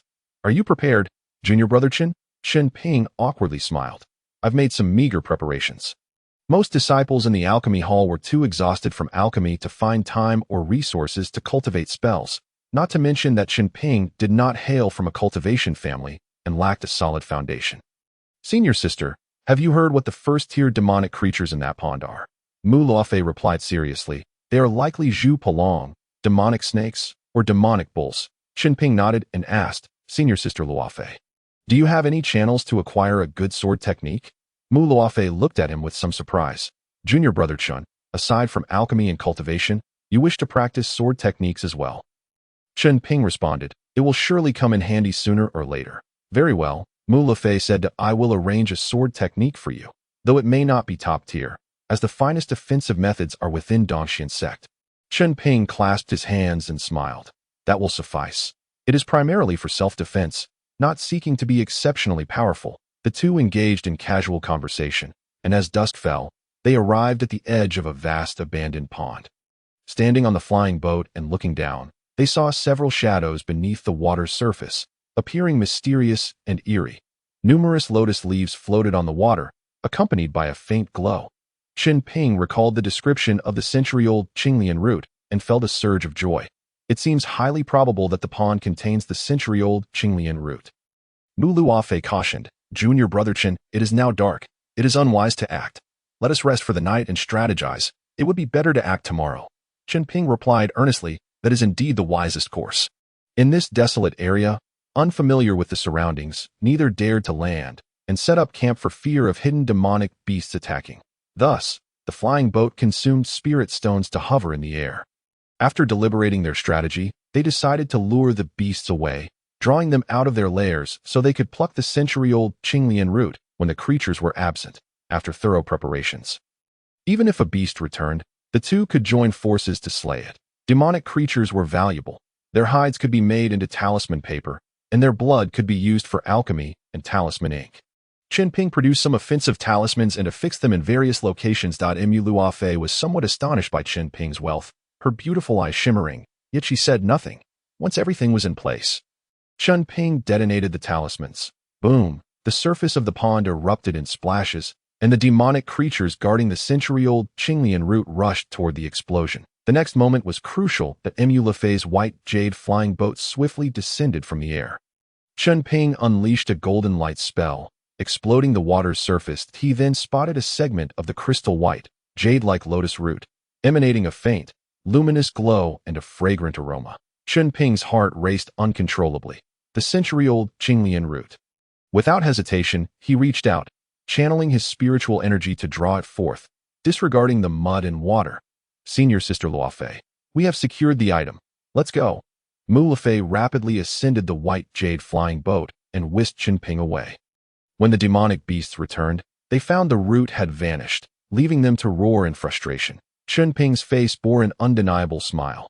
At last, the century-old Qinglian root is within our grasp. This was the first time in 11 years of acquaintance that Mu Luofei had witnessed such a broad smile from Chen Ping. She inquired with curiosity, Junior brother Chen, while the century-old Qinglian root is rare, it is not particularly precious. How is it of great use to you? Truly, its value was immense. Whether Chen Ping could continue on the path of immortality hinged upon the century-old Qinglian root. However, the truth was not something Mu Luofei could know. Chen Ping smiled and replied, "It holds great significance for one of my senior brothers." Perceiving Chen Ping's evasiveness, Mu Luofei felt a twinge of displeasure. On the flying boat, she retrieved 60 spirit stones and returned them to Chen Ping. "Junior brother Chen, you previously gave me 100 spirit stones. Now that the matter is resolved, I will return the excess to you." Chen Ping declined the money with a smile. "Senior sister Luofei, please keep it. You have gone to great lengths for my sake. This sum is but a token of my appreciation." Mu Luofei's mood softened slightly. "Are you certain?" "Junior brother Chen, 60 spirit stones is not a trivial amount," Chen Ping assured her. "Compared to the immense favor I owe you, this is nothing. He is a frugal individual, yet he understands that human connections hold greater significance." In her quest to assist him in gathering materials, Mu Luofei sought the help of Liu, a task that was not easy for the proud Mu Luofei. Her mood shifted from anger to delight, her bright eyes sparkling with charm. "Then I shall accept it." Chen Ping remained oblivious to the fact that he had danced around the gates of death. He never intended to reclaim the remaining dozens of spirit stones. By the time they returned to the Mu family, night had fallen, and the 2 days of respite this month had been entirely consumed. Much like last time, Mu Luofei piloted the white jade flying boat for 2 days. Utterly exhausted, she remarked, "Chen Shidi, I am utterly fatigued. I shall rest at your dojo tonight." Chen Ping nodded. "Sister Luofei, please make yourself at home." Upon entering Chen Ping's dojo, Mu Luofei headed straight for the hot spring pool in the backyard. Among the entire Mu family, only the disciples of the Dan Medicine Hall had access to a hot spring pool. Hearing the sound of Mu Luofei entering the water, Chen Ping felt a wave of emotions stirring within him. Rendering him restless, he could only close the door and leave. Heading towards the alchemy room in the hot spring, Mu Luofei, upon hearing Chen Ping's departure, finally removed her shoes and socks to enter the pool. In the alchemy room, Chen Ping retrieved a century-old blue lotus root from his storage bag before entering the Hall of Inheritance. He placed the blue lotus root upon the mural on the wall. Subsequently, Chen Ping's Qingyuan furnace trembled, and a ball of blue lotus flame flew from the wall into the furnace. Chen Ping was astounded. "Is this a legacy left by my ancestor? Can the strange fire actually enter the alchemy furnace? Does this mean I won't necessarily have to rely on the Mu family's earth-vein spirit fire for alchemy in the future?" His exposure to the world of cultivation was indeed limited. He was unaware that spirit fires possessed such capabilities. Even after reaching the 10th layer of qi refinement, he could seek foundation-building materials and practice alchemy anytime, anywhere, without being confined to the Mu family's alchemy room. Chen Ping took a deep breath. "Next, I should test the effects of the Qingyuan furnace with the blue lotus root flame." First, he went to Mu Hongwan to procure several portions of medicinal materials. Then returned to the alchemy room to begin his research. Should he employ the clumsy method taught by senior brother Su, or utilize the approach left by his ancestor? After some contemplation, he ultimately chose his ancestor's method. He unfolded the Qingyuan furnace, placed in the medicinal materials, and activated the blue lotus root flame. An hour later, Chen Ping's expression turned grim. "Failed. I couldn't control the blue lotus root flame properly. The Mu family's earth vein spirit fire is too weak, while the blue lotus root flame is excessively strong. A moment's inattention turned the medicinal materials in the furnace to ashes. His spiritual awareness was too weak. He needed to enhance it." Chen Ping felt a pang of disappointment. Having finally unlocked the blue lotus root flame, if he could not utilize it to increase the yield of spirit awareness pills, it would be a disaster. "I must consume a spirit awareness pill." Nevertheless, Chen Ping did not lose heart and continued to experiment with the blue lotus root flame. 7 days later, he gazed at a furnace of spirit awareness pills within the Qingyuan furnace. A smile spreading across his face. Finally succeeded. "My spiritual awareness is too weak. The method left by my ancestor cannot be utilized for now. However, the clumsy method imparted by senior brother Su is indeed effective." With one furnace yielding spirit awareness pills every 7 days, he could produce 4 furnaces in a month. The pressing need for resources had finally been resolved. This rudimentary method also allowed Chen Ping to free up time. Adding spirit water to the Qingyuan furnace and minimizing the blue lotus root flame's intensity. After the Qingyuan furnace operated for 7 days and nights, it would yield a furnace of spirit awareness pills on its own. The blue lotus root flame would autonomously absorb the spiritual energy from the heavens and earth to replenish its strength. This freed-up time could be devoted to cultivation, eliminating the need to waste the spiritual energy from essence pills. Besides secluding himself for cultivation, Chen Ping also had time to use the Mu family's alchemy furnace to refine essence pills. Fulfilling his monthly task of producing 40 furnaces at last, he had unraveled his own mental knot. Yet, his subpar aptitude left him pondering whether he could reach the 15th layer of qi refinement before turning 40. A monumental uncertainty remained what one can, and leave the rest to fate. The allocation of the 4 furnaces of spirit awareness pills each month also required re-evaluation. 2 bottles of essence pills were indispensable each month, and after breaking through to the 10th layer of qi refinement, he might need to consume 3 bottles monthly. 4 bottles of spirit awareness pills monthly could allow him to sell 3, keeping 1 for himself, thus saving a portion of spirit stones. Chen Ping resolved, it is time to try 1 spirit awareness pill and test its effects. He had refined spirit awareness pills for several years, yet he had never consumed one himself. Taking a fresh spirit awareness pill from the furnace, he opened his mouth and swallowed it, beginning the refining process. It was cool and refreshing, and Chen Ping felt his mind become clear, alleviating much of the fatigue from alchemy. This surprised him. The spirit awareness pill even has a foundational effect, after all. The medicinal materials within include components of essence pills and hunger-reducing pills. The refining of the spirit awareness pill progressed swiftly, in roughly the time it takes to brew a cup of tea.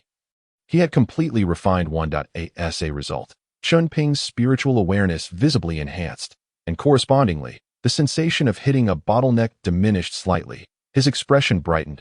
The effect is truly remarkable. No wonder it is favored by cultivators in the later stages of qi refinement.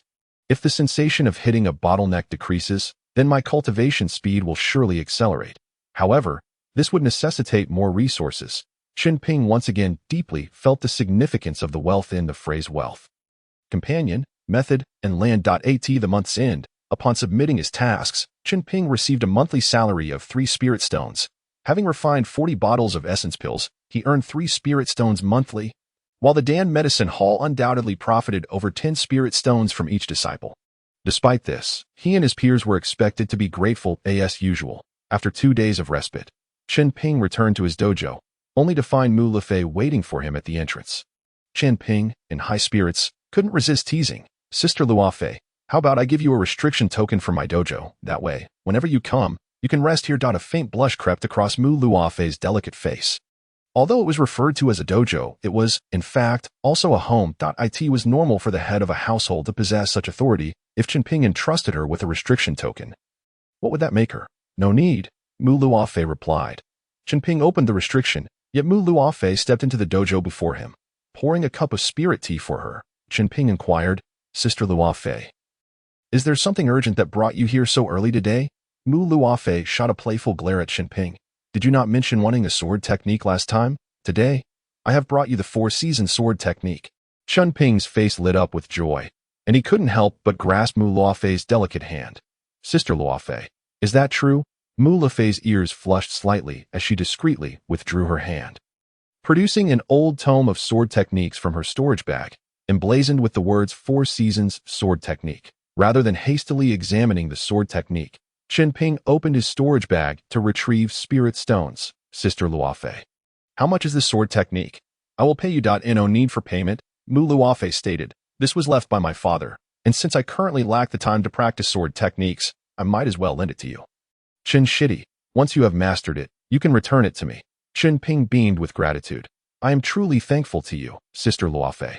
After Mu Luofei reached the 10th layer of qi refinement, she had not squandered money recklessly. Instead, she began to budget carefully like the disciples of the Dan Medicine Hall. Were her future resource requirements truly so limited, the former Mu Luofei had always held herself in high regard. But now, there was a notable change. Chen Ping continued, however, Sister Luofei, your visit today is quite timely. If you hadn't come to find me, I would have sought you out myself. I owe you a great favor. And now I finally have the opportunity to repay it. Mu Luofei's interest was piqued. Chen Ping retrieved a vial of pills from his storage bag. Sister Luofei, this is a spirit awareness pill. What? At his words, Mu Luofei momentarily lost her composure. Her cherry lips slightly parted, and her delicate hands quickly covered her mouth. She then carefully picked up the vial to inspect it. It truly is a spirit awareness pill. Her head swam slightly, and she stared at Chen Ping in disbelief. "Chen Shitty, where did you get this vial of spirit awareness pills?" Chen Ping smiled as he remarked, "Sister Luo Fei, do you still recall the senior brother I mentioned?" "Indeed," Mu Luo Fei replied, her graceful head nodding slightly. "The last time, during the centennial Qinglian root gathering, Chen Ping had casually brought up a senior brother, which left her feeling somewhat displeased.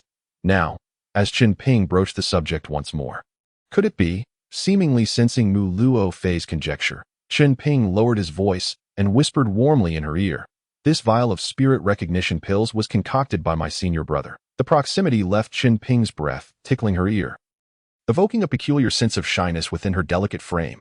Upon hearing Chen Ping's words, Mu Luo Fei's beautiful eyes widened in astonishment, and she gasped, "The pill hall still harbors such a remarkable figure?" Chen Ping chuckled. "In that case, Sister Luo Fei, you won't hold any grievances against me, will you?" "Humph." Mu Luo Fei huffed playfully. "Last time, I mistakenly blamed junior brother Chen." She then inquired, "What is the intention behind you presenting this vial of spirit recognition pills now? Is it a gift for me, or?" Chen Ping replied, "How could I repay such a significant favor to Sister Fei with merely a vial of spirit recognition pills? I had to plead earnestly with my senior brother to acquire this quantity." Chen Ping raised 3 fingers. "Every month, I can procure 3 vials to trade with you." Sister Luo Fei. Mu Luo Fei's expression shifted with shock. "You can refine 3 vials of spirit recognition pills in a month." It was well known that many high-tier pills were monopolized by the Dongxian sect, and even with the presence of a golden core ancestor in the Mu family, they lacked the formula for spirit recognition pills. Such high-quality elixirs were typically the domain of major sects profiting handsomely. The emergence of a disciple capable of refining spirit recognition pills within a modest pill hall of the Mu family could hardly fail to astonish Mu Luo Fei. The most critical aspect was the business opportunity it presented. With a beaming smile, Chen Ping continued, "What do you think? This is merely my way of repaying Sister Luo Fei's kindness. It's just the beginning. Over time, the monthly quantity of pills available for trade could increase." Mu Luo Fei took a deep breath and, with a serious demeanor, asked, "Junior brother Chen, how many spirit stones does your senior brother intend to charge for each vial?" Naturally, she would not voice her desire to meet the mysterious senior brother behind Chen Ping. After 6 years in the pill hall, this secret had only just come to light. However, Chen Ping was uncertain about the exact price. He pondered for a moment before suggesting, "How about 18 spirit stones?" The spirit recognition pills he was currently refining had minimal pill toxicity and could easily be sold at Wanbao Pavilion for 20 spirit stones per vial. Mu Luo Fei's enchanting eyes sparkled. 18 spirit stones. Junior brother Chen, I cannot decide at this moment. May I take this vial of spirit recognition pills to inquire about the price? I will provide you with an answer tomorrow." She could either consume the spirit recognition pills or sell them for profit, depending on how much Chen Ping's offering could fetch. Understanding her concerns, Chen Ping replied, "No problem." For Mu Luo Fei, this represented a substantial business opportunity. "Very well," Mu Luo Fei said as she took the vial from Chen Ping's hand. Selling to her was not only a way to repay a favor, but also allowed Chen Ping to maximize his earnings. Every trip he made to Baisha Square consumed 40 spirit sands when using the flying gourd or 50 spirit sands with the Shanheng talisman. By selling to Mu Luo Fei, he would save at least 40 spirit sands. Over the years, this would amount to a significant sum, and furthermore, Mu Luo Fei possessed vitality pills, which he could directly purchase from her. This would save him time, allowing him to devote more hours to cultivation. The following day, Mu Luo Fei returned to Chen Ping's training ground, sipping a cup of spirit tea, and cheerfully declared, "Junior brother Chen, I can purchase 3 vials of spirit recognition pills from your senior brother every month at the price you mentioned. 18 spirit stones each." Chen Ping inquired, "Sister Luo Fei, how much do you intend to sell each vial for?" Mu Luo Fei smiled, 19 spirit stones and 50 spirit sands, with each vial of spirit recognition pills. Mu Luo Fei would profit 1 spirit stone and 50 spirit sands, totaling a profit of 4 spirit stones and 50 spirit sands each month. This exceeded her monthly salary from the pill hall and surpassed the net earnings of many others. Collecting pills from the disciples of the pill hall, Mu Luo Fei earned 3 spirit sands for each vitality pill. In comparison, she would need to sell 50 vitality pills to match the profit of a single vial of spirit recognition pills. Moreover, both transactions had been facilitated by Chen Ping. Chen Ping remarked with a smile, "That's splendid. If Sister Luo Fei profits, I can repay a portion of your kindness." For other disciples seeking spirit recognition pills, they would have to visit Baisha Square, incurring additional expenses and wasting several hours. In contrast, Mu Luofei's offer was not only more economical but also time-efficient. Mu Luofei gazed at Chen Ping, her eyes shimmering with admiration. I hadn't anticipated that you would uncover such opportunities within the pill hall. No wonder your cultivation has progressed steadily. Chen Ping laughed heartily. Sister Luofei, you flatter me. I'm merely fortunate. Moreover, I must also procure vitality pills from you on behalf of my senior brother. He intends to purchase 3 vials of vitality pills each month. Mu Luofei nodded. Very well. It seems your senior brother has reached the latter stages of qi refinement, that I can offer you each vial of vitality pills for 9 spirit stones and 50 spirit sands, with 3 vials of spirit recognition pills fetching 54 spirit stones. After covering the cost of the vitality pills, Chen Ping would net a profit of 25 spirit stones and 50 spirit sands each month, considering the monthly stipend from the pill hall. Chen Ping's earnings were quite substantial, especially since this ensured a steady supply of cultivation resources. Chen Ping nodded in agreement. Excellent. Let us conclude the transaction for the pills and keep the spirit stones. Mu Luofei cautioned. Junior brother Chen, you have now reached the 9th layer of qi refinement. You must pay attention to the 2nd and 3rd transformations of spiritual energy to lay a solid foundation for your foundation establishment. Chen Ping responded, I would appreciate Sister Luofei's guidance. Mu Luofei explained, the transformation of spiritual energy at the 10th layer of qi refinement is followed closely by the 3rd transformation, which pertains to the physical body. The 3 transformations of qi refinement spiritual energy are influenced by one's aptitude and can determine the speed of cultivation. Many cultivators in the later stages of qi refinement possess frail physiques, and once they reach the 10th layer, their cultivation progresses slowly due to insufficient physical strength, requiring considerable time to temper their bodies with spiritual energy. This preparation is essential for the birth of divine consciousness and liquid mana during foundation establishment. If the physical body is not strong enough, it cannot endure the immense mana in the transitions occurring during foundation establishment. In ancient times, qi refinement was limited to 9 layers and did not involve the concept of 3 transformations. However, most of the current cultivation practices involve 12 layers, incorporating these 3 transformations to enhance the probability of success during foundation establishment. Chen Ping's expression turned serious. Is body tempering necessary? Yet, the difficulty of mere cultivation already posed a challenge. How could he find time to temper his body with his own spiritual energy? Suddenly, he recalled the records of body tempering pills in the alchemical inheritance. Chen Ping clasped his hands in gratitude. Thank you, Sister Luofei, for your teachings. By the way, I have a few materials I would like to trouble you to source through the Elder Hall. Are these for your senior brother? Mu Luofei asked with a bright smile. What materials are they? Chen Ping listed the ingredients for the body tempering pill: diamond fruit, dragon beard grass, and monster bone blood. A hint of puzzlement flickered in Mu Luofei's eyes. What purpose do these materials serve? Chen Ping chuckled softly. Sister, if you inquire, I cannot say for certain. The body tempering pill requires 7 ingredients, of which the remaining 4 are common and inexpensive and have not been regulated. Moreover, Wanbao Pavilion does not sell body tempering pills, leading Chen Ping to speculate that the Eastern region's cultivation community lacks the formula for such pills. Very well, Mu Luofei replied with a gentle smile. I will inquire further for you. Sister Luofei, I shall see you off to no need. She replied that Mu Luofei is also quite busy, as she has to gather various resources and then sell them to earn a profit. For Chen Ping, resources are currently abundant. He can acquire what he needs through purchases from Mu Luofei, thus saving himself a considerable amount of time. This allows him to focus his efforts on breaking through to the 10th level of qi refinement, the latter stages of which require extensive time and additional resources. He estimates that with a continuous supply of Yuan Qi pills and coupled with spirit awareness pills, it would take at least over 2 years. In the blink of an eye, 2 years have passed, and Chen Ping is now 22 years old.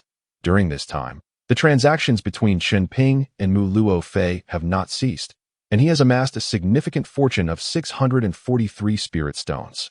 The materials needed for body refinement pills, such as diamond fruits and dragon beard grass, were procured through tasks posted by Mu Luofei in the Deacon Hall from several small cultivation families. The remaining ingredients were acquired in the marketplace, with the only remaining material for the body refinement pill being demon bone blood. This must be collected from fierce beasts, specifically from wolves, bulls, pigs, and other ferocious creatures. with the most effective source being the bull demon. After 2 years of testing, it has been confirmed that the wolf demons and pig demons do not possess the required demon bone blood. And the bull demons are quite rare. Following a thorough examination, it was determined that the red-horned blood bull contains the demon bone blood that Chen Ping needs. However, this material has yet to be found, leaving Chen Ping unable to concoct the body refinement pill to test its efficacy. Over these 2 years, Chen Ping has reached the pinnacle of the 9th level of qi refinement but finds himself stymied by a bottleneck in spirit awareness. Feeling helpless, he has no better solution than to consume spirit awareness pills to gradually wear down the barrier. The difficulty of achieving a second transformation in spiritual energy makes Chen Ping wary of how arduous the subsequent transformations will be. Nevertheless, he must continue to cultivate. With the bottleneck in his cultivation, the time originally allocated for enhancing his skills is now spent practicing the 4-season sword technique that Mu Luofei provided him. This technique comprises several moves: Thunder Sword, Sharp Metal Sword, Ice Rain Sword, and Sunfire Sword, all requiring corresponding elemental spiritual roots within the practitioner to succeed. The technique possesses considerable power, prompting Chen Ping to touch his nose in contemplation. Sister Luofei certainly remembers well. She knows I possess a mixed spiritual root of 5 elements. The 4-season sword technique seems to be tailor-made for him.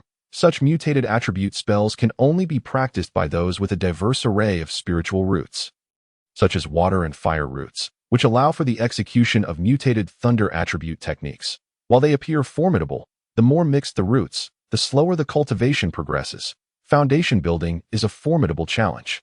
Akin to scaling the heavens point one day, while dining at the spiritual meal hall, Su Foshan approached Chen Ping, his expression one of embarrassment. "Junior brother Chen, are you in need of resources?" Chen Ping looked at him in confusion. "What is it, senior brother Su?" Su Foshan sat down, his face flushed as he sighed. "I have been in the pill hall for 50 years, just 10 years away from regaining my freedom. During my 7 or 8 years here, I have sent my grandson to the miscellaneous department a few years ago. Now it is time to allocate tasks and establish connections." Chen Ping understood. Su Foshan continued, "I plan to have him marry into the Mu family, and I have been busy finding a suitable granddaughter-in-law. The bride price is 100 spirit stones. I have already spent a considerable amount on gifts for the allocation of tasks." Junior brother Chen, could you lend me a bit? How much do you need to borrow, senior brother Su? Chen Ping asked. "Not much, just 40 spirit stones." Chen Ping nodded. "All right." He took out 40 spirit stones from his storage bag and handed them to Su Fengshan. Su Fengshan's face flushed with gratitude. "Thank you, junior brother Chen." After receiving the spirit stones, Su Fengshan hurriedly left. Su Fengshan had saved quite a bit of money to send his grandson to a better department, and it was unclear how much he had spent on gifts. The pill hall is indeed a trap. Having been there for 50 years, Su Fengshan is reluctant for his descendants to tread the same perilous path, primarily because the alchemy disciples do not possess other pill formulas. Alchemy, it leads to a dead end. Without opportunity, it is futile to cultivate for a lifetime. Chen Ping has opportunity, and he works exceedingly hard. Yet his journey toward foundation building is fraught with obstacles, and it remains uncertain whether he will ever succeed. Besides alchemy, he practices sword techniques at the dojo, drinks tea, and during his leisure, he visits the marketplace to observe prices and enjoy the scenery. On one occasion, he passed by the foot of the Dongxian Sex Mountain, a place yearned for by countless cultivators, yet 99% are unable to enter as the month drew to a close. Mu Luofei arrived at Chen Ping's dojo for their usual transaction. Speaking of Su Fengshan's situation, Mu Luofei remarked with a hint of melancholy, "That old fellow has staked his entire life as fortune for his grandson. He sent his grandson to the talismans department and spent 500 spirit stones to establish connections. His situation is quite similar to that of junior brother Fang." Chen Ping nodded, smiling. "Sister Luofei, when do you plan to break through to the 11th level of qi refinement?" Mu Luofei paused for a moment, then smiled gently, her tone soft. "It won't be that quick. There are countless cultivators stuck in the later stages of qi refinement, unable to advance even a fraction. Without reaching the later stages, one cannot comprehend the hardships of cultivation. Talent, resources, techniques, opportunities, and even pill toxins all play a role. Most cultivators consume large quantities of pills in the early stages of cultivation, quickly advancing in rank but laying the groundwork for future problems. Pill toxins can seep into their bones, and the later stages of qi refinement require a transformation of spiritual energy into the physical body. Just this barrier of pill toxins has hindered countless individuals, damaging their spiritual roots and preventing further progress in cultivation. Chen Ping felt a chill run down his spine, grateful for his ancestral legacy. He said, if that is the case, wouldn't it require even more resources to eliminate the pill toxins, just to restore normal cultivation speed? Mu Luo Fei nodded slightly. Indeed, one must expend energy to enhance physical strength. And now there is an additional task of eliminating pill toxins, busy day in and day out. Before one realizes it, the time for foundation building slips away. Chen Ping felt the weight of the pitfalls in the later stages of qi refinement. With the limited time before the foundation building deadline, there is hardly enough time, let alone the need to gather foundation building resources. One trap after another has crushed countless qi refinement cultivators. Chen Ping finds himself ensnared in the shadow as well.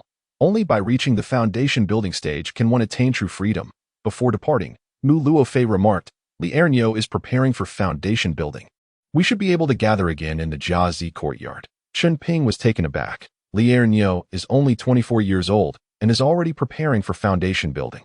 While he also wishes to break through to the 10th level of qi refinement as soon as possible, the bottleneck in spirit awareness cannot be resolved overnight, even with the aid of spirit awareness pills.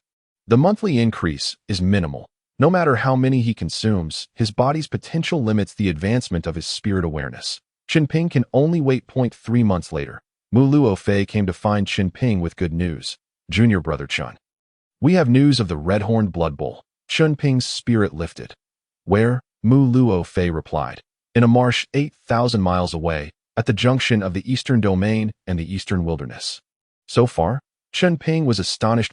8,000 miles. The round trip will take at least half a month. Just the travel expenses will start at 10 spirit stones. Sister Luofei, could you post a task for the Deacon Hall disciples to undertake this mission? Mu Luofei shook her head gently. That may not be feasible. Tasks from the Deacon Hall typically cover only 4,000 miles. Anything beyond that can only be assigned by the Hall Master. Junior brother Chen, if you were to break through to the 10th level of qi refinement, I would be able to accompany you on this journey. It would serve as a form of training. Chen Ping was taken aback. You would be willing to accompany me on such a long journey, Sister Luofei? Mu Luofei replied. That is not what matters. What is important is when you can break through to the 10th level of qi refinement. She had already noticed that Chen Ping was at the peak of the 9th level of qi refinement. Chen Ping forced a smile. Sister Luofei, with your invaluable physique, it would be too reckless to accompany me to such a distant place. Just tell me the location, and once I reach the 10th level of qi refinement, I will go on my own. Embarking upon the exquisite white jade flying vessel of Mu Luofei would require no less than half a month. However, with Chen Ping utilizing his own flying gourd, the journey would commence at a minimum of 2 months. The disparity in speed between a 60-piece flying artifact and a 1,000-piece flying artifact is starkly evident. His flying gourd could traverse a maximum of 500 miles per day, while Mu Luofei's white jade vessel could effortlessly cover 2,000 miles daily. With a radiant smile, Mu Luofei remarked, If you do not agree, I shall withhold the address from you. Chen Ping's expression darkened. Very well, I consent. Within a month, I shall break through to the 10th layer of qi refinement. Mu Luofei's demeanor shifted to seriousness. A month? You say, excellent. Then we shall depart at the end of next month. I shall also find time to apply for a long-distance mission from the Hall Master. Chen Ping nodded in agreement. Eager to gather the materials for refining the body-tempering pill using the blood of the red-horned blood ox to test its efficacy. Before she departed, Mu Luofei cautioned, the red-horned blood ox is considered quite dangerous among first-tier demon beasts. Chen Shidi, you must prepare adequately. Chen Ping smiled confidently, assuring her, do not worry, I have my methods. His four-seasons sword technique was formidable, which could be regarded as a unique advantage stemming from his inferior spiritual roots. After Mu Luofei left, Chen Ping immediately entered a state of seclusion. After such a prolonged period, he had finally broken through the bottleneck of his spiritual consciousness by consuming the spirit consciousness pill. Chen Ping first ingested the vitality pill, followed by the spirit consciousness pill. As an overwhelming tide of spiritual energy surged forth to assault the bottleneck of the 10th layer of qi refinement, boom, boom, the immense spiritual energy relentlessly battered against the threshold. 7 days later, Chen Ping's complexion turned pale, and he was drenched in cold sweat. He had yet to enter the 10th layer of qi refinement. That it was something he should have anticipated. He had encountered the spiritual consciousness bottleneck at the 8th layer. And now, as he sought to break through to the 10th layer, he faced the physical bottleneck of spiritual power that a single misstep could lead to a dangerous situation. His talent was woefully inadequate. After 13 years of perilous cultivation, he could resolve resource issues through inheritance. Yet the problem of poor natural talent was insurmountable. With a thunderous explosion resonating from within, Chen Ping finally entered the 10th layer of qi refinement. Simultaneously, a tumultuous wave surged within him, and he spat out mouthfuls of crimson blood. His body collapsed to the ground, his consciousness fading in and out. Chen Ping lay there, half alive and motionless. Yet his cultivation method continued to operate smoothly, sustaining his cultivation and life force. The simultaneous arrival of 2 bottlenecks had cost him dearly. After 3 days of lying on the ground in a near-death state, he finally managed to rise and meditate. His robe was stained with alarming bloodstains, and his complexion was exceedingly pale. Upon stepping into the 10th layer of qi refinement, his spiritual consciousness expanded, allowing him to thoroughly introspect himself, furrowing his brow. He thought, "Fortunately, my foundation remains intact. With a period of rest, I shall fully recover." This breakthrough had left him shaken, and he began to comprehend why some individuals remained stagnant in their cultivation, hopeless in their pursuit of foundation establishment. Resources are indeed a formidable barrier. Lacking talent further complicates the matter. Having avoided damage to his foundation this time, he pondered what the outcome would be for his next breakthrough. He would need to consume vitality pills to enhance his cultivation, spirit consciousness pills, and body tempering pills to overcome the bottlenecks, while also gathering resources for foundation establishment. For mortals to cultivate to the foundation stage is indeed more challenging than ascending to the heavens. Furthermore, he was at a disadvantage, being 3 layers behind ordinary cultivators in the qi refinement stage. With a bitter expression, Chen Ping quickly adjusted his mindset and began healing by the end of the month. As he submitted his mission report, he had barely recovered enough to leave the alchemy chamber, his face ashen and devoid of color, his demeanor numb as he accompanied other alchemy disciples to the training hall where the left hall master resided. "Chen Shidi, is that your spiritual stone?" Su Fengshan approached Chen Ping, suddenly widening his eyes in shock. "Chen Shidi, have you reached the 10th layer of qi refinement?" Chen Ping replied weakly, "It was a stroke of luck." "Wonderful, wonderful," Su Fengshan exclaimed, visibly shaken. "Chen Shidi, congratulations. It has been 200 years since anyone reached the 10th layer of qi refinement before the age of 30 in the alchemy hall." Chen Ping, at only 22 years of age, having reached the 10th layer, indicated that he could now challenge the foundation establishment stage. How had Chen Ping accomplished this? Su Fengshan had practiced for over 50 years, yet had only attained the 11th layer of qi refinement, and his progress had since stagnated. Chen Ping clasped his hands, forcing a smile. "Thank you, Su Shixiang." Su Fengshan took hold of Chen Ping's arm and said, "Come, I shall take you to meet the hall master." In the alchemy hall, reaching the 10th layer of qi refinement was paramount, as it signified the ability to challenge the foundation establishment stage, freeing one from the daily grind of alchemy work for years to come. It was akin to reclaiming half of one's freedom decades in advance, allowing him to establish his own small family or to undertake tasks in the Hall of Elders. The left hall master gazed at Chen Ping, a flicker of astonishment passing through her beautiful eyes. "That you've reached the 10th layer of qi refinement at just 22. That is considered remarkable talent even within the Mu family. Moreover, Chen Ping is merely a seed of immortality and has not received any significant support within the alchemy hall."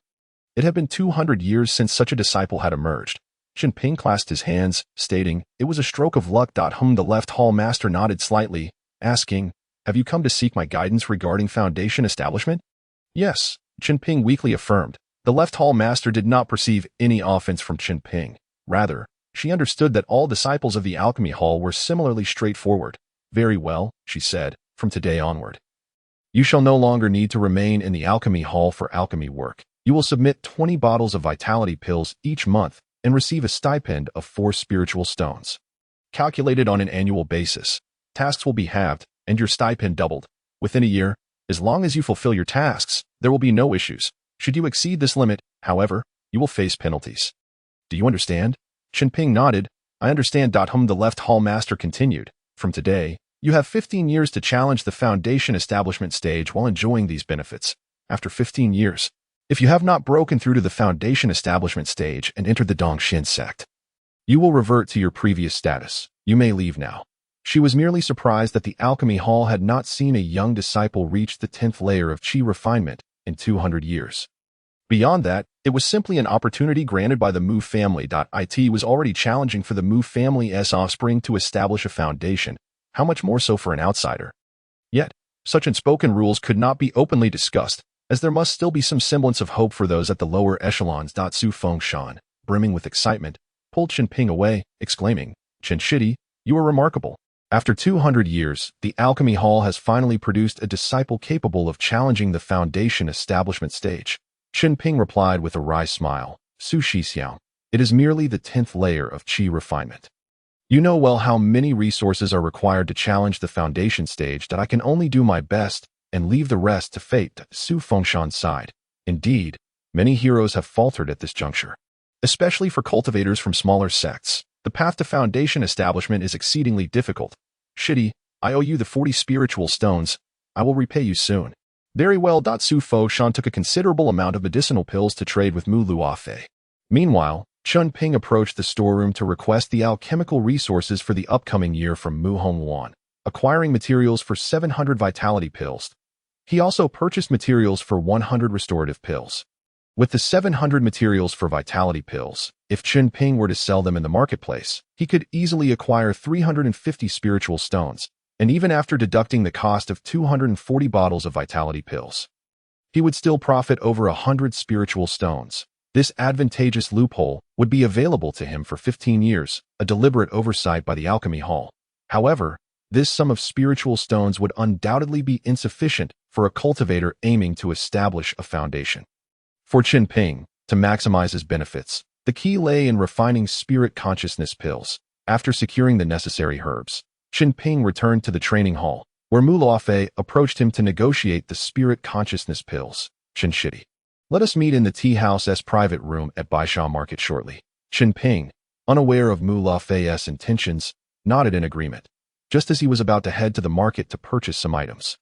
Mu Luofei brought a substantial quantity of elixirs to sell for profit, while Chen Ping summoned his flying gourd and made his way to the Baisha market. That it had been a few years since his last visit, yet the place remained as bustling as ever. Chen Ping utilized a faceless talisman to change his attire and arrived at the Wanbao Pavilion, where he sought out Old Gua. Over the years, Old Gua had grown increasingly decrepit, his vitality waning. "Ah, it's you, lad. I haven't seen you in quite some time." Old Gua's eyes were clouded, and his cultivation had begun to regress. Chen Ping sold him some elixirs and seized the opportunity to inquire, "Old Gua, do you know where I can purchase foundational spiritual items?" Old Gua chuckled and replied, "Such precious items as foundational spiritual objects are not available here at Wanbao Pavilion. If you wish to find such treasures, you'll have to try your luck at auctions or the black market." Chen Ping, puzzled, asked, "What are auctions and the black market?" Old Gua, somewhat exasperated, retorted, "You don't even know that." Chen Ping's understanding of the cultivation world was rather limited, and he truly was unaware of auctions and the black market. Old Gua continued, "Many significant spiritual items are controlled by the Dongxian sect, preventing them from reaching the market. Those like you, aspiring to establish a foundation, are numerous, leading to the formation of exchange gatherings that gradually evolved into auctions and black market circles, specifically dealing in resources controlled by the Dongxian sect." Chen Ping felt a spark of interest and produced 10 spirit stones. "Old Gua, do you have any connections?" Old Gua accepted the 10 spirit stones and produced a token. "This is my token, which I no longer require, so I shall give it to you. The auctions and black market convene every June at varying locations. When the time comes, this token will respond and guide you there." "Thank you, Old Gua." Chen Ping took the token and departed from Wanbao Pavilion, immediately heading to the tea house private room mentioned by Mu Luofei. Upon arrival, he was taken aback to find Fang Xing, Luo Chongji, Lin Feixian, and Han Tongbao also present. Chen Ping, bewildered, exclaimed, "Junior brother Luo, what brings you all here?" He employed the qi observation technique and noted that Fang Xing was at the 9th layer of qi refinement, Luo Chongji at the 9th layer, Lin Feixian at the 9th layer, and Han Tongbao at the 8th layer. The others regarded him with peculiar expressions, and Luo Chongji remarked, "Senior brother Chen, didn't Sister Luofei inform you that Brother Li Erniu has successfully established his foundation?" Chen Ping was taken aback. Li Erniu had already succeeded. Why hadn't Mu Luofei informed him? Fang Xing smiled and said, "Our Jiazi courtyard has produced a foundational brother. Brother Li Erniu is about to ascend to the Dongshen sect." Before leaving the Mu family, he mentioned gathering together again. Lin Feixian added, He can no longer be called brother. He must be addressed as Uncle Master. Fang Xing promptly covered his mouth. Right, it's Uncle Master Li. The group looked at each other with a mix of awe and admiration. Once fellow disciples who trained together in Jiazi Courtyard, now, a decade later, one had stepped into the foundational stage, their status and identity vastly different from theirs. Han Tongbao grinned and said, "Since Uncle Master Li has entered the foundational stage, how much gift money have you all prepared?" The moment he spoke, the expressions of the others dimmed. Fang Xing gritted his teeth, declaring, 200 spirit stones. I have 200 as well. Han Tongbao chuckled. With Uncle Master Li having such connections, a grand gift for such a significant occasion is essential. Lin Feishin and Luo Chongji's expressions shifted dramatically as they stammered. We only prepared 50 spirit stones. What should we do? Chen Ping's countenance also changed. To simply give a gift required 200 spirit stones. His monthly salary at the Dan Medicine Hall was merely 3 spirit stones. And this single gift would require 6 years of abstaining from food and drink.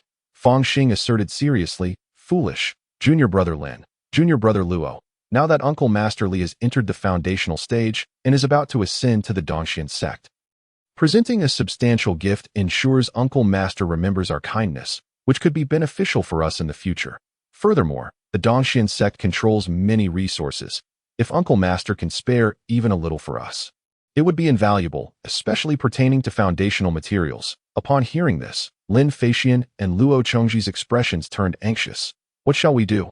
Uncle Master Li and Sister Mu should be arriving soon, Han Tongbao suggested. They should still be a while. You two should quickly take anything of value you have to borrow some spirit stones. The two looked pained. They had already borrowed a considerable amount of spirit stones for their cultivation. 200 spirit stones was no trivial sum. After a brief moment of hesitation, they gritted their teeth and hurried downstairs to seek loans. Chen Ping's expression was equally grim. This was an enforced gift of 200 spirit stones. They were all brothers from Jiazi Courtyard, and now that Li Ernia had entered the foundational stage, the others felt compelled to present lavish gifts, not only to avoid offending him but also to seek his favor. They even had to borrow to make this offering. Chen Ping voiced his concerns. Is it truly worth giving 200 spirit stones? Han Tongbao laughed. Senior brother Chen, others would envy this connection. It is undoubtedly worth it. Endure a little now, and once you reach the 10th layer of qi refinement, it will be worth it. Indeed, Fang Xing observed Chen Ping. Senior brother Chen, how much do you intend to offer? Chen Ping forced a smile and shook his head in resignation. If they were giving 200, he had no choice but to match it. Shortly after, Lin Feishin and Luo Chongji returned, drenched in sweat, clearly having secured the spirit stones. Before long, Li Erniu and Mu Luofei arrived together. For the first time, Li Erniu walked ahead of Mu Luofei and took the seat of honor in the foundational stage. Li Erniu emanated a powerful aura. Merely sitting there made it difficult for others to breathe. And smiles adorned every face present. This was the presence of a foundational cultivator. Chen Ping clenched his fists tightly within his sleeves, his desire to become a foundational cultivator intensifying. As the meal commenced, the maidservants began serving dishes. Fang Xing and the others stood up, presenting 200 spirit stones. Congratulations, Uncle Master Li, on establishing your foundation. Chen Ping also offered 200 spirit stones. Li Erniu graciously accepted the gifts, saying, "Thank you for your generous offerings, my dear disciples. There is no need for such formality that in the past, we cultivated together in Jiazi Courtyard, growing side by side. Now, I have taken the lead in reaching the foundational stage. You, my disciples, should also strive diligently to enter that realm soon, so that we may once again gather at the Dongxian sect." Upon hearing these words, Fang Xing and the others blushed with excitement. Li Erniu indeed cherished the past, and they all responded in unison. Chen Ping, however, sighed inwardly. Reaching the foundational stage was not an easy feat. Meanwhile, Mu Luofei remained as composed, aloof, and gentle as ever in Li Erniu's presence. Chen Ping mused that now that Li Ernia had established his foundation, he should once again seek Mu Luofei's affection, only to be rejected once more. What a strong-willed woman Mu Luofei was. Nevertheless, she also presented 200 spirit stones as a congratulatory gift to Li Erniu. However, Li Erniu only accepted 100 spirit stones, returning the other 100 to Mu Luofei. Sister Luofei, now that you are at the 10th layer of qi refinement, you require more resources to break through to the foundational stage. There is no need for such a substantial gift. Fang Xing and the others were taken aback. for Mu Luofei had already reached the 10th layer of Qi refinement. Mu Luofei smiled softly. In that case, Uncle Master Li should also return 100 spirit stones to junior brother Chen, as he too is at the 10th layer of Qi refinement. Fang Xing and Luo Chongji gazed at Chen Ping in astonishment. Senior brother Chen, you have reached the 10th layer? Chen Ping cupped his hands and forced a smile. I fortuitously broke through a few days ago. Li Erniu's eyes lit up as he exclaimed, excellent. Junior brother Chen has reached the 10th layer. Your path to foundation is promising. As he spoke, he returned 100 spirit stones to Chen Ping. I genuinely look forward to our Jiazi courtyard gathering again at the Dongxian sect. Junior brother Chen, keep up the good work. Chen Ping accepted the 100 spirit stones without refusal. As the feast progressed, the group took turns complimenting and flattering Li Erniu. However, Li Erniu seemed rather indifferent to their praises. As the gathering began to wind down, Li Erniu finally expressed his appreciation to Chen Ping. Junior brother Chen, you are doing quite well. Chen Ping had always been a man of few words. Although he presented gifts like Fang Xing and others, he did not flatter Chen Ping in the same manner, which only served to enhance Chen Ping's goodwill towards him.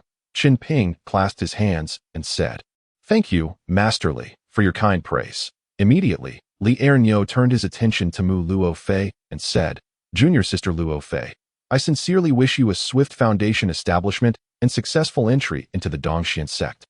Mu Luofei responded with a graceful bow and a gentle smile. Then I shall take advantage of your auspicious words, Master Li. Following this, Li Erniu soared into the sky without the aid of any flying apparatus, transforming into a streak of light as he departed. Such an ability to fly unassisted was a hallmark of the foundation establishment stage, evoking admiration and envy among the onlookers. Countless gazes were lifted skyward, revering the figure of a true cultivator as he headed towards the direction of the Dongxian sect. Once Li Erniu had left, Fang Xing and the others found their drunkenness considerably diminished. Casting envious glances at Mu Luofei, they had hoped to gain favor from Li Erniu, who accepted their gifts but showed little interest in them, leaving them too intimidated to voice their discontent. However, it was common knowledge that Li Erniu wished to marry Mu Luofei, a topic they dared not broach. Mu Luofei, with a radiant smile, inquired, would you gentlemen like to purchase some elixirs?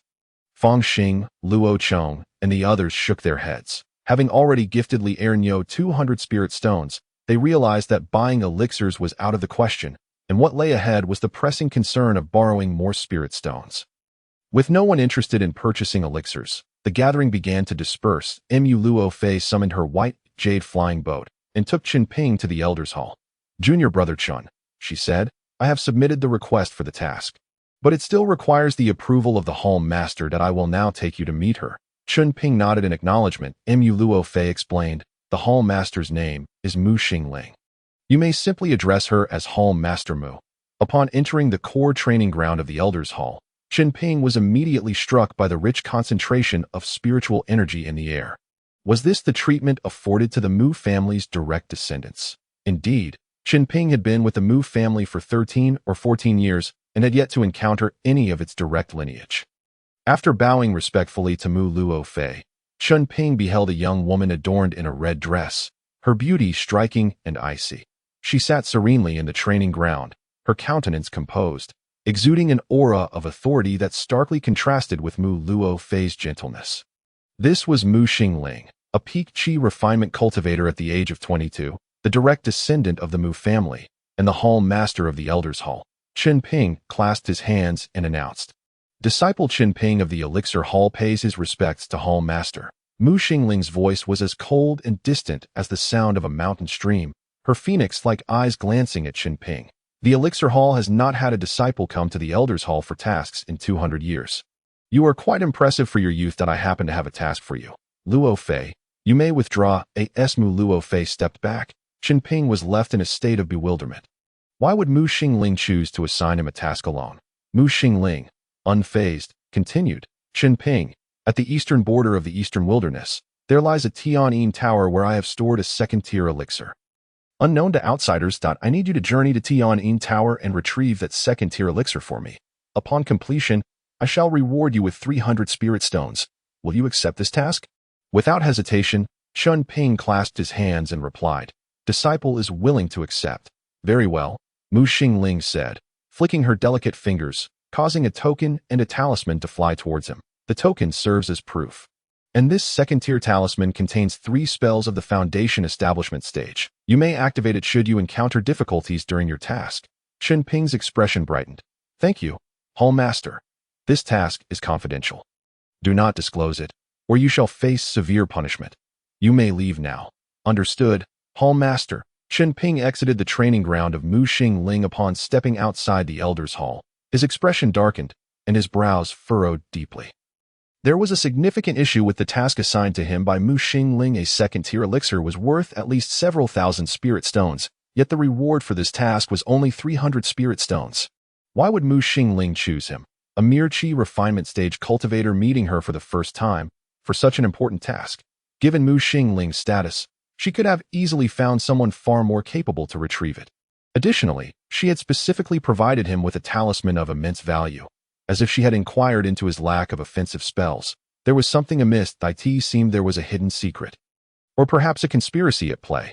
How could Mu Xingling not be concerned that he might abscond with the elixir worth thousands of spirit stones, unless she had never intended for him to return alive? Or worse, she sought to harm him. Yet, this seemed unlikely. He was merely an inconspicuous figure within the Mu family, having had no prior interactions with Mu Xingling in the elixir hall. What should he do? Flee from the Mu family? Such a plan was too perilous. The Mu family might pursue him to the ends of the earth. He possessed the legacy of elixirs, and as long as he preserved his life, given time, he would surely achieve great things. With so little information at hand, it was not wise to act rashly. One step at a time. Gritting his teeth, Chen Ping continued onward, preparing to seek out Mu Luofei. As he turned back to enter the Elder's Hall, he noticed a middle-aged couple speaking with Mu Luofei. From their expressions and gestures, it was clear that they were her parents. Mu Luofei's demeanor was one of great reluctance. Upon spotting Chen Ping, her eyes brightened slightly, and she quickly disengaged from her parents, rushing to Chen Ping's side and seizing his arm to lead him away. She summoned her white jade flying boat and took off with Chen Ping. Thanking him softly, "Thank you, junior brother Chen." Chen Ping had an inkling of what was happening but chose not to address it directly. "I should be the one thanking you, junior sister Luofei, for accompanying me to hunt the blood-horned Red Bull. As the flying boat became a streak of light, it soared beyond the borders of the Mu family's territory. During the day, they traveled, and at night they stayed in nearby inns, enjoying the sights and indulging in leisurely activities. While aboard the flying boat, they continued their cultivation, consuming elixirs and refining them. Chen Ping inquired, "Junior sister Luofei, do you know more about Hall Master Mu Xingling?" Mu Luofei looked puzzled. What about her? Chen Ping recounted the secret task she had entrusted to him. What? A second-tier elixir? Mu Luofei exclaimed, her expression one of shock. What kind of elixir is it? Why would she assign you such a task? Chen Ping sighed heavily. I do not know. It certainly feels off. Mu Luofei furrowed her brow. The Mu family's second-tier elixirs primarily come from the Dongxian sect. How could she have one located thousands of miles away? Chen Ping expressed his concerns. That is why I sought your insight, junior sister Luofei. She replied, I do not know much about Mu Xingling. But a few years ago, our ancestor was punished by the Dongxian sect, and it involved her. Afterward, Mu Xingling failed her foundation establishment breakthrough and came to serve as the hall master of the Elder's Hall. Chen Ping was unsettled. A chi refinement cultivator was able to cause a golden core ancestor to be punished by the sect. That is quite alarming. Mu Luofei nodded. I am not sure of the specifics. But she is still young. Given sufficient resources, she can attempt to break through to the foundation establishment stage again. This second-tier elixir is likely related to her foundation establishment. This involves internal strife within the Mu family. Junior brother Chen, you may merely be a pawn on the surface. In truth, she may have prepared hidden schemes, so do not fret too much. The Dongxian sect is a reputable establishment.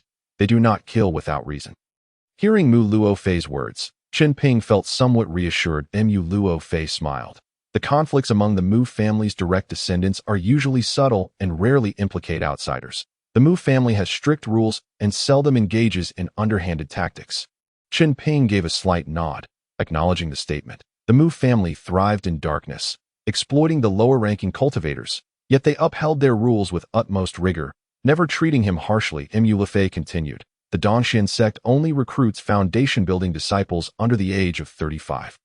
However, the resources for foundation establishment are limited, leading to fierce competition among the direct descendants. Previously, there were rumors that Mu Xingling had an opportunity to join the Dongxian sect during her qi refining period. But for some unknown reason, she was expelled. Chen Ping's eyes widened in surprise. Even during the qi refining stage, one could join the Dongxian sect. Mu Luofei smiled lightly. Indeed. But only extraordinary geniuses or those designated by nascent soul masters may enter the Dongxian sect. Chen Ping inhaled sharply. The competition in the realm of cultivation was indeed terrifyingly intense. Half a month later, Mu Luofei piloted a jade-white flying boat, reaching a distance of 8,000 miles. After flying another 2,000 miles, they would leave the Eastern Domain's cultivation world and arrive at the Eastern Wilderness. The Eastern Wilderness was vast, teeming with numerous monsters, and abundant in various heavenly and earthly treasures. Chen Ping had heard that a clearing war was waged every 600 years in the Eastern Domain's cultivation world to expand the territory for human cultivators. Suddenly, the jade-white flying boat came to a halt. Chen Ping inquired, "What's the matter, senior sister Luofei?" Mu Luofei's expression turned serious, her delicate brows furrowing as she pointed to a swamp below. "Junior brother Chen, is that the blood-horned red bull you were searching for?" In the expansive swamp, there were countless small red dots, which moved about, and if one listened closely, the frantic bellowing of bulls could be heard. Chen Ping's eyes lit up. "Indeed, it is the blood-horned red bull." Mu Luofei expressed some concern. "There are far too many blood-horned red bulls in this swamp." Chen Ping proposed, "Senior sister Luofei, there are too many monsters here. We can lure them out one by one and then strike. That it will also serve as a valuable experience to hone our combat skills." "Very well," Mu Luofei nodded, adding, "However, I cannot accompany you here for too long. At most half a month, before I must return to the Mu family. By then, my parents should no longer pester me." Chen Ping smiled. "No problem, senior sister Luofei. I am already very grateful that you could accompany me this far." His speculation was not amiss. It was likely that after Li Erniu established his foundation, he had once again proposed marriage to Mu Luofei, who personally declined, but her parents wished to ally themselves with the foundation cultivator. Li Erniu. The scene he witnessed in the Elder's Hall must have been them persuading Mu Luofei to agree. A smile spread across Mu Luofei's lips, her beautiful eyes narrowing into crescent shapes. Exuding charm, "You must cover the expenditure for the jade-white flying boat." Chen Ping chuckled. "No problem. I should indeed bear this cost. After benefiting from Mu Luofei's jade-white flying boat for so long, it was only right to contribute." Mu Luofei piloted the jade-white flying boat to the edge of the swamp. With their previous collaboration, they quickly devised a plan. Mu Luofei took out a piece of spirit beast meat from her storage bag, while Chen Ping retrieved several herbs to use as bait. Soon, a blood-horned red bull took the bait, separating itself from the swamp's herd and approaching the lure. Moo. The blood-horned red bull was massive, its visage fierce, with its blood-colored horns radiating a crimson glow. Even from 100 meters away, one could feel its oppressive aura. Mu Luofei whispered, "This ordinary blood-horned red bull should possess the strength of the mid-qi refining stage." "Junior brother, I will make the first move." Chen Ping nodded. Immediately, Mu Luofei summoned her magical artifact, an ice-blue jade hairpin atop her head. Go. She formed hand seals, and the ice-blue jade hairpin trembled, emitting a blue radiance as it sped towards the blood-horned red bull. Bang roar! The blood-horned red bull let out an enraged bellow, lowering its head, its massive blood-red horns clashing against Mu Luofei's ice-blue jade hairpin, producing a sound akin to a spiritual energy explosion. Mu Luofei exclaimed in disbelief. How is this possible? She was at the late stage of the 10th layer of qi refining, and this beast was merely at the mid-stage. By all accounts, she should have overpowered it. Yet, having pushed aside the jade hairpin, the blood-horned red bull charged towards Mu Luofei, her small face displaying panic. "Sister Luofei, do not be alarmed. I will give it a try." Chen Ping reassured Mu Luofei, retrieving a green bamboo jade sword from his storage bag. Channeling his spiritual energy into the blade, rather than retreating, Chen Ping advanced to meet the blood-horned red bull. "Vile beast, take this." With a single stroke, Chen Ping unleashed a frigid sword energy aimed at the bull's head. Having practiced the four-season sword technique for 2 years, this was his first actual combat experience. The blood-horned red bull, facing the sword energy, displayed disdain in its nascent beastly intellect. Its blood-red horns erupted with demonic power.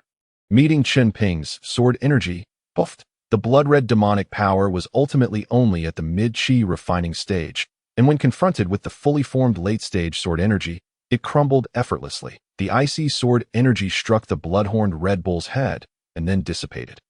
Thud! The massive bull froze momentarily, no demonic blood spilling forth. Its gigantic head severed and rapidly transformed into ice as it hit the ground. Junior brother Chen, you are incredible. You've mastered the 4 seasons sword technique.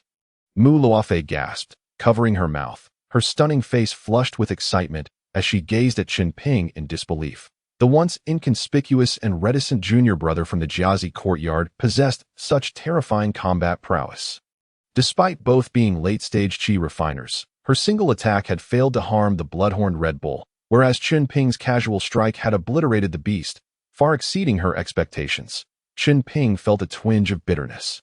The 4-season sword technique was something only those with inferior spiritual roots could master.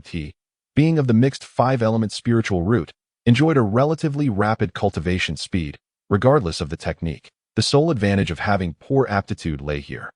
Chen Ping smiled. Sister, you flatter me. We acted in concert. Let us divide the spoils, sister. This beast is laden with treasures, and we must not let any go to waste. I only need the bull's horn. The demonic meat can be consumed, the hide can serve as talisman material, and the beast's blood can also be collected. I understand, Mu Luofei nodded, retrieving items from her storage bag to assist Chen Ping in managing the spoils. Chen Ping took charge of skinning, draining blood, and removing the entrails, while Mu Luofei handled the cutting of meat and collection of blood and organs. Their teamwork made the labor light. As for the 2 magnificent horns atop the bull's head, Mu Luofei expertly removed them intact. The enormous horns sparkled like crystal, emitting a faint, alluring red glow. After assessing the materials, Mu Luofei smiled brightly. The materials from this demon bull can fetch a piece of spirit stone. This is even more profitable than completing tasks at the Mu family, and oh wonder some choose to live on the fringes of the eastern wilderness for profit. Once the bloodhorn was removed, it could be worth 2 spirit stones. If one possessed strength, they could indeed slay demons for profit, but the consumption of flying artifacts was not negligible, let alone the expenditure on fasting pills and chi restoration pills, which could hinder cultivation progress. The most critical aspect was the considerable danger involved. Chen Ping, needing the blood-horned Red Bull's materials, would not have ventured 8,000 miles to take such risks otherwise. Chen Ping smiled. Then we can hunt more demonic beasts to make up for the losses. Mu Luofei's beautiful eyes displayed some embarrassment. I would like to, but my combat power does not match yours. Junior brother Chen, she still could not comprehend why. Despite having entered the 10th layer of chi refining 2 years earlier than Chen Ping, her combat strength fell short. Chen Ping sought to alleviate her confusion. I too benefit from the 4 seasons sword technique. The icy attribute sword energy is particularly effective against this type of beast. Do not worry, sister. This is merely a training exercise, and earning money is just a bonus. Mu Luofei paused for a moment before breaking into a radiant smile. Junior brother Chen, I had not previously noticed how attentive you are. Chen Ping raised his sword, his gaze shifting toward the swamp, where yet another blood-horned Red Bull had taken the bait. Sister Luofei, shall you make the first move again? Very well. Mu Luofei nodded in agreement. With Chen Ping's support, she felt considerably less flustered than before. Wielding her ice blue jade hairpin, she initiated her attack. This time, she demonstrated cleverness by not confronting the blood-horned Red Bull head-on. Instead, she elevated the hairpin and thrust it vertically towards the creature's neck. With a sharp hiss, the hairpin struck the blood-horned Red Bull, creating a gaping wound the size of a fist, eliciting a roar of anger and pain from the beast. The corners of Mu Luofei's enchanting eyes sparkled with delight. Junior brother Chen, I succeeded. Although her achievement paled in comparison to Chen Ping's ability to slay the blood-horned Red Bull with a single sword strike, it nonetheless marked a significant improvement. Chen Ping laughed heartily, saying, Sister Luofei, allow me to finish it off. He brandished his sword, unleashing a chilling sword energy that severed the head of the blood-horned Red Bull. His intention was to gather as many bloodhorn materials as possible for the collection of demonic bone blood before heading to Tianyin Tower, 2,000 miles away, to complete the task assigned by Mu Xingling. After all, there was no time constraint on Mu Xingling's mission. As long as he had sufficient alchemical materials on hand, there was no need to rush back to the Mu family. By evening, the two boarded a white jade flying boat, setting off towards a nearby town for rest. Although meals could be substituted with vitality-restoring pills, Mu Luofei, a delicate beauty, had perspired throughout the day and needed a bath and proper rest. Fortunately, There was a gathering place for cultivators just 50 miles from the Blood Bowl marsh that provided food and lodging. The journey back and forth to the marsh was not troublesome. This gathering place was primarily inhabited by early-stage qi refinement cultivators, with not a single late-stage qi refinement cultivator in sight. This surprised Chen Ping. Emulafe explained, such gathering places lack quality spiritual veins. They only offer a place to meditate and cultivate, resulting in a slow pace of advancement. The Mu family has strict rules and, in essence, is a subordinate force of the Eastern Shin sect, with a profound family heritage. Thus, even if the Mu family struggles, most cultivators prefer to remain there at the very least. It is safe, avoiding the uncertainties of life. Chen Ping nodded. Although these lesser cultivators lived in hardship, they enjoyed a certain freedom, yet producing a foundation-building cultivator from among them would be exceedingly difficult. After both had bathed, they proceeded to the inn for dinner. The food and drink offered were unlike anything Chen Ping had encountered at the Mu family. Even the most delicious meals, after years of repetition, had grown tiresome. He indulged heartily, thoroughly satisfied. Emulafe, however, ate delicately, savoring her food in small bites, consuming only a little. Chen Ping, puzzled, inquired, Sister Lufei, why not eat a bit more? A faint blush crossed Mu Lafei's charming face as she explained, I cannot afford the beauty-enhancing pill. To maintain my appearance, I must eat less. Chen Ping had initially thought Mu Lafei was simply unaccustomed to the coarse fare of such a gathering place due to her upbringing. Having lived in a cow shed during his childhood and subsisting on a single cornmeal bun daily, he could eat anything. He was taken aback to learn that Mu Lafei's restraint was for the sake of her beauty. Yet, the beauty-enhancing pill was a high-grade first-tier elixir, composed of exceedingly rare materials, making it one of the most expensive pills of its tier, that if he had the ingredients, he could indeed concoct the beauty-enhancing pill. As night fell, after their meal, the two prepared for rest and called upon the innkeeper to arrange accommodations. Chen Ping said, Innkeeper, please provide us with 2 premium rooms. Certainly, the innkeeper replied with a nod. However, Mu Lafei shook her head slightly. Her cheeks flushed as she softly said, Junior brother Chen, 1 room will suffice. Taken aback, Chen Ping had not considered any romantic implications and complied with Mu Lafei's wishes, opting for a single room. Under the innkeeper's knowing gaze, Mu Lafei and Chen Ping entered a spacious chamber. Mu Lafei gently patted her storage pouch, retrieving a set of array flags, which she strategically placed in every corner of the room. After forming seals and reciting incantations, the entire room was enveloped in a barrier formation. Only then did Mu Lafei let out a sigh of relief and explain to Chen Ping, Junior brother Chen, this place is not as secure as under the Eastern Shin sect. We cannot afford to be careless. With the barrier formation in place, we can rest easy. Chen Ping nodded in agreement. Sister Luofei, your foresight is commendable. He had not considered this aspect at all. After surveying the room, Mu Luofei's face flushed as she noticed, there's only 1 cloud bed. Chen Ping chuckled. No worries, Sister Luofei. I will meditate and rest. You take the cloud be indeed. Mu Luofei nodded graciously, not hesitating to accept the arrangement, and comfortably settled onto the cloud bed, removing her shoes but leaving her silken stockings on, sleeping in her clothes. Meanwhile, Chen Ping sat by the window at the tea table, closing his eyes to meditate. He had long since grown accustomed to such hardships during his time in the pill hall. Mu Luofei managed to feign sleep for a brief moment before falling into a deep slumber. The next morning, upon waking, she felt a twinge of nervousness. Upon opening her eyes and seeing Chen Ping still in a meditative state, she relaxed, unable to help but admire. Junior brother Chen, you are truly impressive.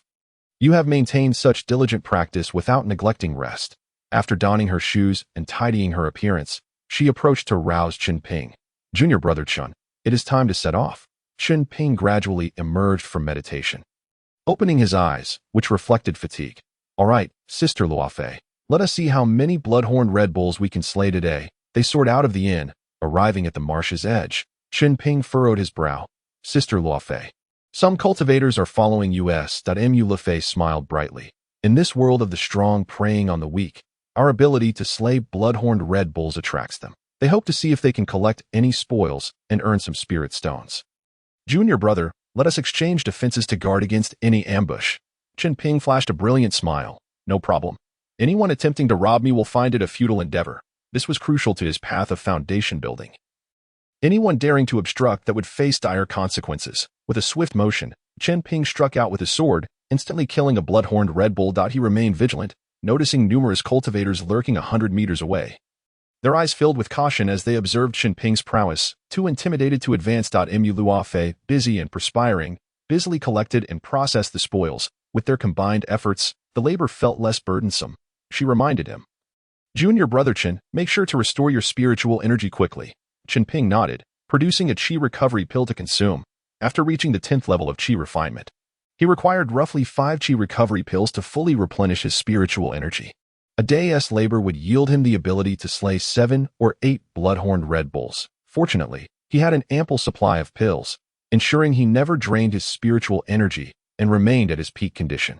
As evening approached, Mu Lefei summoned the white jade flying boat, and they soared back to the gathering place's inn. The lurking cultivators observed and mimicked their actions, preparing to lure solitary blood-horned Red Bulls for slaughter. Late that night, upon returning to their room, Mu Lefei set up the array flags. She said, Junior brother Chen, tomorrow we shall change our strategy to avoid those individuals. Chen Ping nodded. Very well, if Mu Lefei were not sharing a room with him. He would have already retrieved the Qingyuan furnace to attempt concocting body-refining pills. However, since Mu Luofei would not be staying long, he decided to hold off. As he returned to the tea table by the window to prepare for meditation. Mu Luofei warmly smiled and said, Junior brother Chen, you should take the bed tonight. Chen Ping looked surprised. Then where will you sleep, Sister Luofei? We cannot share the bed. Mu Luofei took a seat at the tea table opposite him. Tonight, I will meditate and rest. We can take turns sleeping in the bed. Chen Ping hesitated for a moment before agreeing that it had been over half a month since he left the Mu family with Mu Lefei, and he realized he hadn't had a good night's sleep in quite some time. Exhausted, he climbed onto the cloud bed, resting his head on the pillow, where he could still catch a faint whiff of Mu Lefei's lingering fragrance. This stirred emotions within him, yet fatigue soon overcame him, and he quickly drifted into a deep slumber. 12 days later, Chen Ping had slain over 100 bull demons, gaining a rough understanding of his own combat prowess. He collected more than 300 bull horns to refine body-tempering pills, enough to sustain him for a considerable time. It was also time for Mu Lefei to prepare for her return to the Mu family. As evening approached, the two did not return to the gathering place's inn. Over the past half-month, quite a few cultivators had been observing them. Chen Ping handed several movement talismans to Mu Lefei, saying, Sister Luofei, taking your flying vessel to leave this place would make it easy for them to catch up. We should use these talismans to depart several hundred miles away before bidding farewell with your vessel. Mu Luofei smiled lightly. That is exactly what I intended. The two tore the movement talismans, and their speed surged as they left the area. However, after running 100 miles, they were blocked by several cultivators. The group consisted of middle-aged men, with the leader clad in animal skins, eyeing the pair with greedy looks. Two fellow Taoists, are you planning to leave after making a profit in the Red Bull Marsh? Chen Ping, utilizing his ability to gauge aura, sneered. What? Can't we leave? Is this Red Bull Marsh your family's territory? The external environment is truly harsh. For a mere 100 spirit stones, you dare to obstruct our path. One hand gripping his sword while the other held the second-tier talisman gifted by Mu Xingling, Chen Ping faced the beast skin giant, who displayed a greedy smile. Of course you can leave. But you cannot take the money without paying. Leave behind 100 spirit stones, and you may go. Chen Ping coldly laughed. 100 spirit stones? What a gluttonous appetite. If you have the ability, go slay the blood-horned Red Bulls yourself. The opponent didn't even pretend to negotiate. They directly attempted to rob them. For Chen Ping, 100 spirit stones was a significant sum, and to be asked for it without a fight would render his years of arduous cultivation meaningless. Refusing a toast only to be forced to drink a forfeit. Let's fight. Kill this male cultivator and capture the female one as a slave. The beast skin giant formed seals with both hands, channeling his power to cast a spell. Yet, at that moment, someone else had already seized the opportunity, launching a wave of fire magic towards Chen Ping. Be careful, Junior brother Chen. Mu Luofei exclaimed. A white jade hairpin atop her head erupted with a burst of spiritual mist, enveloping her and rendering her unharmed. Seeing this, Chen Ping unleashed a flurry of sword strikes, extinguishing the fire wave. That moment, the beast skin giant had finished gathering his magical power. Boom! A sharp golden light shot towards Chen Ping's forehead. Mu Luofei's expression changed. Late-stage qi refinement. Chen Ping immediately thrust his bamboo sword into the ground, summoning golden light to protect his forehead, blocking the golden spell, and no matter how the beast skin giant channeled his power, the golden spell could not harm Chen Ping in the slightest. What profound magical power! The beast skin giant's expression shifted dramatically. His golden spell had been effortlessly deflected by the other. Emulafei was equally astonished. Junior brother Chen. Such pure magical power. Could it be that you haven't been consuming pills for cultivation? The clash of spells showcased that he could shield himself with a single hand. This could only be achieved by a cultivator who had endured rigorous training without relying on pills. Long-term consumption of pills would lead to impure and diluted spiritual energy, weakening their might. Though both Mu Luofei and Chen Ping were at the 10th level of qi refinement, her combat strength paled in comparison to his. Chen Ping let slip the talismans from his sleeve, brandishing his green bamboo jade sword, and leaped towards the beast skin giant. Several sharp golden sword energies cleaved through the air. Puff! The cultivator tasked with protecting the beast skin giant and casting a protective barrier was instantly pierced through the head. Dying on the spot. So powerful, the beast skin giant was struck with fear. This seemingly delicate youth's strength was beyond his imagination. Flee! The beast skin giant tore open a movement talisman, his speed surging as he turned to escape. But amidst the sword energies, the speed of the talisman could not match Chen Ping's sword strike. Puff! The beast skin giant was struck by a sword, spitting blood and stumbling. Chen Ping consumed several recovery pills, unleashing more sharp golden sword energies. The beast skin giant's eyes filled with despair, and just then, several sword energies struck, piercing through his head and chest. He fell dead on the spot. Hiss!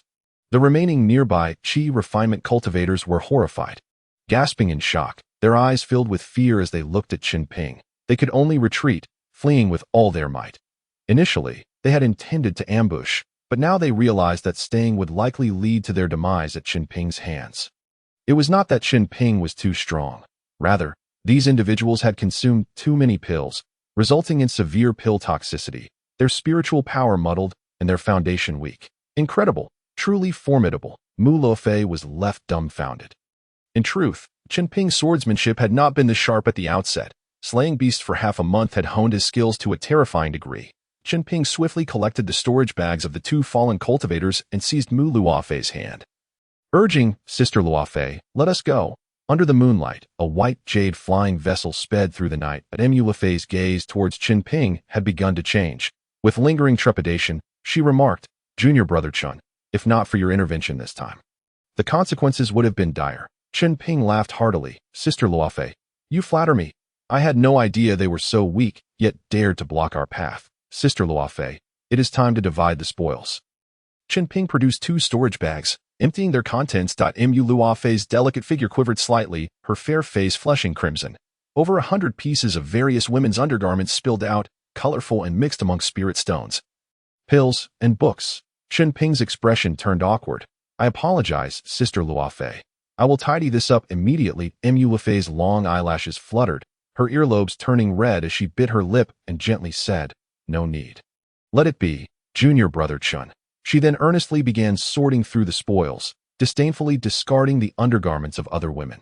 After busily organizing for half an hour, they finally sorted through everything. A total of 500 spirit stones, dozens of pill bottles, and several unnamed manuals. "Sister Luofei, since you were the one who fought against these enemies, you may take 80% of the spoils. I will only take the remaining 20%. She stated. Chen Ping picked up the unnamed manuals, and upon examining the first one, his pupils constricted.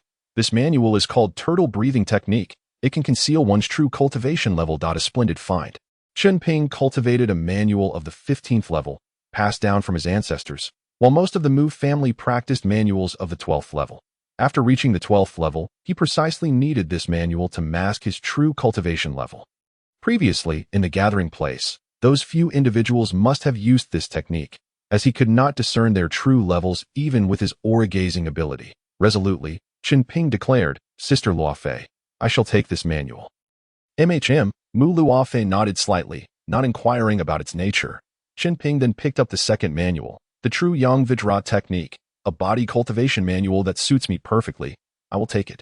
The third manual, titled the Subtle Desire Union Technique, was a dual cultivation manual that could either absorb yang to supplement yin or vice versa. Chen Ping's face flushed as he coughed a few times. Such a manual exists? Mu Lefei's face also turned red as she stammered to explain. This is a technique from the mysterious Desire Tower. The person must have ancestral ties to their foundation-building disciples. Junior brother Chen. You should refrain from taking this technique. All right. I will heed sister's advice. Mu Lefei summoned a small fireball to incinerate the manual. Chen Ping then took 300 spirit stones. Sister Luofei, the remainder belongs to you. Seeing the remaining 200 spirit stones and dozens of pill bottles, Mu Luofei wanted to refuse. Chen Ping smiled, saying, the excess is merely the cost of the white jade flying vessel. Sister Luofei should not decline. Mu Luofei's eyes shimmered like rippling water, and with a gentle smile, she said, very well, I shall graciously accept it. With the spoils divided, it was time for the two to part ways. Chen Ping remarked. Senior Sister Luofei, my journey to Dongwang Fangshi may take several months, so the transaction of the spiritual awareness pill will have to be paused for a while. Understood, Mu Luofei replied. Chen Shidi, please ensure your safety on the road, and return swiftly. Chen Ping summoned his flying gourd, saying, Senior Sister Luofei, until we meet again at the Mu family, he maneuvered the flying gourd towards Dongwang Fangshi. While Mu Luofei, watching his figure disappear into the distance, steered her white jade flying boat back to the Mu family point 2 days later. After flying 800 miles, Chen Ping landed in a desolate and secure location. Finally, he could begin refining pills. With no urgency in completing Mu Xingling's task, Chen Ping decided to focus on alchemy to enhance his cultivation, now separated from Mu Luofei. He could take out the Qinghuan furnace and attempt to refine the spiritual awareness pill. Previously, Su Fengshan had mentioned that one needed to be at least in the late stage of qi refinement to concoct the spiritual awareness pill. Now that Chen Ping had broken through to the 10th layer of qi refinement, he was eager to give it a try. Chen Ping enthusiastically set about refining the spiritual awareness pill. With a stronger spiritual awareness, my control over the pill furnace and medicinal materials will be much more refined. However, an hour later, Chen Ping's expression fell. This can't be right. It failed again. My spiritual awareness is still insufficient. He felt as though a bucket of cold water had been poured over him. Half a month later, Chen Ping's expression grew complex. In half a month, I've managed to refine 3 batches of spiritual awareness pills, which means I could produce 6 batches in a month. That's an improvement, albeit not substantial. With enhanced spiritual awareness, the speed of refining the spiritual awareness pill has indeed increased significantly, but it's still largely reliant on the medicinal guides collected by the Qinghuan furnace. At least it's better than before, allowing me to earn an additional 36 spirit stones each month. Next, he set about refining the body refinement pill. After much effort, he finally gathered the necessary materials and was ready to test its effects. Chen Ping's consciousness entered the Hall of Inheritance, placing the materials for the body refinement pill into the designated pattern. A few brief instructions appeared.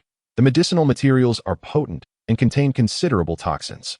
First, refine the demon bone blood over a high flame for half an hour. Then add the remaining herbs. Should the refinement fail, the leftover materials can be used for an external medicinal bath. Chen Ping's eyes brightened. This way, I won't waste any materials. After years of alchemical practice, he had squandered countless resources on failed attempts. Moreover, the body refinement pill did not require all the materials to be added at once. Eagerly, Chen Ping began the refinement process, placing a piece of demon bone blood into the pill furnace and igniting the Qingsu Wuging fire to its maximum. After half an hour, he added the other medicinal materials. Another half hour later, Chen Ping's expression shifted as he detected an exceedingly pungent odor. Upon opening the pill furnace, he found the materials had turned to charcoal. Rather than waste them, he immediately removed the charred remnants and soaked them in spiritual water. Stripping off his clothes, he immersed himself to gauge the effects. A sharp pain surged through his body, followed by a soothing warmth. He used his spiritual awareness to inspect himself, discovering that his physical body was undergoing refinement and becoming stronger, with changes occurring within his meridians and spiritual channels. Chen Ping's energy vortex expanded imperceptibly, and his flow of spiritual power became more natural and smooth. A delighted smile spread across his face. What a remarkable substance! The most significant change is that the bottleneck of my physical body has diminished slightly. He was determined not to repeat the perilous breakthrough he faced at the 10th layer of qi refinement. As he journeyed towards Dongwang Fangshi, Chen Ping continued to refine the body refinement pill along the way. After a month of toil, he finally succeeded in producing a batch. He swallowed a refined pill to test its effects. It's about 30% more effective than the medicinal bath? Ouch, so painful. Chen Ping's complexion drastically changed. His body was too weak and fragile, causing him to tremble and break into a cold sweat. He gritted his teeth against the pain, unwilling to waste the medicinal power, and completed the refinement of the body refinement pill.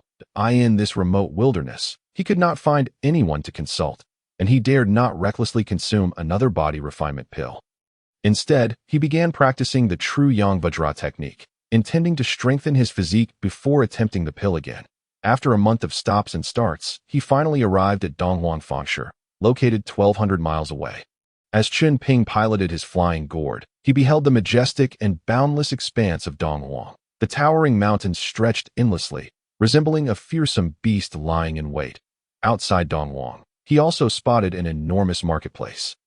Upon entering the market, Chen Ping encountered cultivators from various factions, each clad in distinct robes, with many being loose cultivators or members of small families, compared to the oppressive and stagnant atmosphere of the Mu family. The cultivators here were lively and invigorated, lifting Chen Ping's spirits considerably. The spiritual energy in this place was more chaotic and volatile, making it less suitable for those seeking intense cultivation. Unhurried, Chen Ping decided to explore the marketplace rather than rush to Tianyin Tower. After a day of wandering, he felt somewhat disappointed. Despite its vastness, the majority of goods on offer were of inferior quality, and public safety was a significant concern. Most crucially, he found nothing that piqued his interest. This large marketplace likely paled in comparison to the Mu family under the Dongxian sect.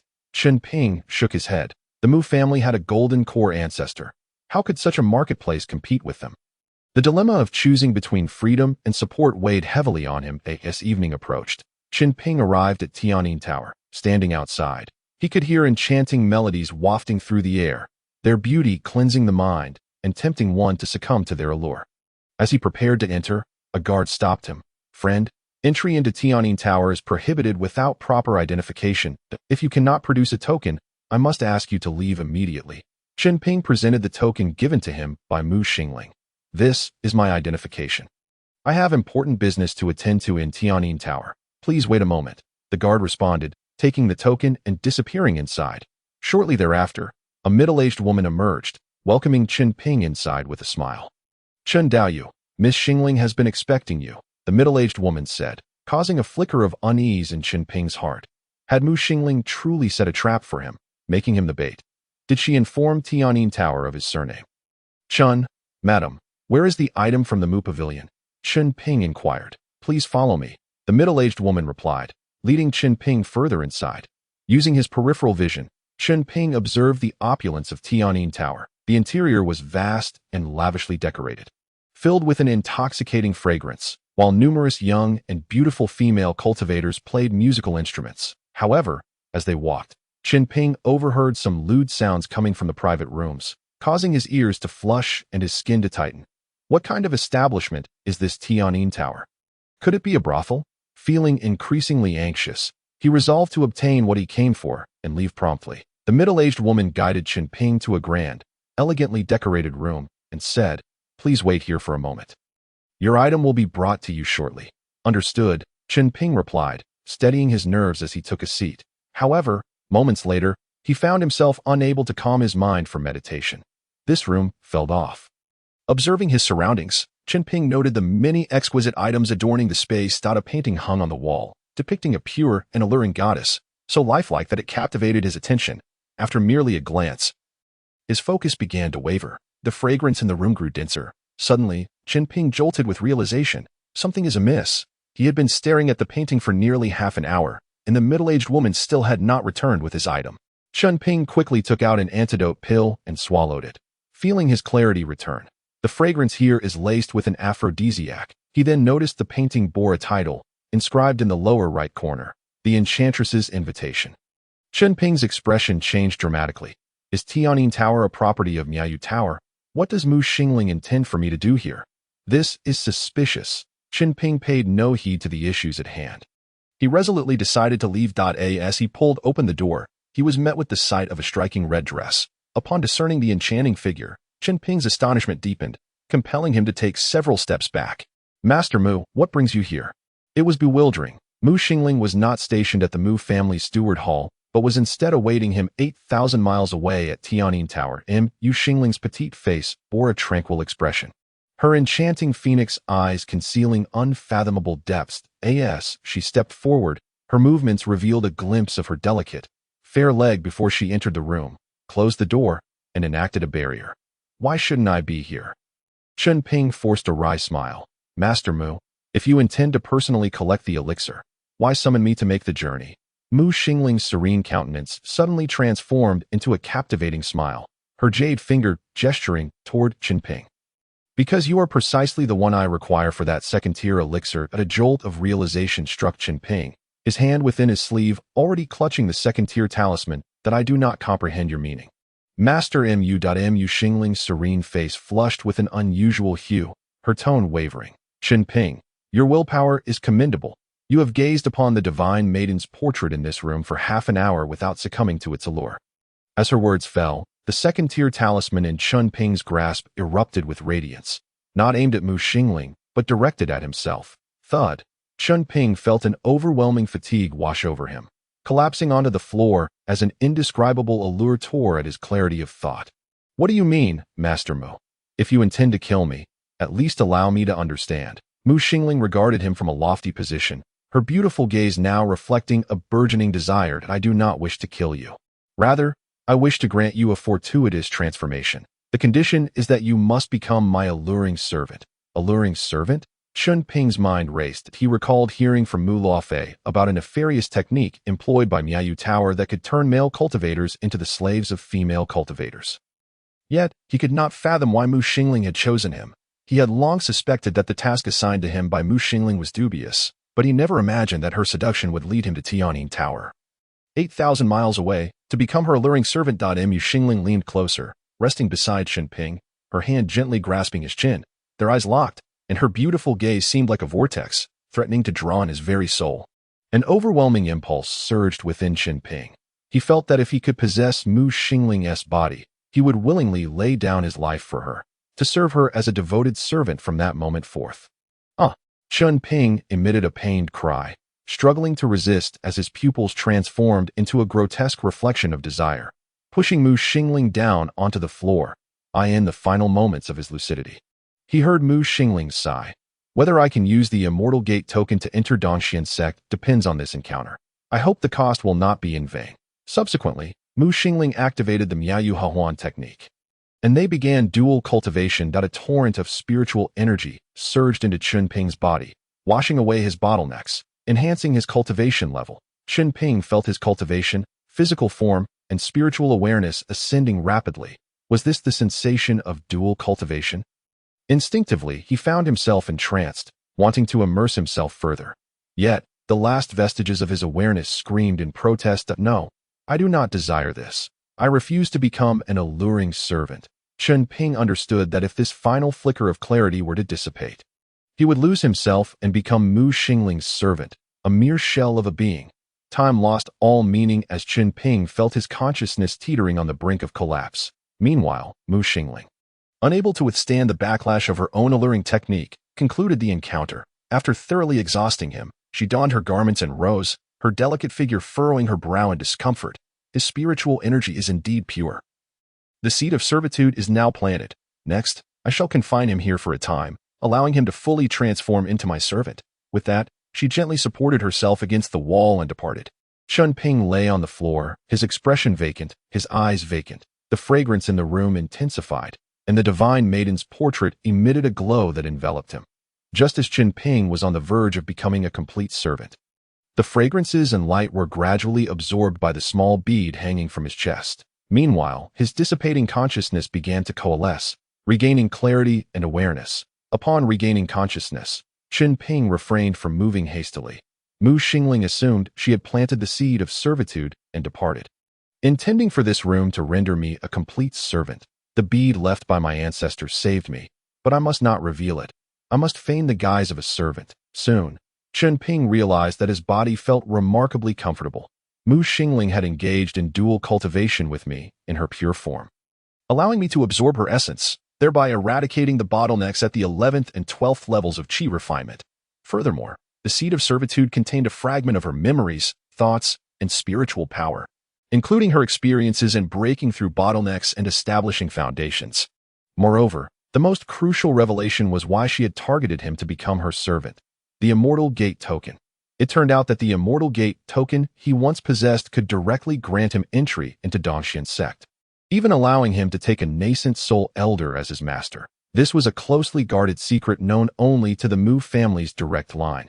They incessantly sought out spiritual seeds to obtain the Immortal Gate token. However, the lower-tier individuals remained oblivious, let alone outsiders like Tang Sheng and Meng Huanger, who were entirely unaware of the token's significance. When Chen Ping arrived at the Mu family as a child, Mu Xingling had seized the Immortal Gate token. Subsequently, she covertly entered Dongxian's sect with it.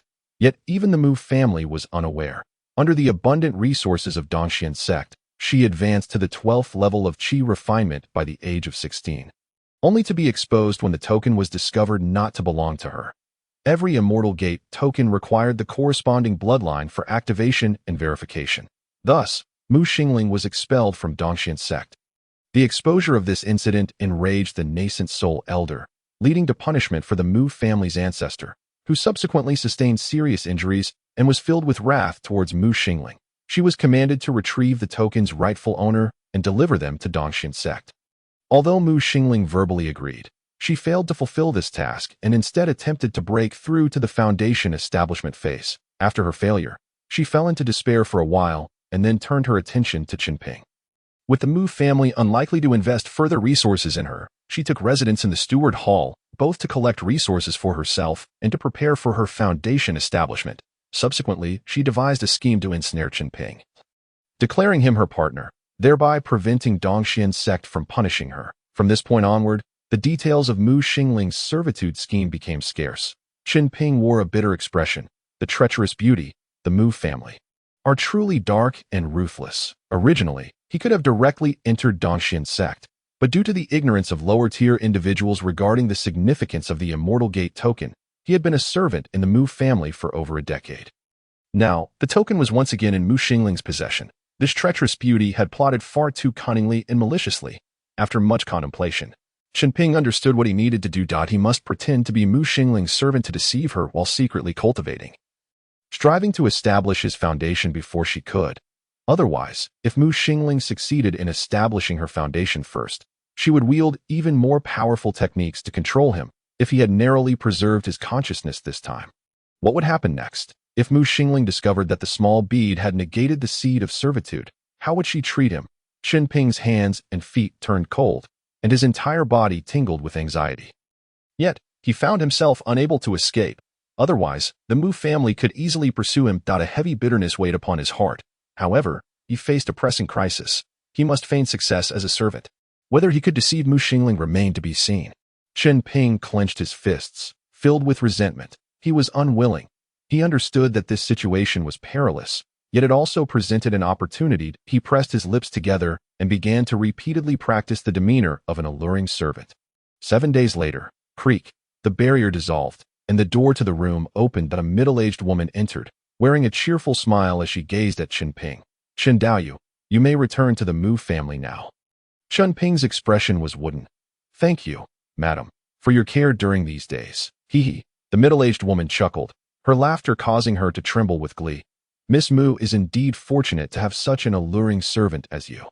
She departed from Tianyin Tower with Chen Ping, harboring no doubt that he had not become a mere plaything.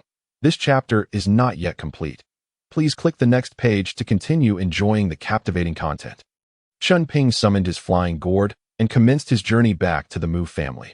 Along the return path, he speculated that Mu Xingling must have dispatched individuals to covertly monitor him, leaving him no choice but to diligently fly, without pausing to concoct pills that he could only source steadily, seated atop the flying gourd, consuming and refining elixirs to enhance his cultivation. Chen Ping did not travel day and night at a pace of 500 miles daily. Rather, he managed approximately 300 miles each day before needing to rest and sleep. After 4 months, he finally returned to the Mu family. Without delay, Chen Ping made his way to the Hall of Stewards to seek an audience with Mu Xingling. His heart weighed heavily, uncertain if he could successfully conceal the truth from her. If he could navigate this crisis, he would be safe moving forward. able to develop in secrecy. Upon entering the Hall of Stewards, he bypassed the front desk and headed straight for the dojo where Mu Xingling resided. It seemed she had received word in advance as she awaited him outside the dojo upon seeing Chen Ping approach. She led him into her dojo, promptly closing the door and setting up barriers. The sense of bitterness welled within Chen Ping. Should he fail to deceive her, she would likely act decisively, disguised as a mere plaything. He felt compelled to lunge towards her, his tone fervent. Xingling. Mu Xingling's serene visage momentarily faltered, her beautiful eyes brimming with uncertainty, although Tianyin Tower had informed her of the successful enslavement. This was her first encounter with a plaything, leaving her unsure of Chen Ping's true nature. His demeanor, akin to that of a lecherous specter, rendered her unable to discern his intentions, yet, upon further reflection, she deemed it reasonable if he were not truly a plaything. What audacity would Chen Ping possess to disregard status and brazenly covet her form? Sit down. Henceforth, without my command, you are not to approach me in the slightest. Mu Xingling commanded, a hint of an unusual blush gracing her tranquil face. The method capable of distorting a person's will undoubtedly exacts a steep price, under the pressures of Dongxian sect and the Mu family's ancestors. She traded her innocence to make Chen Ping a plaything.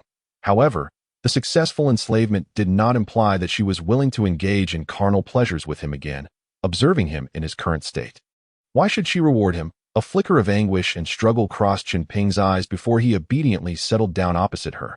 Yes, Xingling. Mu Xingling's exquisite face nodded slightly, satisfaction evident in her gaze. From Chen Ping's obsession with her and his obedience to her commands, she inferred he would not betray her. The potential threat posed by Chen Ping could now be considered neutralized, with a cold expression. She stated, "Who permitted you to call me by my name? From now on, address me as Palace Master Mu. Our relationship must remain confidential. No one else must know. Do you understand?" "Yes, Palace Master." Chen Ping exerted every effort to control his emotions, showcasing his acting skills. Mu Xingling then inquired, "What elixirs can you currently concoct? Was this a test?" Chen Ping replied, "Vitality pill, fasting pill, chi recovery pill." Mu Xingling furrowed her brow. "Open your storage bag and let me see." Chen Ping complied and revealed his storage bag, which contained only several hundred materials for the 3 types of elixirs, along with some blood horns and several hundred spirit stones. Fortunately, he had consumed all the spirit-nourishing pills, body refining pills, and vitality pills over the past few months. Mu Xingling asked, "Where did you acquire so many spirit stones?" 800 spirit stones were a considerable fortune for Chen Ping. He attributed the source of the spirit stones to the 2 robbers he had slain. Mu Xingling nodded slightly, lightly tapping the storage bag, causing 300 spirit stones to float out. "From now on, you must run errands for me more frequently. Remember to purchase a decent flying artifact." Damn it, using his own spirit stones to serve her. Chen Ping could only acquiesce, secretly gritting his teeth. "Just wait. If you assign me to gather foundation building resources, don't blame me if I embezzle some for myself." Mu Xingling raised her delicate hand and released the barriers. "You may leave. That I will notify you if anything arises." Chen Ping feigned reluctance as he departed, but as he exited the dojo, his back was already drenched in cold sweat, his heart pounding like thunder. He had narrowly escaped a dire situation. Just as he was about to leave the Hall of Stewards, Mu Luofei called out to him, "Junior brother Chen, you have changed so much." After 5 months apart, Mu Luofei observed that Chen Ping had undergone a significant transformation, appearing markedly different and somewhat unfamiliar. Chen Ping, having consumed body-refining pills, appeared even more handsome. Upright, and exuding an extraordinary aura. The sense of unease gripped Chen Ping, but he managed to smile. "Senior Sister Luofei, what do you mean by that? Am I not still myself?" He understood that Mu Luofei's remarks pertained not only to his appearance, but also to the allure he had unwittingly acquired after consuming the slave seed. Mu Luofei's beautiful eyes blinked a few times, followed by a gentle smile. "It's not about any specific change. It's just that you seem different." Chen Ping replied with a grin. "Perhaps it's due to my training outside these past few months." "Perhaps." Mu Luofei nodded slightly, then beamed.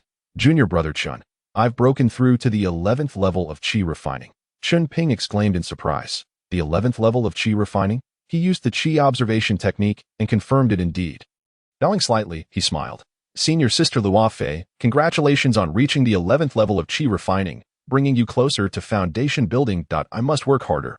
Otherwise, I will fall behind you, considering the timeline." Mu Luofei had been at the 10th level of qi refining for 3 years, and he hadn't expected her return from her training trip to coincide with a breakthrough. Mu Luofei giggled lightly. Then you must put in the effort, as one day I might have to call you senior brother Chen. Chen Ping laughed heartily. I too look forward to that day. Mu Luofei's eyes sparkled, and she said, now that junior brother Chen has returned, our trade should resume. Chen Ping nodded. No problem. I have just used up all my elixirs. Senior sister Luofei, I would like to purchase some vitality pills. Mu Luofei smiled brightly. Then please follow me, for transactions involving elixirs. It was indeed better to conduct them discreetly in a private space. Chen Ping purchased 10 bottles of vitality pills in one go and entrusted Mu Luofei with acquiring the 3 materials for the body refining pills for Mu Xingling's request for him to procure a good flying artifact. He would address that later. After concluding these matters, Chen Ping returned to his dojo. After a refreshing bath, he proceeded to the alchemy room to begin concocting pills, having been away for 6 months. He had exhausted all his elixirs, and over the past 4 months, he had refrained from revealing the Qinghuan furnace for alchemy. Although he had fallen into Mu Xingling's trap, he had broken through the bottlenecks of the 11th and 12th levels of qi refining. Chen Ping's cultivation speed had evidently accelerated compared to before, and as he had anticipated, he could now refine 1 vitality pill in a single day. He calculated that upon reaching the 11th and 12th levels of qi refining, he would be able to refine 1 vitality pill in half a day, thereby requiring even more resources. The benefits were clear. Perhaps he could strive to reach the foundation building stage before the age of 40. With a chance to outpace Mu Xingling in achieving foundation building, he needed to enhance his spiritual perception and physical form while gathering materials for foundation building elixirs. As he concocted pills, he also consumed elixirs to cultivate. Feeling a sense of security only through rapidly improving his cultivation, by the end of the month, Mu Luofei returned to collect the elixirs, receiving only 4 bottles of spiritual awareness pills from Chen Ping. With a monthly production of 6 bottles, he needed to consume 2 for himself. Naturally, Mu Luofei was quite pleased to earn extra money. After Mu Luofei departed, Su Fengshan arrived, presenting Chen Ping with 41 spirit stones. His face flushed as he said, "This extra spirit stone is the interest for the money I borrowed from you, junior brother Chen." Chen Ping invited Su Fengshan into the courtyard for tea and simultaneously inquired about several questions. Senior brother Su, after entering the 10th level of qi refining, I plan to undergo body refinement and purchase some items to consume, yet I feel a lot of pain in my body. How should I resolve this? Su Fengshan chuckled. Junior brother Chen, this relates to what you consumed during your childhood. Before the age of 16, one's bones are not fully set, so undergoing body refinement before that age is optimal. After 16, if you need to alter your bones, the pain will be unbearable. Thus, children from cultivation families often soak in medicinal baths from a young age to enhance their bone structure and minimize bottlenecks. Chen Ping was left speechless. This was yet another disadvantage of not coming from a cultivation family. He tends to the cattle daily, and each day brings forth a new steamed bun, not to mention the absence of medicinal baths. Alas, there is no remedy for this, and no matter how much it hurts, one must endure. Chen Ping then casually inquired, Brother Su, do you know how long it takes for a person to attempt foundational establishment again after failing the first time? Su Fengshan replied, this is no secret. If one fails in foundational establishment, the subsequent attempt can be postponed until the age of 35, but correspondingly, the success rate is halved. For instance, if our cultivation method involves 12 layers of qi refinement, it carries a 30% success rate for foundational establishment. Coupled with a foundational establishment pill, the normal probability should be 60%. However, on the second attempt, it dwindles to merely 30%. With the experience from the first attempt, one will undoubtedly refine every aspect to perfection before trying again. Yet most lack the necessary resources. For a second attempt at foundational establishment, one must at least be 32 or 33 years old to meet the deadline. Before 35, Chen Ping fell into deep contemplation at 23 years of age. Having reached the 10th layer of qi refinement, he has 12 years remaining to establish his foundation, which is a rather optimistic outlook. If, before that, Mu Xingling were to succeed in her foundational establishment, Chen Ping's heart sank to the depths. Considering this, the prospect of surpassing Mu Xingling in foundational establishment seemed all but impossible. Yet he could only do his utmost and leave the rest to fate. regardless of the means or costs involved in enhancing his cultivation to establish his foundation. Establishing his foundation before 35 would grant him entry into the Dongxian sect. If he surpassed 35, even if he succeeded in foundational establishment, he would be unable to join the Dongxian sect and would remain in the Mu family, continuing a life of servitude. Chen Ping had already witnessed two such foundational establishment cultivators in the Mu family. One was the left master of the Pill Hall, and the other was the elderly foundational cultivator who accompanied Mu Huadai. Chen Ping clasped his hands in gratitude. "Thank you, Brother Su." Su Fengshan earnestly advised. "This is common knowledge. Junior Brother Chen, you are usually engrossed in alchemy and cultivation, with little social interaction. It is only natural that you are unaware of such matters. Since you are now determined to break through to foundational establishment, you must pay attention to interpersonal relationships. Otherwise, how can you establish your foundation? Let us set aside the foundational establishment pill, at the very least. You should acquire 1 or 2 foundational spirit objects. Without the goodwill of friends and family, how can you gather the necessary foundational spirit objects on your own?" Chen Ping felt a pang of bitterness within and replied, "I appreciate your guidance, brother." He had already understood this principle. Now he had to consider the matter of materials for the foundational establishment pill, lacking friends or family. Procuring these materials would prove exceedingly difficult. He could only venture into the black market and auction houses to seek information. "Junior brother, I shall return to the alchemy chamber to refine pills." Su Fengshan waved his hand and departed. For the sake of his grandson, he had exhausted his savings and accrued considerable debt, laboring day and night in alchemy to earn money to repay it. Chen Ping took a deep breath. If he failed to achieve foundational establishment, his fate would be even more tragic than Su Fengshan's. Once he reached the 11th layer of qi refinement and fulfilled this year's tasks, he would need to visit the black market and auction houses. He resolved to enter seclusion. Chen Ping proceeded to the alchemy room, disabling the restrictions. Before him lay the yuanqi pill, lingji pill, and body refinement pill, which he consumed one by one to facilitate his cultivation. Although Mu Xingling had aided him in breaking through the bottlenecks between the 10th and 11th layers of qi refinement, his cultivation method extended to 15 layers.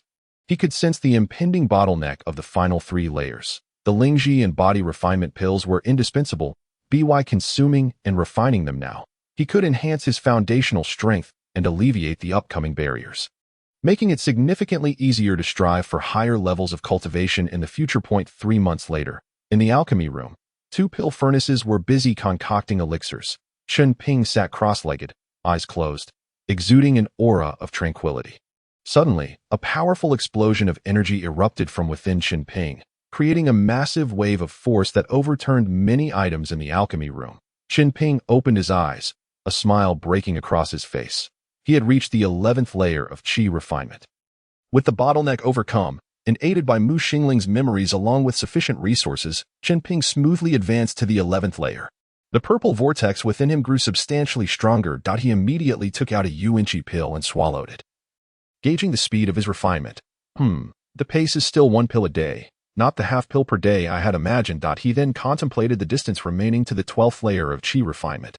If he refined 1 yuanqi pill a day, it would take over a year to reach the 12th layer. 1 yuanqi pill was equivalent to a month's worth of spiritual energy for his 5-element mixed spiritual root. Meaning without the yuanqi pill, he would need to meditate for over 30 years to have a chance at entering the 12th layer of qi refinement. However, this was merely theoretical. Once a qi refinement cultivator surpassed 35, their bodily functions began to decline. Ordinarily, this would mean that Chen Ping would likely never cultivate to the 12th layer in his lifetime. Taking a deep breath, Chen Ping's gaze flickered. If I turn 24 next year, I will be able to reach the 12th layer of qi refinement. This was not only a benefit of abundant resources, but also the greatest advantage of Chen Ping's cultivation method, which was free from pill toxicity. Once he reached the 12th layer of qi refinement, he could consider switching cultivation methods and strive for foundational establishment. However, upon further reflection, Chen Ping shook his head. Abandoning this plan, his 5-element mixed spiritual root cultivated slowly, and the probability of breaking through to foundational establishment was lower than that of others. Those with fewer spiritual root types not only cultivated more swiftly, faced fewer bottlenecks, but also had a higher likelihood of successfully establishing their foundation. The 12th layers method theoretically carried a 30% success rate for foundational establishment. even someone as gifted as Mu Xingling. So young and with access to foundational establishment pills had still failed in her attempt. For Chen Ping to succeed in foundational establishment, it would be wiser to diligently cultivate to the 15th layer of qi refinement to enhance his success rate. The shadow of failing at the 10th layer loomed too large. He had nearly succumbed to madness and lost his life. Not to mention the gravity of foundational establishment, although Chen Ping no longer needed to submit tasks at the end of each month like others. He was still accustomed to stepping out for some fresh air during this time, returning to the dojo to meet Mu Luofei and trade for spirit stones, yuanqi pills, alchemical materials, and so forth. He pondered whether to employ the turtle breathing technique to conceal his true cultivation level, but decided that it was unnecessary for now. It would be better to wait until he broke through to the 13th layer. Chen Ping submitted all his tasks for the year to the left master and returned to the dojo, where he coincidentally encountered Mu Luofei, who had just received some essence pills and other elixirs from Su Fengshan. Mu Luofei summoned her white jade flying boat, inviting Chen Ping aboard. "Junior brother Chen, let us discuss our transactions aboard." Chen Ping stepped onto Mu Luofei's flying boat as she navigated it out of the Mu family estate. Meanwhile, many others from the Mu family were also heading in the same direction. Chen Ping was somewhat surprised. "Sister Luofei, is there something happening?" Mu Luofei replied with a calm demeanor. "Uncle Li Erniu is getting married. Tomorrow is the grand ceremony, and he has sent invitations for us to attend." Chen Ping fell silent for a moment. "I did not receive an invitation." Li Erniu had only recently joined the Dongxian sect, and his marriage to Mu Luofei could be seen as a fortunate turn of events. Mu Luofei responded nonchalantly. "Perhaps he simply forgot about junior brother Chen. It is of little consequence." Following this, Chen Ping and Mu Luofei engaged in discussions regarding the trade of elixirs and materials. Initially, Chen Ping intended to inquire about foundational spirit objects, but upon reflection, their relationship had yet to reach that level of intimacy. Moreover, Mu Luofei's demeanor was not as indifferent as it appeared. She had not even noticed that Chen Ping had already ascended to the 11th layer of qi refinement. However, once she calmed down, she was taken aback. That night, the sky was adorned with numerous streaks of light heading towards the Leaf family of Cloud Edge Island. Mu Luofei piloted the white jade flying boat, reclining within to rest her eyes, while observing Chen Ping sitting cross-legged on the deck. Immersed in cultivation, suddenly, Mu Luofei's beautiful eyes widened. "Junior brother Chen, you have reached the 11th layer of qi refinement." She was astounded by Chen Ping's rapid progress. She had entered the 10th layer of qi refinement 2 years prior to him. Yet now he had surpassed her by advancing to the 11th layer within just 1 year. She and Chen Ping had interacted monthly, and she was acutely aware of the disparity in their cultivation speeds over the years. Now, Chen Ping's cultivation had caught up to hers. It was noteworthy that in terms of both talent and resources, Chen Ping was far inferior to her. Not to mention, Chen Ping's combat prowess surpassed hers by a significant margin. Mu Luofei's heart stirred with intense ripples, making it difficult for her to remain composed. After a considerable time, she finally regained her composure and smiled. This is indeed a good thing. However, she could no longer maintain the pretense of sleep. Instead, she sat up and gazed at Chen Ping. "Chen Shitty?" Chen Ping had just finished refining a spirit recognition pill. "What is it, Sister Luofei?" Mu Luofei said kindly. "While borrowing can be advantageous, it is also an insatiable abyss." Chen Ping was taken aback for a moment. Did she believe that her rapid advancement in cultivation was solely due to the substantial resources consumed through borrowing? He touched his nose, a bitter smile escaping his lips as he replied, "Thank you for the reminder. Sister, I will be cautious." Mu Luofei shook her head gently, her expression turning serious. "Chen Shitty, you do not understand. Alas, Shitty Luo and the others have already descended into the abyss that I do not wish for you." Her words trailed off, hesitation evident in her tone. Chen Ping's gaze shifted slightly. What has happened to Shitty Luo and the others? He recalled that Luo Chong and his companions had borrowed 200 spirit stones from Li Erniu to present gifts. Each of them earned only a few spirit stones as salary per month in their respective positions. Mu Luofei turned her face away, uttering only a few words. "Life is worse than death." Chen Ping was shaken, falling into silence. No one could resist the allure of foundation, establishment, and longevity. Yet far too many had suffered the fate of living in misery as a result. Chen Ping spoke earnestly. "Sister Luofei, I understand. I will exercise caution regarding borrowing." Mu Luofei nodded, choosing not to elaborate further. and soon shifted the conversation to other matters. Chen Shidi, what type of spiritual item do you plan to use for foundation establishment in the future? Chen Ping felt a flicker of surprise. It was unusual for Mu Luo Fei to initiate a discussion on this topic. He candidly replied, if possible, I would prefer a foundation establishment pill. Mu Luo Fei shot him a glance, her tone tinged with melancholy. Chen Shidi, do not harbor hopes for a foundation establishment pill. Such items are solely in the possession of the four major sections. Our cultivation methods inherently carry a 30% success rate. And if we can acquire a spiritual item that increases it by even 10%, it would be a blessing. The foundation establishment pills consist of 5 major spiritual materials: jade marrow fungus, purple monkey flower, heavenly spirit fruit, second-tier demon pill, and centennial spirit milk. Aside from the demon pill, each of the 4 major sects cultivates a unique foundation establishment spiritual plant. Of course, the vast world of cultivation occasionally yields wild spiritual plants. But for cultivators like us, gathering all 5 materials is nearly impossible, not to mention the secret methods required for refining foundation establishment pills. Chen Ping replied earnestly, Sister Luo Fei, I am aware of this. We shall do our utmost and leave the rest to fate. That Mu Luo Fei continued. Among them, Centennial Spirit Milk can directly enhance the success rate of foundation establishment by 10%. An MY goal is to obtain a drop of Centennial Spirit Milk. A 40% chance is, in fact, quite substantial. Given Mu Luo Fei's excellent spiritual root, a 40% chance was indeed considerable. However, Chen Ping possessed a mixed 5-element spiritual root. If he were to rely on a mere 40% chance for foundation establishment, failure would be a certainty. He would spare no effort to procure the materials needed for refining the foundation establishment pill. The 4 major sects monopolizing these materials could dictate the fate of the eastern region's cultivation world for generations to come. Only direct descendants of prominent figures like the Mu family and Li Erniu would be able to obtain foundation establishment pills directly from the sects. As their conversation continued, they arrived at Yunyu Island. The entire island was shrouded in mist, exuding an extraordinary aura.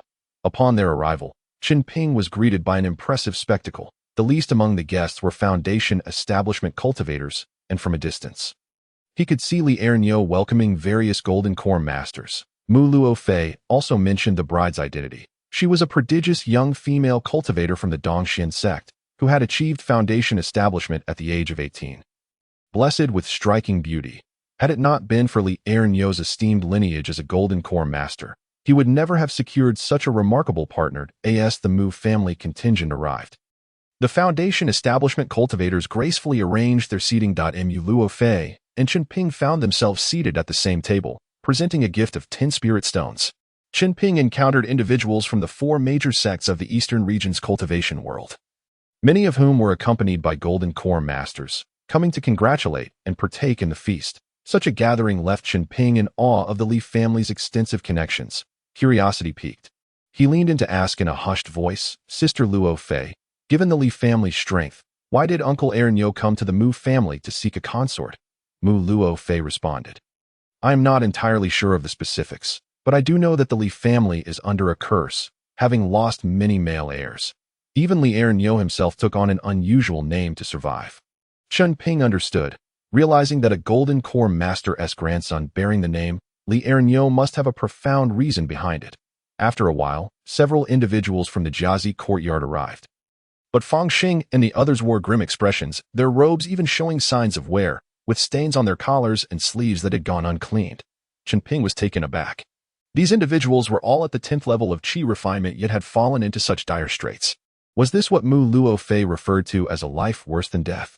What had transpired in their lives? Just a few years ago, they had been brimming with ambition, eager to advance to foundation establishment. Yet now they appeared in such a state that as they took their seats, their demeanor was somewhat restrained. Cautiously acknowledging Mu Luo Fei, Chen Ping greeted them. Sister Mu, Brother Chen, and Mu Luo Fei smiled gently. Have you gentlemen not purchased pills for me in some time? Would you like me to introduce some rewarding tasks? Among them, Luo Chong and Lin Feixian appeared exhilarated, akin to finding a lifeline. Thank you, Sister Mu.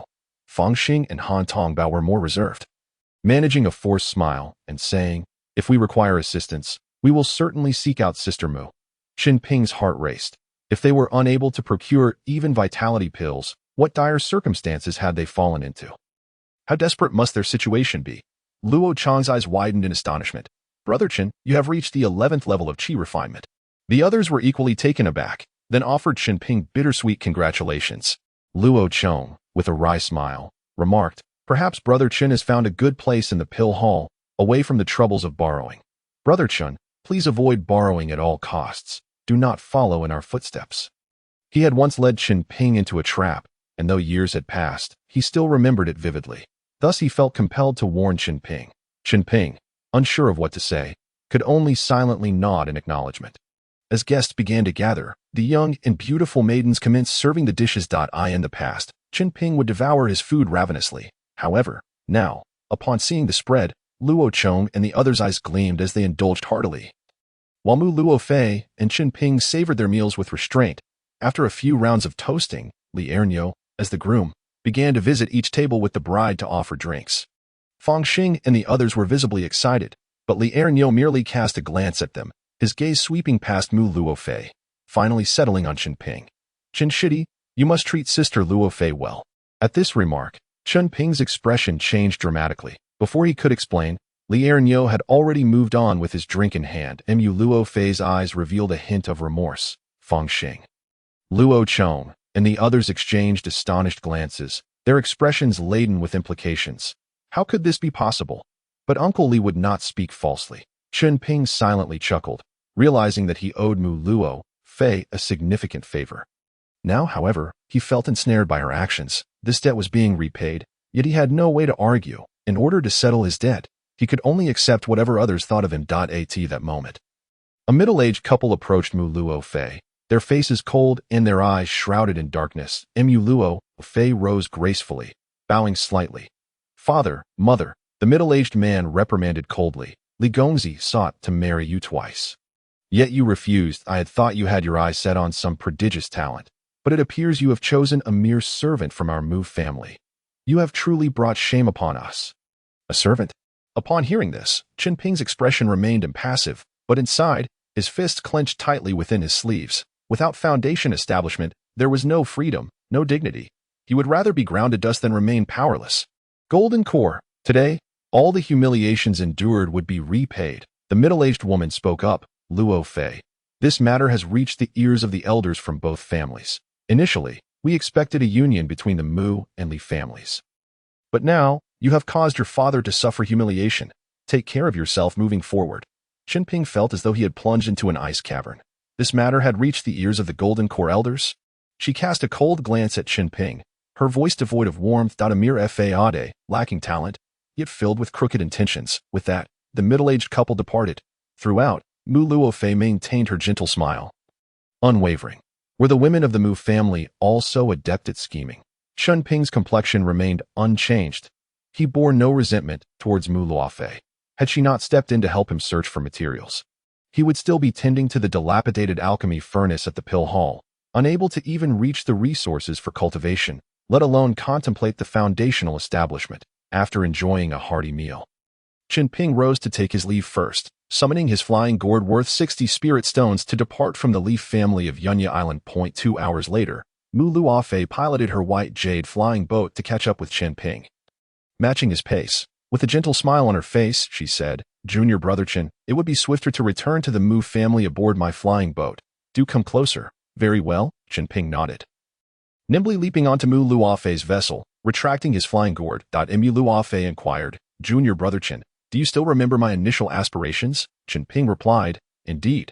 Sister Luo Fei said, Until one achieves foundational establishment, one should not concern oneself with matters of love. With this single statement, there was no need for mutual grievances. Mu Luo Fei remarked, It seems that only you and I still recall the spirited words we exchanged at the Jiazi Academy. Chen Ping was taken aback. Mu Luo Fei's resolve towards the Tao was indeed unwavering. Setting aside other matters, her rejection of Li Ernyo's courtship was commendable. Mu Luo Fei gazed out at the vast expanse of sky and earth, suddenly asking, Junior Brother Chen, have you contemplated your plans should you fail in your foundational establishment? Chen Ping was astonished, meeting her gaze. Sister Luo Fei, you mean, I? A faint blush adorned Mu Luo Fei's exquisite visage, her tone slightly flustered.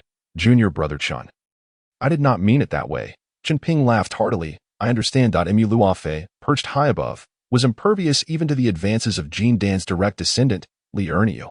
How could he, a humble cowherd, dare to entertain such thoughts? He had never harbored such notions regarding Mu Luofei. With a gentle flick, Mu Luofei arranged her wind-tossed tresses and mused aloud. If one were to fail in foundational establishment, junior brother Chen would indeed be a commendable choice. No matter how beautiful one might be, without foundational establishment, youth would fade within a mere few decades, rendering it meaningless. Only the great Tao and longevity hold true significance.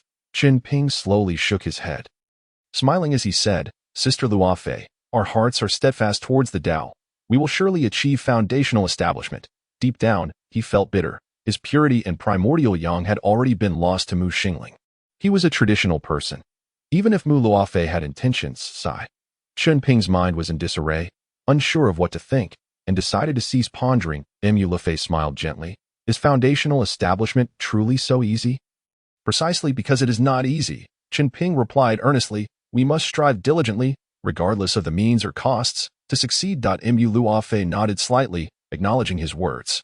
She then spoke. Junior brother Luo, junior brother Han, and junior brother Lin have already sold their ancestral properties. Yet they still owe considerable debts. Despite working tirelessly each day, maintaining their cultivation progress has become exceedingly difficult. Each now earns merely 2 spirit stones a month, forced to take on slightly profitable odd jobs at the Deacon Hall or elsewhere. Chen Ping was taken aback, sighing, all for resources and gifts. If they were to abandon their dreams of foundational establishment and focus solely on repaying their debts, they might still have the opportunity to marry and leave descendants. Rising again, however, should they fail in their pursuits, they might leave behind nothing, stripped to the bone by the world of cultivation. He resolved to venture out and gather materials for foundational establishment. Sister Luofei, I would trouble you to take me to Baisha Fengshe. Very well, Mu Luofei agreed. I also need to procure some items at the market. Upon arriving at Baisha Fengshe in the evening, the two parted ways.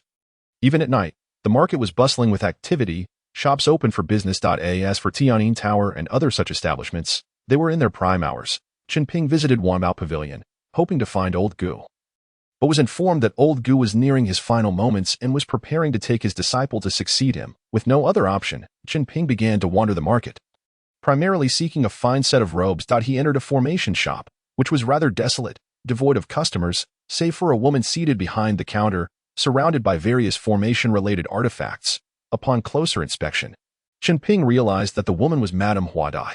Years had passed, yet Madame Huadai remained as alluring as ever, though she bore a hint of despondency. However, as Chen Ping matured and gained experience, the goddess of his dreams had lost her allure, becoming unremarkable like any other female cultivator, primarily due to his experiences with Mu Xingling. That he approached with a smile. Greeting, Sister Huadai. He was aware of her presence here. Previously, Su Fengshan had mentioned that the foundation elder of the formation department had grown weary of Madame Huadai and had taken on several younger concubines shortly after. In just a few years, everything had changed. Madame Huadai looked at the tall, handsome, and charming Chen Ping with surprise, uncertain. Is that you, junior brother Chen? It is I, Chen Ping confirmed. Madame Huadai gasped in astonishment, covering her mouth. Junior brother Chen, you have changed so much in just a few years. Chen Ping laughed. I thought so too, Sister Huadai. It's only been a few years, and you've already forgotten your junior brother. Madame Huadai chuckled. The sense of despondency about her seemed to dissipate. Junior brother, you've truly grown. Oh, you've reached the 11th level of qi refinement. How rapidly you cultivate. Chen Ping chuckled. The speed of cultivation is decent enough. Primarily, my family has provided substantial support. Without the inheritance left by my ancestors, how could I cultivate so swiftly? Madame Huadai's eyes sparkled. That girl Hong Wan never mentioned this. Are you here for something specific? Junior brother, I can offer you a discount. Chen Ping surveyed the shop and replied, Sister Huadai, I am preparing for an excursion and require a good set of robes. Do you have any recommendations? Madame Huadai beamed. You've come to the right place. Everything in this shop is crafted by that guest elder. Each piece is a fine quality item. She refrained from mentioning her husband, after marrying for the first time and losing him prematurely. She had hoped to secure a better life by marrying a foundation guest elder, only to face cruel realities that cast a shadow over her life. Chen Ping's eyes brightened. If the guest elder crafted them, they must indeed be excellent items. With a smile, he said, then please prepare a full set for me. A full set entails more than just a simple robe. It includes inner garments, outer robes, pants, boots, and a belt. What? A complete set? Madame Huadai was taken aback, her beautiful eyes widening in disbelief. Purchasing a single item might not be too costly, but a full set would amount to over 100 spirit stones. Madame Huadai then cast a flirtatious glance at Chen Ping. Junior brother Chen, your family background is quite impressive. Why didn't you mention it earlier?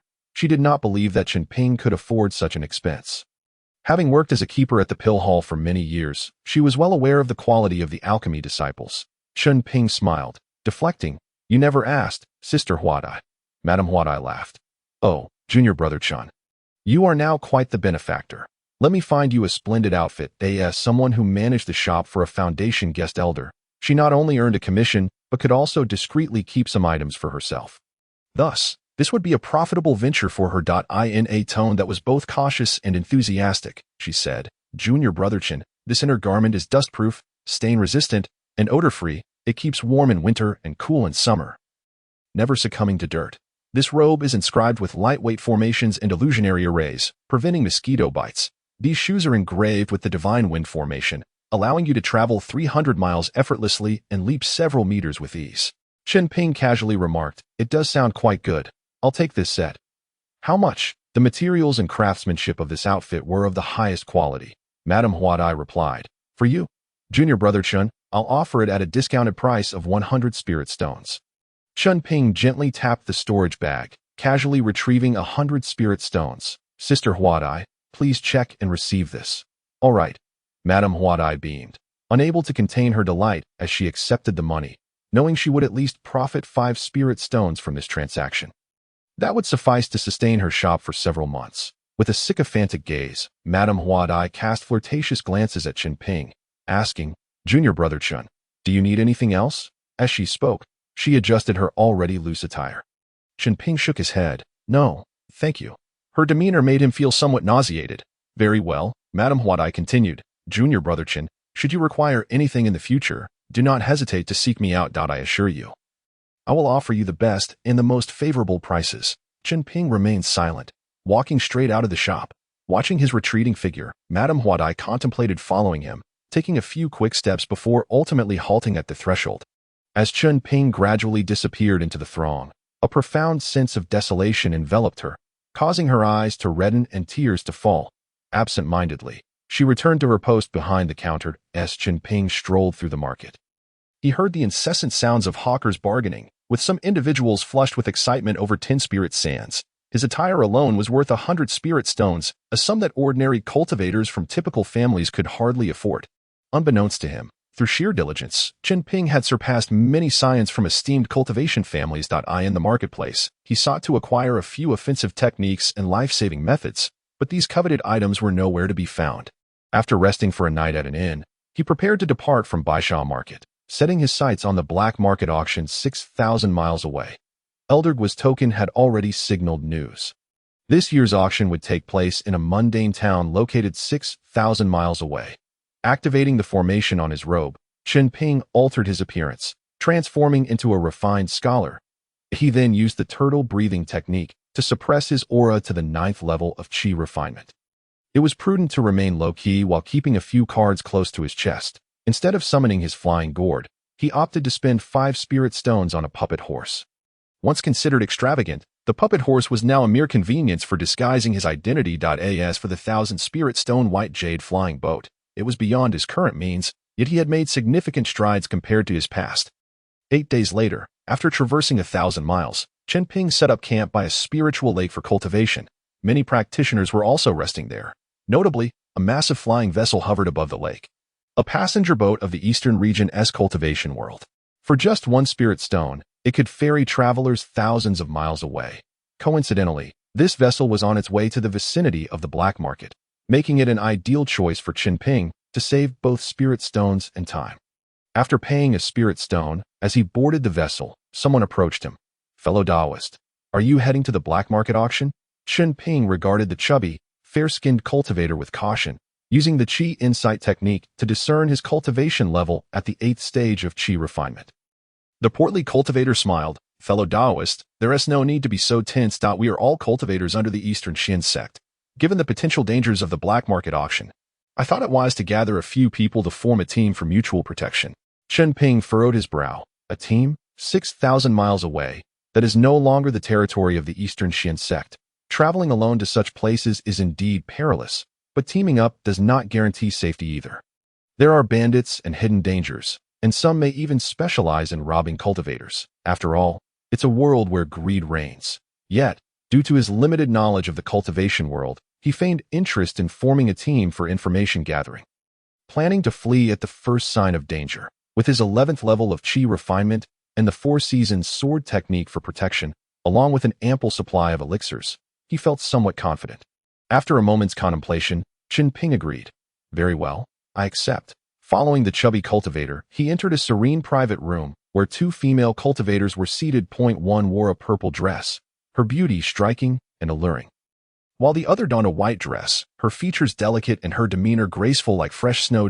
As they settled down, the chubby cultivator cheerfully introduced, "Let us form a team for the black market auction so we can look out for one another. I am Gao Yuzhua." Chen Ping cupped his hands in greeting. "I am Tang Sheng." The woman in the purple dress smiled enticingly and winked. "I am Lu Zian." The one in white said, "I am Zhou. It is a pleasure to meet you." After a round of pleasantries, Lu Zian suggested, "Fellow Taoists, since we are venturing out together, how about we swear a heart demon oath?" The three exchanged glances, their eyes flickering with interest.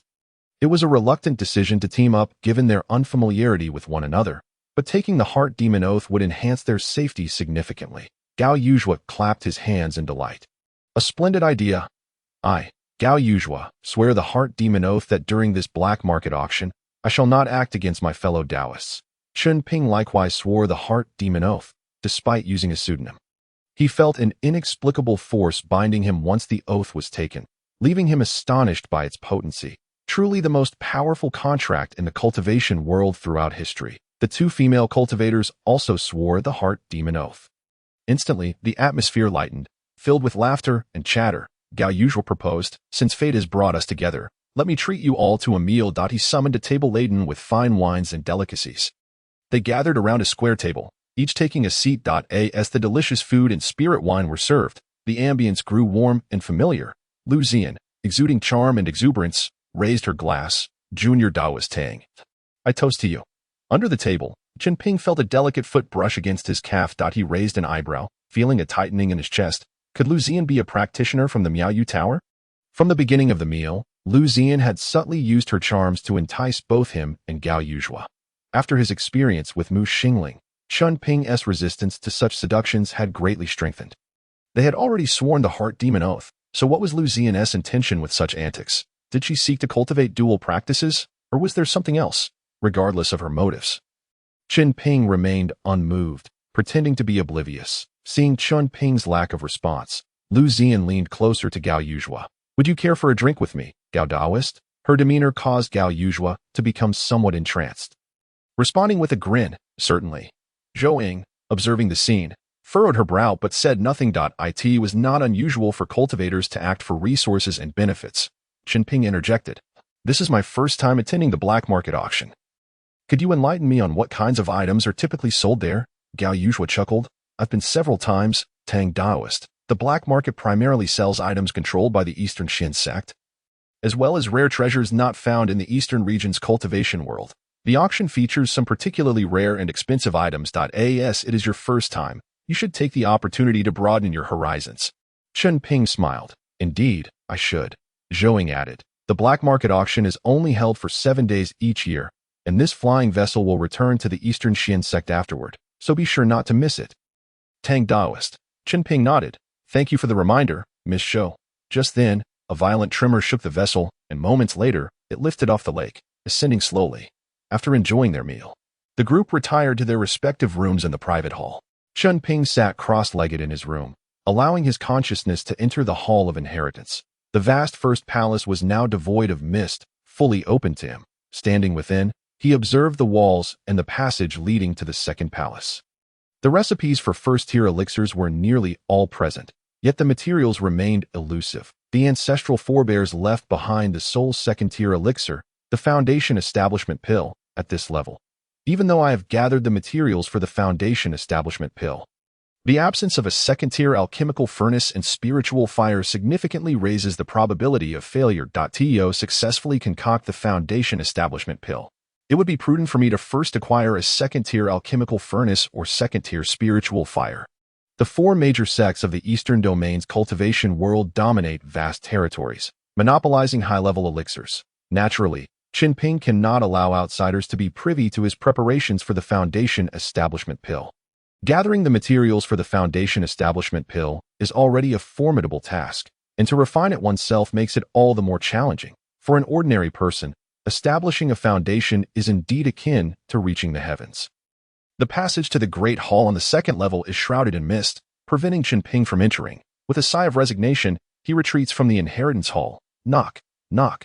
The sound of knocking echoes. Who is it?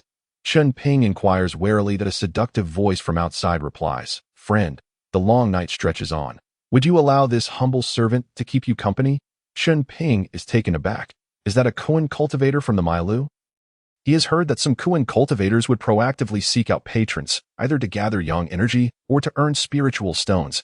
For some married male cultivators, opportunities for indulgence are rare, and in such situations, they might seek a fleeting dalliance. Furrowing his brow, Chen Ping responds, no need. He then takes out a vitality pill, consumes it, and quietly resumes his cultivation. The flying vessel traverses the skies for 6 days before reaching the vicinity of the black market auction. The grand vessel comes to a halt, and Chen Ping and his companions exit their chamber, preparing to head to the black market auction. To Chen Ping and Zhou Ying's astonishment, in just a few days, Gao Yuzhua and Lu Zian have already become entangled, emerging from a private room together, exuding a suggestive aura, indicating they have engaged in the forbidden. Chen Ping hears Zhou Ying mutter under her breath. Scoundrels, Gao Yuzhua declares, the black market auction is 400 miles from here and will commence tomorrow. Fellow friends, we should set forth. In truth, there is no need for his reminder, as the black market token will respond and guide them. The group summons their respective flying artifacts and heads toward the black market auction. Along the way, Chen Ping observes numerous small groups making their way to the black market auction as well. Their collective presence appears quite commonplace. After several hours of flight, they finally behold the immense black market, at least several times larger than the Baisha Square, producing their tokens for identity verification. They step into the black market. A sigh of relief escapes them. Here, they must part ways, each seeking their desired items. Gao Yuzhua, with Lu Zian in arm, cheerfully bids farewell to Chen Ping and Zhou Ying. Well then, esteemed friends, this is where we part ways. They exchange glances before dispersing into the black market. Chen Ping cautiously wanders through the black market, overwhelmed by the dazzling array of goods. He even spots rogue cultivators brazenly selling stolen wares. With limited funds amounting to only 1,100 spiritual stones, Chen Ping must be prudent in his purchases, possessing the techniques left by his ancestors and the ability to refine the necessary elixirs himself. His primary objective in the black market is to acquire materials for the foundation establishment pill, along with second-tier spiritual fire, second-tier alchemical furnace, or materials for the golden essence pill, as well as superior sorts. His first-tier artifact, crafted from green jade bamboo, is barely adequate, and should he come across something better, he would consider a trade. After 2 days of perusing the market, Chen Ping leaves empty-handed, refraining from any purchases.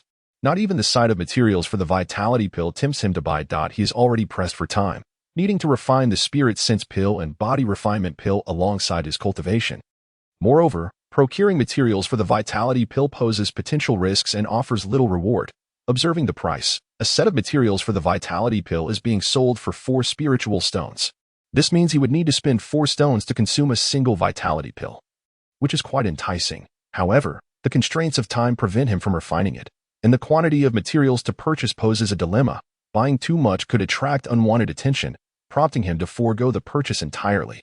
He then notices the Dingyan pill, priced at 500 spiritual stones each. Many female cultivators flock eagerly to it, willing to deplete their fortunes for a chance to buy, showcasing the fervor of female cultivators. This causes Chen Ping's heart to race. If only I had the materials for the Dingyan pill, I would forego the spirit sense pill. A batch of Dingyan pills could fetch 5,000 spiritual stones. Regrettably, after scouring the black market, he finds no materials for the Dingyan pill. Otherwise, he would risk it and make a purchase. Among these, the longevity pill is the most expensive, extending life by 3 months and selling for 1,000 spiritual stones each. A commodity in high demand, Such treasures would undoubtedly be scarce in the Baisha Square. Chen Ping's excitement surges. There is great potential in alchemy if these valuable items have not made it to the auction.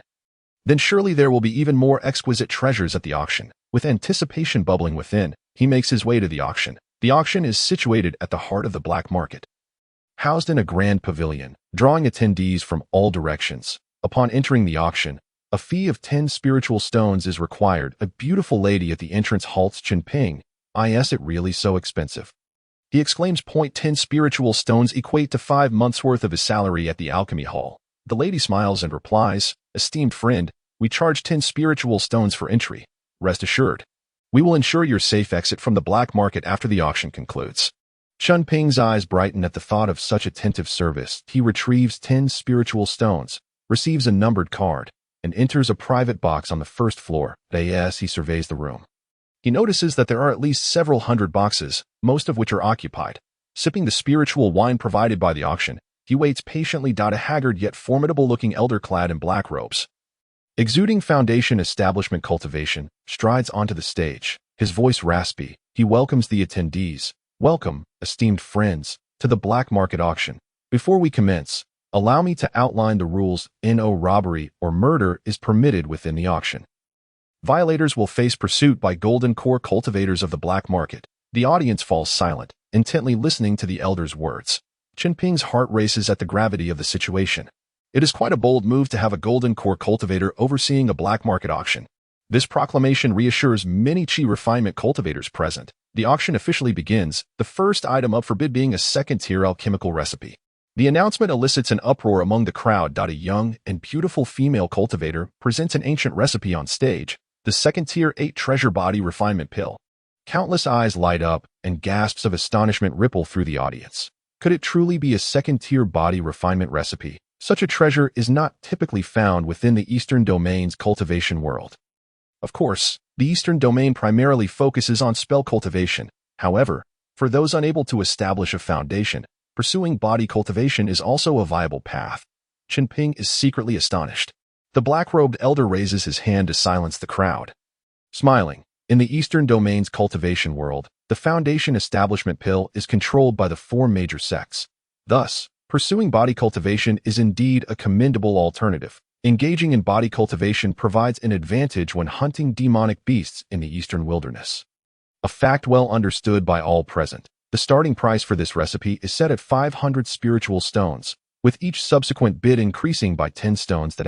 Soon as the elder's voice fades, bids begin to pour in. 550, 560, 570. Before long, the price of this second-tier recipe climbs to 700 stones, igniting fervor among chi refinement cultivators who see no hope of establishing a foundation. 750, 760, 770, 770. First call, 770. Second call, 770. Third call. Congratulations to the distinguished guest in box 393 for acquiring the recipe. Chen Ping is left in shock, wondering how a mere recipe could command such a staggering price. 700 spirit stones.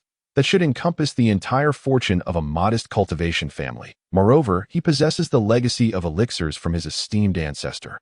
Nevertheless, he harbors no intention of selling the elixir formulas, for this inheritance is the foundation of his existence. Shortly thereafter, the elder instructed a beautiful female cultivator to present a vial of elixirs.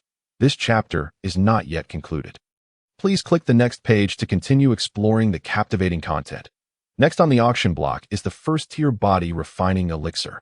Its efficacy lies in refining the physical body, capable of smoothing the bottleneck encountered in the later stages of chi refinement, making it an essential item for practitioners in that phase. In an instant, a frenzy erupted among the chi refinement cultivators. What? A body refining elixir? If it can smooth the bottleneck of the physical body, does that not mean I have a chance to establish my foundation? This item must be secured. Chen Ping inhaled sharply. Is there truly a body refining elixir available for sale here? Having concocted body refining elixirs himself, he understood well their effectiveness. Indeed, they can smooth the bottleneck of the physical body, significantly increasing the chances of chi refinement practitioners breaking through to foundation establishment. The cloaked elder wore a broad smile. There are 100 vials in total, to be sold at the highest auction price. First come, first served. The starting bid is set at 20 spirit stones. With each subsequent bid not less than 1 spirit stone. As the words fell, the bidding commenced. 22 spirit stones. I will take all 100 vials. The number of bidders was few. Those desiring the elixir undoubtedly wished for a lower price. Hence the scarcity of bids. However, it was certain that the black market auction had placed shills to artificially inflate the price. 24 spirit stones. 25 spirit stones. The onlookers watched with detached eyes, yet the price swiftly climbed to 30 spirit stones. 33 spirit stones. 34, 35 spirit stones. 35 spirit stones. Going once, going twice, going thrice. Sold. The crowd observed with cool detachment, yet their hearts burned with anticipation as they rushed to acquire the body-refining elixir. Chen Ping's eyes glimmered with fervor. 1 vial of body-refining elixir can fetch 35 spirit stones. Chen Ping calculated the cost of a batch of body-refining elixirs, which amounted to less than 3 spirit stones. The troublesome aspect of concocting this elixir lies in the collection of demonic bone blood. If only I could find a channel to sell body-refining elixirs, a single batch could yield a staggering profit of 30 spirit stones. This far surpasses the profit from spirit-scent elixirs. Yet, the success rate of body-refining elixirs is not high. At present, Chen Ping could only produce 3 vials a month, one of which he must consume himself. He did not waste the failed body-refining powder. Nonetheless, a monthly profit of 60 spirit stones was enough to ignite Chen Ping's ambitions.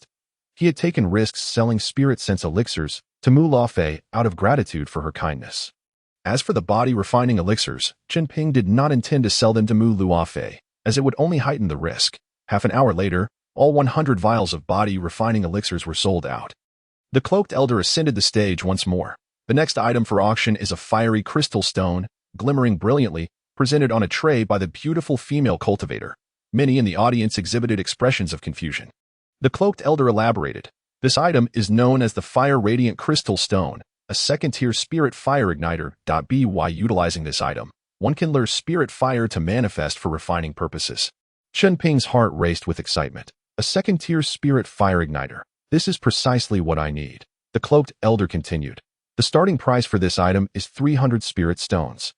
With each subsequent bid not less than 10 spirit stones. As the announcement concluded, the bidding began. 320 spirit stones. 330 spirit stones. There were few interested bidders, with only 2 or 3 individuals placing offers. And it remained uncertain whether they were shills arranged by the auction house. Chen Ping's heart pounded, his eagerness mounting, yet he refrained from immediately placing a bid for fear that the price would be driven too high by shills. Regardless, he was determined to acquire this igniter stone. After a brief interval, the price climbed to 400 spirit stones, yet the bidding had slowed considerably. Sensing the opportune moment, Chen Ping called out, for 120 spirit stones. A few individuals raised their eyebrows, speculating about Chen Ping's identity. Only one person remained to contest with Chen Ping, for 130 spirit stones. Chen Ping frowned. For 150 spirit stones. Is a second-tier igniter truly worth such an inflated price? For 160 spirit stones. His words carried the oppressive aura of Foundation establishment cultivators. Many onlookers turned their eyes toward Chen Ping's box with a sense of schadenfreude. Chen Ping's complexion paled. A Foundation establishment cultivator has entered the fray. Thoughts of retreat flooded his mind, but this item was pivotal to his path of Foundation establishment. He could not afford to concede. Chen Ping's determination surged. 470 spirit stones. This astonished many. A chi refinement cultivator daring to bid against a Foundation establishment cultivator was tantamount to courting death. Yet the Foundation establishment cultivator was indeed shameless. Attempting to seize an opportunity from a chi refinement cultivator, the pressure from the Foundation establishment cultivator subsequently diminished. The cloaked elder observed the proceedings with indifference, announcing, for 170. Going once, for 170. Going twice, for 170. Going thrice. Congratulations to the esteemed guest in box 462 for winning this item. Chen Ping immediately exited his box and approached the staff backstage. Is there any possibility for leniency? I am willing to pay an additional 50 spirit stones for this item, but I require it immediately, and I wish to be escorted out of the black market. He had no interest in the subsequent auction items. Nor did he wish to linger in the black market. Securing his life was paramount. The beautiful female cultivator revealed a hint of surprise in her eyes. Fellow cultivator, you are quite astute. Very well, follow me. The beautiful female cultivator led Chen Ping to the lower section of the auction house, where a network of secret passages sprawled. She retrieved the fiery crystal stone from a cabinet, and Chen Ping handed over 520 spirit stones. The transaction was completed seamlessly. The beautiful female cultivator then pointed out a passage. This secret path spans 50 miles. Follow it, and you shall exit the black market. Chen Ping clasped his hands in gratitude. Thank you, fairy. He then tore open a teleportation talisman and swiftly entered the secret passage, his figure quickly vanishing from sight. Moments later, a foundation establishment cultivator arrived below and approached the beautiful female cultivator. As he released his foundation establishment aura, the female cultivator trembled, her face paling. Senior, how may I assist you? This foundation establishment cultivator was a middle-aged man, his gaze shrouded in darkness. Which passage did that lad who purchased the spirit fire igniter take to leave? The beautiful female cultivator pointed to a passage. It was this one. The middle-aged foundation establishment cultivator remained silent, swiftly darting into the secret passage. The beautiful female cultivator's eyes flashed with disdain. Bullying the weak. Truly shameless. The secret passage Chen Ping took was the exact opposite of the one she indicated. Chen Ping was aware that she had accepted 50 spirit stones from the man, hence she naturally pointed him to a route of escape. This foundation establishment cultivator not only offered no payment, but also sought to intimidate her. How could she possibly assist him? Chen Ping exited the secret passage, and the scenery before him opened up dramatically. He did not linger for a moment, summoning his flying gourd and heading toward the direction governed by the Eastern Shin sect. During this return journey, he dared not board the domain skyboat, fearing it would lead him into a trap. The distance to the Mu family was 7,000 miles. If he flew 300 miles daily, he would leisurely return home. He could also refine elixirs and cultivate along the way. Ensuring that time would not be wasted, he dispersed the formations on his robe and tore open a 1,000-face talisman to alter his appearance. After flying approximately 100 miles, a voice that sent chills down Chen Ping's spine echoed, Tang Daoyu. Why do you not take the domain skyboat to leave? Ahead stood a gaunt man wielding a knife, his gaze coldly fixed on Chen Ping. Chen Ping abruptly halted, his brow furrowed, as if facing a formidable adversary. Who are you? Why do you address me as Daoyu Tang? Tang Daoyu, do you not recognize this humble servant? The voice of Lu Zian emerged from behind Chen Ping. Chen Ping's heart raced with dread, his complexion shifting dramatically. Lu Zian, how can this be possible? He turned around and beheld Lu Zian, one hand gripping the lifeless body of Gao Yuzhua, while Zhou Ying lay battered and barely clinging to life. Are you bandits targeting cultivators? Lu Zian had entered the fray as bait, fixated on them. Once they dispersed, she would strike. However, Chen Ping was perplexed by how Lu Zian had pinpointed his whereabouts and how she had managed to attack Gao Yuzhua and Zhou Ying. With a face full of vigilance, Chen Ping queried, You swore the oath of the heart demon alongside us. Why have you not been consumed by its backlash? Lu Zian, her expression icy, scoffed twice. Indeed, I have sworn the oath of the heart demon, vowing not to harm my esteemed companions, yet the one who has committed murder is not I. Chen Ping inhaled deeply, a clever ploy. Typically, cultivators lower their guard after swearing such oaths, never suspecting that Lu Zian would have an accomplice in her scheme. Chen Ping, still confused, asked, I am curious about how you tracked my movements after I departed through the secret passage of the auction. Lu Zian laughed heartily. Well, since Tang Daoyu is doomed anyway, I might as well enlighten you. There exists a type of mother and child goo worm. When placed on a person, it can locate the target within a radius of 300 miles. Chen Ping's face darkened. When he first encountered Lu Zian, her foot had brushed against him, not merely to seduce him, but to place a goo worm on him. After several days of interaction, she had discerned their vulnerabilities, laying in wait to ensnare them. Gao Yuzhua and Zhou Ying had already fallen. Now, only he remained. Chen Ping's eyes glinted with a fierce killing intent as he turned to the lean cultivator. Do you two truly have the confidence to subdue me? He could not harm Lu Zian, nor could she harm him. His focus was solely on one adversary. Lu Zian's gaze revealed a hint of disdain. My husband is at the 10th level of qi refinement. Dealing with a mere 9th level like you is but child's play. Tang Daoyu, if you are wise, stand still and spare yourself a painful demise, allowing me to leave you with a complete corpse. Chen Ping glanced at the lean cultivator, whose eyes were somewhat dazed. So, Lu Daoyu hails from the Tower of Desire, and this person is your concubine. Hearty laughter erupted from Lu Zian. Tang Daoyu possesses remarkable insight to recognize a concubine. No wonder, on that day, I used enchanting spells and you were not ensnared. Now, I must exert more effort. As her words fell, the lean cultivator launched an assault, unleashing a blade of light towards Chen Ping. In an instant, the aura of an 11th level qi refiner erupted from Chen Ping that he patted his storage bag, grasped the Qingzhu Yujian, and a red beam of sword energy surged forth, with a resounding explosion. The lean cultivator proved no match for Chen Ping and was swiftly decapitated by a single strike. Lu Xian's fair face turned pale. How is this possible? Chen Ping regarded her with indifference. Lu Daoyu, all day long hunting wild geese, yet you have been blinded by the very bird you sought.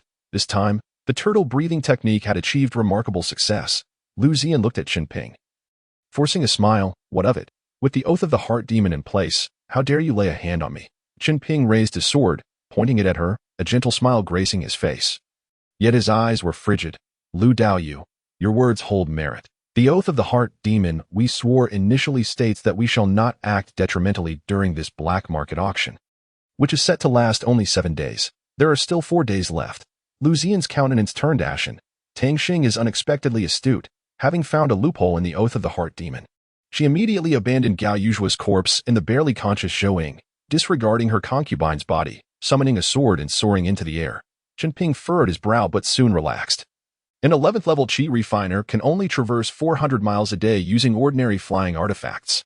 He reached out, retrieving the bodies of Gao Yujua, Zhou Ying, and the concubine, stacking them atop his gourd, leaving behind a fireball spell to incinerate the severed head. Chen Ping piloted his flying gourd, pursuing Lu Xian from behind. He proceeded unhurriedly, first surveying his spoils. From the concubine's corpse, he extracted a storage bag, which bore a restriction preventing immediate access. He stowed this bag away, then burned the concubine's body to ashes. Gao Yuj was similarly possessed but a single storage bag. Chen Ping gazed upon his corpse. Gao Daoyu, I hope this suffices for your vengeance. May you rest in peace. Following this, he unleashed a fireball spell to reduce him to ashes. Next came the barely breathing Zhou Ying. Chen Ping was no indiscriminate killer. Zhou Ying still had a breath left. He produced a detoxification pill and a recovery pill, administering them to her. He then retrieved 2 rejuvenation healing talismans, unfastening her clothing to apply them to her grievously injured areas. Though she had a magnificent figure, Chen Ping had no intention of observing her beauty. Saving her was paramount. After ensuring she was properly clothed, he stated, Zhou Daoyu, your survival now rests with you. He then exerted himself to chase after Lu Xian. Damn it. Lu Xian's face was grim. Tang Daoyu, must you truly kill me? I offer 1,000 spirit stones as compensation. Hoping you might show mercy, I am acutely aware of my transgressions. If you are willing, I shall serve you as a humble concubine. Chen Ping chuckled softly. Lu Daoyu, how could a person so steeped in malevolence truly comprehend remorse? You are merely aware of your impending demise. Lu Xian's expression shifted dramatically. Tang Daoyu, you were truly ruthless and unfeeling. Understanding Chen Ping's resolve to kill her, she attempted to veer towards the direction of the Yutian flying vessel, where cultivators could assist her in confronting Chen Ping. Chen Ping discerned her intentions, flying faster than her, forcing her to change course. If she wished to avoid being closely pursued by Chen Ping, she had no choice but to comply with his direction. After 2 days and nights of flight, Lu Xian's spirit began to wane, unable to endure much longer. She glanced back, seeing Chen Ping, his expression unchanged. Little did she know, he had long grown accustomed to hardship. As the time for the oath of the heart demon drew near, Lu Xian's pressure intensified, her mind teetering on the brink of collapse. Chen Ping's tenacity was unlike anything she had ever witnessed. At that moment, showing on Chen Ping's flying gourd stirred. I'm not dead. Zhou Ying weakly opened her eyes. Zhou Daoyu, you are awake. Chen Ping, focused ahead, continued his pursuit of Lu Xian. Zhou Ying merely surveyed her surroundings, noting the fleeing Lu Xian and the several storage bags at Chen Ping's waist. She quickly understood the situation. Feeling the healing talismans pressed against her skin, her cheeks flushed, and she struggled to sit up, cupping her fists in gratitude. Thank you, Tang Daoyu, for saving my life. Chen Ping's voice was weary and somewhat hoarse. Zhou Daoyu, we shall discuss gratitude later.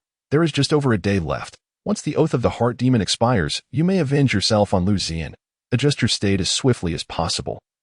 I have pursued her for several days now, and it has nearly exhausted me. Zhou Ying nodded, retrieving pills from her storage bag to refine and hasten her healing. Damn it. Lu Xian, seeing Zhou Ying awaken, felt her despair deepen, her expression growing increasingly dire. Chen Ping had flown for days without rest. She was no better off, being the one pursued and in worse condition. Time slipped away slowly, and Lu Xian's delicate form began to tremble.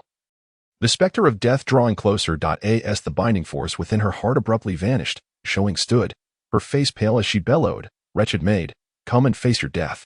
She summoned the exquisite spiritual artifact in her hand and struck towards Lu Ziyan with lethal intent. 4 days and nights passed, and Lu Ziyan, already on her last breath, had no time to defend against Zhou Ying's vengeful blow. With a piercing sound, Lu Ziyan's chest was pierced, and she perished instantly. Plummeting from the sky, Chen Ping skillfully maneuvered the flying artifact downward, first retrieving Lu Ziyan's storage bag. This moment, he was utterly exhausted, with only Zhou Ying remaining in his line of sight. And he felt a sense of wariness towards her. Zhou Ying seemed to sense Chen Ping's apprehension. "Thank you, Tang Daoyu, for saving my life on this journey. In the future, you may find me at the Wanao Pavilion in Baisha Fangshi, and I shall repay your kindness." Baisha Fangshi. Chen Ping's heart stirred, and he readily agreed. "Very well, Zhou Daoyu, we shall part ways here. Farewell." He hadn't slept for days and nights, tirelessly controlling the flying artifact. And he was now utterly fatigued. With great effort, he steeled himself to pilot the flying artifact for another half-day before finding a deserted spot to conceal himself, where he took out some elixirs and swallowed them to restore his state. After waiting a day to confirm that no one was following him, Chen Ping finally felt at ease and collapsed into a deep slumber. After 2 or 3 days of rest, Chen Ping's mental state had fully recovered. The talismans he had set up previously remained untriggered. Finally, he had time to sort through the spoils of war, which included 3 storage bags. Each storage bag was sealed with restrictions. And a smile spread across Chen Ping's face as he had prepared a few talismans to break seals, making them quite useful now. Swiftly, he tore open a talisman to access the storage bag of the seductive servant, only to frown slightly upon discovering merely a few dozen spirit stones and several bottles of chi recovery and vitality elixirs. What a miser! So impoverished, could she truly be a bandit? However, his thoughts quickly turned. The real treasures were likely in Lu Ziyan's storage bag. Upon opening Lu Ziyan's storage bag, his expression shifted dramatically, then broke into a smile. "I've struck gold." Inside, there were over 2,000 spirit stones and dozens of various elixirs. Most crucially, the whereabouts of Foundation Establishment pill materials. It recorded the potential locations of 2 types of Foundation Establishment herb. Chen Ping's pupils constricted sharply. The 2 herbs were Yusue mushroom and Tianling fruit. These were not controlled by the sect, but were wild. However, this was merely a possible location, unconfirmed, yet even so, he felt compelled to explore further. Killing and arson brings wealth. The ancients do not deceive me. Chen Ping did not expect that Lu Ziyan, as a bandit, would possess such valuable items. He then opened Gao Yuju's storage bag. What a fortune! Chen Ping's eyes sparkled. A white jade airship valued at 2,000 spirit stones, superior to Sister Luo Fei's white jade flying boat. Chen Ping took the white jade airship from the storage bag. His excitement palpable. Sister Luo Fei's white jade flying boat can travel 2,000 miles a day. This white jade airship must be able to reach at least 3,000 miles. Henceforth, my travels will be far more convenient. Gao Yuju must have come from an extraordinary background. Very well. I suppose my efforts to avenge you were not in vain. In addition to the white jade airship, Gao Yuju's storage bag also contained several hundred spirit stones and valuable elixirs, such as vitality and spirit awareness elixirs. Chen Ping's fortune skyrocketed, his wealth swelling to 3,800 spirit stones. Enough to purchase a Foundation Establishment pill. However, such precious items are not merely acquired with wealth. There are no avenues to buy them. Moreover, with these hundreds of bottles of vitality, spirit awareness, chi recovery, and digestion elixirs, he would not need to purchase elixirs for the time being, allowing him to focus solely on refining body-strengthening pills, which would grant him greater freedom of time. Henceforth, aside from cultivating, his main objective would be to investigate the whereabouts of Foundation Establishment pill materials. He understood why a beauty like Lu Ziyan would willingly become a bandit. The profits from such nefarious deeds exceeded those of any legitimate path. Yet, it was ultimately not the righteous way and not worth advocating. And once discovered by any sect, death would be inevitable. After refining the white jade airship, he piloted it towards the jurisdiction of the Dongxian sect. Wow, what a thrill! Chen Ping sat on the white jade airship, his face alight with excitement and exhilaration. The dreams of his childhood had finally come to fruition. He did not rush on his journey, but instead sat on the airship, consuming vitality elixirs to cultivate. Even so, the white jade airship could travel over 2,000 miles a day, and within just 3 days, Chen Ping had covered 6,000 miles, returning to the Dongxian sect's territory. Upon arrival, he kept a low profile, switching back to his slow-moving flying gourd for a leisurely journey. With such tremendous gains, it was time to retreat for seclusion. 3 days later, Chen Ping returned to the Mu family. He did not go to the alchemy chamber but directly returned to his own dojo, sitting under the eaves while consuming vitality, spirit awareness, and body-strengthening elixirs to enhance his cultivation and foundation. The sensation of breaking through the bottleneck gradually faded, and the feeling of increasing strength was irresistible. A smile graced Chen Ping's face. At the end of the month, Mu Luofei came as usual to the pill hall to collect elixirs and sought out Chen Ping for a transaction. Chen Ping presented hundreds of bottles of vitality and body-strengthening elixirs, but withheld the spirit awareness elixirs from Mu Luofei. Mu Luofei was somewhat surprised. "Chen Shidi, where did you acquire so many elixirs?" Chen Ping replied with a smile, "Sister Luofei, these are the elixirs my senior brother is selling. He will be in seclusion for a while and cannot provide spirit awareness elixirs for now. Once he emerges, I will contact you to resume the trade. I understand. Mu Luofei nodded graciously, her smile radiant. "With so many elixirs, I will earn quite a bit." Mu Luofei handed Chen Ping nearly 400 spirit stones, causing his wealth to soar to 4,200 spirit stones. This amount was quite impressive among qi refining cultivators. Furthermore, Chen Ping still possessed numerous vitality and spirit awareness elixirs, filling his heart with elation. After Mu Luofei departed, Chen Ping continued his seclusion and cultivation. Time flew by in the realm of cultivation, and a year had passed in the blink of an eye. 24 years old. Chen Ping sat cross-legged on a mat, eyes closed, as a torrent of spiritual energy surged within him, crashing against the barrier of the 12th layer of qi refinement. The barrier merely offered symbolic resistance, and Chen Ping's pure and potent spiritual power broke through, sending powerful waves of energy rippling through the room. Thus, he stepped into the 12th layer of qi refinement. His flesh shimmered slightly, having successfully crossed the threshold of spiritual energy and physical body. It was only at this moment that Chen Ping experienced an epiphany, gaining a deeper understanding of his cultivation technique. The 13th layer of qi refinement involved refining spiritual energy, compressing and condensing it into a gaseous form, straddling the line between liquid and gas, which would increase the probability of foundation establishment by 10%. The 14th layer involved refining spiritual awareness, maximizing its expansion, straddling the boundary between spiritual awareness and divine perception, further raising the probability by another 10%. The 15th layer focused on refining the physical body, advancing it to the second tier, thus increasing the probability once more. And I need not reach the 15th layer to establish my foundation. As long as I perfect the 12th layer, I can attempt foundation establishment. Hiss. The treasures left by my ancestors are truly remarkable. Achieving the 15th layer would grant me a 60% chance of foundation establishment. Chen Ping finally glimpsed the path to foundation establishment. Yet, it was but a glimpse. Gathering the materials for the foundation establishment pill remained a challenge. Above him loomed the formidable presence of Mu Xingling. Chen Ping took a deep breath, then proceeded to examine the changes within the 12th layer of qi refinement. The spiritual energy at this layer was several times greater than that of the 11th layer. The time taken to refine a vitality elixir has decreased from 1 day per elixir to half a day. Excellent news. If I calculate the time needed to reach the 13th layer at this rate, it will take roughly 2 years, placing me around 30 years of age, when I could potentially reach the 15th layer. It seems I may attempt foundation establishment before Mu Xingling. He took out the elixirs and continued his seclusion to solidify and enhance his cultivation. Half a month later, Mu Luofei sought out Chen Ping. Knock, knock. The sound of knocking echoed. "Chen Shidi, are you home?" Outside, the melodious voice of Mu Luofei resonated. Chen Ping did not respond immediately.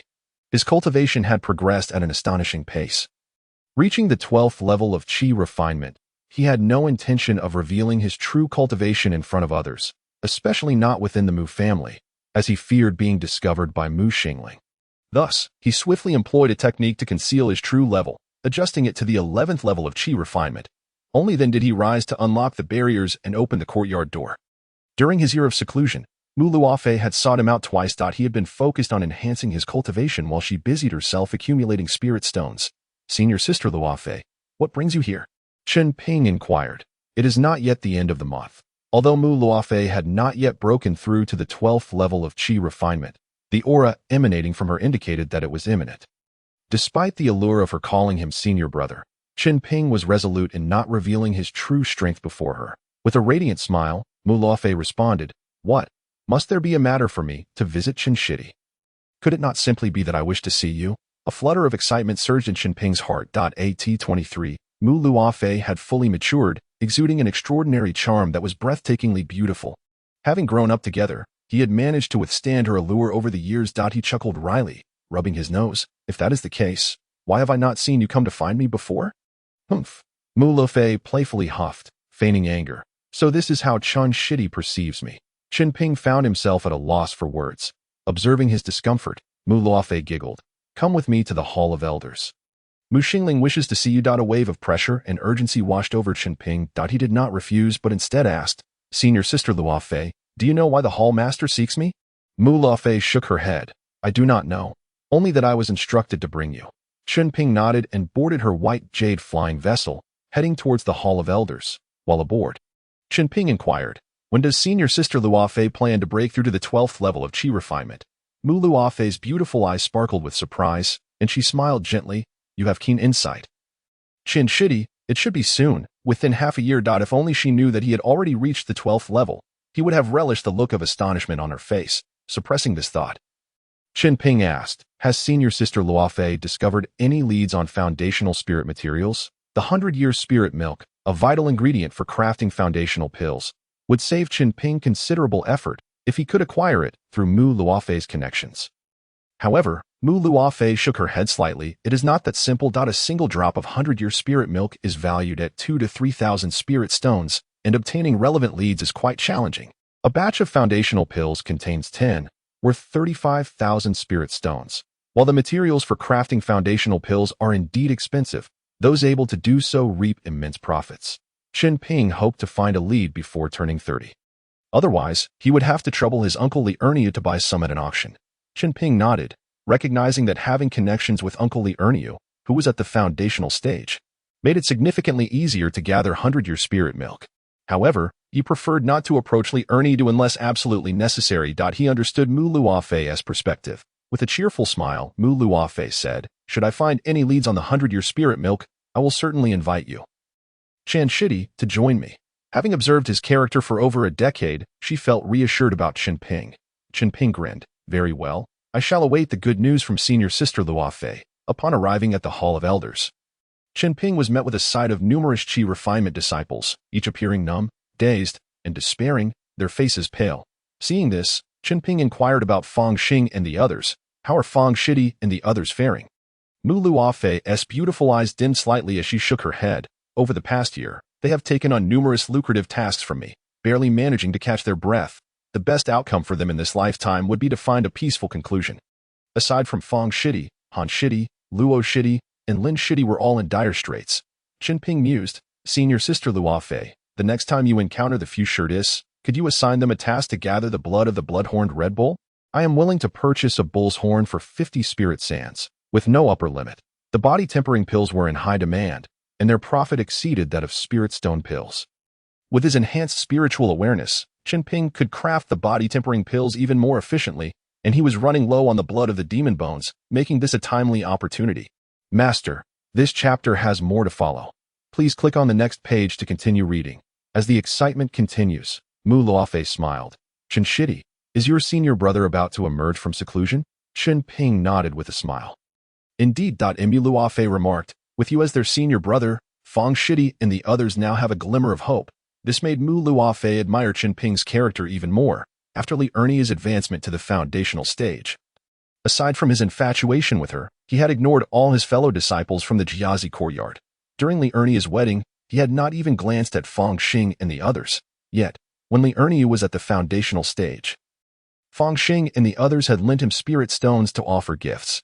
Had Li Erniu shown them kindness, Fang Xing and the others would have been in a much better situation, not nearly losing their homes. Now that Chen Ping was stepping in to assist them, they truly had a chance at survival. The materials from a single blood-horned red bull, aside from the demon bone blood, were worth a spirit stone, and transporting it from 8,000 miles away would incur substantial costs, not to mention the expenses for body-tempering pills and recovery pills, after accounting for these.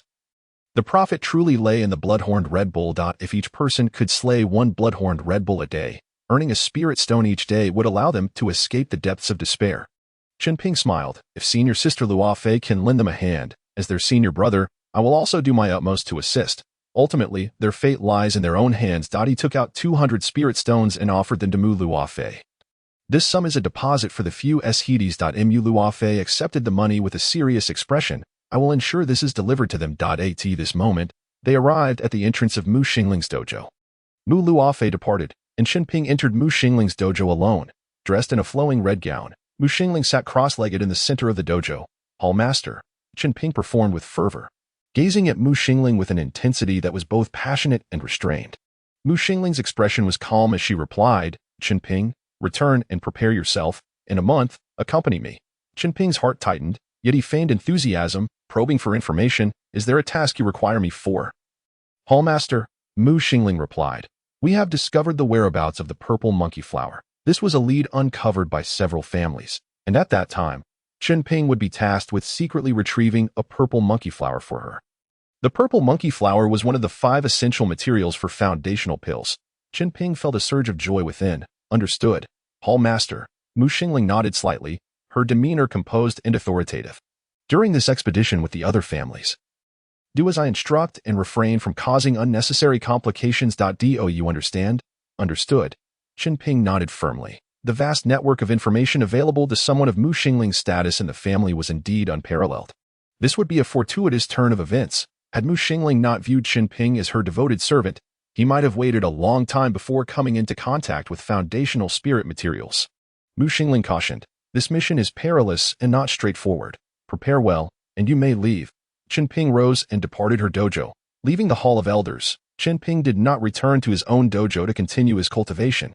Instead, he took out his flying gourd and headed towards Baisha Square Market. Upon entering the one-out pavilion, he approached Old Gua's counter, where he found Old Gua, leaning on his cane, attentively instructing a young woman. Upon closer inspection of the woman's features, Chen Ping was momentarily taken aback. Old Gua, Taoist Zhou. Old Gua lifted his cloudy eyes to look at Chen Ping, smiling. Ah, it's you, Chen boy. Zhou Ying appeared puzzled. Do we know each other? Chen Ping smiled gently. Taoist Zhou. Have you forgotten about Lu Zian? Zhou Ying's body trembled slightly. Taoist Tang. Is that you? Chen Ping laughed heartily. Indeed, it is I, Chen. What a delightful coincidence. Old Gua remarked. So it turns out that the life-saving benefactor my granddaughter spoke of is you. Young Chen, come in and have a word. Upon entering the private room behind the counter, Old Gua continued. Young Chen, Xiao Ying is my granddaughter. She attended the black market auction to sell some items, hoping to succeed me. I never expected that you would save her life. From now on, if the Gua family can be of any assistance, we shall not hesitate. Xiao Ying, Young Chen has been in contact with me since he was around 9 or 10 years old. Zhou Ying poured tea for Chen Ping, her eyes glimmering with delight as she gazed at him.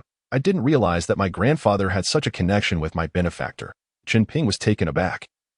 It seems my thousand faces talisman did not deceive Old Gua after all. Ha ha ha. Old Gua laughed heartily. Young Chen, although you employed the thousand faces talisman, your tone and body language are not easily altered. Chen Ping felt a pang of regret. I have learned my lesson. After all, he had spent the previous years using the thousand faces talisman to disguise himself while selling spiritual awareness pills to Old Gua. Now, Young Chen, what brings you here today? Chen Ping dispelled his disguise, deliberated for a moment, and said, Old Gua, I have reached the 12th layer of Qi refinement and am seeking a foundational spirit medicine. I wonder if you have any channels to inquire about it.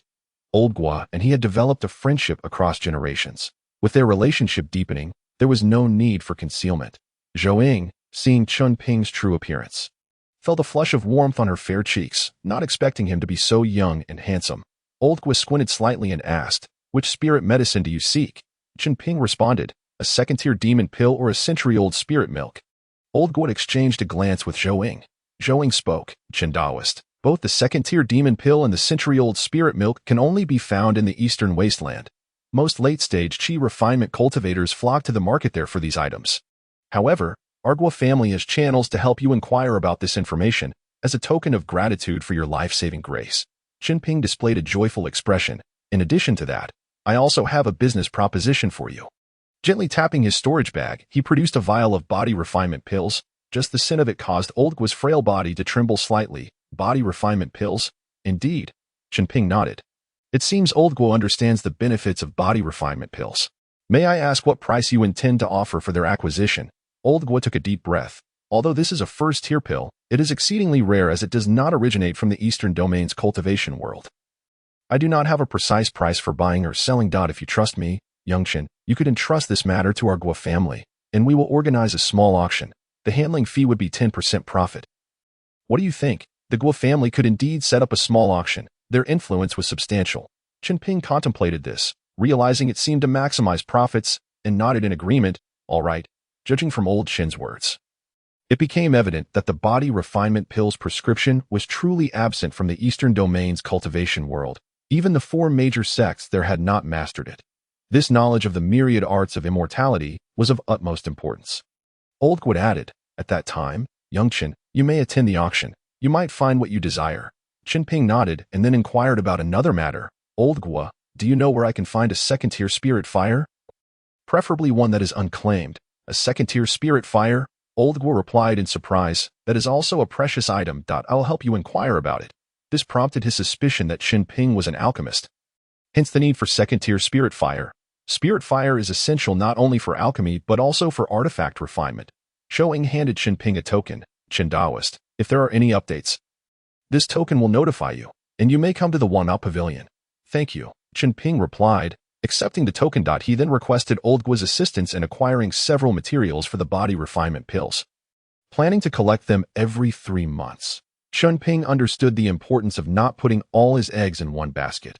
Selling pills and acquiring materials needed to be handled separately to avoid exposing the pill formula. After Chen Ping departed, Old Guo turned to his granddaughter Zhou Ying. You must do everything in your power to assist young Chen in his endeavors. Xiao Ying, I cannot hold on much longer. My passing is imminent within this month. Although you have now joined Wanao Pavilion, without a powerful external ally, the Guo family will be left with only you and your mother, and we cannot sustain ourselves for long, with young Chen presenting the body refinement pills. You can stabilize our position, and I can depart in peace. Remember, do not expose young Chen's existence. Yes, grandfather, Zhou Ying replied, a hint of sorrow flickering in her eyes. The current plight of the Guo family compelled Old Guo to forge connections, all to ensure the longevity of their century-old family legacy. Otherwise, if he were to even slightly hint at Chen Ping's dealings in selling spiritual awareness pills, it could lead to Chen Ping's demise without a trace. After leaving Wanao Pavilion, Chen Ping returned directly to his training ground to consume pills and enhance his cultivation and combat strength. Chen Ping's magical power became pure, and his understanding of his techniques deepened further. Upon reaching the 12th layer of Qi refinement, not only did it increase the success rate of his foundational establishment, but it also allowed Chen Ping to elevate his combat power, bringing it perilously close to the foundational stage. Consequently, when he ventured out, his chances of survival against similarly ranked opponents in the Qi refinement stage increased significantly. Consuming vitality pills, spiritual awareness pills, and body refinement pills simultaneously, he felt himself growing stronger. Chen Ping's mindset gradually shifted from cautious despair to burgeoning hope. I possess 4,000 spirit stones, a formidable offensive technique in the form of the 4-season sword art, and a white jade airship for travel.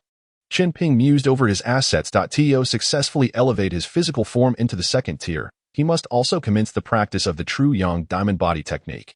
Chen Ping was acutely aware of his inferior aptitude. Even with the techniques provided by his ancestors, the probability of reaching the 15th layer of Qi refinement or establishing a foundation was slim, with plenty of spirit stones at his disposal. He could focus on practicing physical cultivation techniques to strengthen his body and enhance his foundational establishment, applying body refinement powder externally and consuming body refinement pills internally. The true Yang diamond body technique proved to be a smooth practice for Chen Ping. Albeit with significant consumption of meat from spiritual beasts, the Valley of Elixirs offered little benefit to physical cultivators. A smile crept onto Chen Ping's face. It just so happens that in the Elixir Hall, I can consume spiritual beast meat and spiritual rice without spending a dime. Soon after, Chen Ping was astonished to discover that as long as the resources were ample, the progress of his physical cultivation technique was remarkably swift. Could this be due to the foundation laid by the numerous body refinement pills I consumed earlier? Within a month, Chen Ping advanced to the mid-phase of the first-tier body refinement stage, consuming countless spiritual beast meats and spiritual rice, while the Elixir Hall merely regarded him as a glutton, without alarming anyone. Outside the servant hall, Mu Xingling summoned a white jade airship, drawing gasps from the crowd. Such a flying artifact was valued at 2,000 spirit stones, a sum that many disciples in the Mu family would take a lifetime of toil to amass. Countless onlookers gazed at the white jade airship with awe, longing, and envy. Chen Ping arrived punctually, boarded the airship, and sailed away from the Mu family. He did not encounter Mu Xingling. but was instead greeted by a graceful ghostly maid, floating gracefully in midair, her demeanor cold.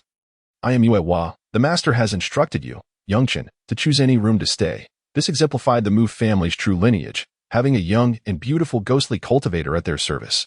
Thank you, Miss Yue. Yue smiled with an eerie charm and then vanished into the ship's structure. This white jade airship was of the same style as Chen Ping's, comprising 3 layers and over a dozen rooms. Chen Ping selected a room to settle in. Under Mu Xingling's watchful gaze, he dared not take out vitality pills to cultivate, opting instead to consume essence pills for refinement and disguise. Such abundant spiritual energy. Could it be that this airship is inscribed with a second-tier spirit-gathering array? However, Chen Ping's mixed-element spiritual roots were too poor. Now at the 12th layer of qi refinement, utilizing essence pills for cultivation yielded almost no effect. Accustomed to the overwhelming spiritual energy from vitality pills, he found it somewhat challenging to refine the minute traces of heavenly and earthly spiritual energy into his body. As expected, Mu Xingling's ghostly maid was secretly monitoring him. Yue approached the main chamber to report to Mu Xingling. Mistress, that charming servant possesses a robust essence. It seems he has practiced physical cultivation techniques. Mu Xingling sat cross-legged, inhaling and exhaling spiritual energy, purifying her spiritual power and dispelling the toxins from her elixirs, yet she did not respond to him. After approximately 3 days of flight, Yue summoned Chen Ping to the deck, before a vast mountain range of ore. Dozens of white jade airships floated gracefully as Chen Ping emerged from the dwelling onto the deck. He beheld the alluring silhouette of Mu Xingling, who was currently engaged in conversation with the direct descendants of other clans. Subsequently, the fleet of white jade airships descended in unison. A rather unrefined middle-aged man, his face adorned with a sycophantic grin, welcomed Mu Xingling and her companions. Welcome, esteemed immortals, to the Dafeng or mountains. After a round of pleasantries, the group entered an opulent inn. Chen Ping soon realized their location. They were near the Dongwang Fong market, renowned for its abundant fine ores. However, he was perplexed about how the Zihua flower was associated with ores. That evening, Mu Xingling sought out Chen Ping and stated, starting tomorrow, you are to enter the ore mountains for a month. You must locate this specific ore. She held a small, captivating piece of purplish red ore between her delicate fingers.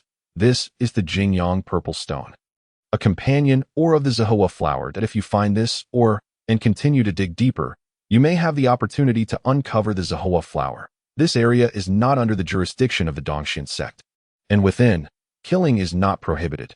You understand the significance of the Zihua flower. Chen Ping feigned an expression of obsession and fervor. I will certainly retrieve this item for the hall master. Indeed, Mu Xingling remarked, slightly taken aback by Chen Ping's obsequious demeanor, a faint blush creeping onto her fair cheeks as she spoke assertively. If you find the Zihua flower, I shall reward you with a night of my company. Chen Ping's heart momentarily stilled. Did she truly consider him a mere sycophant, serving her for a night as a reward? Yet, he could only respond with excitement and fervor. Yes, hall master, I would brave fire and water to retrieve this item for you. Mu Xingling continued, the Dafeng mountain range contains many ore caverns. The amount of ore you extract will determine your reward. If you encounter formidable beasts, retreat and prioritize your safety. Yes, hall master. Chen Ping displayed even greater enthusiasm. Internally, he was puzzled. Was she genuinely concerned for his well-being? No, she simply did not wish to forfeit her chance to enter the Dongxian sect. This expedition involved over a dozen clans, and within the mountains. You must avoid them. We, the direct descendants of the clans, will not engage personally. We have brought our respective servants. They will do anything to stand out, so be cautious. With that, Mu Xingling waved her hand. Returning to her meditative posture, the following morning, Chen Ping, accompanied by 17 others, arrived at the mountain's edge. The obsequious giant from the previous day now bore a defiant demeanor, his gaze indifferent as he forced a smile. Esteemed friends, you will enter the ore vein for a month. Here are the mining tools. If you unearth valuable ores, feel free to approach me for a buyback at satisfactory prices. He distributed maps and mining equipment. Ushering the group into the mountains, Chen Ping and the others exchanged glances before dispersing, each heading towards different caverns. The giant's eyes glinted with mockery, a bunch of pitiful misfortunes. Yet, being at the lower echelons of the cultivation world, he was unaware that the caverns housed the Zihua flower. For 3 consecutive days, Chen Ping explored dozens of caverns, all of which were depleted. Along the way, he encountered numerous first-tier beasts of lesser strength. Continuing in this manner, finding the Zahua flower within a month seemed nearly impossible. Before long, a month had passed. Chen Ping emerged from the mountains, his body weary. During this month, he had excavated numerous caverns without discovering the Zahua flower. The vastness of the Dafeng mountains made it exceedingly difficult to unearth the flower that he did, however, extract several high-grade first-tier ores, which he could use to enhance the rank of his Qingzhou jade sword. The absence of the flower for him did not imply that others were equally unsuccessful. Thus, during his mining, he did not neglect his cultivation to elevate his prowess. Upon exiting the mountains, he found Mu Xingling and the other descendants of the Immortal clan awaiting him. "Did you find anything?" inquired a young gentleman. Chen Ping and the others shook their heads. They opened their storage bags for inspection. A young lady spoke coldly. Chen Ping furrowed his brow. The contents of his storage bag were private. He glanced at Mu Xingling, seeking her opinion. Mu Xingling instructed, "Chen Ping, open your storage bag for inspection. Clues are to be discovered collectively, and anything found must be examined. If you have nothing to hide, there is no need for concern." Chen Ping's heart sank. Fortunately, he had anticipated this. Knowing that Mu Xingling and the others would not rest until they found the Zahua flower, he had previously hidden a storage bag in one of the caverns. Very well. Chen Ping opened his storage bag, revealing several bottles of vitality pills, energy pills, fasting pills, and recovery pills, along with hundreds of pounds of various ores. After several servants opened their storage bags and confirmed the absence of the Zahua flower, someone declared, "You shall rest today to replenish your strength. We shall return to the mountains tomorrow to mine again." Mu Xingling's expression was calm. "Chen Ping, follow me." She led him to a private chamber, raised a barrier, and coldly inquired, "Have you discovered the companion or of the Zahua flower?" Chen Ping shook his head. In response to the hall master, "I have not. I excavated dozens of caverns without discovering the Zahua flower or its companion or." Mu Xingling nodded slightly. "I anticipated this. This first month was merely a preliminary test. From here on, we shall rely on our own abilities to seek the Zahua flower. If we do not find it, we shall not depart. Rest now. We shall re-enter the mines tomorrow." "Yes, hall master." Chen Ping retreated. Mu Xingling summoned her ghostly maid, her beautiful eyes sparkling with a cold glint as she spoke icily. "Yuehua. Follow Chen Ping into the mountains tomorrow, and keep an eye on those several servants. If you discover anyone who finds the Zahua flower, inform Chen Ping so that we may eliminate them and secure the flower." Yuehua appeared and bowed gracefully. "Yes, Master." Mu Xingling received news that the other three major sects in the eastern region had also learned of the Zahua flower's presence in the Dafeng mountains, and they were expected to arrive within 2 to 3 months. When that time came, acquiring the Zahua flower would become even more challenging. Chen Ping returned to his quarters to bathe and rest. A knock sounded at the door. Chen Ping changed into a fresh robe and called out, "Who is it?" "Chen Shixiao." "It's me, Luo Chongji," came the voice from outside. Chen Ping was somewhat surprised and opened the door to find it truly was Luo Chongji. At 24, Luo Chongji had begun to grow a beard, appearing somewhat mature and lacking the spirited vigor of youth. Chen Ping smiled. "Luo Shidi, how did you know I was here?" Luo Chongji clasped his hands and smiled. "It was senior sister Mu who informed us. She mentioned that the hall master brought you here for business. I inquired a bit and found your whereabouts. To encounter an old friend in such a vast expanse was indeed a joyful occasion." Luo Chongji then produced a storage bag and said, "Chen Shixiao, this contains the demon bone blood materials you requested. I and Han Shixiao and the others arrived here half a month ago, and there are 100 pairs inside. We happen to be resupplying nearby, so I brought it over for you." "Wonderful," Chen Ping exclaimed, taking the storage bag and revealing a delighted expression. He had been out of body refining pills for half a month and was in dire need of them for his alchemy. Luo Chongji's visit had alleviated his urgent predicament. Chen Ping scratched his head. "However, I have no spirit stones on me. I need to return to the Mu clan to acquire them for you." Luo Chongji grinned. "Chen Shixiang, what are you saying? Do you think we do not trust you? After conferring with Han Shidi and the others, we have decided that our stay here will not exceed 3 months, by which time our storage bags must be filled to capacity. Subsequently, we will return to Mu's residence to address the materials for the blood-horned Red Bull. Sister Mu has mentioned that in your absence, she will cover the costs of these materials on your behalf. Furthermore, a month prior, Chen Shidi left us with 200 spirit stones, and based on current prices, we still owe you several hundred for the demon bones and blood." Chen Ping glanced around, wondering why he could not see Fang Shidi and the others. Luo Chongji explained, "I am the only one who came to deliver supplies. Brother Fong and the others are still near the marsh. Brother Chun, I will not linger after delivering the items to you, as I must return promptly to hunt the blood-horned Red Bull. Without further ado, Luo Chongji departed. Watching his retreating figure, Chen Ping felt a sense of relief. The following morning, Mu Xingling instructed Yuehua to slip into Chen Ping's sleeve and conveyed her intentions. Once Chen Ping had completed his preparations, he re-entered the mountain range with the others. This time, he was met with numerous malicious gazes directed towards him. Chen Ping could surmise what was about to unfold. He pretended to mine in a cave while searching for the location of the purple monkey flower. After some time, Yuehua emerged from Chen Ping's sleeve and ventured off to observe the situation around them. Seizing the opportunity, Chen Ping retrieved his storage bag and took out the Qingwan furnace. Commencing the refinement of body-tempering pills, the smoke rising from the alchemical furnace snaked into the cave, quickly vanishing from sight. What is happening? This cave is supposed to be a dead end. Why is the smoke entering and disappearing? Fortunately for Chen Ping, he successfully refined a batch of body-tempering pills, secured the Qingwan furnace, and ventured deeper into the cave. There, in the depths, he stumbled upon a fissure where the smoke had dissipated. Could there be a passageway inside? With a flick of his fingers, he unleashed a spell of golden light, blasting apart the stone pile before him. With a resounding crash, what was once a dead end revealed a genuine pathway. Chen Ping's spirit surged, and he drew his Qingzhu jade sword, stepping into the dark, narrow corridor. After an indeterminate amount of time, and nearing another dead end, Chen Ping raised his sword and struck the stone wall. Moments later, a faint purple glow emanated from the stone. This is pure young purple stone. His heart raced. An impulse to howl in exhilaration surged within him. There must be purple monkey flowers nearby. Chen Ping stifled the urge to howl, managing a smile. This revelation also clarified his earlier confusion regarding why Mu Xingling and the others had received leads on the pure young purple stone.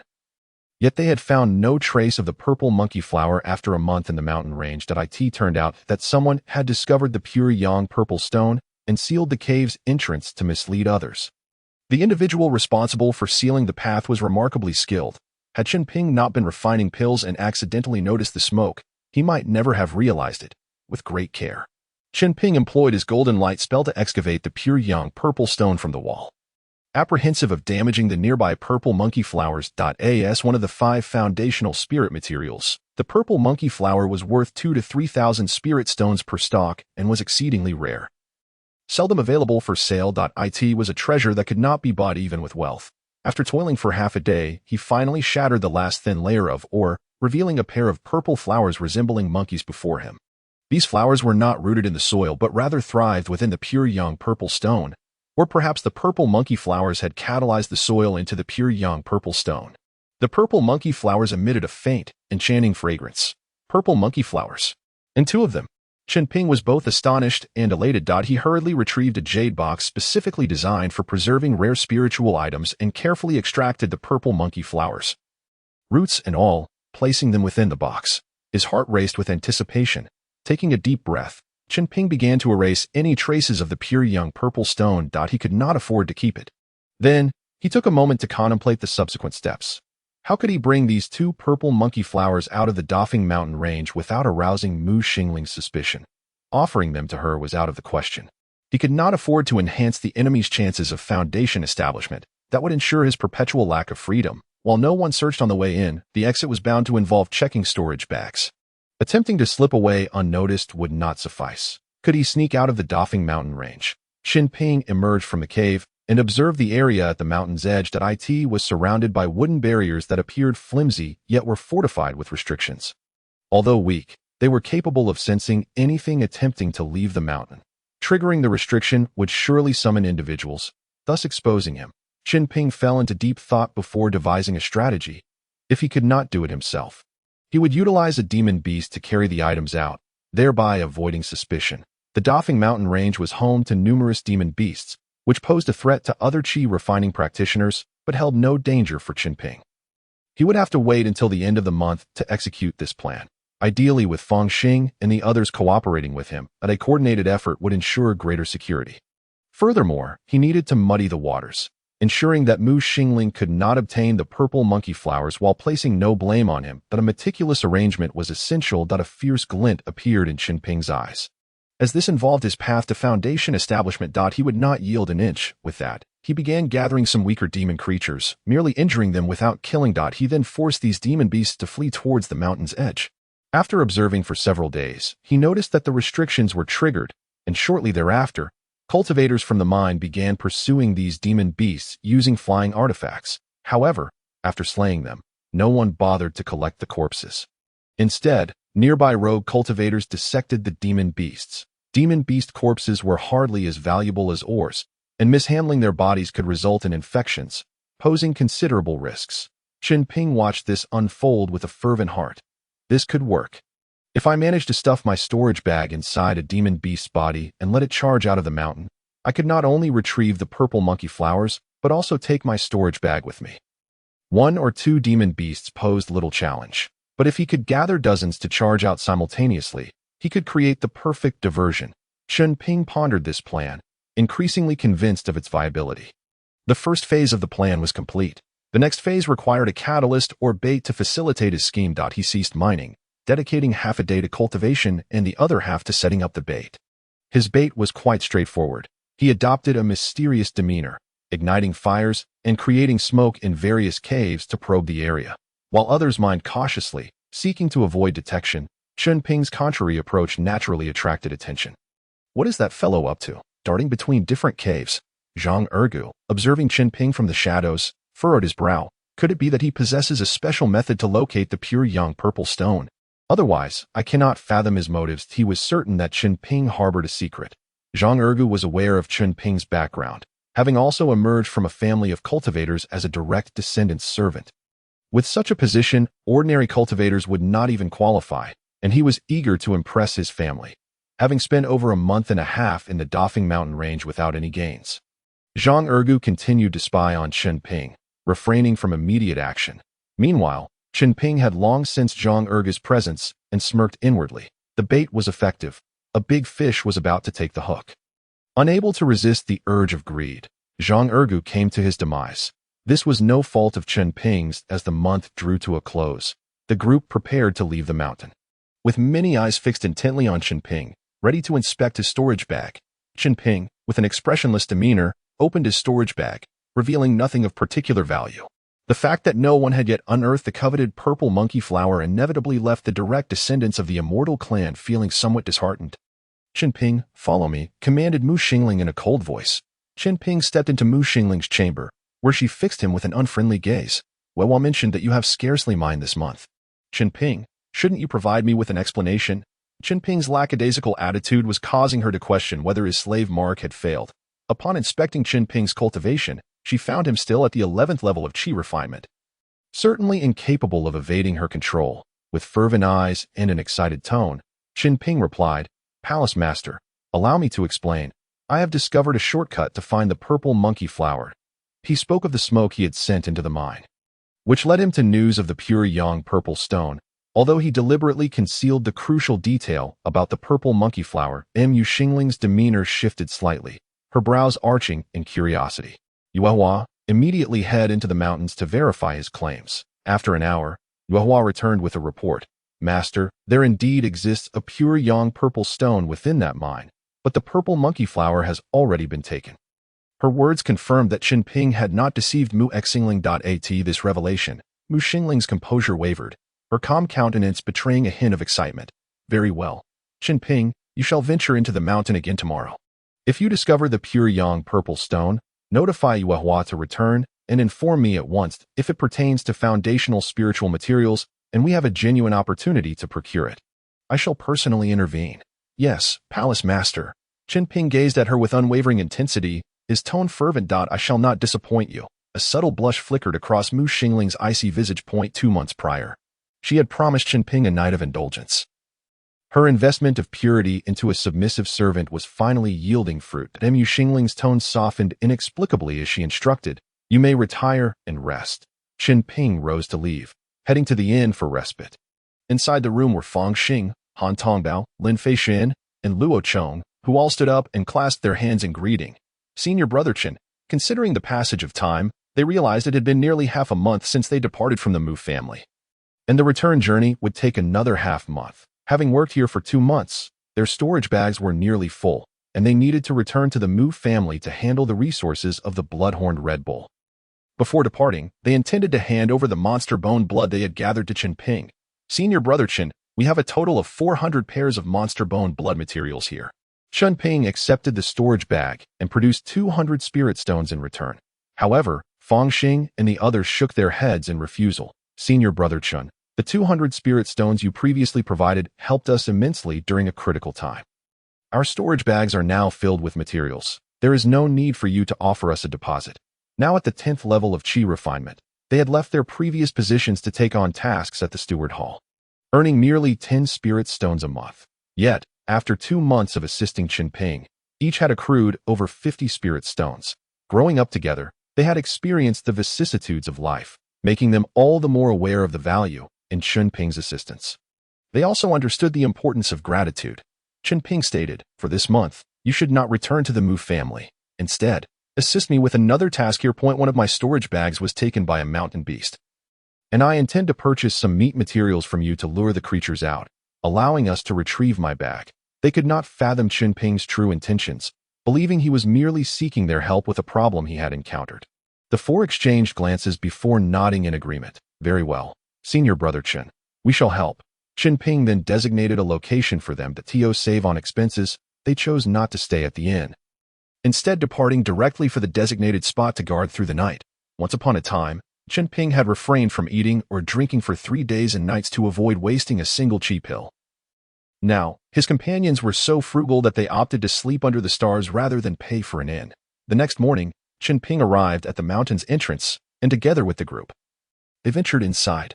However, upon entering, Chen Ping tore a travel talisman, swiftly distancing himself from the others while deliberately leaving some traces of his presence. Meanwhile, Zhang Ergu, who had been lurking and observing Chen Ping for a month, stealthily followed the trail of deception left behind. Chen Ping entered a mine, brandishing a torch that released smoke. Thus, he once again discovered a hidden mine, with a mere flicker of golden light magic. He shattered the rubble on the walls. The pure young purple stone emitted a faint glow, even though the ghostly attendant Wei Hua, accustomed to the sights and sounds of the world, was taken aback, exclaiming, "The pure young purple stone. Chen Ping, you truly found the purple monkey flower." "What? The pure young purple stone, the purple monkey flower?" Zhang Ergu, concealed in the shadows, felt a tightening in his chest and could not resist rushing forward, shouting, "Hand over the purple monkey flower, and I shall spare your life." As he spoke, he had already begun to gather his magical energy, preparing to strike at a moment's notice. However, he remained oblivious to the fact that Chen Ping was already clutching a talisman in his hand. Chen Ping activated the talisman, unleashing a torrent of formidable energy that transformed into a luminous droplet, hurtling toward Zhang Ergu. No. As Zhang Ergu sensed the overwhelming power of a foundational cultivator, his pupils widened in sheer terror, his face etched with despair. With a resounding explosion, Zhang Ergu's body was reduced to a grotesque mass of flesh. A cold glint flickered in Chen Ping's eyes. "You sought your own demise. I bear no responsibility." He then turned to Wei Hua. "Miss Wei Hua, I have located the pure young purple stone. Please summon the palace master to this location." "Of course." Wei Hua responded with enthusiasm, her pale eyes reflecting admiration. "Chen Ping, await here. I shall summon the palace master to collect the purple monkey flower." With that, she swiftly departed. Chen Ping took a few deep breaths to steady his nerves, his gaze resolute and unwavering. Now, the most crucial part of the plan is about to unfold. He quickly exited the mine, discarding the meat of the blood-horned Red Bull to attract nearby beasts. Then, he released a prepared spider demon from another cave, stuffing it with the entirety of his possessions. Not long after, dozens of beasts charged toward the direction of the meat he had scattered, with the storage-laden spider demon blending into the chaos. These creatures raced out of the great, abundant mountain range. For the sake of wealth, man dies. For the sake of food, beasts perish. After ensuring everything was in place, Chen Ping returned to the mine containing the pure yang purple stone to await further developments. Time passed slowly. "Master, just ahead, the pure yang purple stone discovered by Chen Ping lies here." Yue Hua's eerie voice echoed within the cave. Chen Ping soon beheld the alluring figure of Mu Xingling, her fiery red presence captivating. "I greet the palace master." Upon seeing the intact pure yang purple stone embedded in the stone wall, Mu Xingling's composure faltered, and she promptly issued an order. "Yue Hua, pry open the pure yang purple stone." "Yes, master." Yue Hua raised her ghostly hands. channeling her magical energy to erode the stone. Sizzling sounds echoed as the pure yang purple stone succumbed to the corrosive force, crumbling into tiny fragments. Chen Ping remained vigilant. Growing increasingly anxious. At this moment, Mu Xingling had already set her trap. It was merely a matter of whether Zhang Ergu's backers would prove effective. After a brief period, the purple monkey flower began to come into view. Mu Xingling's beautiful eyes sparkled with excitement, her lips curling into a smile. The purple monkey flower can enhance foundational success probability by half, primarily boosting spiritual awareness and consciousness. For me, it could increase my foundational success probability by a full 10%. Just then, voices from other cultivators echoed within the mind. "Ha! Xingling, why didn't you notify us upon discovering such a treasure as the purple monkey flower?" Mu Xingling's expression shifted dramatically. Suddenly, a group of over a dozen exquisitely dressed, extraordinary cultivators entered the narrow mine, followed by their respective servants. Mu Xingling's serene face turned frigid as she coldly stated, "I discovered the purple monkey flower. Why should I inform you?" The leading male cultivator responded. "Mu Xingling, your words are misguided. The clue was uncovered collectively, and we have a stake in the purple monkey flower as well." "Indeed, well said," others echoed in agreement. Mu Xingling snorted disdainfully. "The market value of the purple monkey flower is 2,600 spirit stones. I shall offer each of you 260 spirit stones instead." The leading male cultivator's tone turned unfriendly. "Mu Xingling, are you dismissing us like beggars? Who among us is not a direct descendant of a prestigious family? What do we lack 1 or 200 spirit stones for? Ha! That purple monkey flower only increases our foundation building success rate by 0.5%, but for someone like you, who has already attempted foundation building, it is a full percent. Mu Xingling's countenance darkened. "Jean Mulong, what exactly are you implying?" Jean Mulong sneered.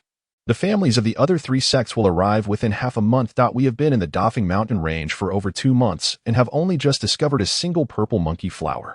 Mu Xingling, if you wish to claim this flower, it is not impossible. You need only swear a heart demon oath and marry me as a partner." As his words fell, Mu Xingling's resolve hardened. Her disposition fierce, she immediately raised her hand to unleash a spell, causing the purple monkey flower embedded in the stone wall to instantly turn to ashes. The sudden turn of events left everyone momentarily stunned. Even Chen Ping, who had orchestrated this plan, was taken aback, internally gasping. This woman is ruthless and decisive.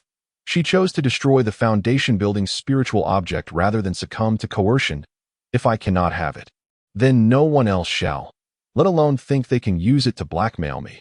Jean Mudlong stood there, dumbfounded. The expressions of those behind him were equally complex, as the invaluable purple monkey flower was thus destroyed. Mu Xingling's demeanor returned to calm as she coldly remarked, "Since there is no purple monkey flower, there is nothing more to discuss. Chen Ping, let us return to the Mu family." Chen Ping was momentarily stunned but soon regained his composure, replying, "Yes, Palace Master." Although the process had taken him by surprise, the outcome was achieved. Mu Xingling did not obtain the purple monkey flower, and he could not be blamed for it. As Mu Xingling and Chen Ping made their way out, the group of cultivators parted to allow them passage. Upon exiting the mine, Mu Xingling elegantly summoned her hairpin, which transformed into a massive white jade airship, carrying Chen Ping directly towards the Mu family. Standing on the deck, Chen Ping glanced down and spotted Fang Xing and others struggling to slay demon beasts. His heart steadied slightly, but maintaining appearances was crucial. He then turned to Mu Xingling, feigning reluctance, and indignantly exclaimed, "Palace Master, are we truly leaving like this?" Mu Xingling's gaze remained indifferent. "The purple monkey flower is gone. We can await news of the next foundation-building spiritual object." She then glanced at Chen Ping with a teasing light in her eyes. "What, do you wish for me to marry someone else as a partner?" "Naturally not." Chen Ping, pretending to be a devoted servant, gritted his teeth and declared, "Any man who dares to lay a finger on the Palace Master, I shall slay him." Mu Xingling believed him without doubt. Devoted servants are often fervent, infatuated, and while obedient to her commands, they regard her as their exclusive treasure, permitting no one but themselves to touch her.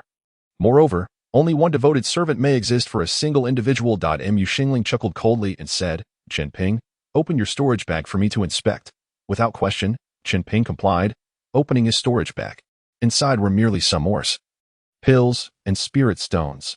She evidently did not fully trust him, and thus chose to verify that it seemed prudent not to return to the East Wilderness in the near future to avoid arousing her suspicions. Chen Ping resolved silently, feeling fortunate that he had called Fang Xing and the others to gather demon bones and blood. He had no need to return to the East Wilderness himself.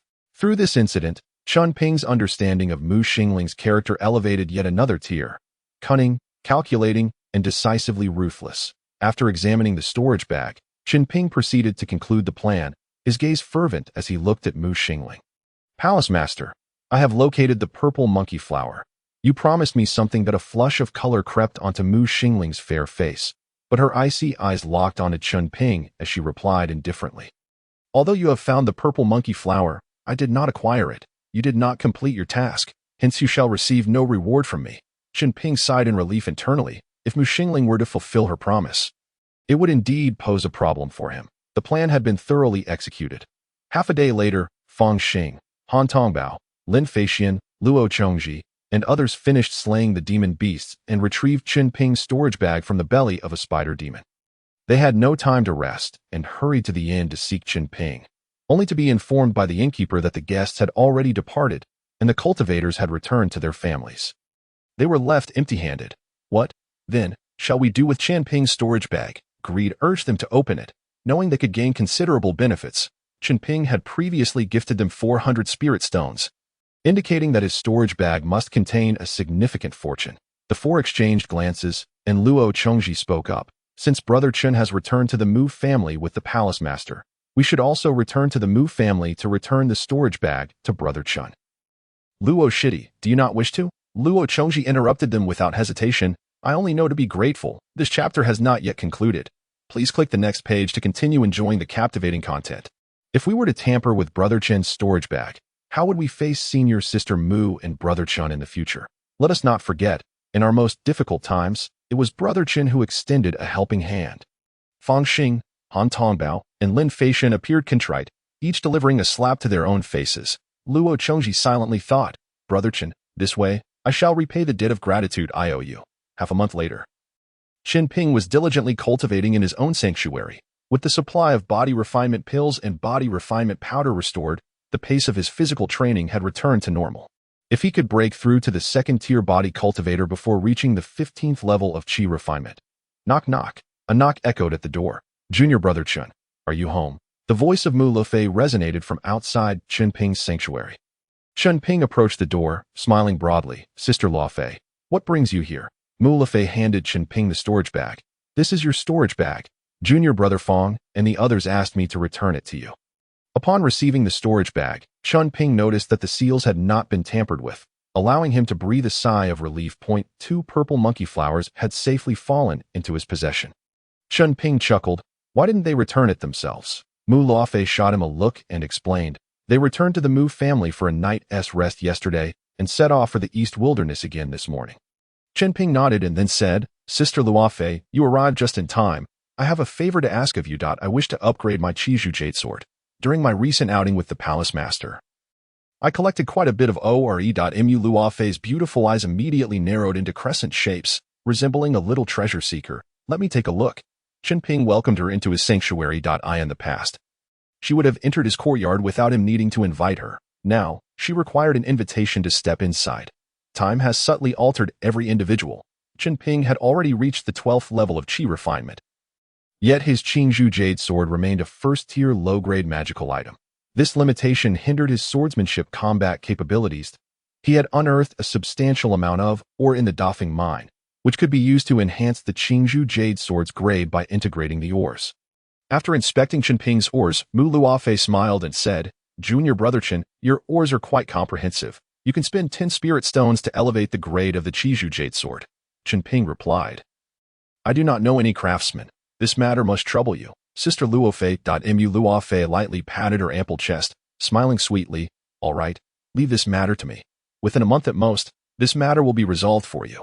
Mu Luofei hastily departed after taking Chen Ping's ore and the Qingzhou Jade Sword, likely preoccupied with her endeavor to break through to the 12th layer of chi refinement. Despite her tight schedule, she still found the time to assist him, prompting Chen Ping to silently acknowledge her kindness. The single Qingyu bamboo in the courtyard was also nearing the mid-stage of the first level. Watching the alluring silhouette of Mu Lafei fade into the distance, Chen Ping gently shook his head and rose to make his way to the spirit cuisine hall of the alchemy palace. He could not afford to miss out on the complimentary spirit beast meat and spirit rice. Upon arriving at the spirit cuisine hall, he found the alchemy disciples scattered about, with more serving as auxiliary disciples. Su Fengshan entered the hall, leading a young boy, and kindly explained to him that this would be their dining area from now on. He then brought the boy before Chen Ping. Junior brother Chen. This is our newly arrived junior brother Du. Junior brother Du. This is your senior brother Chen, who, despite his youth, has reached the 11th layer of qi refinement and is currently attempting to break into the foundation establishment stage.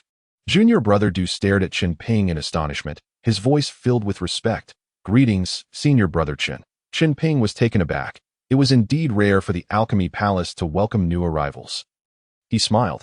No need for formalities, junior brother Du. Please, have a seat and join me for a meal. Su Fengshan smiled brightly, commenting, Junior brother Du should be the last disciple I personally brought in before leaving the Mu family. Chen Ping nodded. In 6 years, senior brother Su, you will regain your freedom. Reflecting on this, he realized he had been at the alchemy palace for a decade and had spent 15 years with the Mu family. Su Fengshan chuckled. Indeed, at that time, we can enjoy a peaceful retirement. Senior brother, you are now 24. When do you plan to break through to the 12th layer of qi refinement? Chen Ping chuckled wryly, rubbing his nose. Soon. I hope that I've long since lost the ability. I can only hope my grandson succeeds. Su Fengshan's eyes sparkled with longing for the foundation establishment stage, despite his continuous alchemical work and his 11th layer of qi refinement cultivation. He was now 68, his hair completely white. After satisfying his hunger, Chen Ping left the alchemy palace without returning to the dojo, instead pulling out his flying gourd and leisurely heading towards Baisha Fengshi. The token left to him by Elder Gui had just begun to respond, indicating that a small auction was about to commence. Chen Ping intended to auction off the body-tempering pills he had concocted while also searching for useful treasures for himself. While others carried formidable weapons with uncertainty, Chen Ping bore a fortune yet felt equally lost on how to spend it. With 3,800 spirit stones in hand, he was unsure of how to utilize this wealth. Upon reaching Baisha Fengshi, he passed by Mu Wadi's shop, where she was fawningly bidding farewell to a customer. Upon seeing Chen Ping approaching, she raised her hand but ultimately let it fall, refraining from greeting him. Chen Ping arrived at Wanbage and headed straight for the Gui family's counter, only to find Zhou Ying waiting for him. Zhou Daoist, where's Elder Gui? Zhou Ying's eyes reflected a hint of sorrow as she replied, my grandfather passed away last month. Chen Ping cupped his hands. Please accept my condolences, Daoist Zhou. Thank you, Daoist Chun, Zhou Ying replied. Returning the gesture, I invite Daoist Chun to follow me to a private room for a discussion. She led Chen Ping to a private chamber, leaving a maid to tend to the counter. Once seated, Zhou Ying displayed a gentle smile. Daoist Chun, the auction is scheduled for 3 days from now, and invitations have already been sent out. I wonder how many body-tempering pills Daoist Chun has prepared. With Elder Gui's passing, the Gui family's business faced significant upheaval, especially with her, a granddaughter, taking over, which left many feeling dissatisfied and distrustful. To take over the legacy left by Elder Gui smoothly, this auction must succeed without fail, and the auction of Chen Ping's body-tempering pills was of utmost importance to her. Chen Ping smiled. I only have 5 bottles, which should suffice. Zhou Ying's eyes lit up with excitement, her delicate frame quivering slightly, her alluring bosom rising and falling. Body-tempering pills are exceedingly rare. If there were more, their value would diminish. Chen Ping was well aware of the worth of the body-tempering pills and inquired, are there any notable items at the Gui family's small auction? Zhou Ying's lovely face showed a hint of embarrassment, as I am newly in charge. Many acquaintances do not yet fully trust me, and some particularly good items were not reported in advance. We will only know of them on the day of the auction. Chen Ping nodded. When can I attend the auction? Zhou Ying smiled. Daoist Chen can accompany me shortly. Regarding the matters Daoist Chen entrusted to me last time, there are some developments to discuss along the way. Very well, Chen Ping replied with a smile. Zhou Ying's methods were quite mature. Following her would allow Chen Ping to spread the word about the body-tempering pills, enticing more participants to the auction and drawing forth valuable items. After departing from Wanbage, Zhou Ying summoned a white jade flying ship, which featured 2 private chambers for their separate rest. As they boarded Zhou Ying's ship, she began. The first matter involves the batch of pills Daoist Chen acquired last time. I had some family members procure them, totaling 50 spirit stones. She produced a storage bag and opened it for Chen Ping to inspect. Chen Ping nodded in satisfaction and promptly transferred 50 spirit stones to Zhou. The second matter concerns the second-tier spirit fire you inquired about.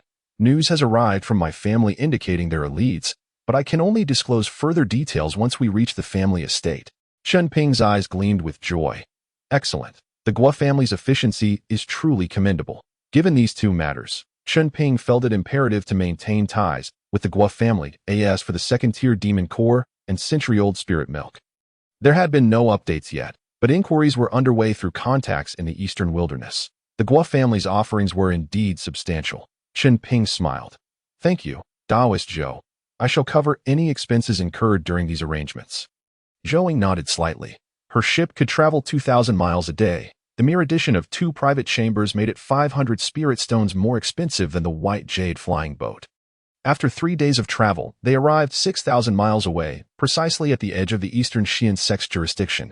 Here, Chen Ping beheld the Guo family, a vast city that housed at least 1 million mortals.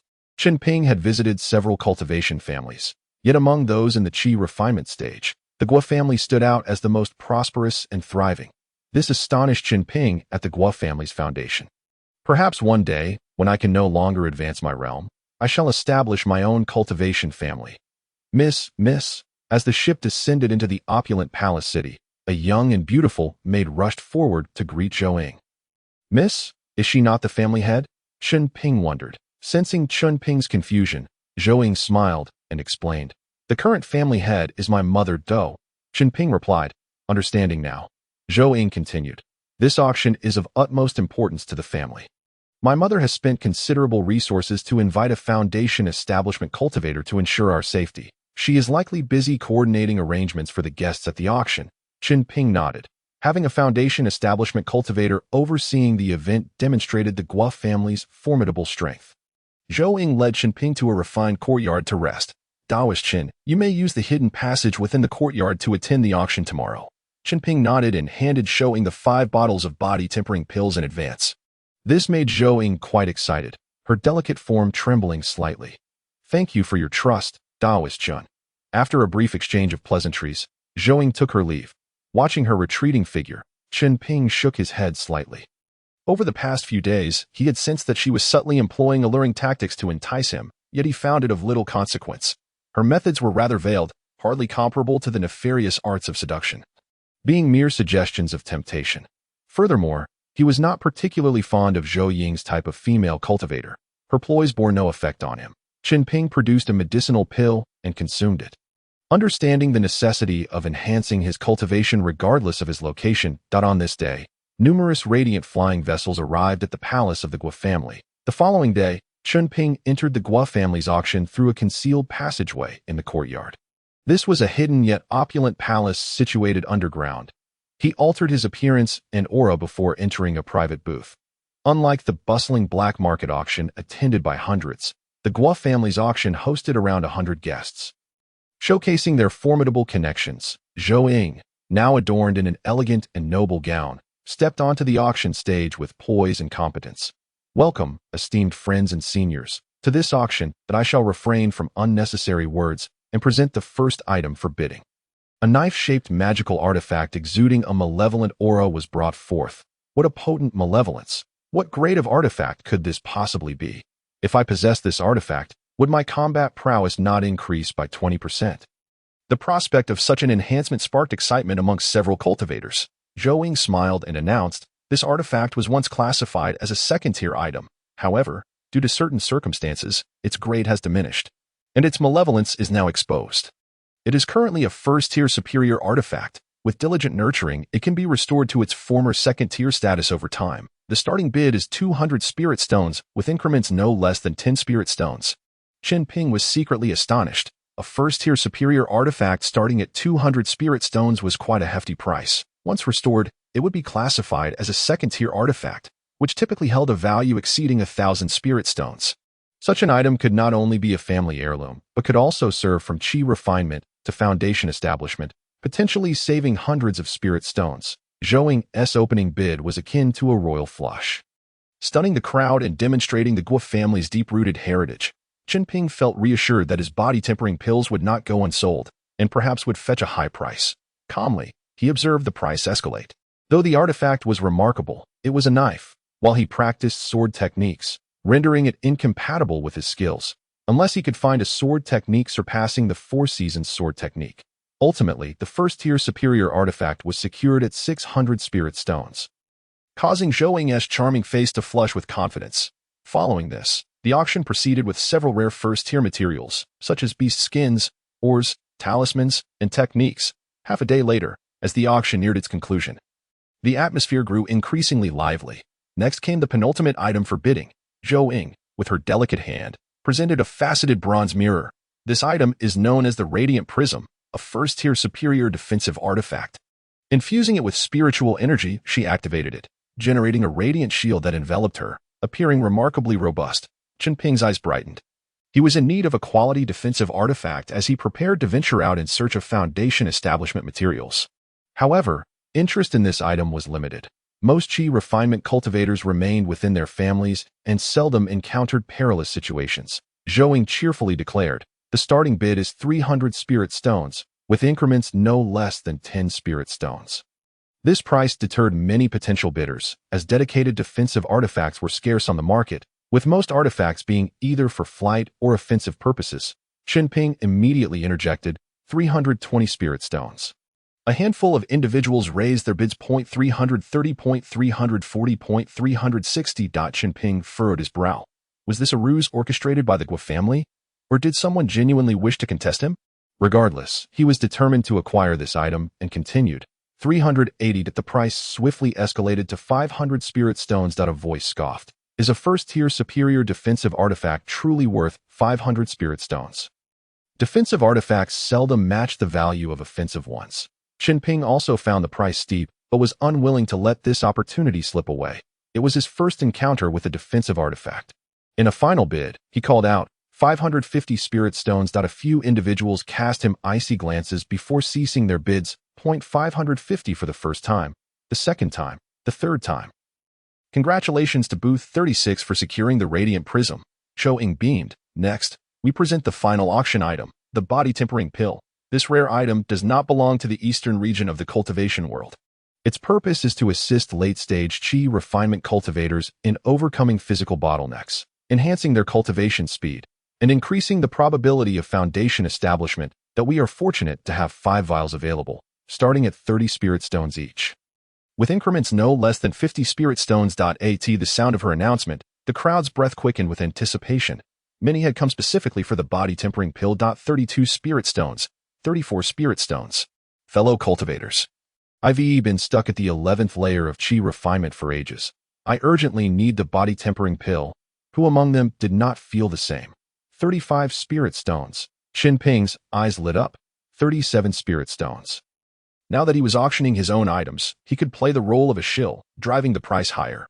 After all, the greater the price, the more he would earn. He estimated that after deducting material costs, he would profit at least 30 spirit stones from each vial. This was far more lucrative than producing spirit awareness pills. 39 spirit stones, 41 spirit stones. The price climbed steadily, surpassing the 40 spirit stone mark. Though the number of bidders dwindled, Chen Ping's heart raced. Was this the thrill of profiting from an auction? 43 spirit stones, 43 for the first time, second time, 44 spirit stones, 44 for the first time, second time, third time. Congratulations to Booth 67 for acquiring the Body Tempering Pill. The auction concluded successfully. Zhou Ying's face glowed with excitement, her demeanor exuberant. Please proceed to the backstage to finalize the exchange of auction items and spirit stones. As Zhou Ying descended from the auction stage, the guests in the booth began to exit. Chen Ping was equally exhilarated, with the Body Tempering Pill selling at 44 spirit stones per vial, after costs. He stood to earn a net profit of 40 spirit stones. The profitability of pill making was astounding. Just as he was about to leave the booth, a maid from the Guo family approached him, holding a tray with a piece of paper. Upon opening the note, he found a single line. Second-tier spirit fire, ice-cold ethereal fire, suspected to be located 5,000 miles away at the Yumbing Mountain. A smirk crept across Chen Ping's face. The Guo family chose to inform him of the whereabouts of his sister's spirit fire only after the auction concluded. After turning the note to ash, he made his way to the backstage. Zhou Ying personally welcomed him. Chen Dao friend, here is the Radiant Prism you won. Chen Ping handed over 550 spirit stones to Zhou Ying. Receiving the radiant prism along with the corresponding refining instructions, this auction has yielded a total of 220 spirit stones from the 5 vials of body tempering pills, and after deducting the auction's 10% fee. Chen Dao friend, here are your 200 spirit stones. Chen Ping accepted the 200 spirit stones, maintaining a composed demeanor while his heart brimmed with excitement. Shou Ying invited him to a private room. Chen Dao friend. After today's auction, the body tempering pill will gain renown. You need not worry about selling future batches. The Guo family wishes to establish a long-term partnership with you regarding the body tempering pill. Chen Ping's interest was piqued. What kind of long-term partnership? Shou Ying smiled and explained, the Guo family will purchase the body tempering pill from you at the price of 44 spirit stones and sell it at 46 spirit stones. In the future. When Chen Dao utilizes the channels of the Guo family to inquire about information, there shall be no fees incurred. Furthermore, the Guo family will safeguard Chen Dao's identity with a heart demon oath. Ensuring that the existence of Chen Dao remains confidential, Chen Ping fell into a contemplative silence. Meanwhile, Shou Ying felt a sense of nervousness and apprehension. After a considerable pause, Chen Ping spoke. The Guo family's sincerity is commendable, and I accept their terms. The body refining pill will be delivered once every 6 months. He would need to venture out to gather foundation-building spiritual materials, making it impossible to deliver monthly. Even quarterly deliveries seemed uncertain. Thus, a semi-annual schedule emerged as a more suitable choice. Very well, Shou Ying nodded in agreement. With Chen Ping's body refining pill, she could confidently take her place behind the counter of the Wanbao Pavilion. Chen Dao may rest at the Guo residence for 2 days before returning to Baisha Fengshe. This was precisely his intention. Chen Ping had no plans to leave the Guo family immediately. He aimed to master the crafting of the radiant prism before departing. Shortly thereafter, a maid arrived to escort Chen Ping away. At that moment, a tall, alluring, and elegant middle-aged woman emerged. Upon seeing this strikingly noble beauty, Shou Ying quickly rose and called out, Mother. This Madame Guo had been orchestrating matters from behind the scenes, never revealing herself. One could attribute this to both her stature as the head of the family and the fact that too many men had designs on this widow. Madame Guo's voice was cold and distant. Has Chen Ping agreed? With a combination of persuasion and pressure, he has indeed acquiesced, Shou Ying replied, a hint of trepidation in her voice. Mother, why resort to such tactics to secure Chen Dao's cooperation with the family? The radiant prism could have been sold to him at a mere 300 spiritual stones, thereby fostering a more favorable impression of our Guo family. Madame Guo smiled faintly, saying, Your mother understands your fondness for Chen Ping. But at present, only a foundation-building cultivator can safeguard our Guo family. There exists an insurmountable chasm between the foundation establishment and qi refinement stages. Investing too much in a qi refinement cultivator is imprudent. You are aware of how difficult it is to earn a profit of 250 spiritual stones. Shou Ying nodded, a bitter expression on her face. Madame Guo continued, as of now, we, as a widow and her children, have managed to stabilize our footing. As for Chen Ping, if he can establish his foundation, I shall host a banquet to apologize. 3 days later, in a quaint and serene courtyard. Chen Ping finally grasped the crafting of the radiant prism. Chanting the incantation, he infused spiritual energy into the artifact, and a sturdy barrier of light enveloped him instantaneously, providing him with immense reassurance. The value was evident, yet each activation consumed 10 spiritual stones. Chen Ping winced at the cost, realizing how expensive such a high-grade artifact could be. However, the ability to preserve one's life in a critical moment made those 10 spiritual stones seem relatively insignificant. After placing the radiant prism into his storage pouch, Chen Ping sought out Shou Ying to take his leave. At that moment, he beheld the coldly beautiful and noble Madame Guo. This widow was indeed stunning. Was she truly Shou Ying's mother? While Chen Ping could withstand the allure of Shou Ying and Mu Xingling, the sight of Madame Guo, akin to a perfectly ripe peach, ignited a spark of warmth in his gaze.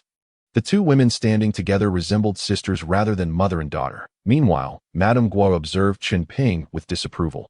This Chen Ping shows no reaction to Inger, yet gazes at me in such a manner. Does he favor my type?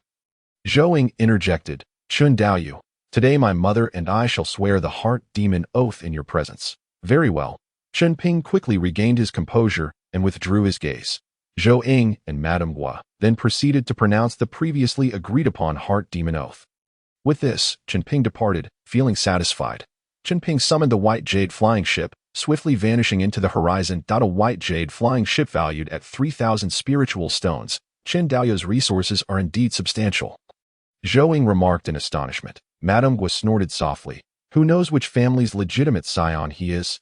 Inger, in the future, aside from pills, you should minimize dealings with this individual. After acquiring the white jade flying ship.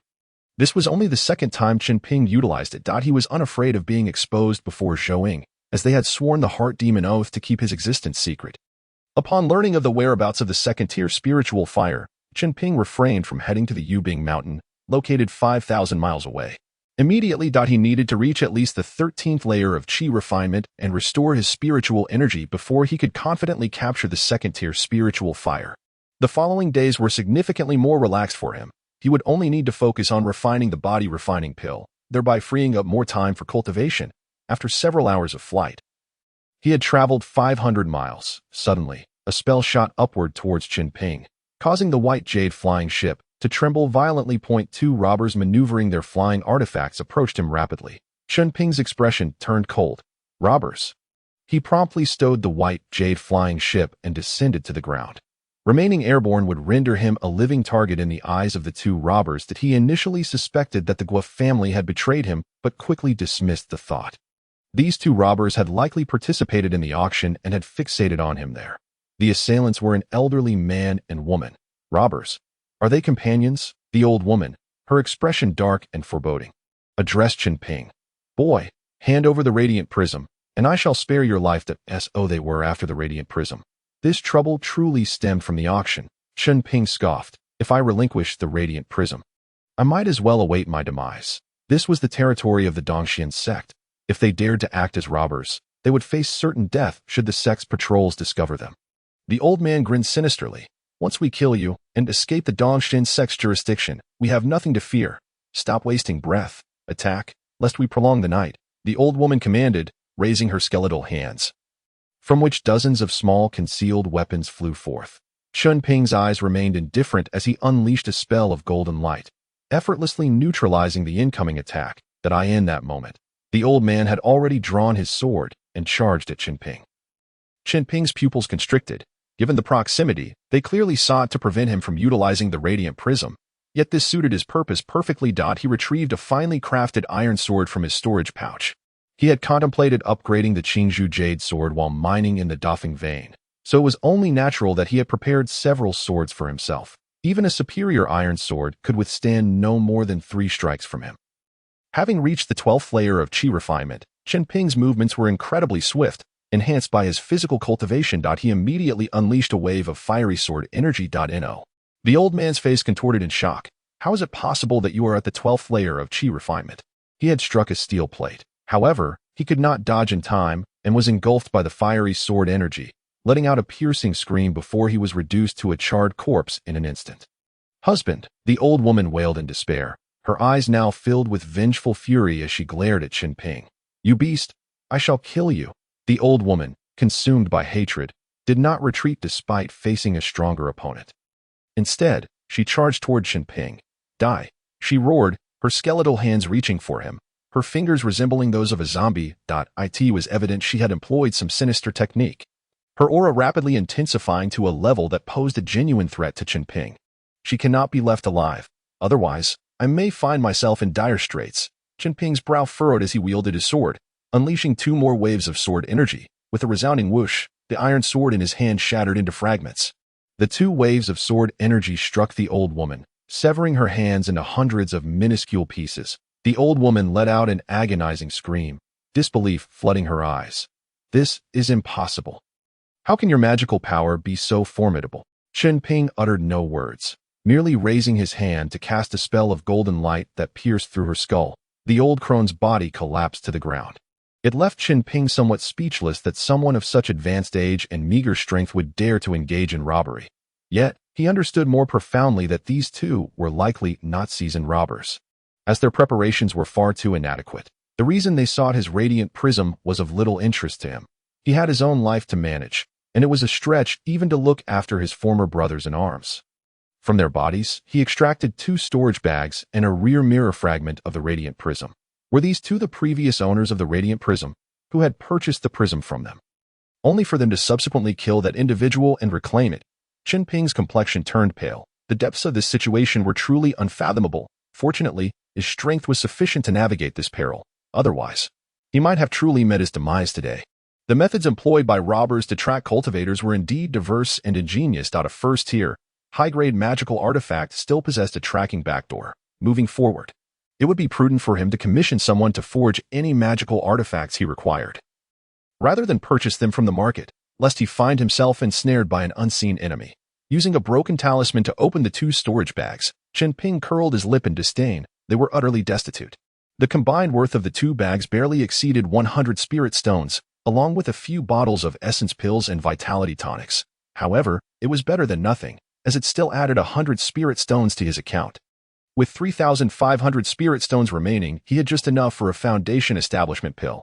After collecting the essence pills and leaving the vitality tonics behind, he cast a fireball spell to reduce the two corpses to ashes. Chen Ping summoned his white jade airship once more and returned to the Mu family estate. 2 days later, Chen Ping returned to the Mu family. After indulging in a hearty meal at the spirit dining hall, he retreated to his own sanctuary for cultivation. The process of refining body-tempering pills and consuming elixirs for cultivation rendered his days monotonous as ever.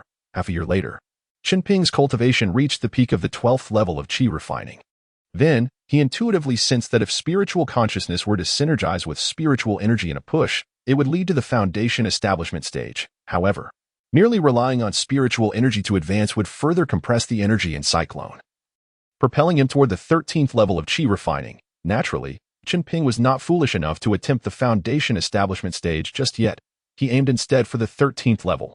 Soon, he encountered the difficulties and bottlenecks inherent to this endeavor.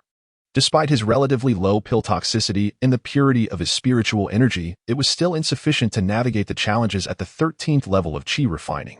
Realizing the threshold for the 13th level was to compress the gaseous state to its utmost limits.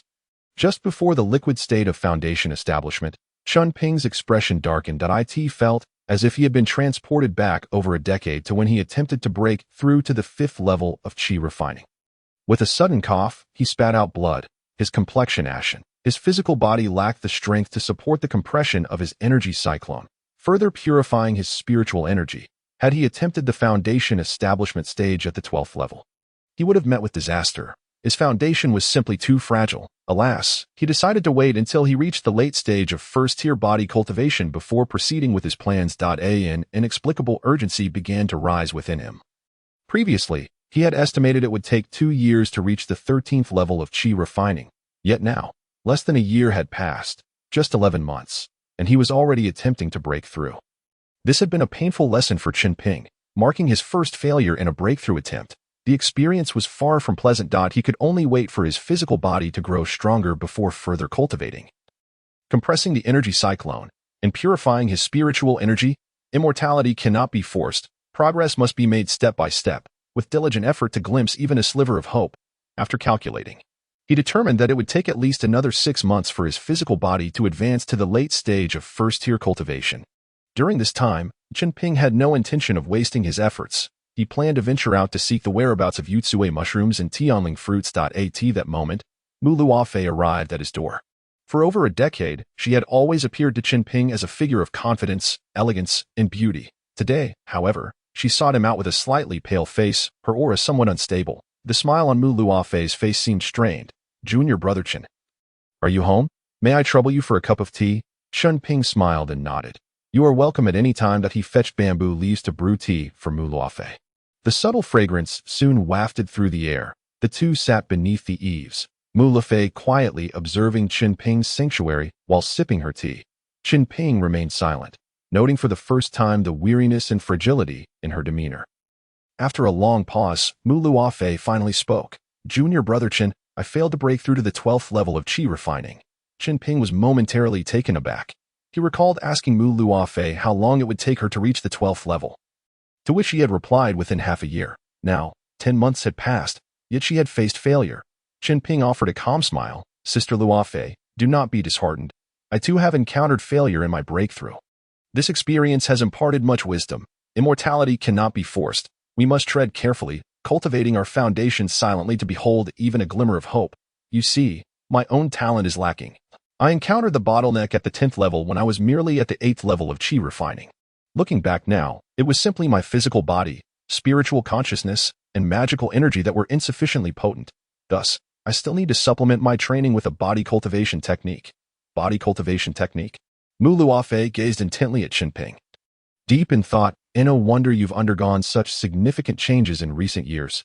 It stems from your practice of a body cultivation technique. Chen Ping nodded. A slow bird must fly early. One cannot suffocate oneself with caution. For reasons unknown, Mu Luofei felt a sense of relief wash over her. Over the years, she had interacted with many, yet being with Chen Ping always brought her a feeling of tranquility and comfort. Mu Luofei stood, bowing gracefully to Chen Ping, her tone noticeably lighter. In the past, I always shared my insights with you. But today, it is you who enlightens me that I have learned much. This marked the first time Mu Luofei had bowed to Chen Ping. Chen Ping hurriedly returned the gesture. Sister Luofei, you are too kind that I have merely encountered many obstacles and gained some experience. Mu Luofei smiled sweetly. Junior brother Chen, you are always so humble. Chen Ping forced a laugh. His humility was not out of politeness, but rather born from insecurity, not daring to overstep. As a rural boy in the world of cultivation, without anyone to guide him. He had no choice but to tread carefully. Mu Luofei said, I will not leave today. May I stay here with you, junior brother Chen? Of course, you're always welcome, Chen Ping replied with a smile. In the future, if Sister Luofei wishes to visit, you may come whenever you like. I shall provide you with a token for the sanctuary's restrictions. Absolutely, not. A faint blush crept onto Mu Luofei's pale face. Her tone slightly reproachful. That would be rather unrefined. Chen Ping laughed heartily. You, Mu Luofei, have certainly engaged in more unrefined matters than this. Mu Luofei felt a sense of comfort and joy in her heart. Junior brother Chen was so at ease with her, even willing to entrust her with the token for the sanctuary's restrictions. Chen Ping continued with a smile, Sister Luofei, you still have the Mu family to rely on. While I lack such fortune, I plan to venture forth in search of opportunities for breakthrough and foundation establishment. Mu Luofei's spirits lifted as she declared, I too shall strive diligently to break through to the 12th level of qi refining and plan for foundation establishment. As Chen Ping had said, her circumstances were far superior to his. Despite his failure, he was determined to seek opportunities, and she had all the more reason not to lose heart. With that, Mu Luofei stood and headed to the kitchen. Junior brother Chen, today I shall prepare a meal for you. Chen Ping was taken aback. Sister Luofei, you can cook? Mu Luofei replied matter-of-factly. A woman must maintain her beauty. Relying solely on spirit-restoring pills is insufficient. One must occasionally engage in cooking as well. Chen Ping could not help but chuckle softly as he observed Mu Luofei busily toiling in the kitchen. A sense of bewilderment washed over him. The seemingly unattainable Mu Luofei was, astonishingly, preparing a meal for him. That evening, the two of them sat beneath the eaves, dining and drinking, engaging in a casual conversation that meandered into the depths of the night. Until Mu Luofei drunkenly stumbled into Chen Ping's bedroom to sleep. Though she had succumbed to slumber, a tear traced down her cheek. With a gentle sigh, Chen Ping approached her, tucking her in snugly before closing the door softly behind him. He settled back under the eaves, taking a few sips of spirit, his gaze fixed upon the luminous full moon high above. Mu Luofei was troubled about the future, pondering whether she would be able to break through to the foundation establishment stage. A weighty concern that loomed over every qi refining practitioner. The constant pressure made it difficult to breathe freely, and Mu Luofei was not alone in her tribulations. Chen Ping felt the same burden. Perhaps, he mused, progressing slowly in cultivation, reaching the age of 30 without achieving the 10th level of qi refinement. Could be a blessing in disguise. At least it spared him the anxiety of contemplating his foundation establishment, marrying, raising a family, and establishing a modest cultivation lineage to comfortably enjoy the latter half of his life could be quite fulfilling. After all, it would mean his existence in this world had not been in vain. After much contemplation, as dawn broke, he left behind a protective barrier at the training ground, along with a vial of elixir and a note. He then made his way to the alchemy hall to submit his tasks for this year and the next. This matter required an application to the left hall master, hoping for some leniency on their part. Remarkably, despite having spent 11 years in the alchemy hall, the left hall master had not aged a day, an indication not only of the strength and longevity of a foundation establishment practitioner, but also of substantial financial backing. Hall master, I must embark on a distant journey to seek opportunities for breakthrough and foundation establishment.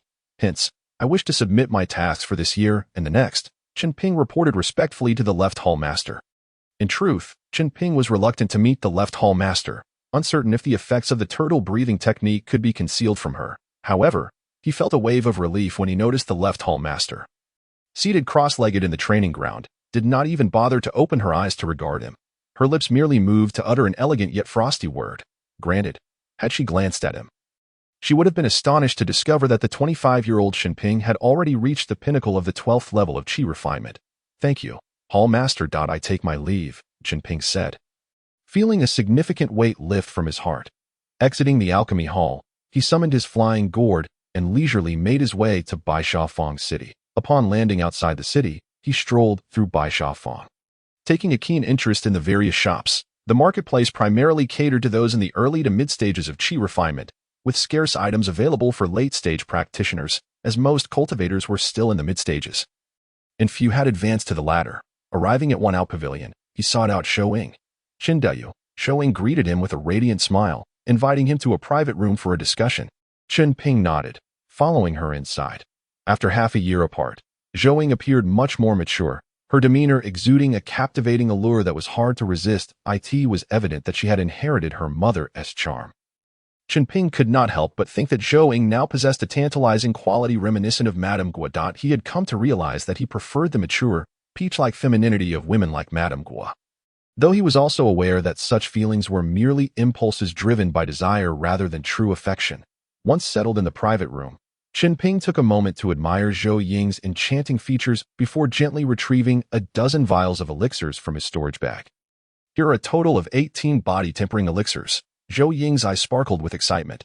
Qindayu, within just half a year, you have managed to procure so many body-tempering elixirs, since the elixirs had gained notoriety at the auction.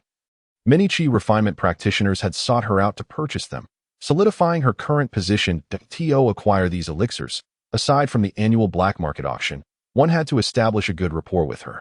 Chen Ping chuckled and shook his head.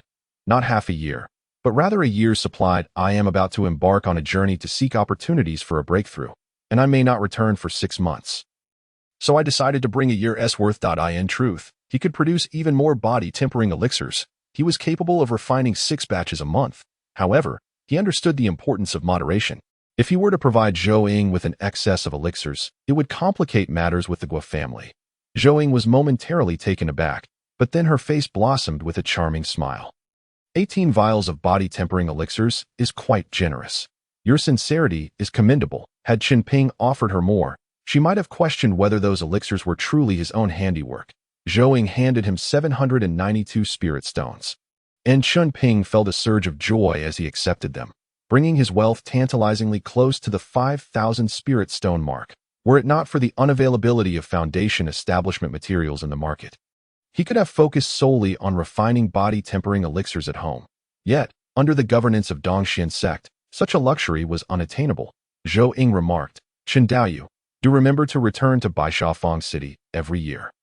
If my family gathers any items you desire, I can conveniently notify you. I understand. Chen Ping nodded. After exchanging a few more pleasantries, he took his leave. As he departed, Shou Ying sighed softly, reflecting on how the previous encounter had been an opportune moment to deepen their relationship, which had been thwarted by her mother's schemes. Otherwise, she could have cultivated a closer bond with Chen Ping, leading to greater financial gain for herself. When Mu Luofei awoke, it was already evening, and Chen Ping had been away the entire day. Groggily, she sat up, noticing the blanket tucked around her and the door securely closed, her heart feeling unexpectedly light. With a soft smile, she slipped off her icy silk stockings and attire, making her way to the warm spring within Chen Ping's training ground for a soothing bath. After indulging in a rejuvenating soak, she changed into a fresh set of clothes from her storage bag. She opened the door and stepped outside. She discovered the items Chen Ping had left behind. Picking up the note, she read, Sister Luofei, I look forward to our next meeting. Your junior has left you a vial of body-tempering elixir, which can aid in refining your physique after using it. You may mention my name at the Gua family counter in Wanbao Pavilion for further purchases. I wish to acquire all the demon bone blood collected by Luo Shidi. I would appreciate it if you could advance the spirit stones for me. Mu Luofei glanced at the elixir bottle and the token of the Taoist temple, her eyes slightly reddening. Soon after, her smile regained its former elegance and confidence. Since the age of 7 or 8, She had been caring for Chen Ping and 5 other celestial seedlings at Jiazi Academy. Now, Chen Ping's thoughtful care for her deeply moved her. It was a feeling she had never experienced before. As Chen Ping shifted his form and aura, departing from Baisha Square, he summoned a white jade airship and headed southeast. His first destination was to search for the information recorded by Lu Zian regarding the clues to the jade marrow herb. Its location was suspected to be at Wandao Lake in the southern region, approximately 13,000 miles away. The lake was vast, capable of accommodating myriad islands, grand as the sea, and housed several immortal clans that had taken root there 2,000 years prior. Many islands within remained unexplored. Lu Zian hailed from one of the clans at Wanao Lake and had inadvertently acquired clues about the jade marrow herb. However, due to her identity as a tribulation cultivator, she had been expelled from the Wanao Lake area and had not been able to investigate promptly. This place was among the few in the Eastern Domain's cultivation world that remained a sanctuary for loose cultivators, untouched by sect control. Consequently, many areas within had not been explored, providing later generations an opportunity to make foundational gains. After 8 days of flight aboard the White Jade airship, Chen Ping arrived outside Wanao Lake and stowed the airship before entering the marketplace. He first visited a rental agency.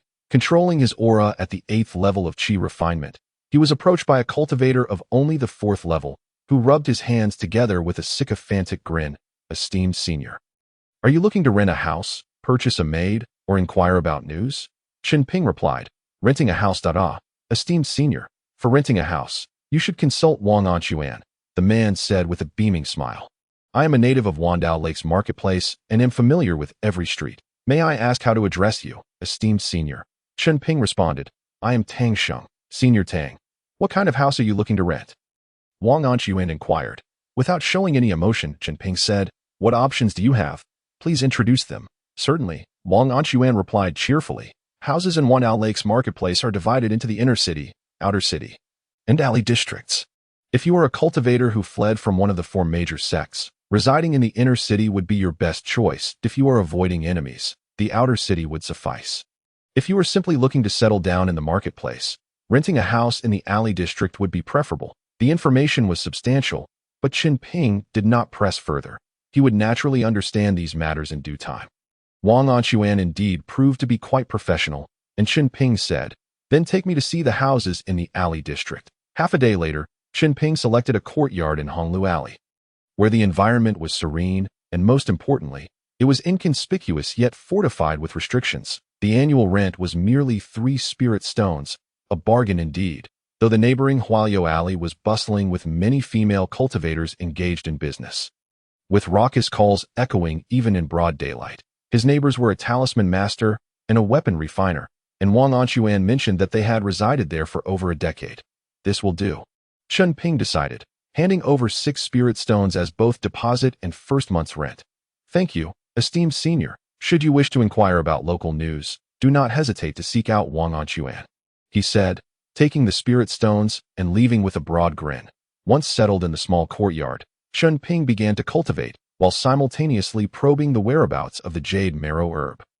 Before he knew it, 6 months had passed. A thick plume of white smoke billowed from the pool. In the center sat a young man of striking appearance and tall stature, his skin fiery red and hot, akin to a boiled prawn. The medicinal power of the pool was being absorbed by him. Chen Ping furrowed his brow, beads of sweat rolling down his forehead, his expression pained. The white smoke was evaporating from his flesh. As he seemed to reach a critical moment, his body began to tremble uncontrollably. After half a year of cultivation, his physical cultivation was finally nearing the late stage of the 1st rank. Currently breaking through the bottleneck of his physical body, Chen Ping hadn't anticipated that his constitution was so poor. Even with body refining pills, spirit awareness pills, and peak cultivation at the 12th level of Qi refinement, he encountered a bottleneck when attempting to break through to the late stage of the 1st rank. If he were to establish his foundation now, failure was a certainty. As the pool began to boil, with a resounding bang, the medicinal liquid erupted. Blood began to seep from Chen Ping's pores, the color deep and pungent, unmistakably old blood. However, as the blood oozed from his skin, his expression gradually calmed, and his body ceased to tremble. With a sigh of relief, Chen Ping opened his eyes. He had finally broken through to the late stage of the 1st rank in physical cultivation. The blood seeping from his body was a form of blood purification. enhancing his strength. In a wonder, the direct descendants of immortal clans had to soak in medicinal baths from a young age. He had suffered greatly at this juncture. At 25 years old, his constitution had already solidified. Altering it to enhance his strength would require a significant cost. The blood seeping from his body was not a change in constitution, merely a form of purification. To achieve true marrow cleansing and bone refining was to alter one's constitution, a feat Chen Ping was still far from accomplishing. Feeling his body grow stronger and more solid, Chen Ping did not rush to push for a breakthrough to the 13th level of qi refinement. Instead, he decided to test the strength of his late-stage first rank in physical cultivation. Rising to his feet, he struck several poses, closing his eyes to sense the feedback of his strength, meridians, and vitality. Thin wisps of white smoke emanated from his body, evaporating the blood on his skin. If only I had a golden marrow pill to alter my constitution and enhance my spiritual root. Why must I endure such suffering? The strength of the late-stage first rank in physical cultivation brought Chen Ping joy. After expelling some old blood, his meridians and body grew sturdier, allowing him to carry a greater amount of spiritual energy. Moreover, the bottleneck at the 13th level of qi refinement seemed to diminish somewhat. Indeed, supplementing body cultivation was the correct choice. Physical cultivation and the path of immortality complemented each other in the later stages, mutually aiding one another. Though it did not directly enhance his success rate for establishing a foundation, it did grant him greater potential. After finishing his assessment, Chen Ping opened his eyes, a glimmer of joy in his gaze. He took out several body-refining pills, swallowed them to restore his physical state, then changed into a fresh set of clothes and sat on a mat, consuming a vitality pill, refining the abundant spiritual energy. Chen Ping once again attempted to compress the qi whirlpool and purify his spiritual power. This time, unlike the last, he did not feel his meridians about to shatter, nor did he force himself to the point of spitting blood. The qi whirlpool's spiritual power began to flow swiftly through his meridians without tumult, leakage, or damage. To his surprise, the whirlpool had imperceptibly shrunk, and while the spiritual energy had not further purified, it had become easier for Chen Ping to control. Chen Ping raised an eyebrow. There's hope. Stepping into the 13th level of qi refinement, he finally saw a glimmer of hope. Once the qi whirlpool was compressed to its utmost and the spiritual power reached its peak purity, he would naturally and effortlessly step into the 13th level of qi refinement. Ha ha ha. Chen Ping laughed heartily. It had not been an easy journey. He stepped into the courtyard, where a visiting card had been slipped under the door of the restriction. Chen Ping disengaged the restriction, picked up the card, and, with a composed gaze, opened the door to the neighboring courtyard. He clasped his hands together and smiled. Daoist Zhao, Daoist Hong. I apologize for keeping you waiting during my closed-door retreat. The two individuals were his neighbors, Zhao Han, a talisman master, and Hong Un, a weapon refiner. During these 6 months, Chen Ping had not remained secluded. After his daily cultivation, he would venture out to gather information on the jade marrow herb and had coincidentally befriended these two, often visiting each other. Hong Un, a 30-year-old man with a cultivation level at the 10th level of qi refinement, chuckled. Daoist Tang, had you delayed your retreat for a few more hours, Daoist Hong, and I would have set off without you. Zhao Han, appearing to be in his late 20s, with sunken eyes and a gaunt figure indicative of excessive indulgence, replied, now that both Daoist friends have arrived, we should set off. The three summoned their flying artifacts and departed from the marketplace's alley district. Heading toward the uninhabited lake islands, Hong Un stroked his beard, his expression filled with anticipation. I wonder how many treasures we might procure on this expedition. The island of 10,000 lakes is immense, teeming with numerous spiritual and demonic creatures, all residing at the lowest echelons of the immortal cultivation realm. Despite possessing a mastery of various celestial arts, they are frugal and resourceful, often opting to conserve resources. For instance, Hong Un, a master of weapon refinement, prefers to utilize the bones of spiritual clams, shrimp, and fish rather than purchasing ores from the market for his craft. Zhao Han, as a talisman master, makes ink from the blood of spiritual fish and utilizes fish skin for his talisman paper. Chen Ping, on the other hand, masquerades as a down-and-out alchemist, diligently foraging for spiritual herbs to concoct his potions. Their impoverished circumstances have compelled them to band together, providing mutual support during their expeditions. Furthermore, having spent over a decade in this region, Zhao Han and Hong Un are far more familiar with it than Chen Ping. The description of Yusui Ji indicates that this rare herb flourishes in environments rich in wood and fire spiritual energy. However, this island is predominantly forested, surrounded by vast waters, leaving Chen Ping to speculate that there must be an undiscovered vein of spiritual fire hidden within the depths of 10,000 Lakes Island. By sheer coincidence, Chen Ping once witnessed Zhao Han capturing an inferno blade spirit fish, a creature that thrives only in intensely heated waters. The blood of this fish resembles lava. Its scales are as sharp as blades, and its entire being is a treasure trove. Chen Ping ruefully touched his nose, thinking, "My dear friends are bound to have fruitful catches.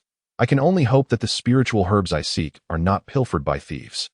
Certain spiritual plants are often guarded by demonic creatures, compelling Chen Ping to employ talismans and formations to eliminate potential dangers before he can safely harvest the herbs. However, in the past 2 months, he has repeatedly found his spiritual herbs devoured by some unknown creature. Hong and clapped Chen Ping on the shoulder and solemnly stated, "Brother Tang, we are determined to catch that thief today." Zhao Han nodded, coughing softly into his hand, his voice low. "Indeed, as lowly cultivators, our existence is already arduous. Must we also contend with thieves stealing our spiritual herbs? Is there no respite for us?" Chen Ping often disguises himself as a refiner of qi pills, hunger-repelling pills, and qi recovery pills, occasionally gifting them some of these modestly priced items, worth merely a few dozen spirit sands. Yet, this has secured their goodwill, leading them to accompany Chen Ping in his explorations of 10,000 Lakes Island, allowing him to achieve significant results with minimal expenditure. They arrived at a densely forested islet, where Zhao Han and Hong set up equipment and bait before following Chen Ping to the location where he had previously placed talismans and formations. The birthplace of spiritual herbs is typically rich in spiritual energy, and moonlight grass, a primary ingredient for qi pills, was their target. Upon reaching the designated area, they found that the talismans and restrictive formations remained intact, with no demonic beast carcasses in sight. Yet the moonlight grass had been nearly entirely devoured, leaving only a handful of roots. Damnable thief! Chen Ping feigned exasperation. Just like last time, the talismans and formations had gone undisturbed. But the spiritual herbs were missing for the second time. Zhao Han's face darkened, for these talismans were crafted by him and sold to Chen Ping. To suffer consecutive losses at the hands of a thief, without his talismans being of any use, was a blow to his pride. Zhao Han spoke. "Brother Tang, do not be angered. We shall certainly help you capture this villain. Are there any other spiritual herbs in the vicinity?" Chen Ping nodded. "Indeed." Zhao Han turned to Hong In. "For the next few days, we shall remain here, lying in wait." "Very well," Hong In agreed. As this matter also concerned them, fewer spiritual herbs for Chen Ping meant fewer alchemical pills for them to acquire without cost. Chen Ping led them to another part of the forest, where blood-colored tea flowers, an ingredient for qi recovery pills, grew. Each plant was worth a single spirit sand.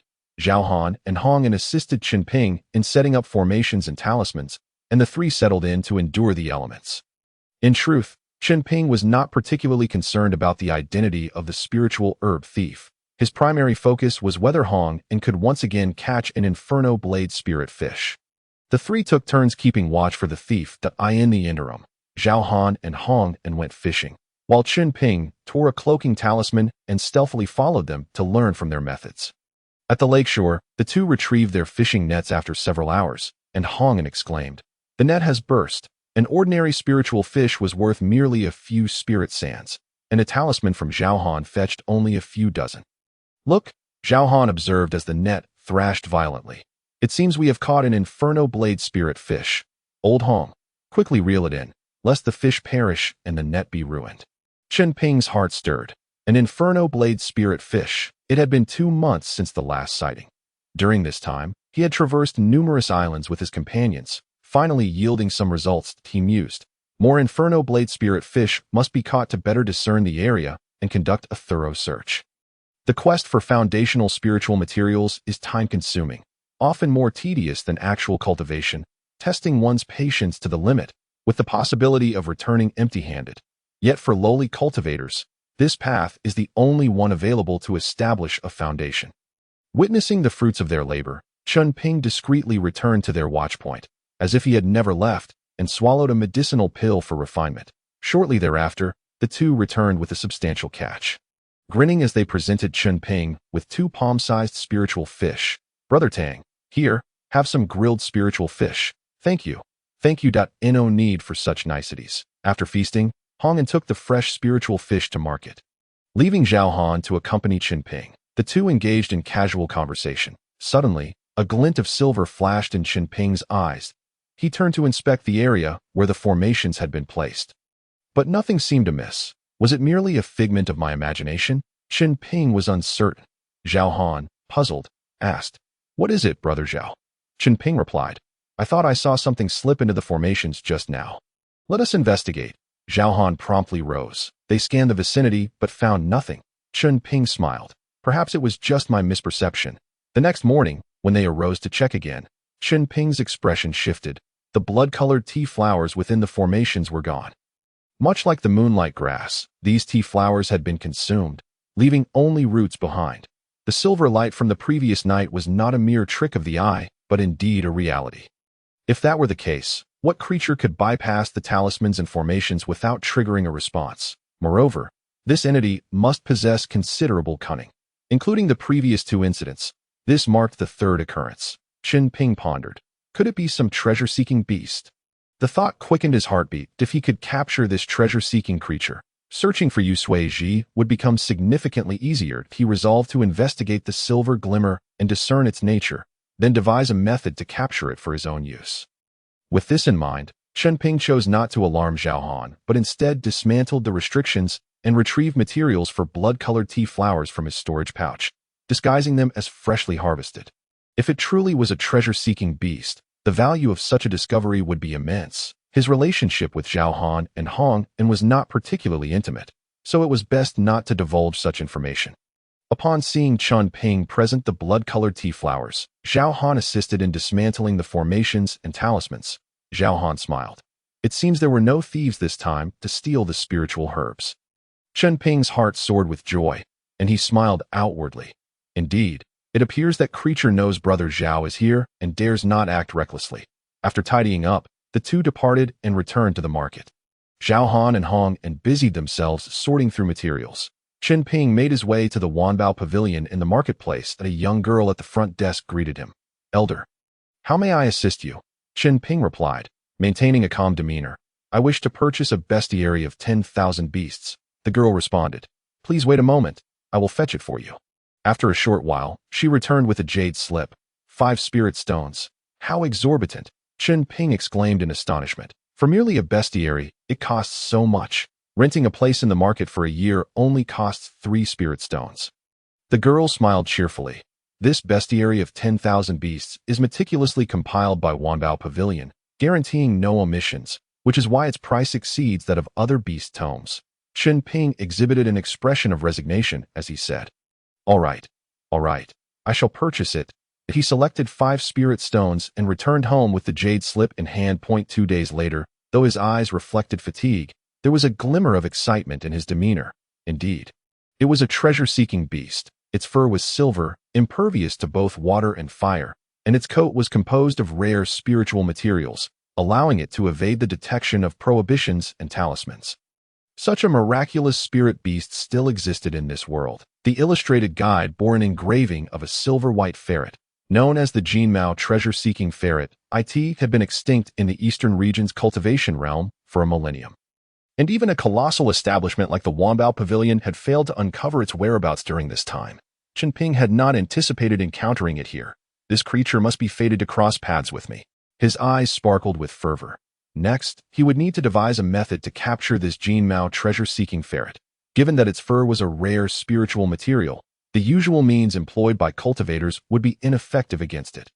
Initially, Chen Ping contemplated purchasing some traps specifically designed for spirit beasts at the market, but he feared that doing so might raise suspicions. He was acutely aware of the adage that a common man becomes guilty by possessing a treasure.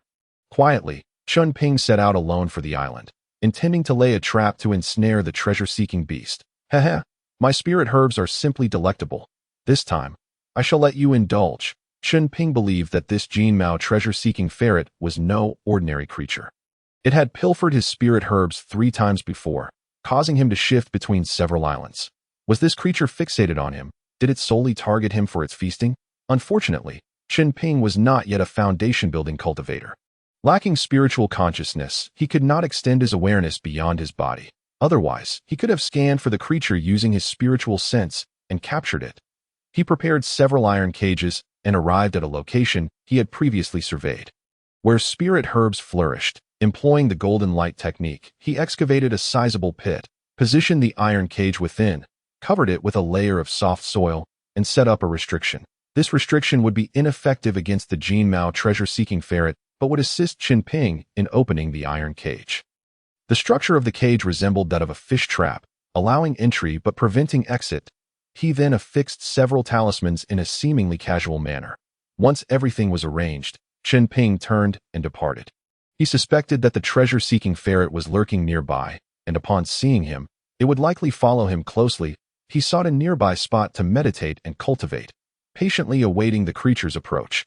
The abundant spiritual energy within the elixirs was refined by Chen Ping, compressing into a swirling mass of pure spiritual power. In a little over 6 months, he would be ready to attempt a breakthrough to the 13th level of Qi, refining once more. A wisp of spiritual energy within his dantian had already transitioned from a gaseous state to a misty one, a precursor to reaching the 13th level of Qi refining. The conversion of spiritual energy into liquid form would signify the attainment of foundation establishment. In terms of combat prowess, Chen Ping felt that he had improved by a little over 10%.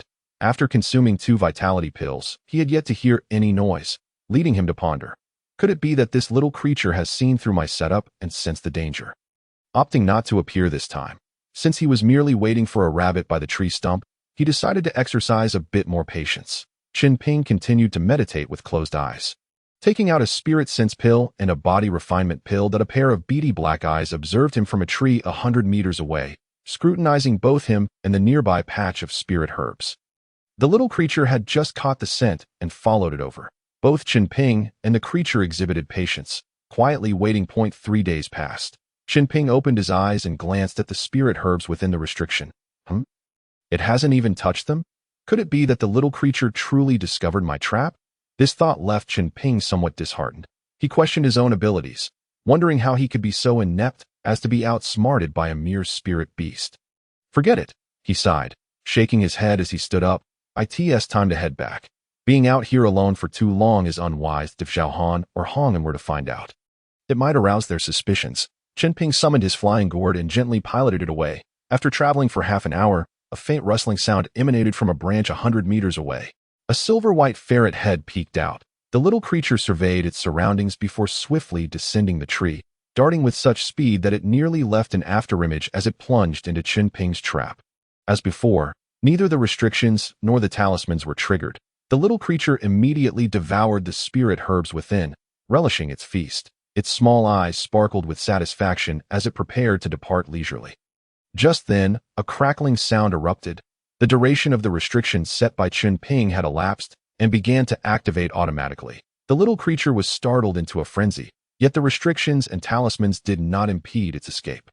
After running several paces, it misstepped, falling directly into the iron cage that Chen Ping had prepared.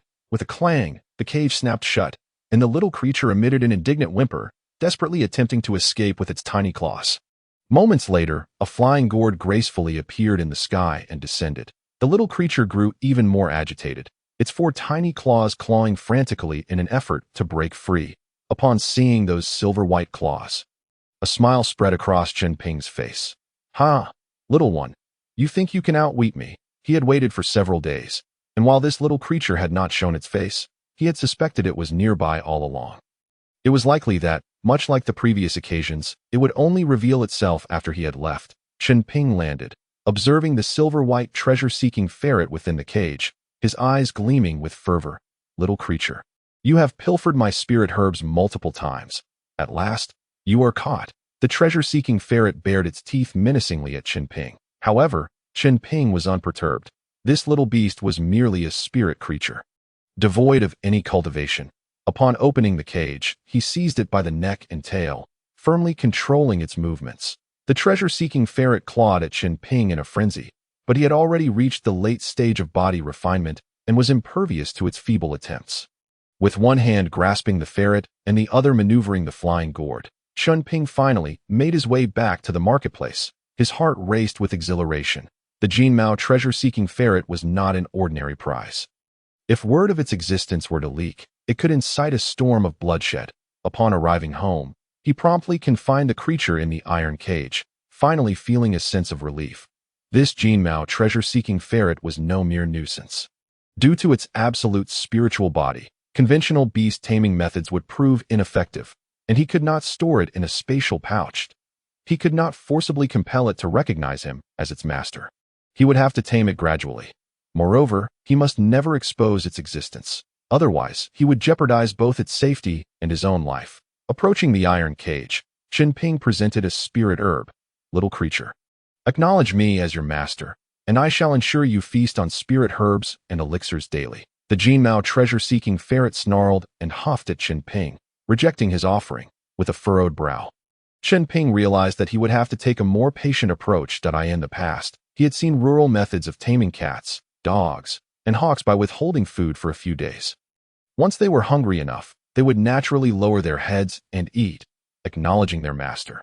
Even though this spirit beast was clever, its intelligence was not exceedingly high. Chen Ping closed the door and set up an additional layer of restrictions in the room. As he strolled through the marketplace, he spotted Zhao Han casually making his way to a brothel in search of familiar companions. Chen Ping couldn't help but shake his head. Zhao Han, after earning some spirit stones, would invariably head to the brothel that he never considered enhancing his cultivation or seeking a partner for marriage. He visited the brothel at least twice a month, either paying with spirit stones or offering vital essence for the courtesans to replenish their yin.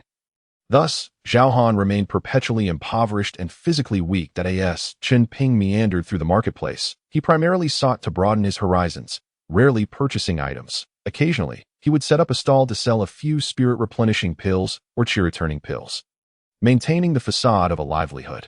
After completing his circuit, Chen Ping returned home, ready to engage in his daily cultivation, only to encounter Hong En returning from his own errands. Hong En's complexion was rosy, and he greeted Chen Ping with a beaming smile and clasped hands. Daoist Tang. Chen Ping, maintaining a facade of indifference, inquired, I just saw Daoist Zhao heading to the brothel again in search of courtesans. You seem quite flushed, Daoist Hong. Have you stumbled upon some good fortune?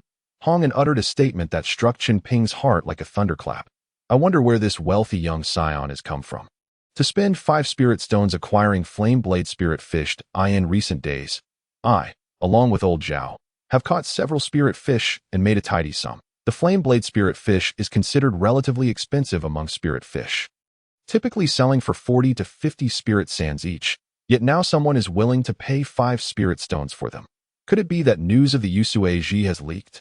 Chen Ping's heart raced, an invisible weight pressing down upon him, causing a sense of discomfort. Yet, he managed to maintain a cheerful facade, saying, I thought as much. Zhao Daoist has only just visited the brothel. And now, just a few days later, he has money to spend. Hong En laughed heartily. His constitution is already quite frail. He can only afford to spend money now that he seeks to find Kun Xiao. Hong En then proposed, Tang Daoist, while that fool is still around, would you like to join us in fishing to earn some quick money? Chen Ping's face showed a flicker of interest. But he hesitated. Hong Daoist, I would indeed like to go, but I must enter seclusion to break through my cultivation that I cannot even go to the island to gather herbs. Hong En nodded. That is indeed a good thing. Tang Daoist, you must seize the opportunity to break through, and then we can fish together to earn money. After exchanging a few more pleasantries, Chen Ping returned to his room. Suddenly, his expression darkened. The lead on the Yusui had likely been compromised, with someone attempting to ascertain its possible location by acquiring flame blade spirit fish. This method was quite clever. In fact, with Chen Ping's financial resources, he could accomplish the same. However, such actions would easily arouse suspicion. And as a solitary loose cultivator, he was in a precarious position. With the Jinmao treasure ferret in his possession, once he tamed it, he would no longer need to rely on Zhao Han or Hong En for companionship, but could explore the islands alone. Yet, he had only just captured the treasure ferret when this incident occurred. Chen Ping felt a heavy pressure weighing down on him, his heart a tangled mess. Nevertheless, this news did not drive him to irrationality or loss of composure. Taming the treasure ferret, enhancing his cultivation, acquiring the Yusui, and then departing from this place to return to the Mu family, Chen Ping resolved firmly, taking a deep breath and retrieving his elixirs to continue refining them. Half a month later, Chen Ping returned home with a grim expression. An ordinary flame blade spirit fish had sold for 5 spirit stones each. And over the past fortnight, many had noticed something amiss. Numerous low-level cultivators had been frantically fishing in the lake, to the point of vomiting from overindulgence in spirit fish. After all, fishing required little skill. Even an ordinary person could do it. Fools, they have made such a fuss over this matter. Chen Ping's gaze turned cold and somber. Yet, this also presented an opportunity, with so many people fishing in the lake. It afforded him a chance to profit amidst the chaos. Judging by the current market, the unseen orchestrator had already spent at least 5,000 spirit stones acquiring flame blade spirit fish. That amount was sufficient to purchase a foundation establishment pill. As Hongan had said, who was this wealthy young lord?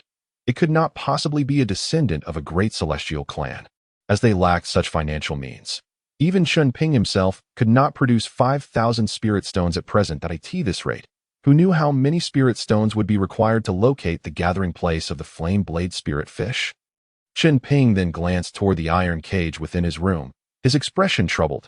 Calamity does not come singly. He had underestimated the temperament of the Jinmao treasure ferret.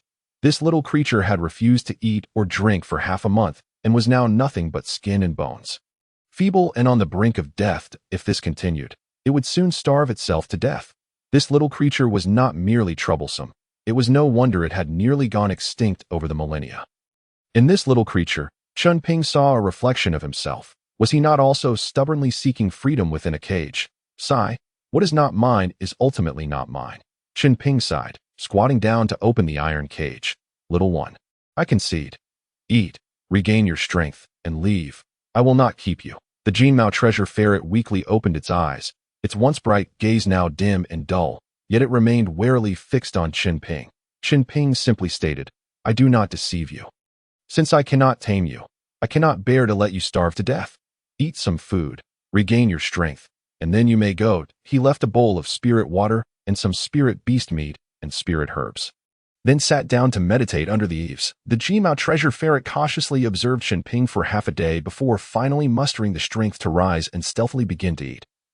Recovering its vitality, Chen Ping, however, paid it no mind. 2 nights later, the little creature had regained considerable strength, devouring everything Chen Ping had left for it, and under the cover of darkness, it slipped out of Chen Ping's courtyard. The various restrictions in the courtyard posed no challenge for it. Watching it depart, Chen Ping exhaled in relief, then set about tidying up the iron cage. He told himself, perhaps my fortunes are insufficient. Even if there were leads on the Yusui, I am destined not to obtain it, and I am also fated to be unable to refine a foundation establishment pill on my own. Perhaps I may never establish my foundation in this lifetime. A self-deprecating smile appeared on Chen Ping's face, yet within him, a profound calmness took hold. 7 days later. Knock, knock, the sound of knocking echoed. Hong En's voice rang from outside. Tang Daoist. Are you at home? Chen Ping went to open the door, finding Hong En standing there, a look of curiosity in his eyes. Hong Daoist, what brings you here? In their usual dealings, both parties held mutual reservations, and meetings were typically arranged in advance. This direct visit, after more than half a year, was indeed a first. Hong En rubbed his hands together excitedly. It seems Zhao Daoist and I have discovered a nest of flame blade spirit fish, containing at least dozens, if not more. However, Zhao Daoist and I cannot consume them all. Chen Daoist, would you care to join us? We can split the profits 3 ways. Chen Ping's heart raced at the prospect. His pulse quickening. A nest of flame blade spirit fish, could that not indicate the nearby presence of Yusui? Could this be the dawn after the dark night? Chen Ping was about to agree, but the words that came out were, I apologize, Hong Daoist, but I am about to enter a crucial period of seclusion and cannot go. He did not allow the potential benefits to cloud his judgment. In the world outside, knowing a person's face does not guarantee understanding their heart. Caution is paramount. Even if he were to explore the fish nest, Chen Ping would only go quietly and alone. Hong En appeared incredulous, urging, Oh, Tang Daoist, if you accompany us, we could easily earn over 100 spirit stones. How long would it take you to earn that much through refining pills? With this money, you could even pursue a wife or partner, as Zhao Daoist suggested. Chen Ping's expression shifted from intrigue to difficulty. I am indeed tempted, but I truly cannot go these days. I must focus on my breakthrough in cultivation. Moreover, I am not adept at combat. Thank you for your kind offer, Hong Daoist. Seeing that Chen Ping genuinely could not leave, Hong sighed and departed helplessly. Once back in his room and the door shut, a resolute glimmer shone in Chen Ping's eyes that he changed into a new set of clothes, tore open his invisibility talisman and the Thousand Faces talisman, and activated the turtle breathing technique, adjusting his cultivation aura from the 8th layer of Qi refinement to the 11th. Then, under the cover of night, he slipped out through the back door, stealthily following Hong Yin's trail. Under the night sky, numerous fishing boats and flying magical tools dotted the lake, a sight so dense it resembled a river of stars. Chen Ping furrowed his brow. The commotion is far too great. However, the greater the commotion, the more conducive it was for him to take advantage of the chaos. Hong Yin left the crowd and made his way toward a secluded corner. Chen Ping closely followed. An hour later, Hong Yin arrived at a crescent-shaped islet. After surveying the surroundings and confirming that no one was present, he ventured into a cave on the island. The cave was shrouded in darkness, nearly obscuring the path ahead. Chen Ping was unaware of any arrangements made by Hong Un and Zhao Han here. He merely followed Hong and S lead. As they ventured deeper into the cave, they encountered a flickering red light. Chen Ping kept a prudent distance from the two men, listening intently as they began to converse. Hong Un remarked, "Old Zhao, Daoist Tang is in seclusion and did not agree to come." Zhao Han coughed a few times, his complexion pale and bloodless, his voice somewhat hoarse. Beneath this pool lies a nest of flame-blade spirit fish, containing not only dozens of them, but also a fish king that has manifested demonic power. The flame-blade fish king? Chen Ping was taken aback. A fish king that had manifested demonic power was indeed extraordinary. His heart raced at the thought that capturing this fish king might reveal whether the jade essence mushroom truly existed on Wanhu Island. He was astonished that Hong Yin had concealed such crucial information. Zhao Han's next words sent a shiver down Chen Ping's spine. Without a sacrifice of human life, it is impossible to lure out this fish king. Hong Yin furrowed his brow and replied, "Old Zhao, I am aware of that, but without Daoist Tang's presence, how can we deceive someone into coming here for a sacrifice?" A chill ran down Chen Ping's spine. Hong Yin was indeed plotting to trick him into being the sacrifice. How insidious. Zhao Han suddenly let out a sinister laugh. "Old Hong, aren't you here already?" Hong Yin's expression turned to one of horror. "Zhao Han, you?" Zhao Han immediately activated several talismans that had long been laid out nearby, a wicked grin on his face. "Old Hong, at your age, you have no hope of foundation establishment. Sooner or later, you will be nothing but a handful of dust. Why not fulfill my ambitions?" With a series of hisses, several talismans erupted with formidable power, instantly piercing through Hong Yin's body. His eyes widened, breath cut short. Unable to believe that a neighbor of over a decade would betray him in such a manner, Chen Ping observed coldly. Hong Yin's attempt to harm him had instead led to his own demise at Zhao Han's hands. A fitting end that he had not anticipated that the seemingly frail Zhao Han would be so ruthless to sacrifice a life to lure the fish king. Did he not also know of the jade essence mushroom's existence? Zhao Han discarded Hong Yin's corpse into the waterhole, then began to chant incantations with a deliberate gesture. "Born in the heavens, may the old mother know the utmost joy of the human realm." Chen Ping squinted. Was Zhao Han a disciple of the celestial cult? In the eastern region's cultivation world, there were no purely demonic sects. Both the celestial cult and the Miaoyu Tower practiced deviant paths.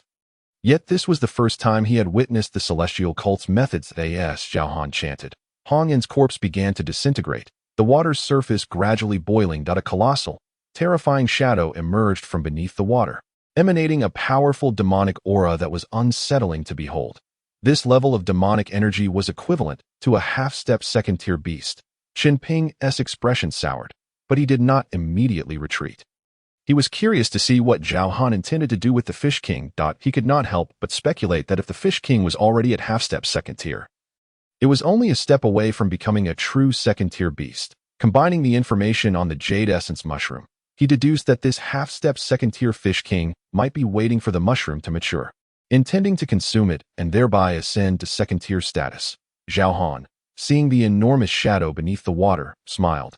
"Fish King, oh Fish King, heed my command and bring me all the flame blade spirit fish. Lead me to your lair." Suddenly, the water's surface erupted. The Fish King swallowed Hong Yin's corpse in one gulp, revealing a massive fish demon with a fearsome appearance, its teeth razor-sharp, and its eyes glimmering with a human-like intelligence. Zhao Han waited a moment, and the Fish King moved, opening its gaping maw to bite at him. Zhao Han's face turned ashen. This is bad. The offerings are insufficient. The spell is rebounding. He attempted to flee, but the Fish King clamped down on his arm. With a sickening tear, one of Zhao Han's arms was bitten off and swallowed, blood gushing forth from his body like a fountain. Zhao Han screamed in horror, then hastily summoned his flying artifact, fleeing in panic. Chen Ping had yet to withdraw. He observed as the Fish King's intelligent eyes turned blood red, disappearing beneath the water once more. Chen Ping did not approach the waterhole, contemplating for a long while before arriving at a conclusion. This place below was not necessarily the lair of the flame blade spirit fish. The jade essence mushroom was not here.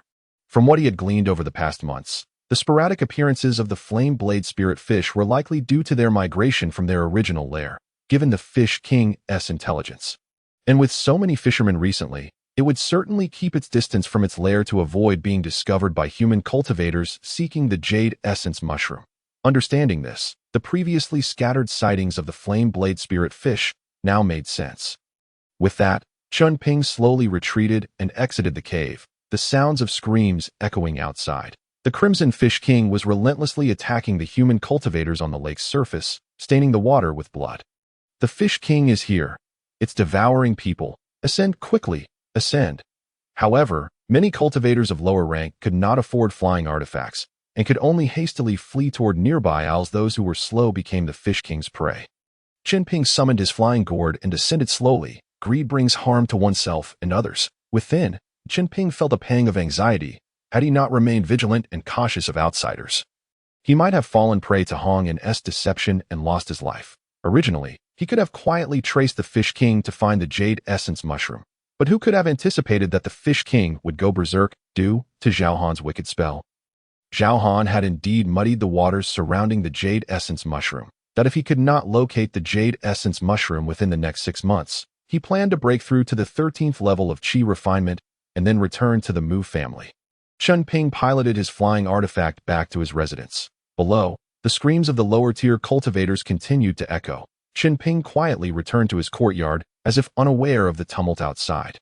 Taking out a pill to continue refining and enhancing his cultivation, in the following days, the Fish King incident caused quite a stir, yet the acquisition of flame blade spirit fish was far from over. However, far fewer cultivators were willing to venture into the lake to fish. The flame blade spirit fish were valuable, but one needed to live to enjoy them. Who could contend with that half-step second-tier Fish King, except Foundation establishment cultivators? While Chen Ping practiced diligently, he also explored the surroundings for Zhao Han. He remained holed up at home nursing his injuries, refusing to see anyone. 3 months passed in the blink of an eye. The monstrous Fish King, which prowled the lake devouring all in its path, was beyond anyone's ability to confront. Meanwhile, the puppet master remained relentless in pursuit of the jade essence mushroom, raising the purchase price of a flame blade spirit fish from 5 spirit stones to 10. With great rewards come brave souls. Yet, Chen Ping remained empty-handed. Wanhu Island was simply too vast, and exploring it all would take an eternity. He was on the verge of giving up on the jade essence mushroom. With the Fish King in a frenzy, flame blade spirit fish were scattered throughout Wanhu Lake, making it impossible to deduce the location of the spiritual fire within the earth's veins. Chen Ping had already surpassed the halfway mark in his progress toward the 13th level of Qi refinement.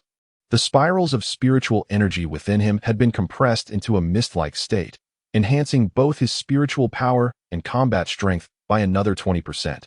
Thus, compared to ordinary cultivators at the 12th level of Qi refinement, his spiritual power and combat strength exceeded 30%. The probability of Foundation establishment had increased by half. Chen Ping calculated. It should take another 3 months to break through to the 13th level of Qi refinement. Chen Ping took out a vitality pill and swallowed it, entering a state of meditation. However, midway through, he suddenly heard a peculiar sound near his ear, as if something was rummaging about. Startled, he withdrew from his cultivation, opened his eyes, and was taken aback. Before him stood a treasure-seeking ferret, its entire body shimmering silver white, scurrying around in search of food. The gazes of man and beast met, and rather than fleeing, the ferret opened its mouth and pointed a tiny paw towards it. Chen Ping couldn't help but chuckle softly. "Little fellow, Are you here seeking food because you can't find any elsewhere? To his surprise, the little creature seemed to comprehend his words, nodding its head in an endearing manner. Chen Ping gently patted his storage pouch and produced several spirit herbs for it. Here, eat up. Recently, the chaos caused by the Fish King in Wandao Lake had disrupted even the life of this little creature. Undeterred, the treasure-seeking ferret took a few steps closer, sniffed at the spirit herbs, and disdainfully pushed them away. Chen Ping's eyes widened in disbelief. You won't eat? Why ever not? The ferret once again opened its mouth and pointed.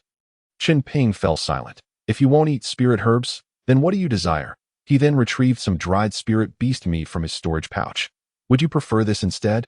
Instantly, the ferret lunged forward and snatched the meat from Chen Ping's hand, devouring it with evident delight, its cheeks bulging. Chen Ping felt a jolt of realization akin to a thunderclap. Could this little creature be a carnivorous spirit beast? Previously, he had only fed it spirit herbs. However, if this ferret primarily subsisted on spirit beast meat, everything made sense. The recent turmoil caused by the Fish King in the lake must have made hunting impossible for it, prompting its visit to him. The Wanbao Pavilion's compendium of spirit beasts had not mentioned that the ferret was primarily carnivorous. Through this series of misunderstandings, Chen Ping discovered the ferret's true dietary preference. Its earlier theft of his spirit herbs must have been to use as bait for hunting. He slapped his forehead in realization. How did I overlook this? With its sleek and shiny fur, it surely requires meat. Turning to the happy little ferret, he proposed, how about joining me? If you accompany me, I will ensure you are well fed with spirit beast meat at every meal. What do you say? The intelligent little creature cast a wary glance at Chen Ping while continuing to eat. Chen Ping smiled and assured, I mean you no harm. Let us make a deal. You help me find spirit herbs, and I will provide you with spirit beast meat. It's a fair exchange. Wouldn't you agree? The ferret pondered for a moment before extending a tiny paw, seemingly indicating that it wanted to see some spirit beast meat first to gauge Chen Ping's sincerity. Amused, Chen Ping retrieved some dried spirit beast meat from his storage pouch. As he had been cultivating and refining his body, he had stockpiled a fair amount of spirit rice and spirit beast meat. Seeing Chen Ping produce such a generous supply of meat, the ferret's eyes lit up. That it made a few delighted sounds, as if to say it accepted the offer. Chen Ping chuckled at the turn of events. What a delightful surprise. I never expected to tame this treasure-seeking ferret under such circumstances. With a sufficient supply of spirit beast meat to satisfy the ferret, its spirits lifted tremendously. Chen Ping reached out to stroke its slick little head. And to his delight, it did not shy away. After indulging in a hearty meal, the ferret sprawled out on Chen Ping's bed, falling into a deep slumber. Witnessing this scene, Chen Ping was overjoyed just when he was about to give up on the jade marrow grass. The successful taming of the ferret reignited his desire for it. He took out a spirit awareness pill to refine that as the sun began to set. The ferret finally woke, leaping down from the bed to devour more spirit beast meat. Chen Ping paused his cultivation and addressed the ferret.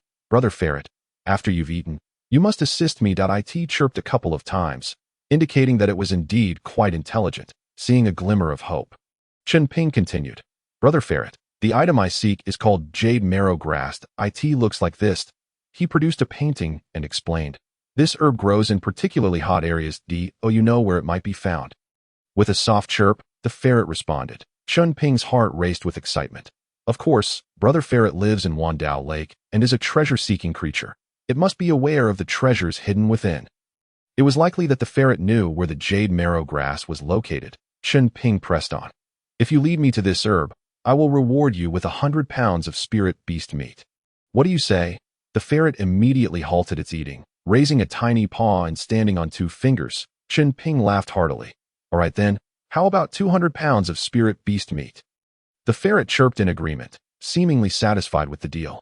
Overjoyed, Chen Ping thought, to find jade marrow grass for just 200 pounds of spirit beast meat is an incredible bargain. I would gladly offer 2,000, 20,000, or even 200,000 pounds for it. After filling its belly, the ferret climbed up to Chen Ping's shoulder and chirped, signaling that they could set off. However, Chen Ping hesitated.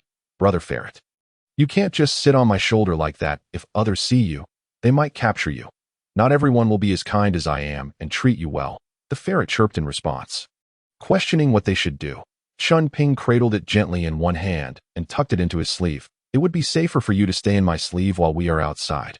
Though the ferret expressed its displeasure, it did not resist. With a hearty laugh, Chen Ping summoned his flying gourd and slowly ascended, heading towards the lake, eyeing the vast expanse of Wandao Lake. After flying for 2 hours and covering over 200 miles, Chen Ping found himself delving deeper than ever into the lake that it was filled with numerous uninhabited islands.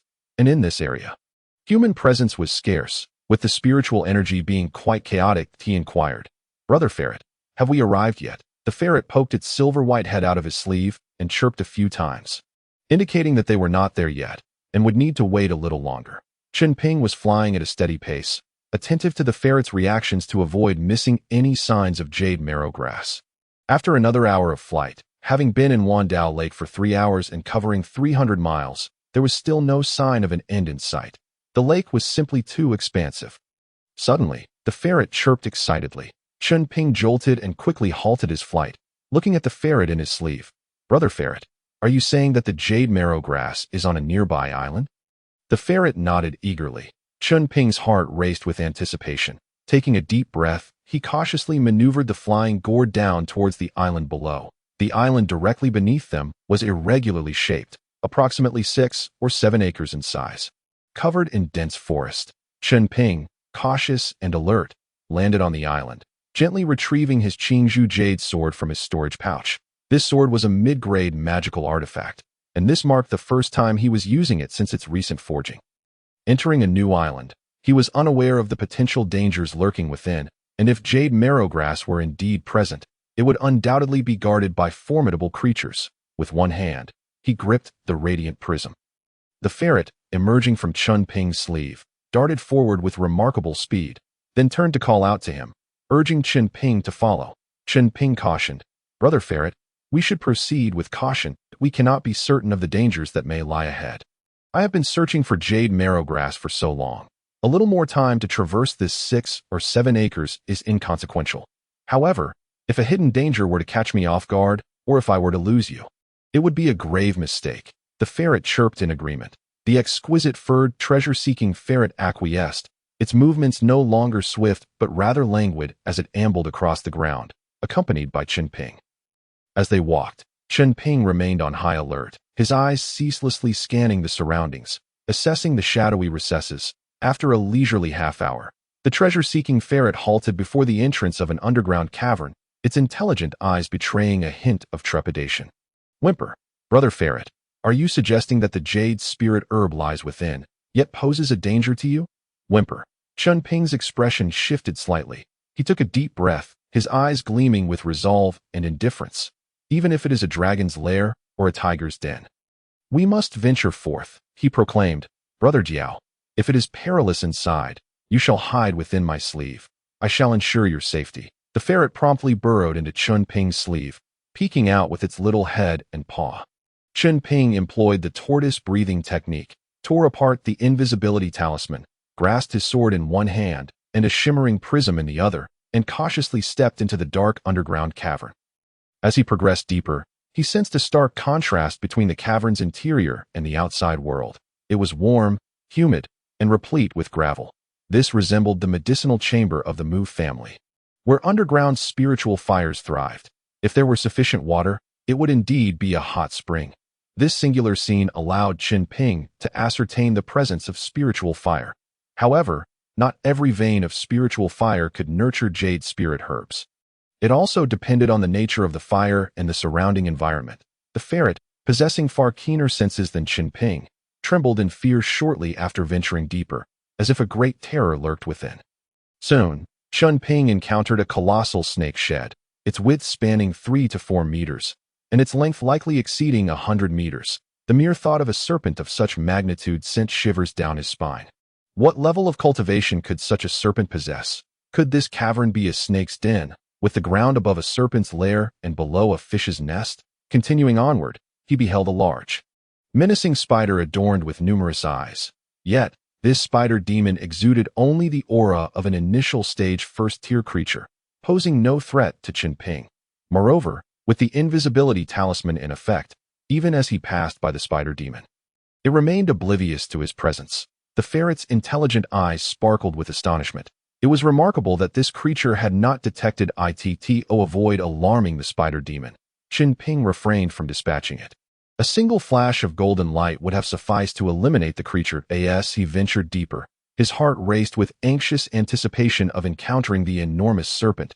However, he pressed on, and before long, a crimson glow emerged before him, accompanied by the alluring fragrance of the jade spirit herb, yet he did not see the massive serpent. Could it be that the serpent was not at home? Chen Ping felt a slight relief. This was fortuitous for him. Upon reaching the cavern's deepest recess, he beheld molten magma, spiritual fire, and lake water. Above the molten rock, a translucent golden jade herb flourished, exuding a fragrant golden essence from its core. Jade spirit herb. Chen Ping felt a surge of excitement within. After nearly a year of residing in the Wanhu Island marketplace, he had finally laid eyes on the elusive jade spirit herb. Yet, he restrained his elation, for a gigantic fish demon lurked within the lake waters beside the magma. How could there be a fish king here? Chen Ping felt a pang of trepidation towards this flame-blade fish king. Earlier, he had witnessed the fish king, its blood-red eyes searching for traces of human cultivators. And now, this cavern concealed yet another fish demon. Two half-step second-tier flame-blade fish kings. The one before him bore numerous injuries, leading Chen Ping to speculate. Could it be that this flame-blade fish king, in its quest for the jade spirit herb, had battled with other demons, driving them away to monopolize the herb? The aura exuded by the half-step second-tier fish king caused the ferret within his sleeve to tremble in fear. Chen Ping dared not recklessly pluck the jade spirit herb. The terrifying power of the half-step second-tier fish king posed a significant threat. In this cavern, a single attack from it would be more than Chen Ping could withstand, having yet to break through the 13th layer of chi refinement. Now that he had sighted the jade spirit herb, he wished to avoid any misfortune. That he resolved to secure the herb safely and depart. He slowly retreated from the underground cavern and ascended to the island's surface. Chen Ping's gaze was resolute, yet unwavering. He needed to lure the fish king away. Then, he would seize the jade spirit herb and immediately leave Wanhu Lake, returning to the Mu family. Chen Ping opened his storage pouch to inspect its contents, discovering a substantial stock of talismans. He retrieved all offensive talismans, a few of which he had procured from Zhao Han. Although Zhao Han was treacherous and ruthless, his craftsmanship with talismans was undeniably proficient. Chen Ping extracted some spirit beast meat to use as bait and caught dozens of flame-blade spirit fish in the vicinity of the island. He then placed these talismans inside the bodies of the spirit fish, repurposing the iron cage used to capture the treasure-seeking ferret, arranging the spirit fish within the cage in a line. Subsequently, Chen Ping set up several restrictive formations nearby to confuse the flame-blade fish king. Once everything was prepared, he began detonating the talismans. Boom! The explosion resonated, sending massive waves crashing against the lake's surface, causing the island to shake slightly. Yet, Chen Ping did not rush back into the cavern. Instead, still cloaked in invisibility, he observed intently, waiting to see if the flame-blade fish king would appear. Boom! Boom! The explosions continued to erupt, filling the air with a pungent fishy odor. After a while, Chen Ping finally spotted the enormous, injured flame-blade fish king surfacing in the water that it had been lured out. This was the moment. Chen Ping tore a swift movement talisman while maintaining his invisibility, swiftly re-entering the underground cavern. Inside the cavern, apart from the feeble spider demon, there were no other creatures to be found. Chen Ping held the shimmering prism in one hand, allowing the treasure-seeking ferret to carry the box containing the spirit herb, while his other hand gently rose, his mana surging forth as he reached out to pluck the jade spirit herb from the rock. His heart raced as he successfully extracted the jade spirit herb from the rock and placed it in the herb box, subsequently stowing it in his storage pouch. However, he did not leave immediately. His mana hand delicately parted the magma, searching for a second jade spirit herb. The jade spirit herb was unscathed by the magma, being a spiritual entity catalyzed by the essence of wood and fire. Soon, Chen Ping discovered a second jade spirit herb. Jackpot! This herb possesses even greater potency than the first. He placed the second jade spirit herb into his storage pouch, his face alight with barely contained joy. Yet he did not depart just yet. His mana hand continued to sift through the magma, persisting in the search for the herb's whereabouts. From the age of the second jade spirit herb, Chen Ping surmised that this treasure trove had existed for quite some time, likely concealing even older jade spirit herbs within the magma. However, just as he sought the location of a third jade spirit herb, he sensed the returning aura of the flame blade fish king. Hurry, hurry. His heart raced in urgency, just as the figure of the flame blade fish king emerged not far beneath the water's surface. Chen Ping's eyes brightened. Taking a deep breath, his gaze steadied. Indeed, there it is. A jade spirit herb, aged at least 200 years, lay hidden deep within the magma, discovered by Chen Ping with utmost speed. He plucked the third jade spirit herb from thin air. Roar. This scene did not escape the notice of the flame blade fish king, which erupted in rage, its immense jaws agape as it let out a chilling, terrifying roar, simultaneously launching a powerful, sharp water arrow towards Chen Ping's position. Buzz. Chen Ping activated the shimmering prism without delay. The sharp water arrow struck the protective barrier, causing stars to dance before his eyes and blood to spill from his nose. Chen Ping's expression,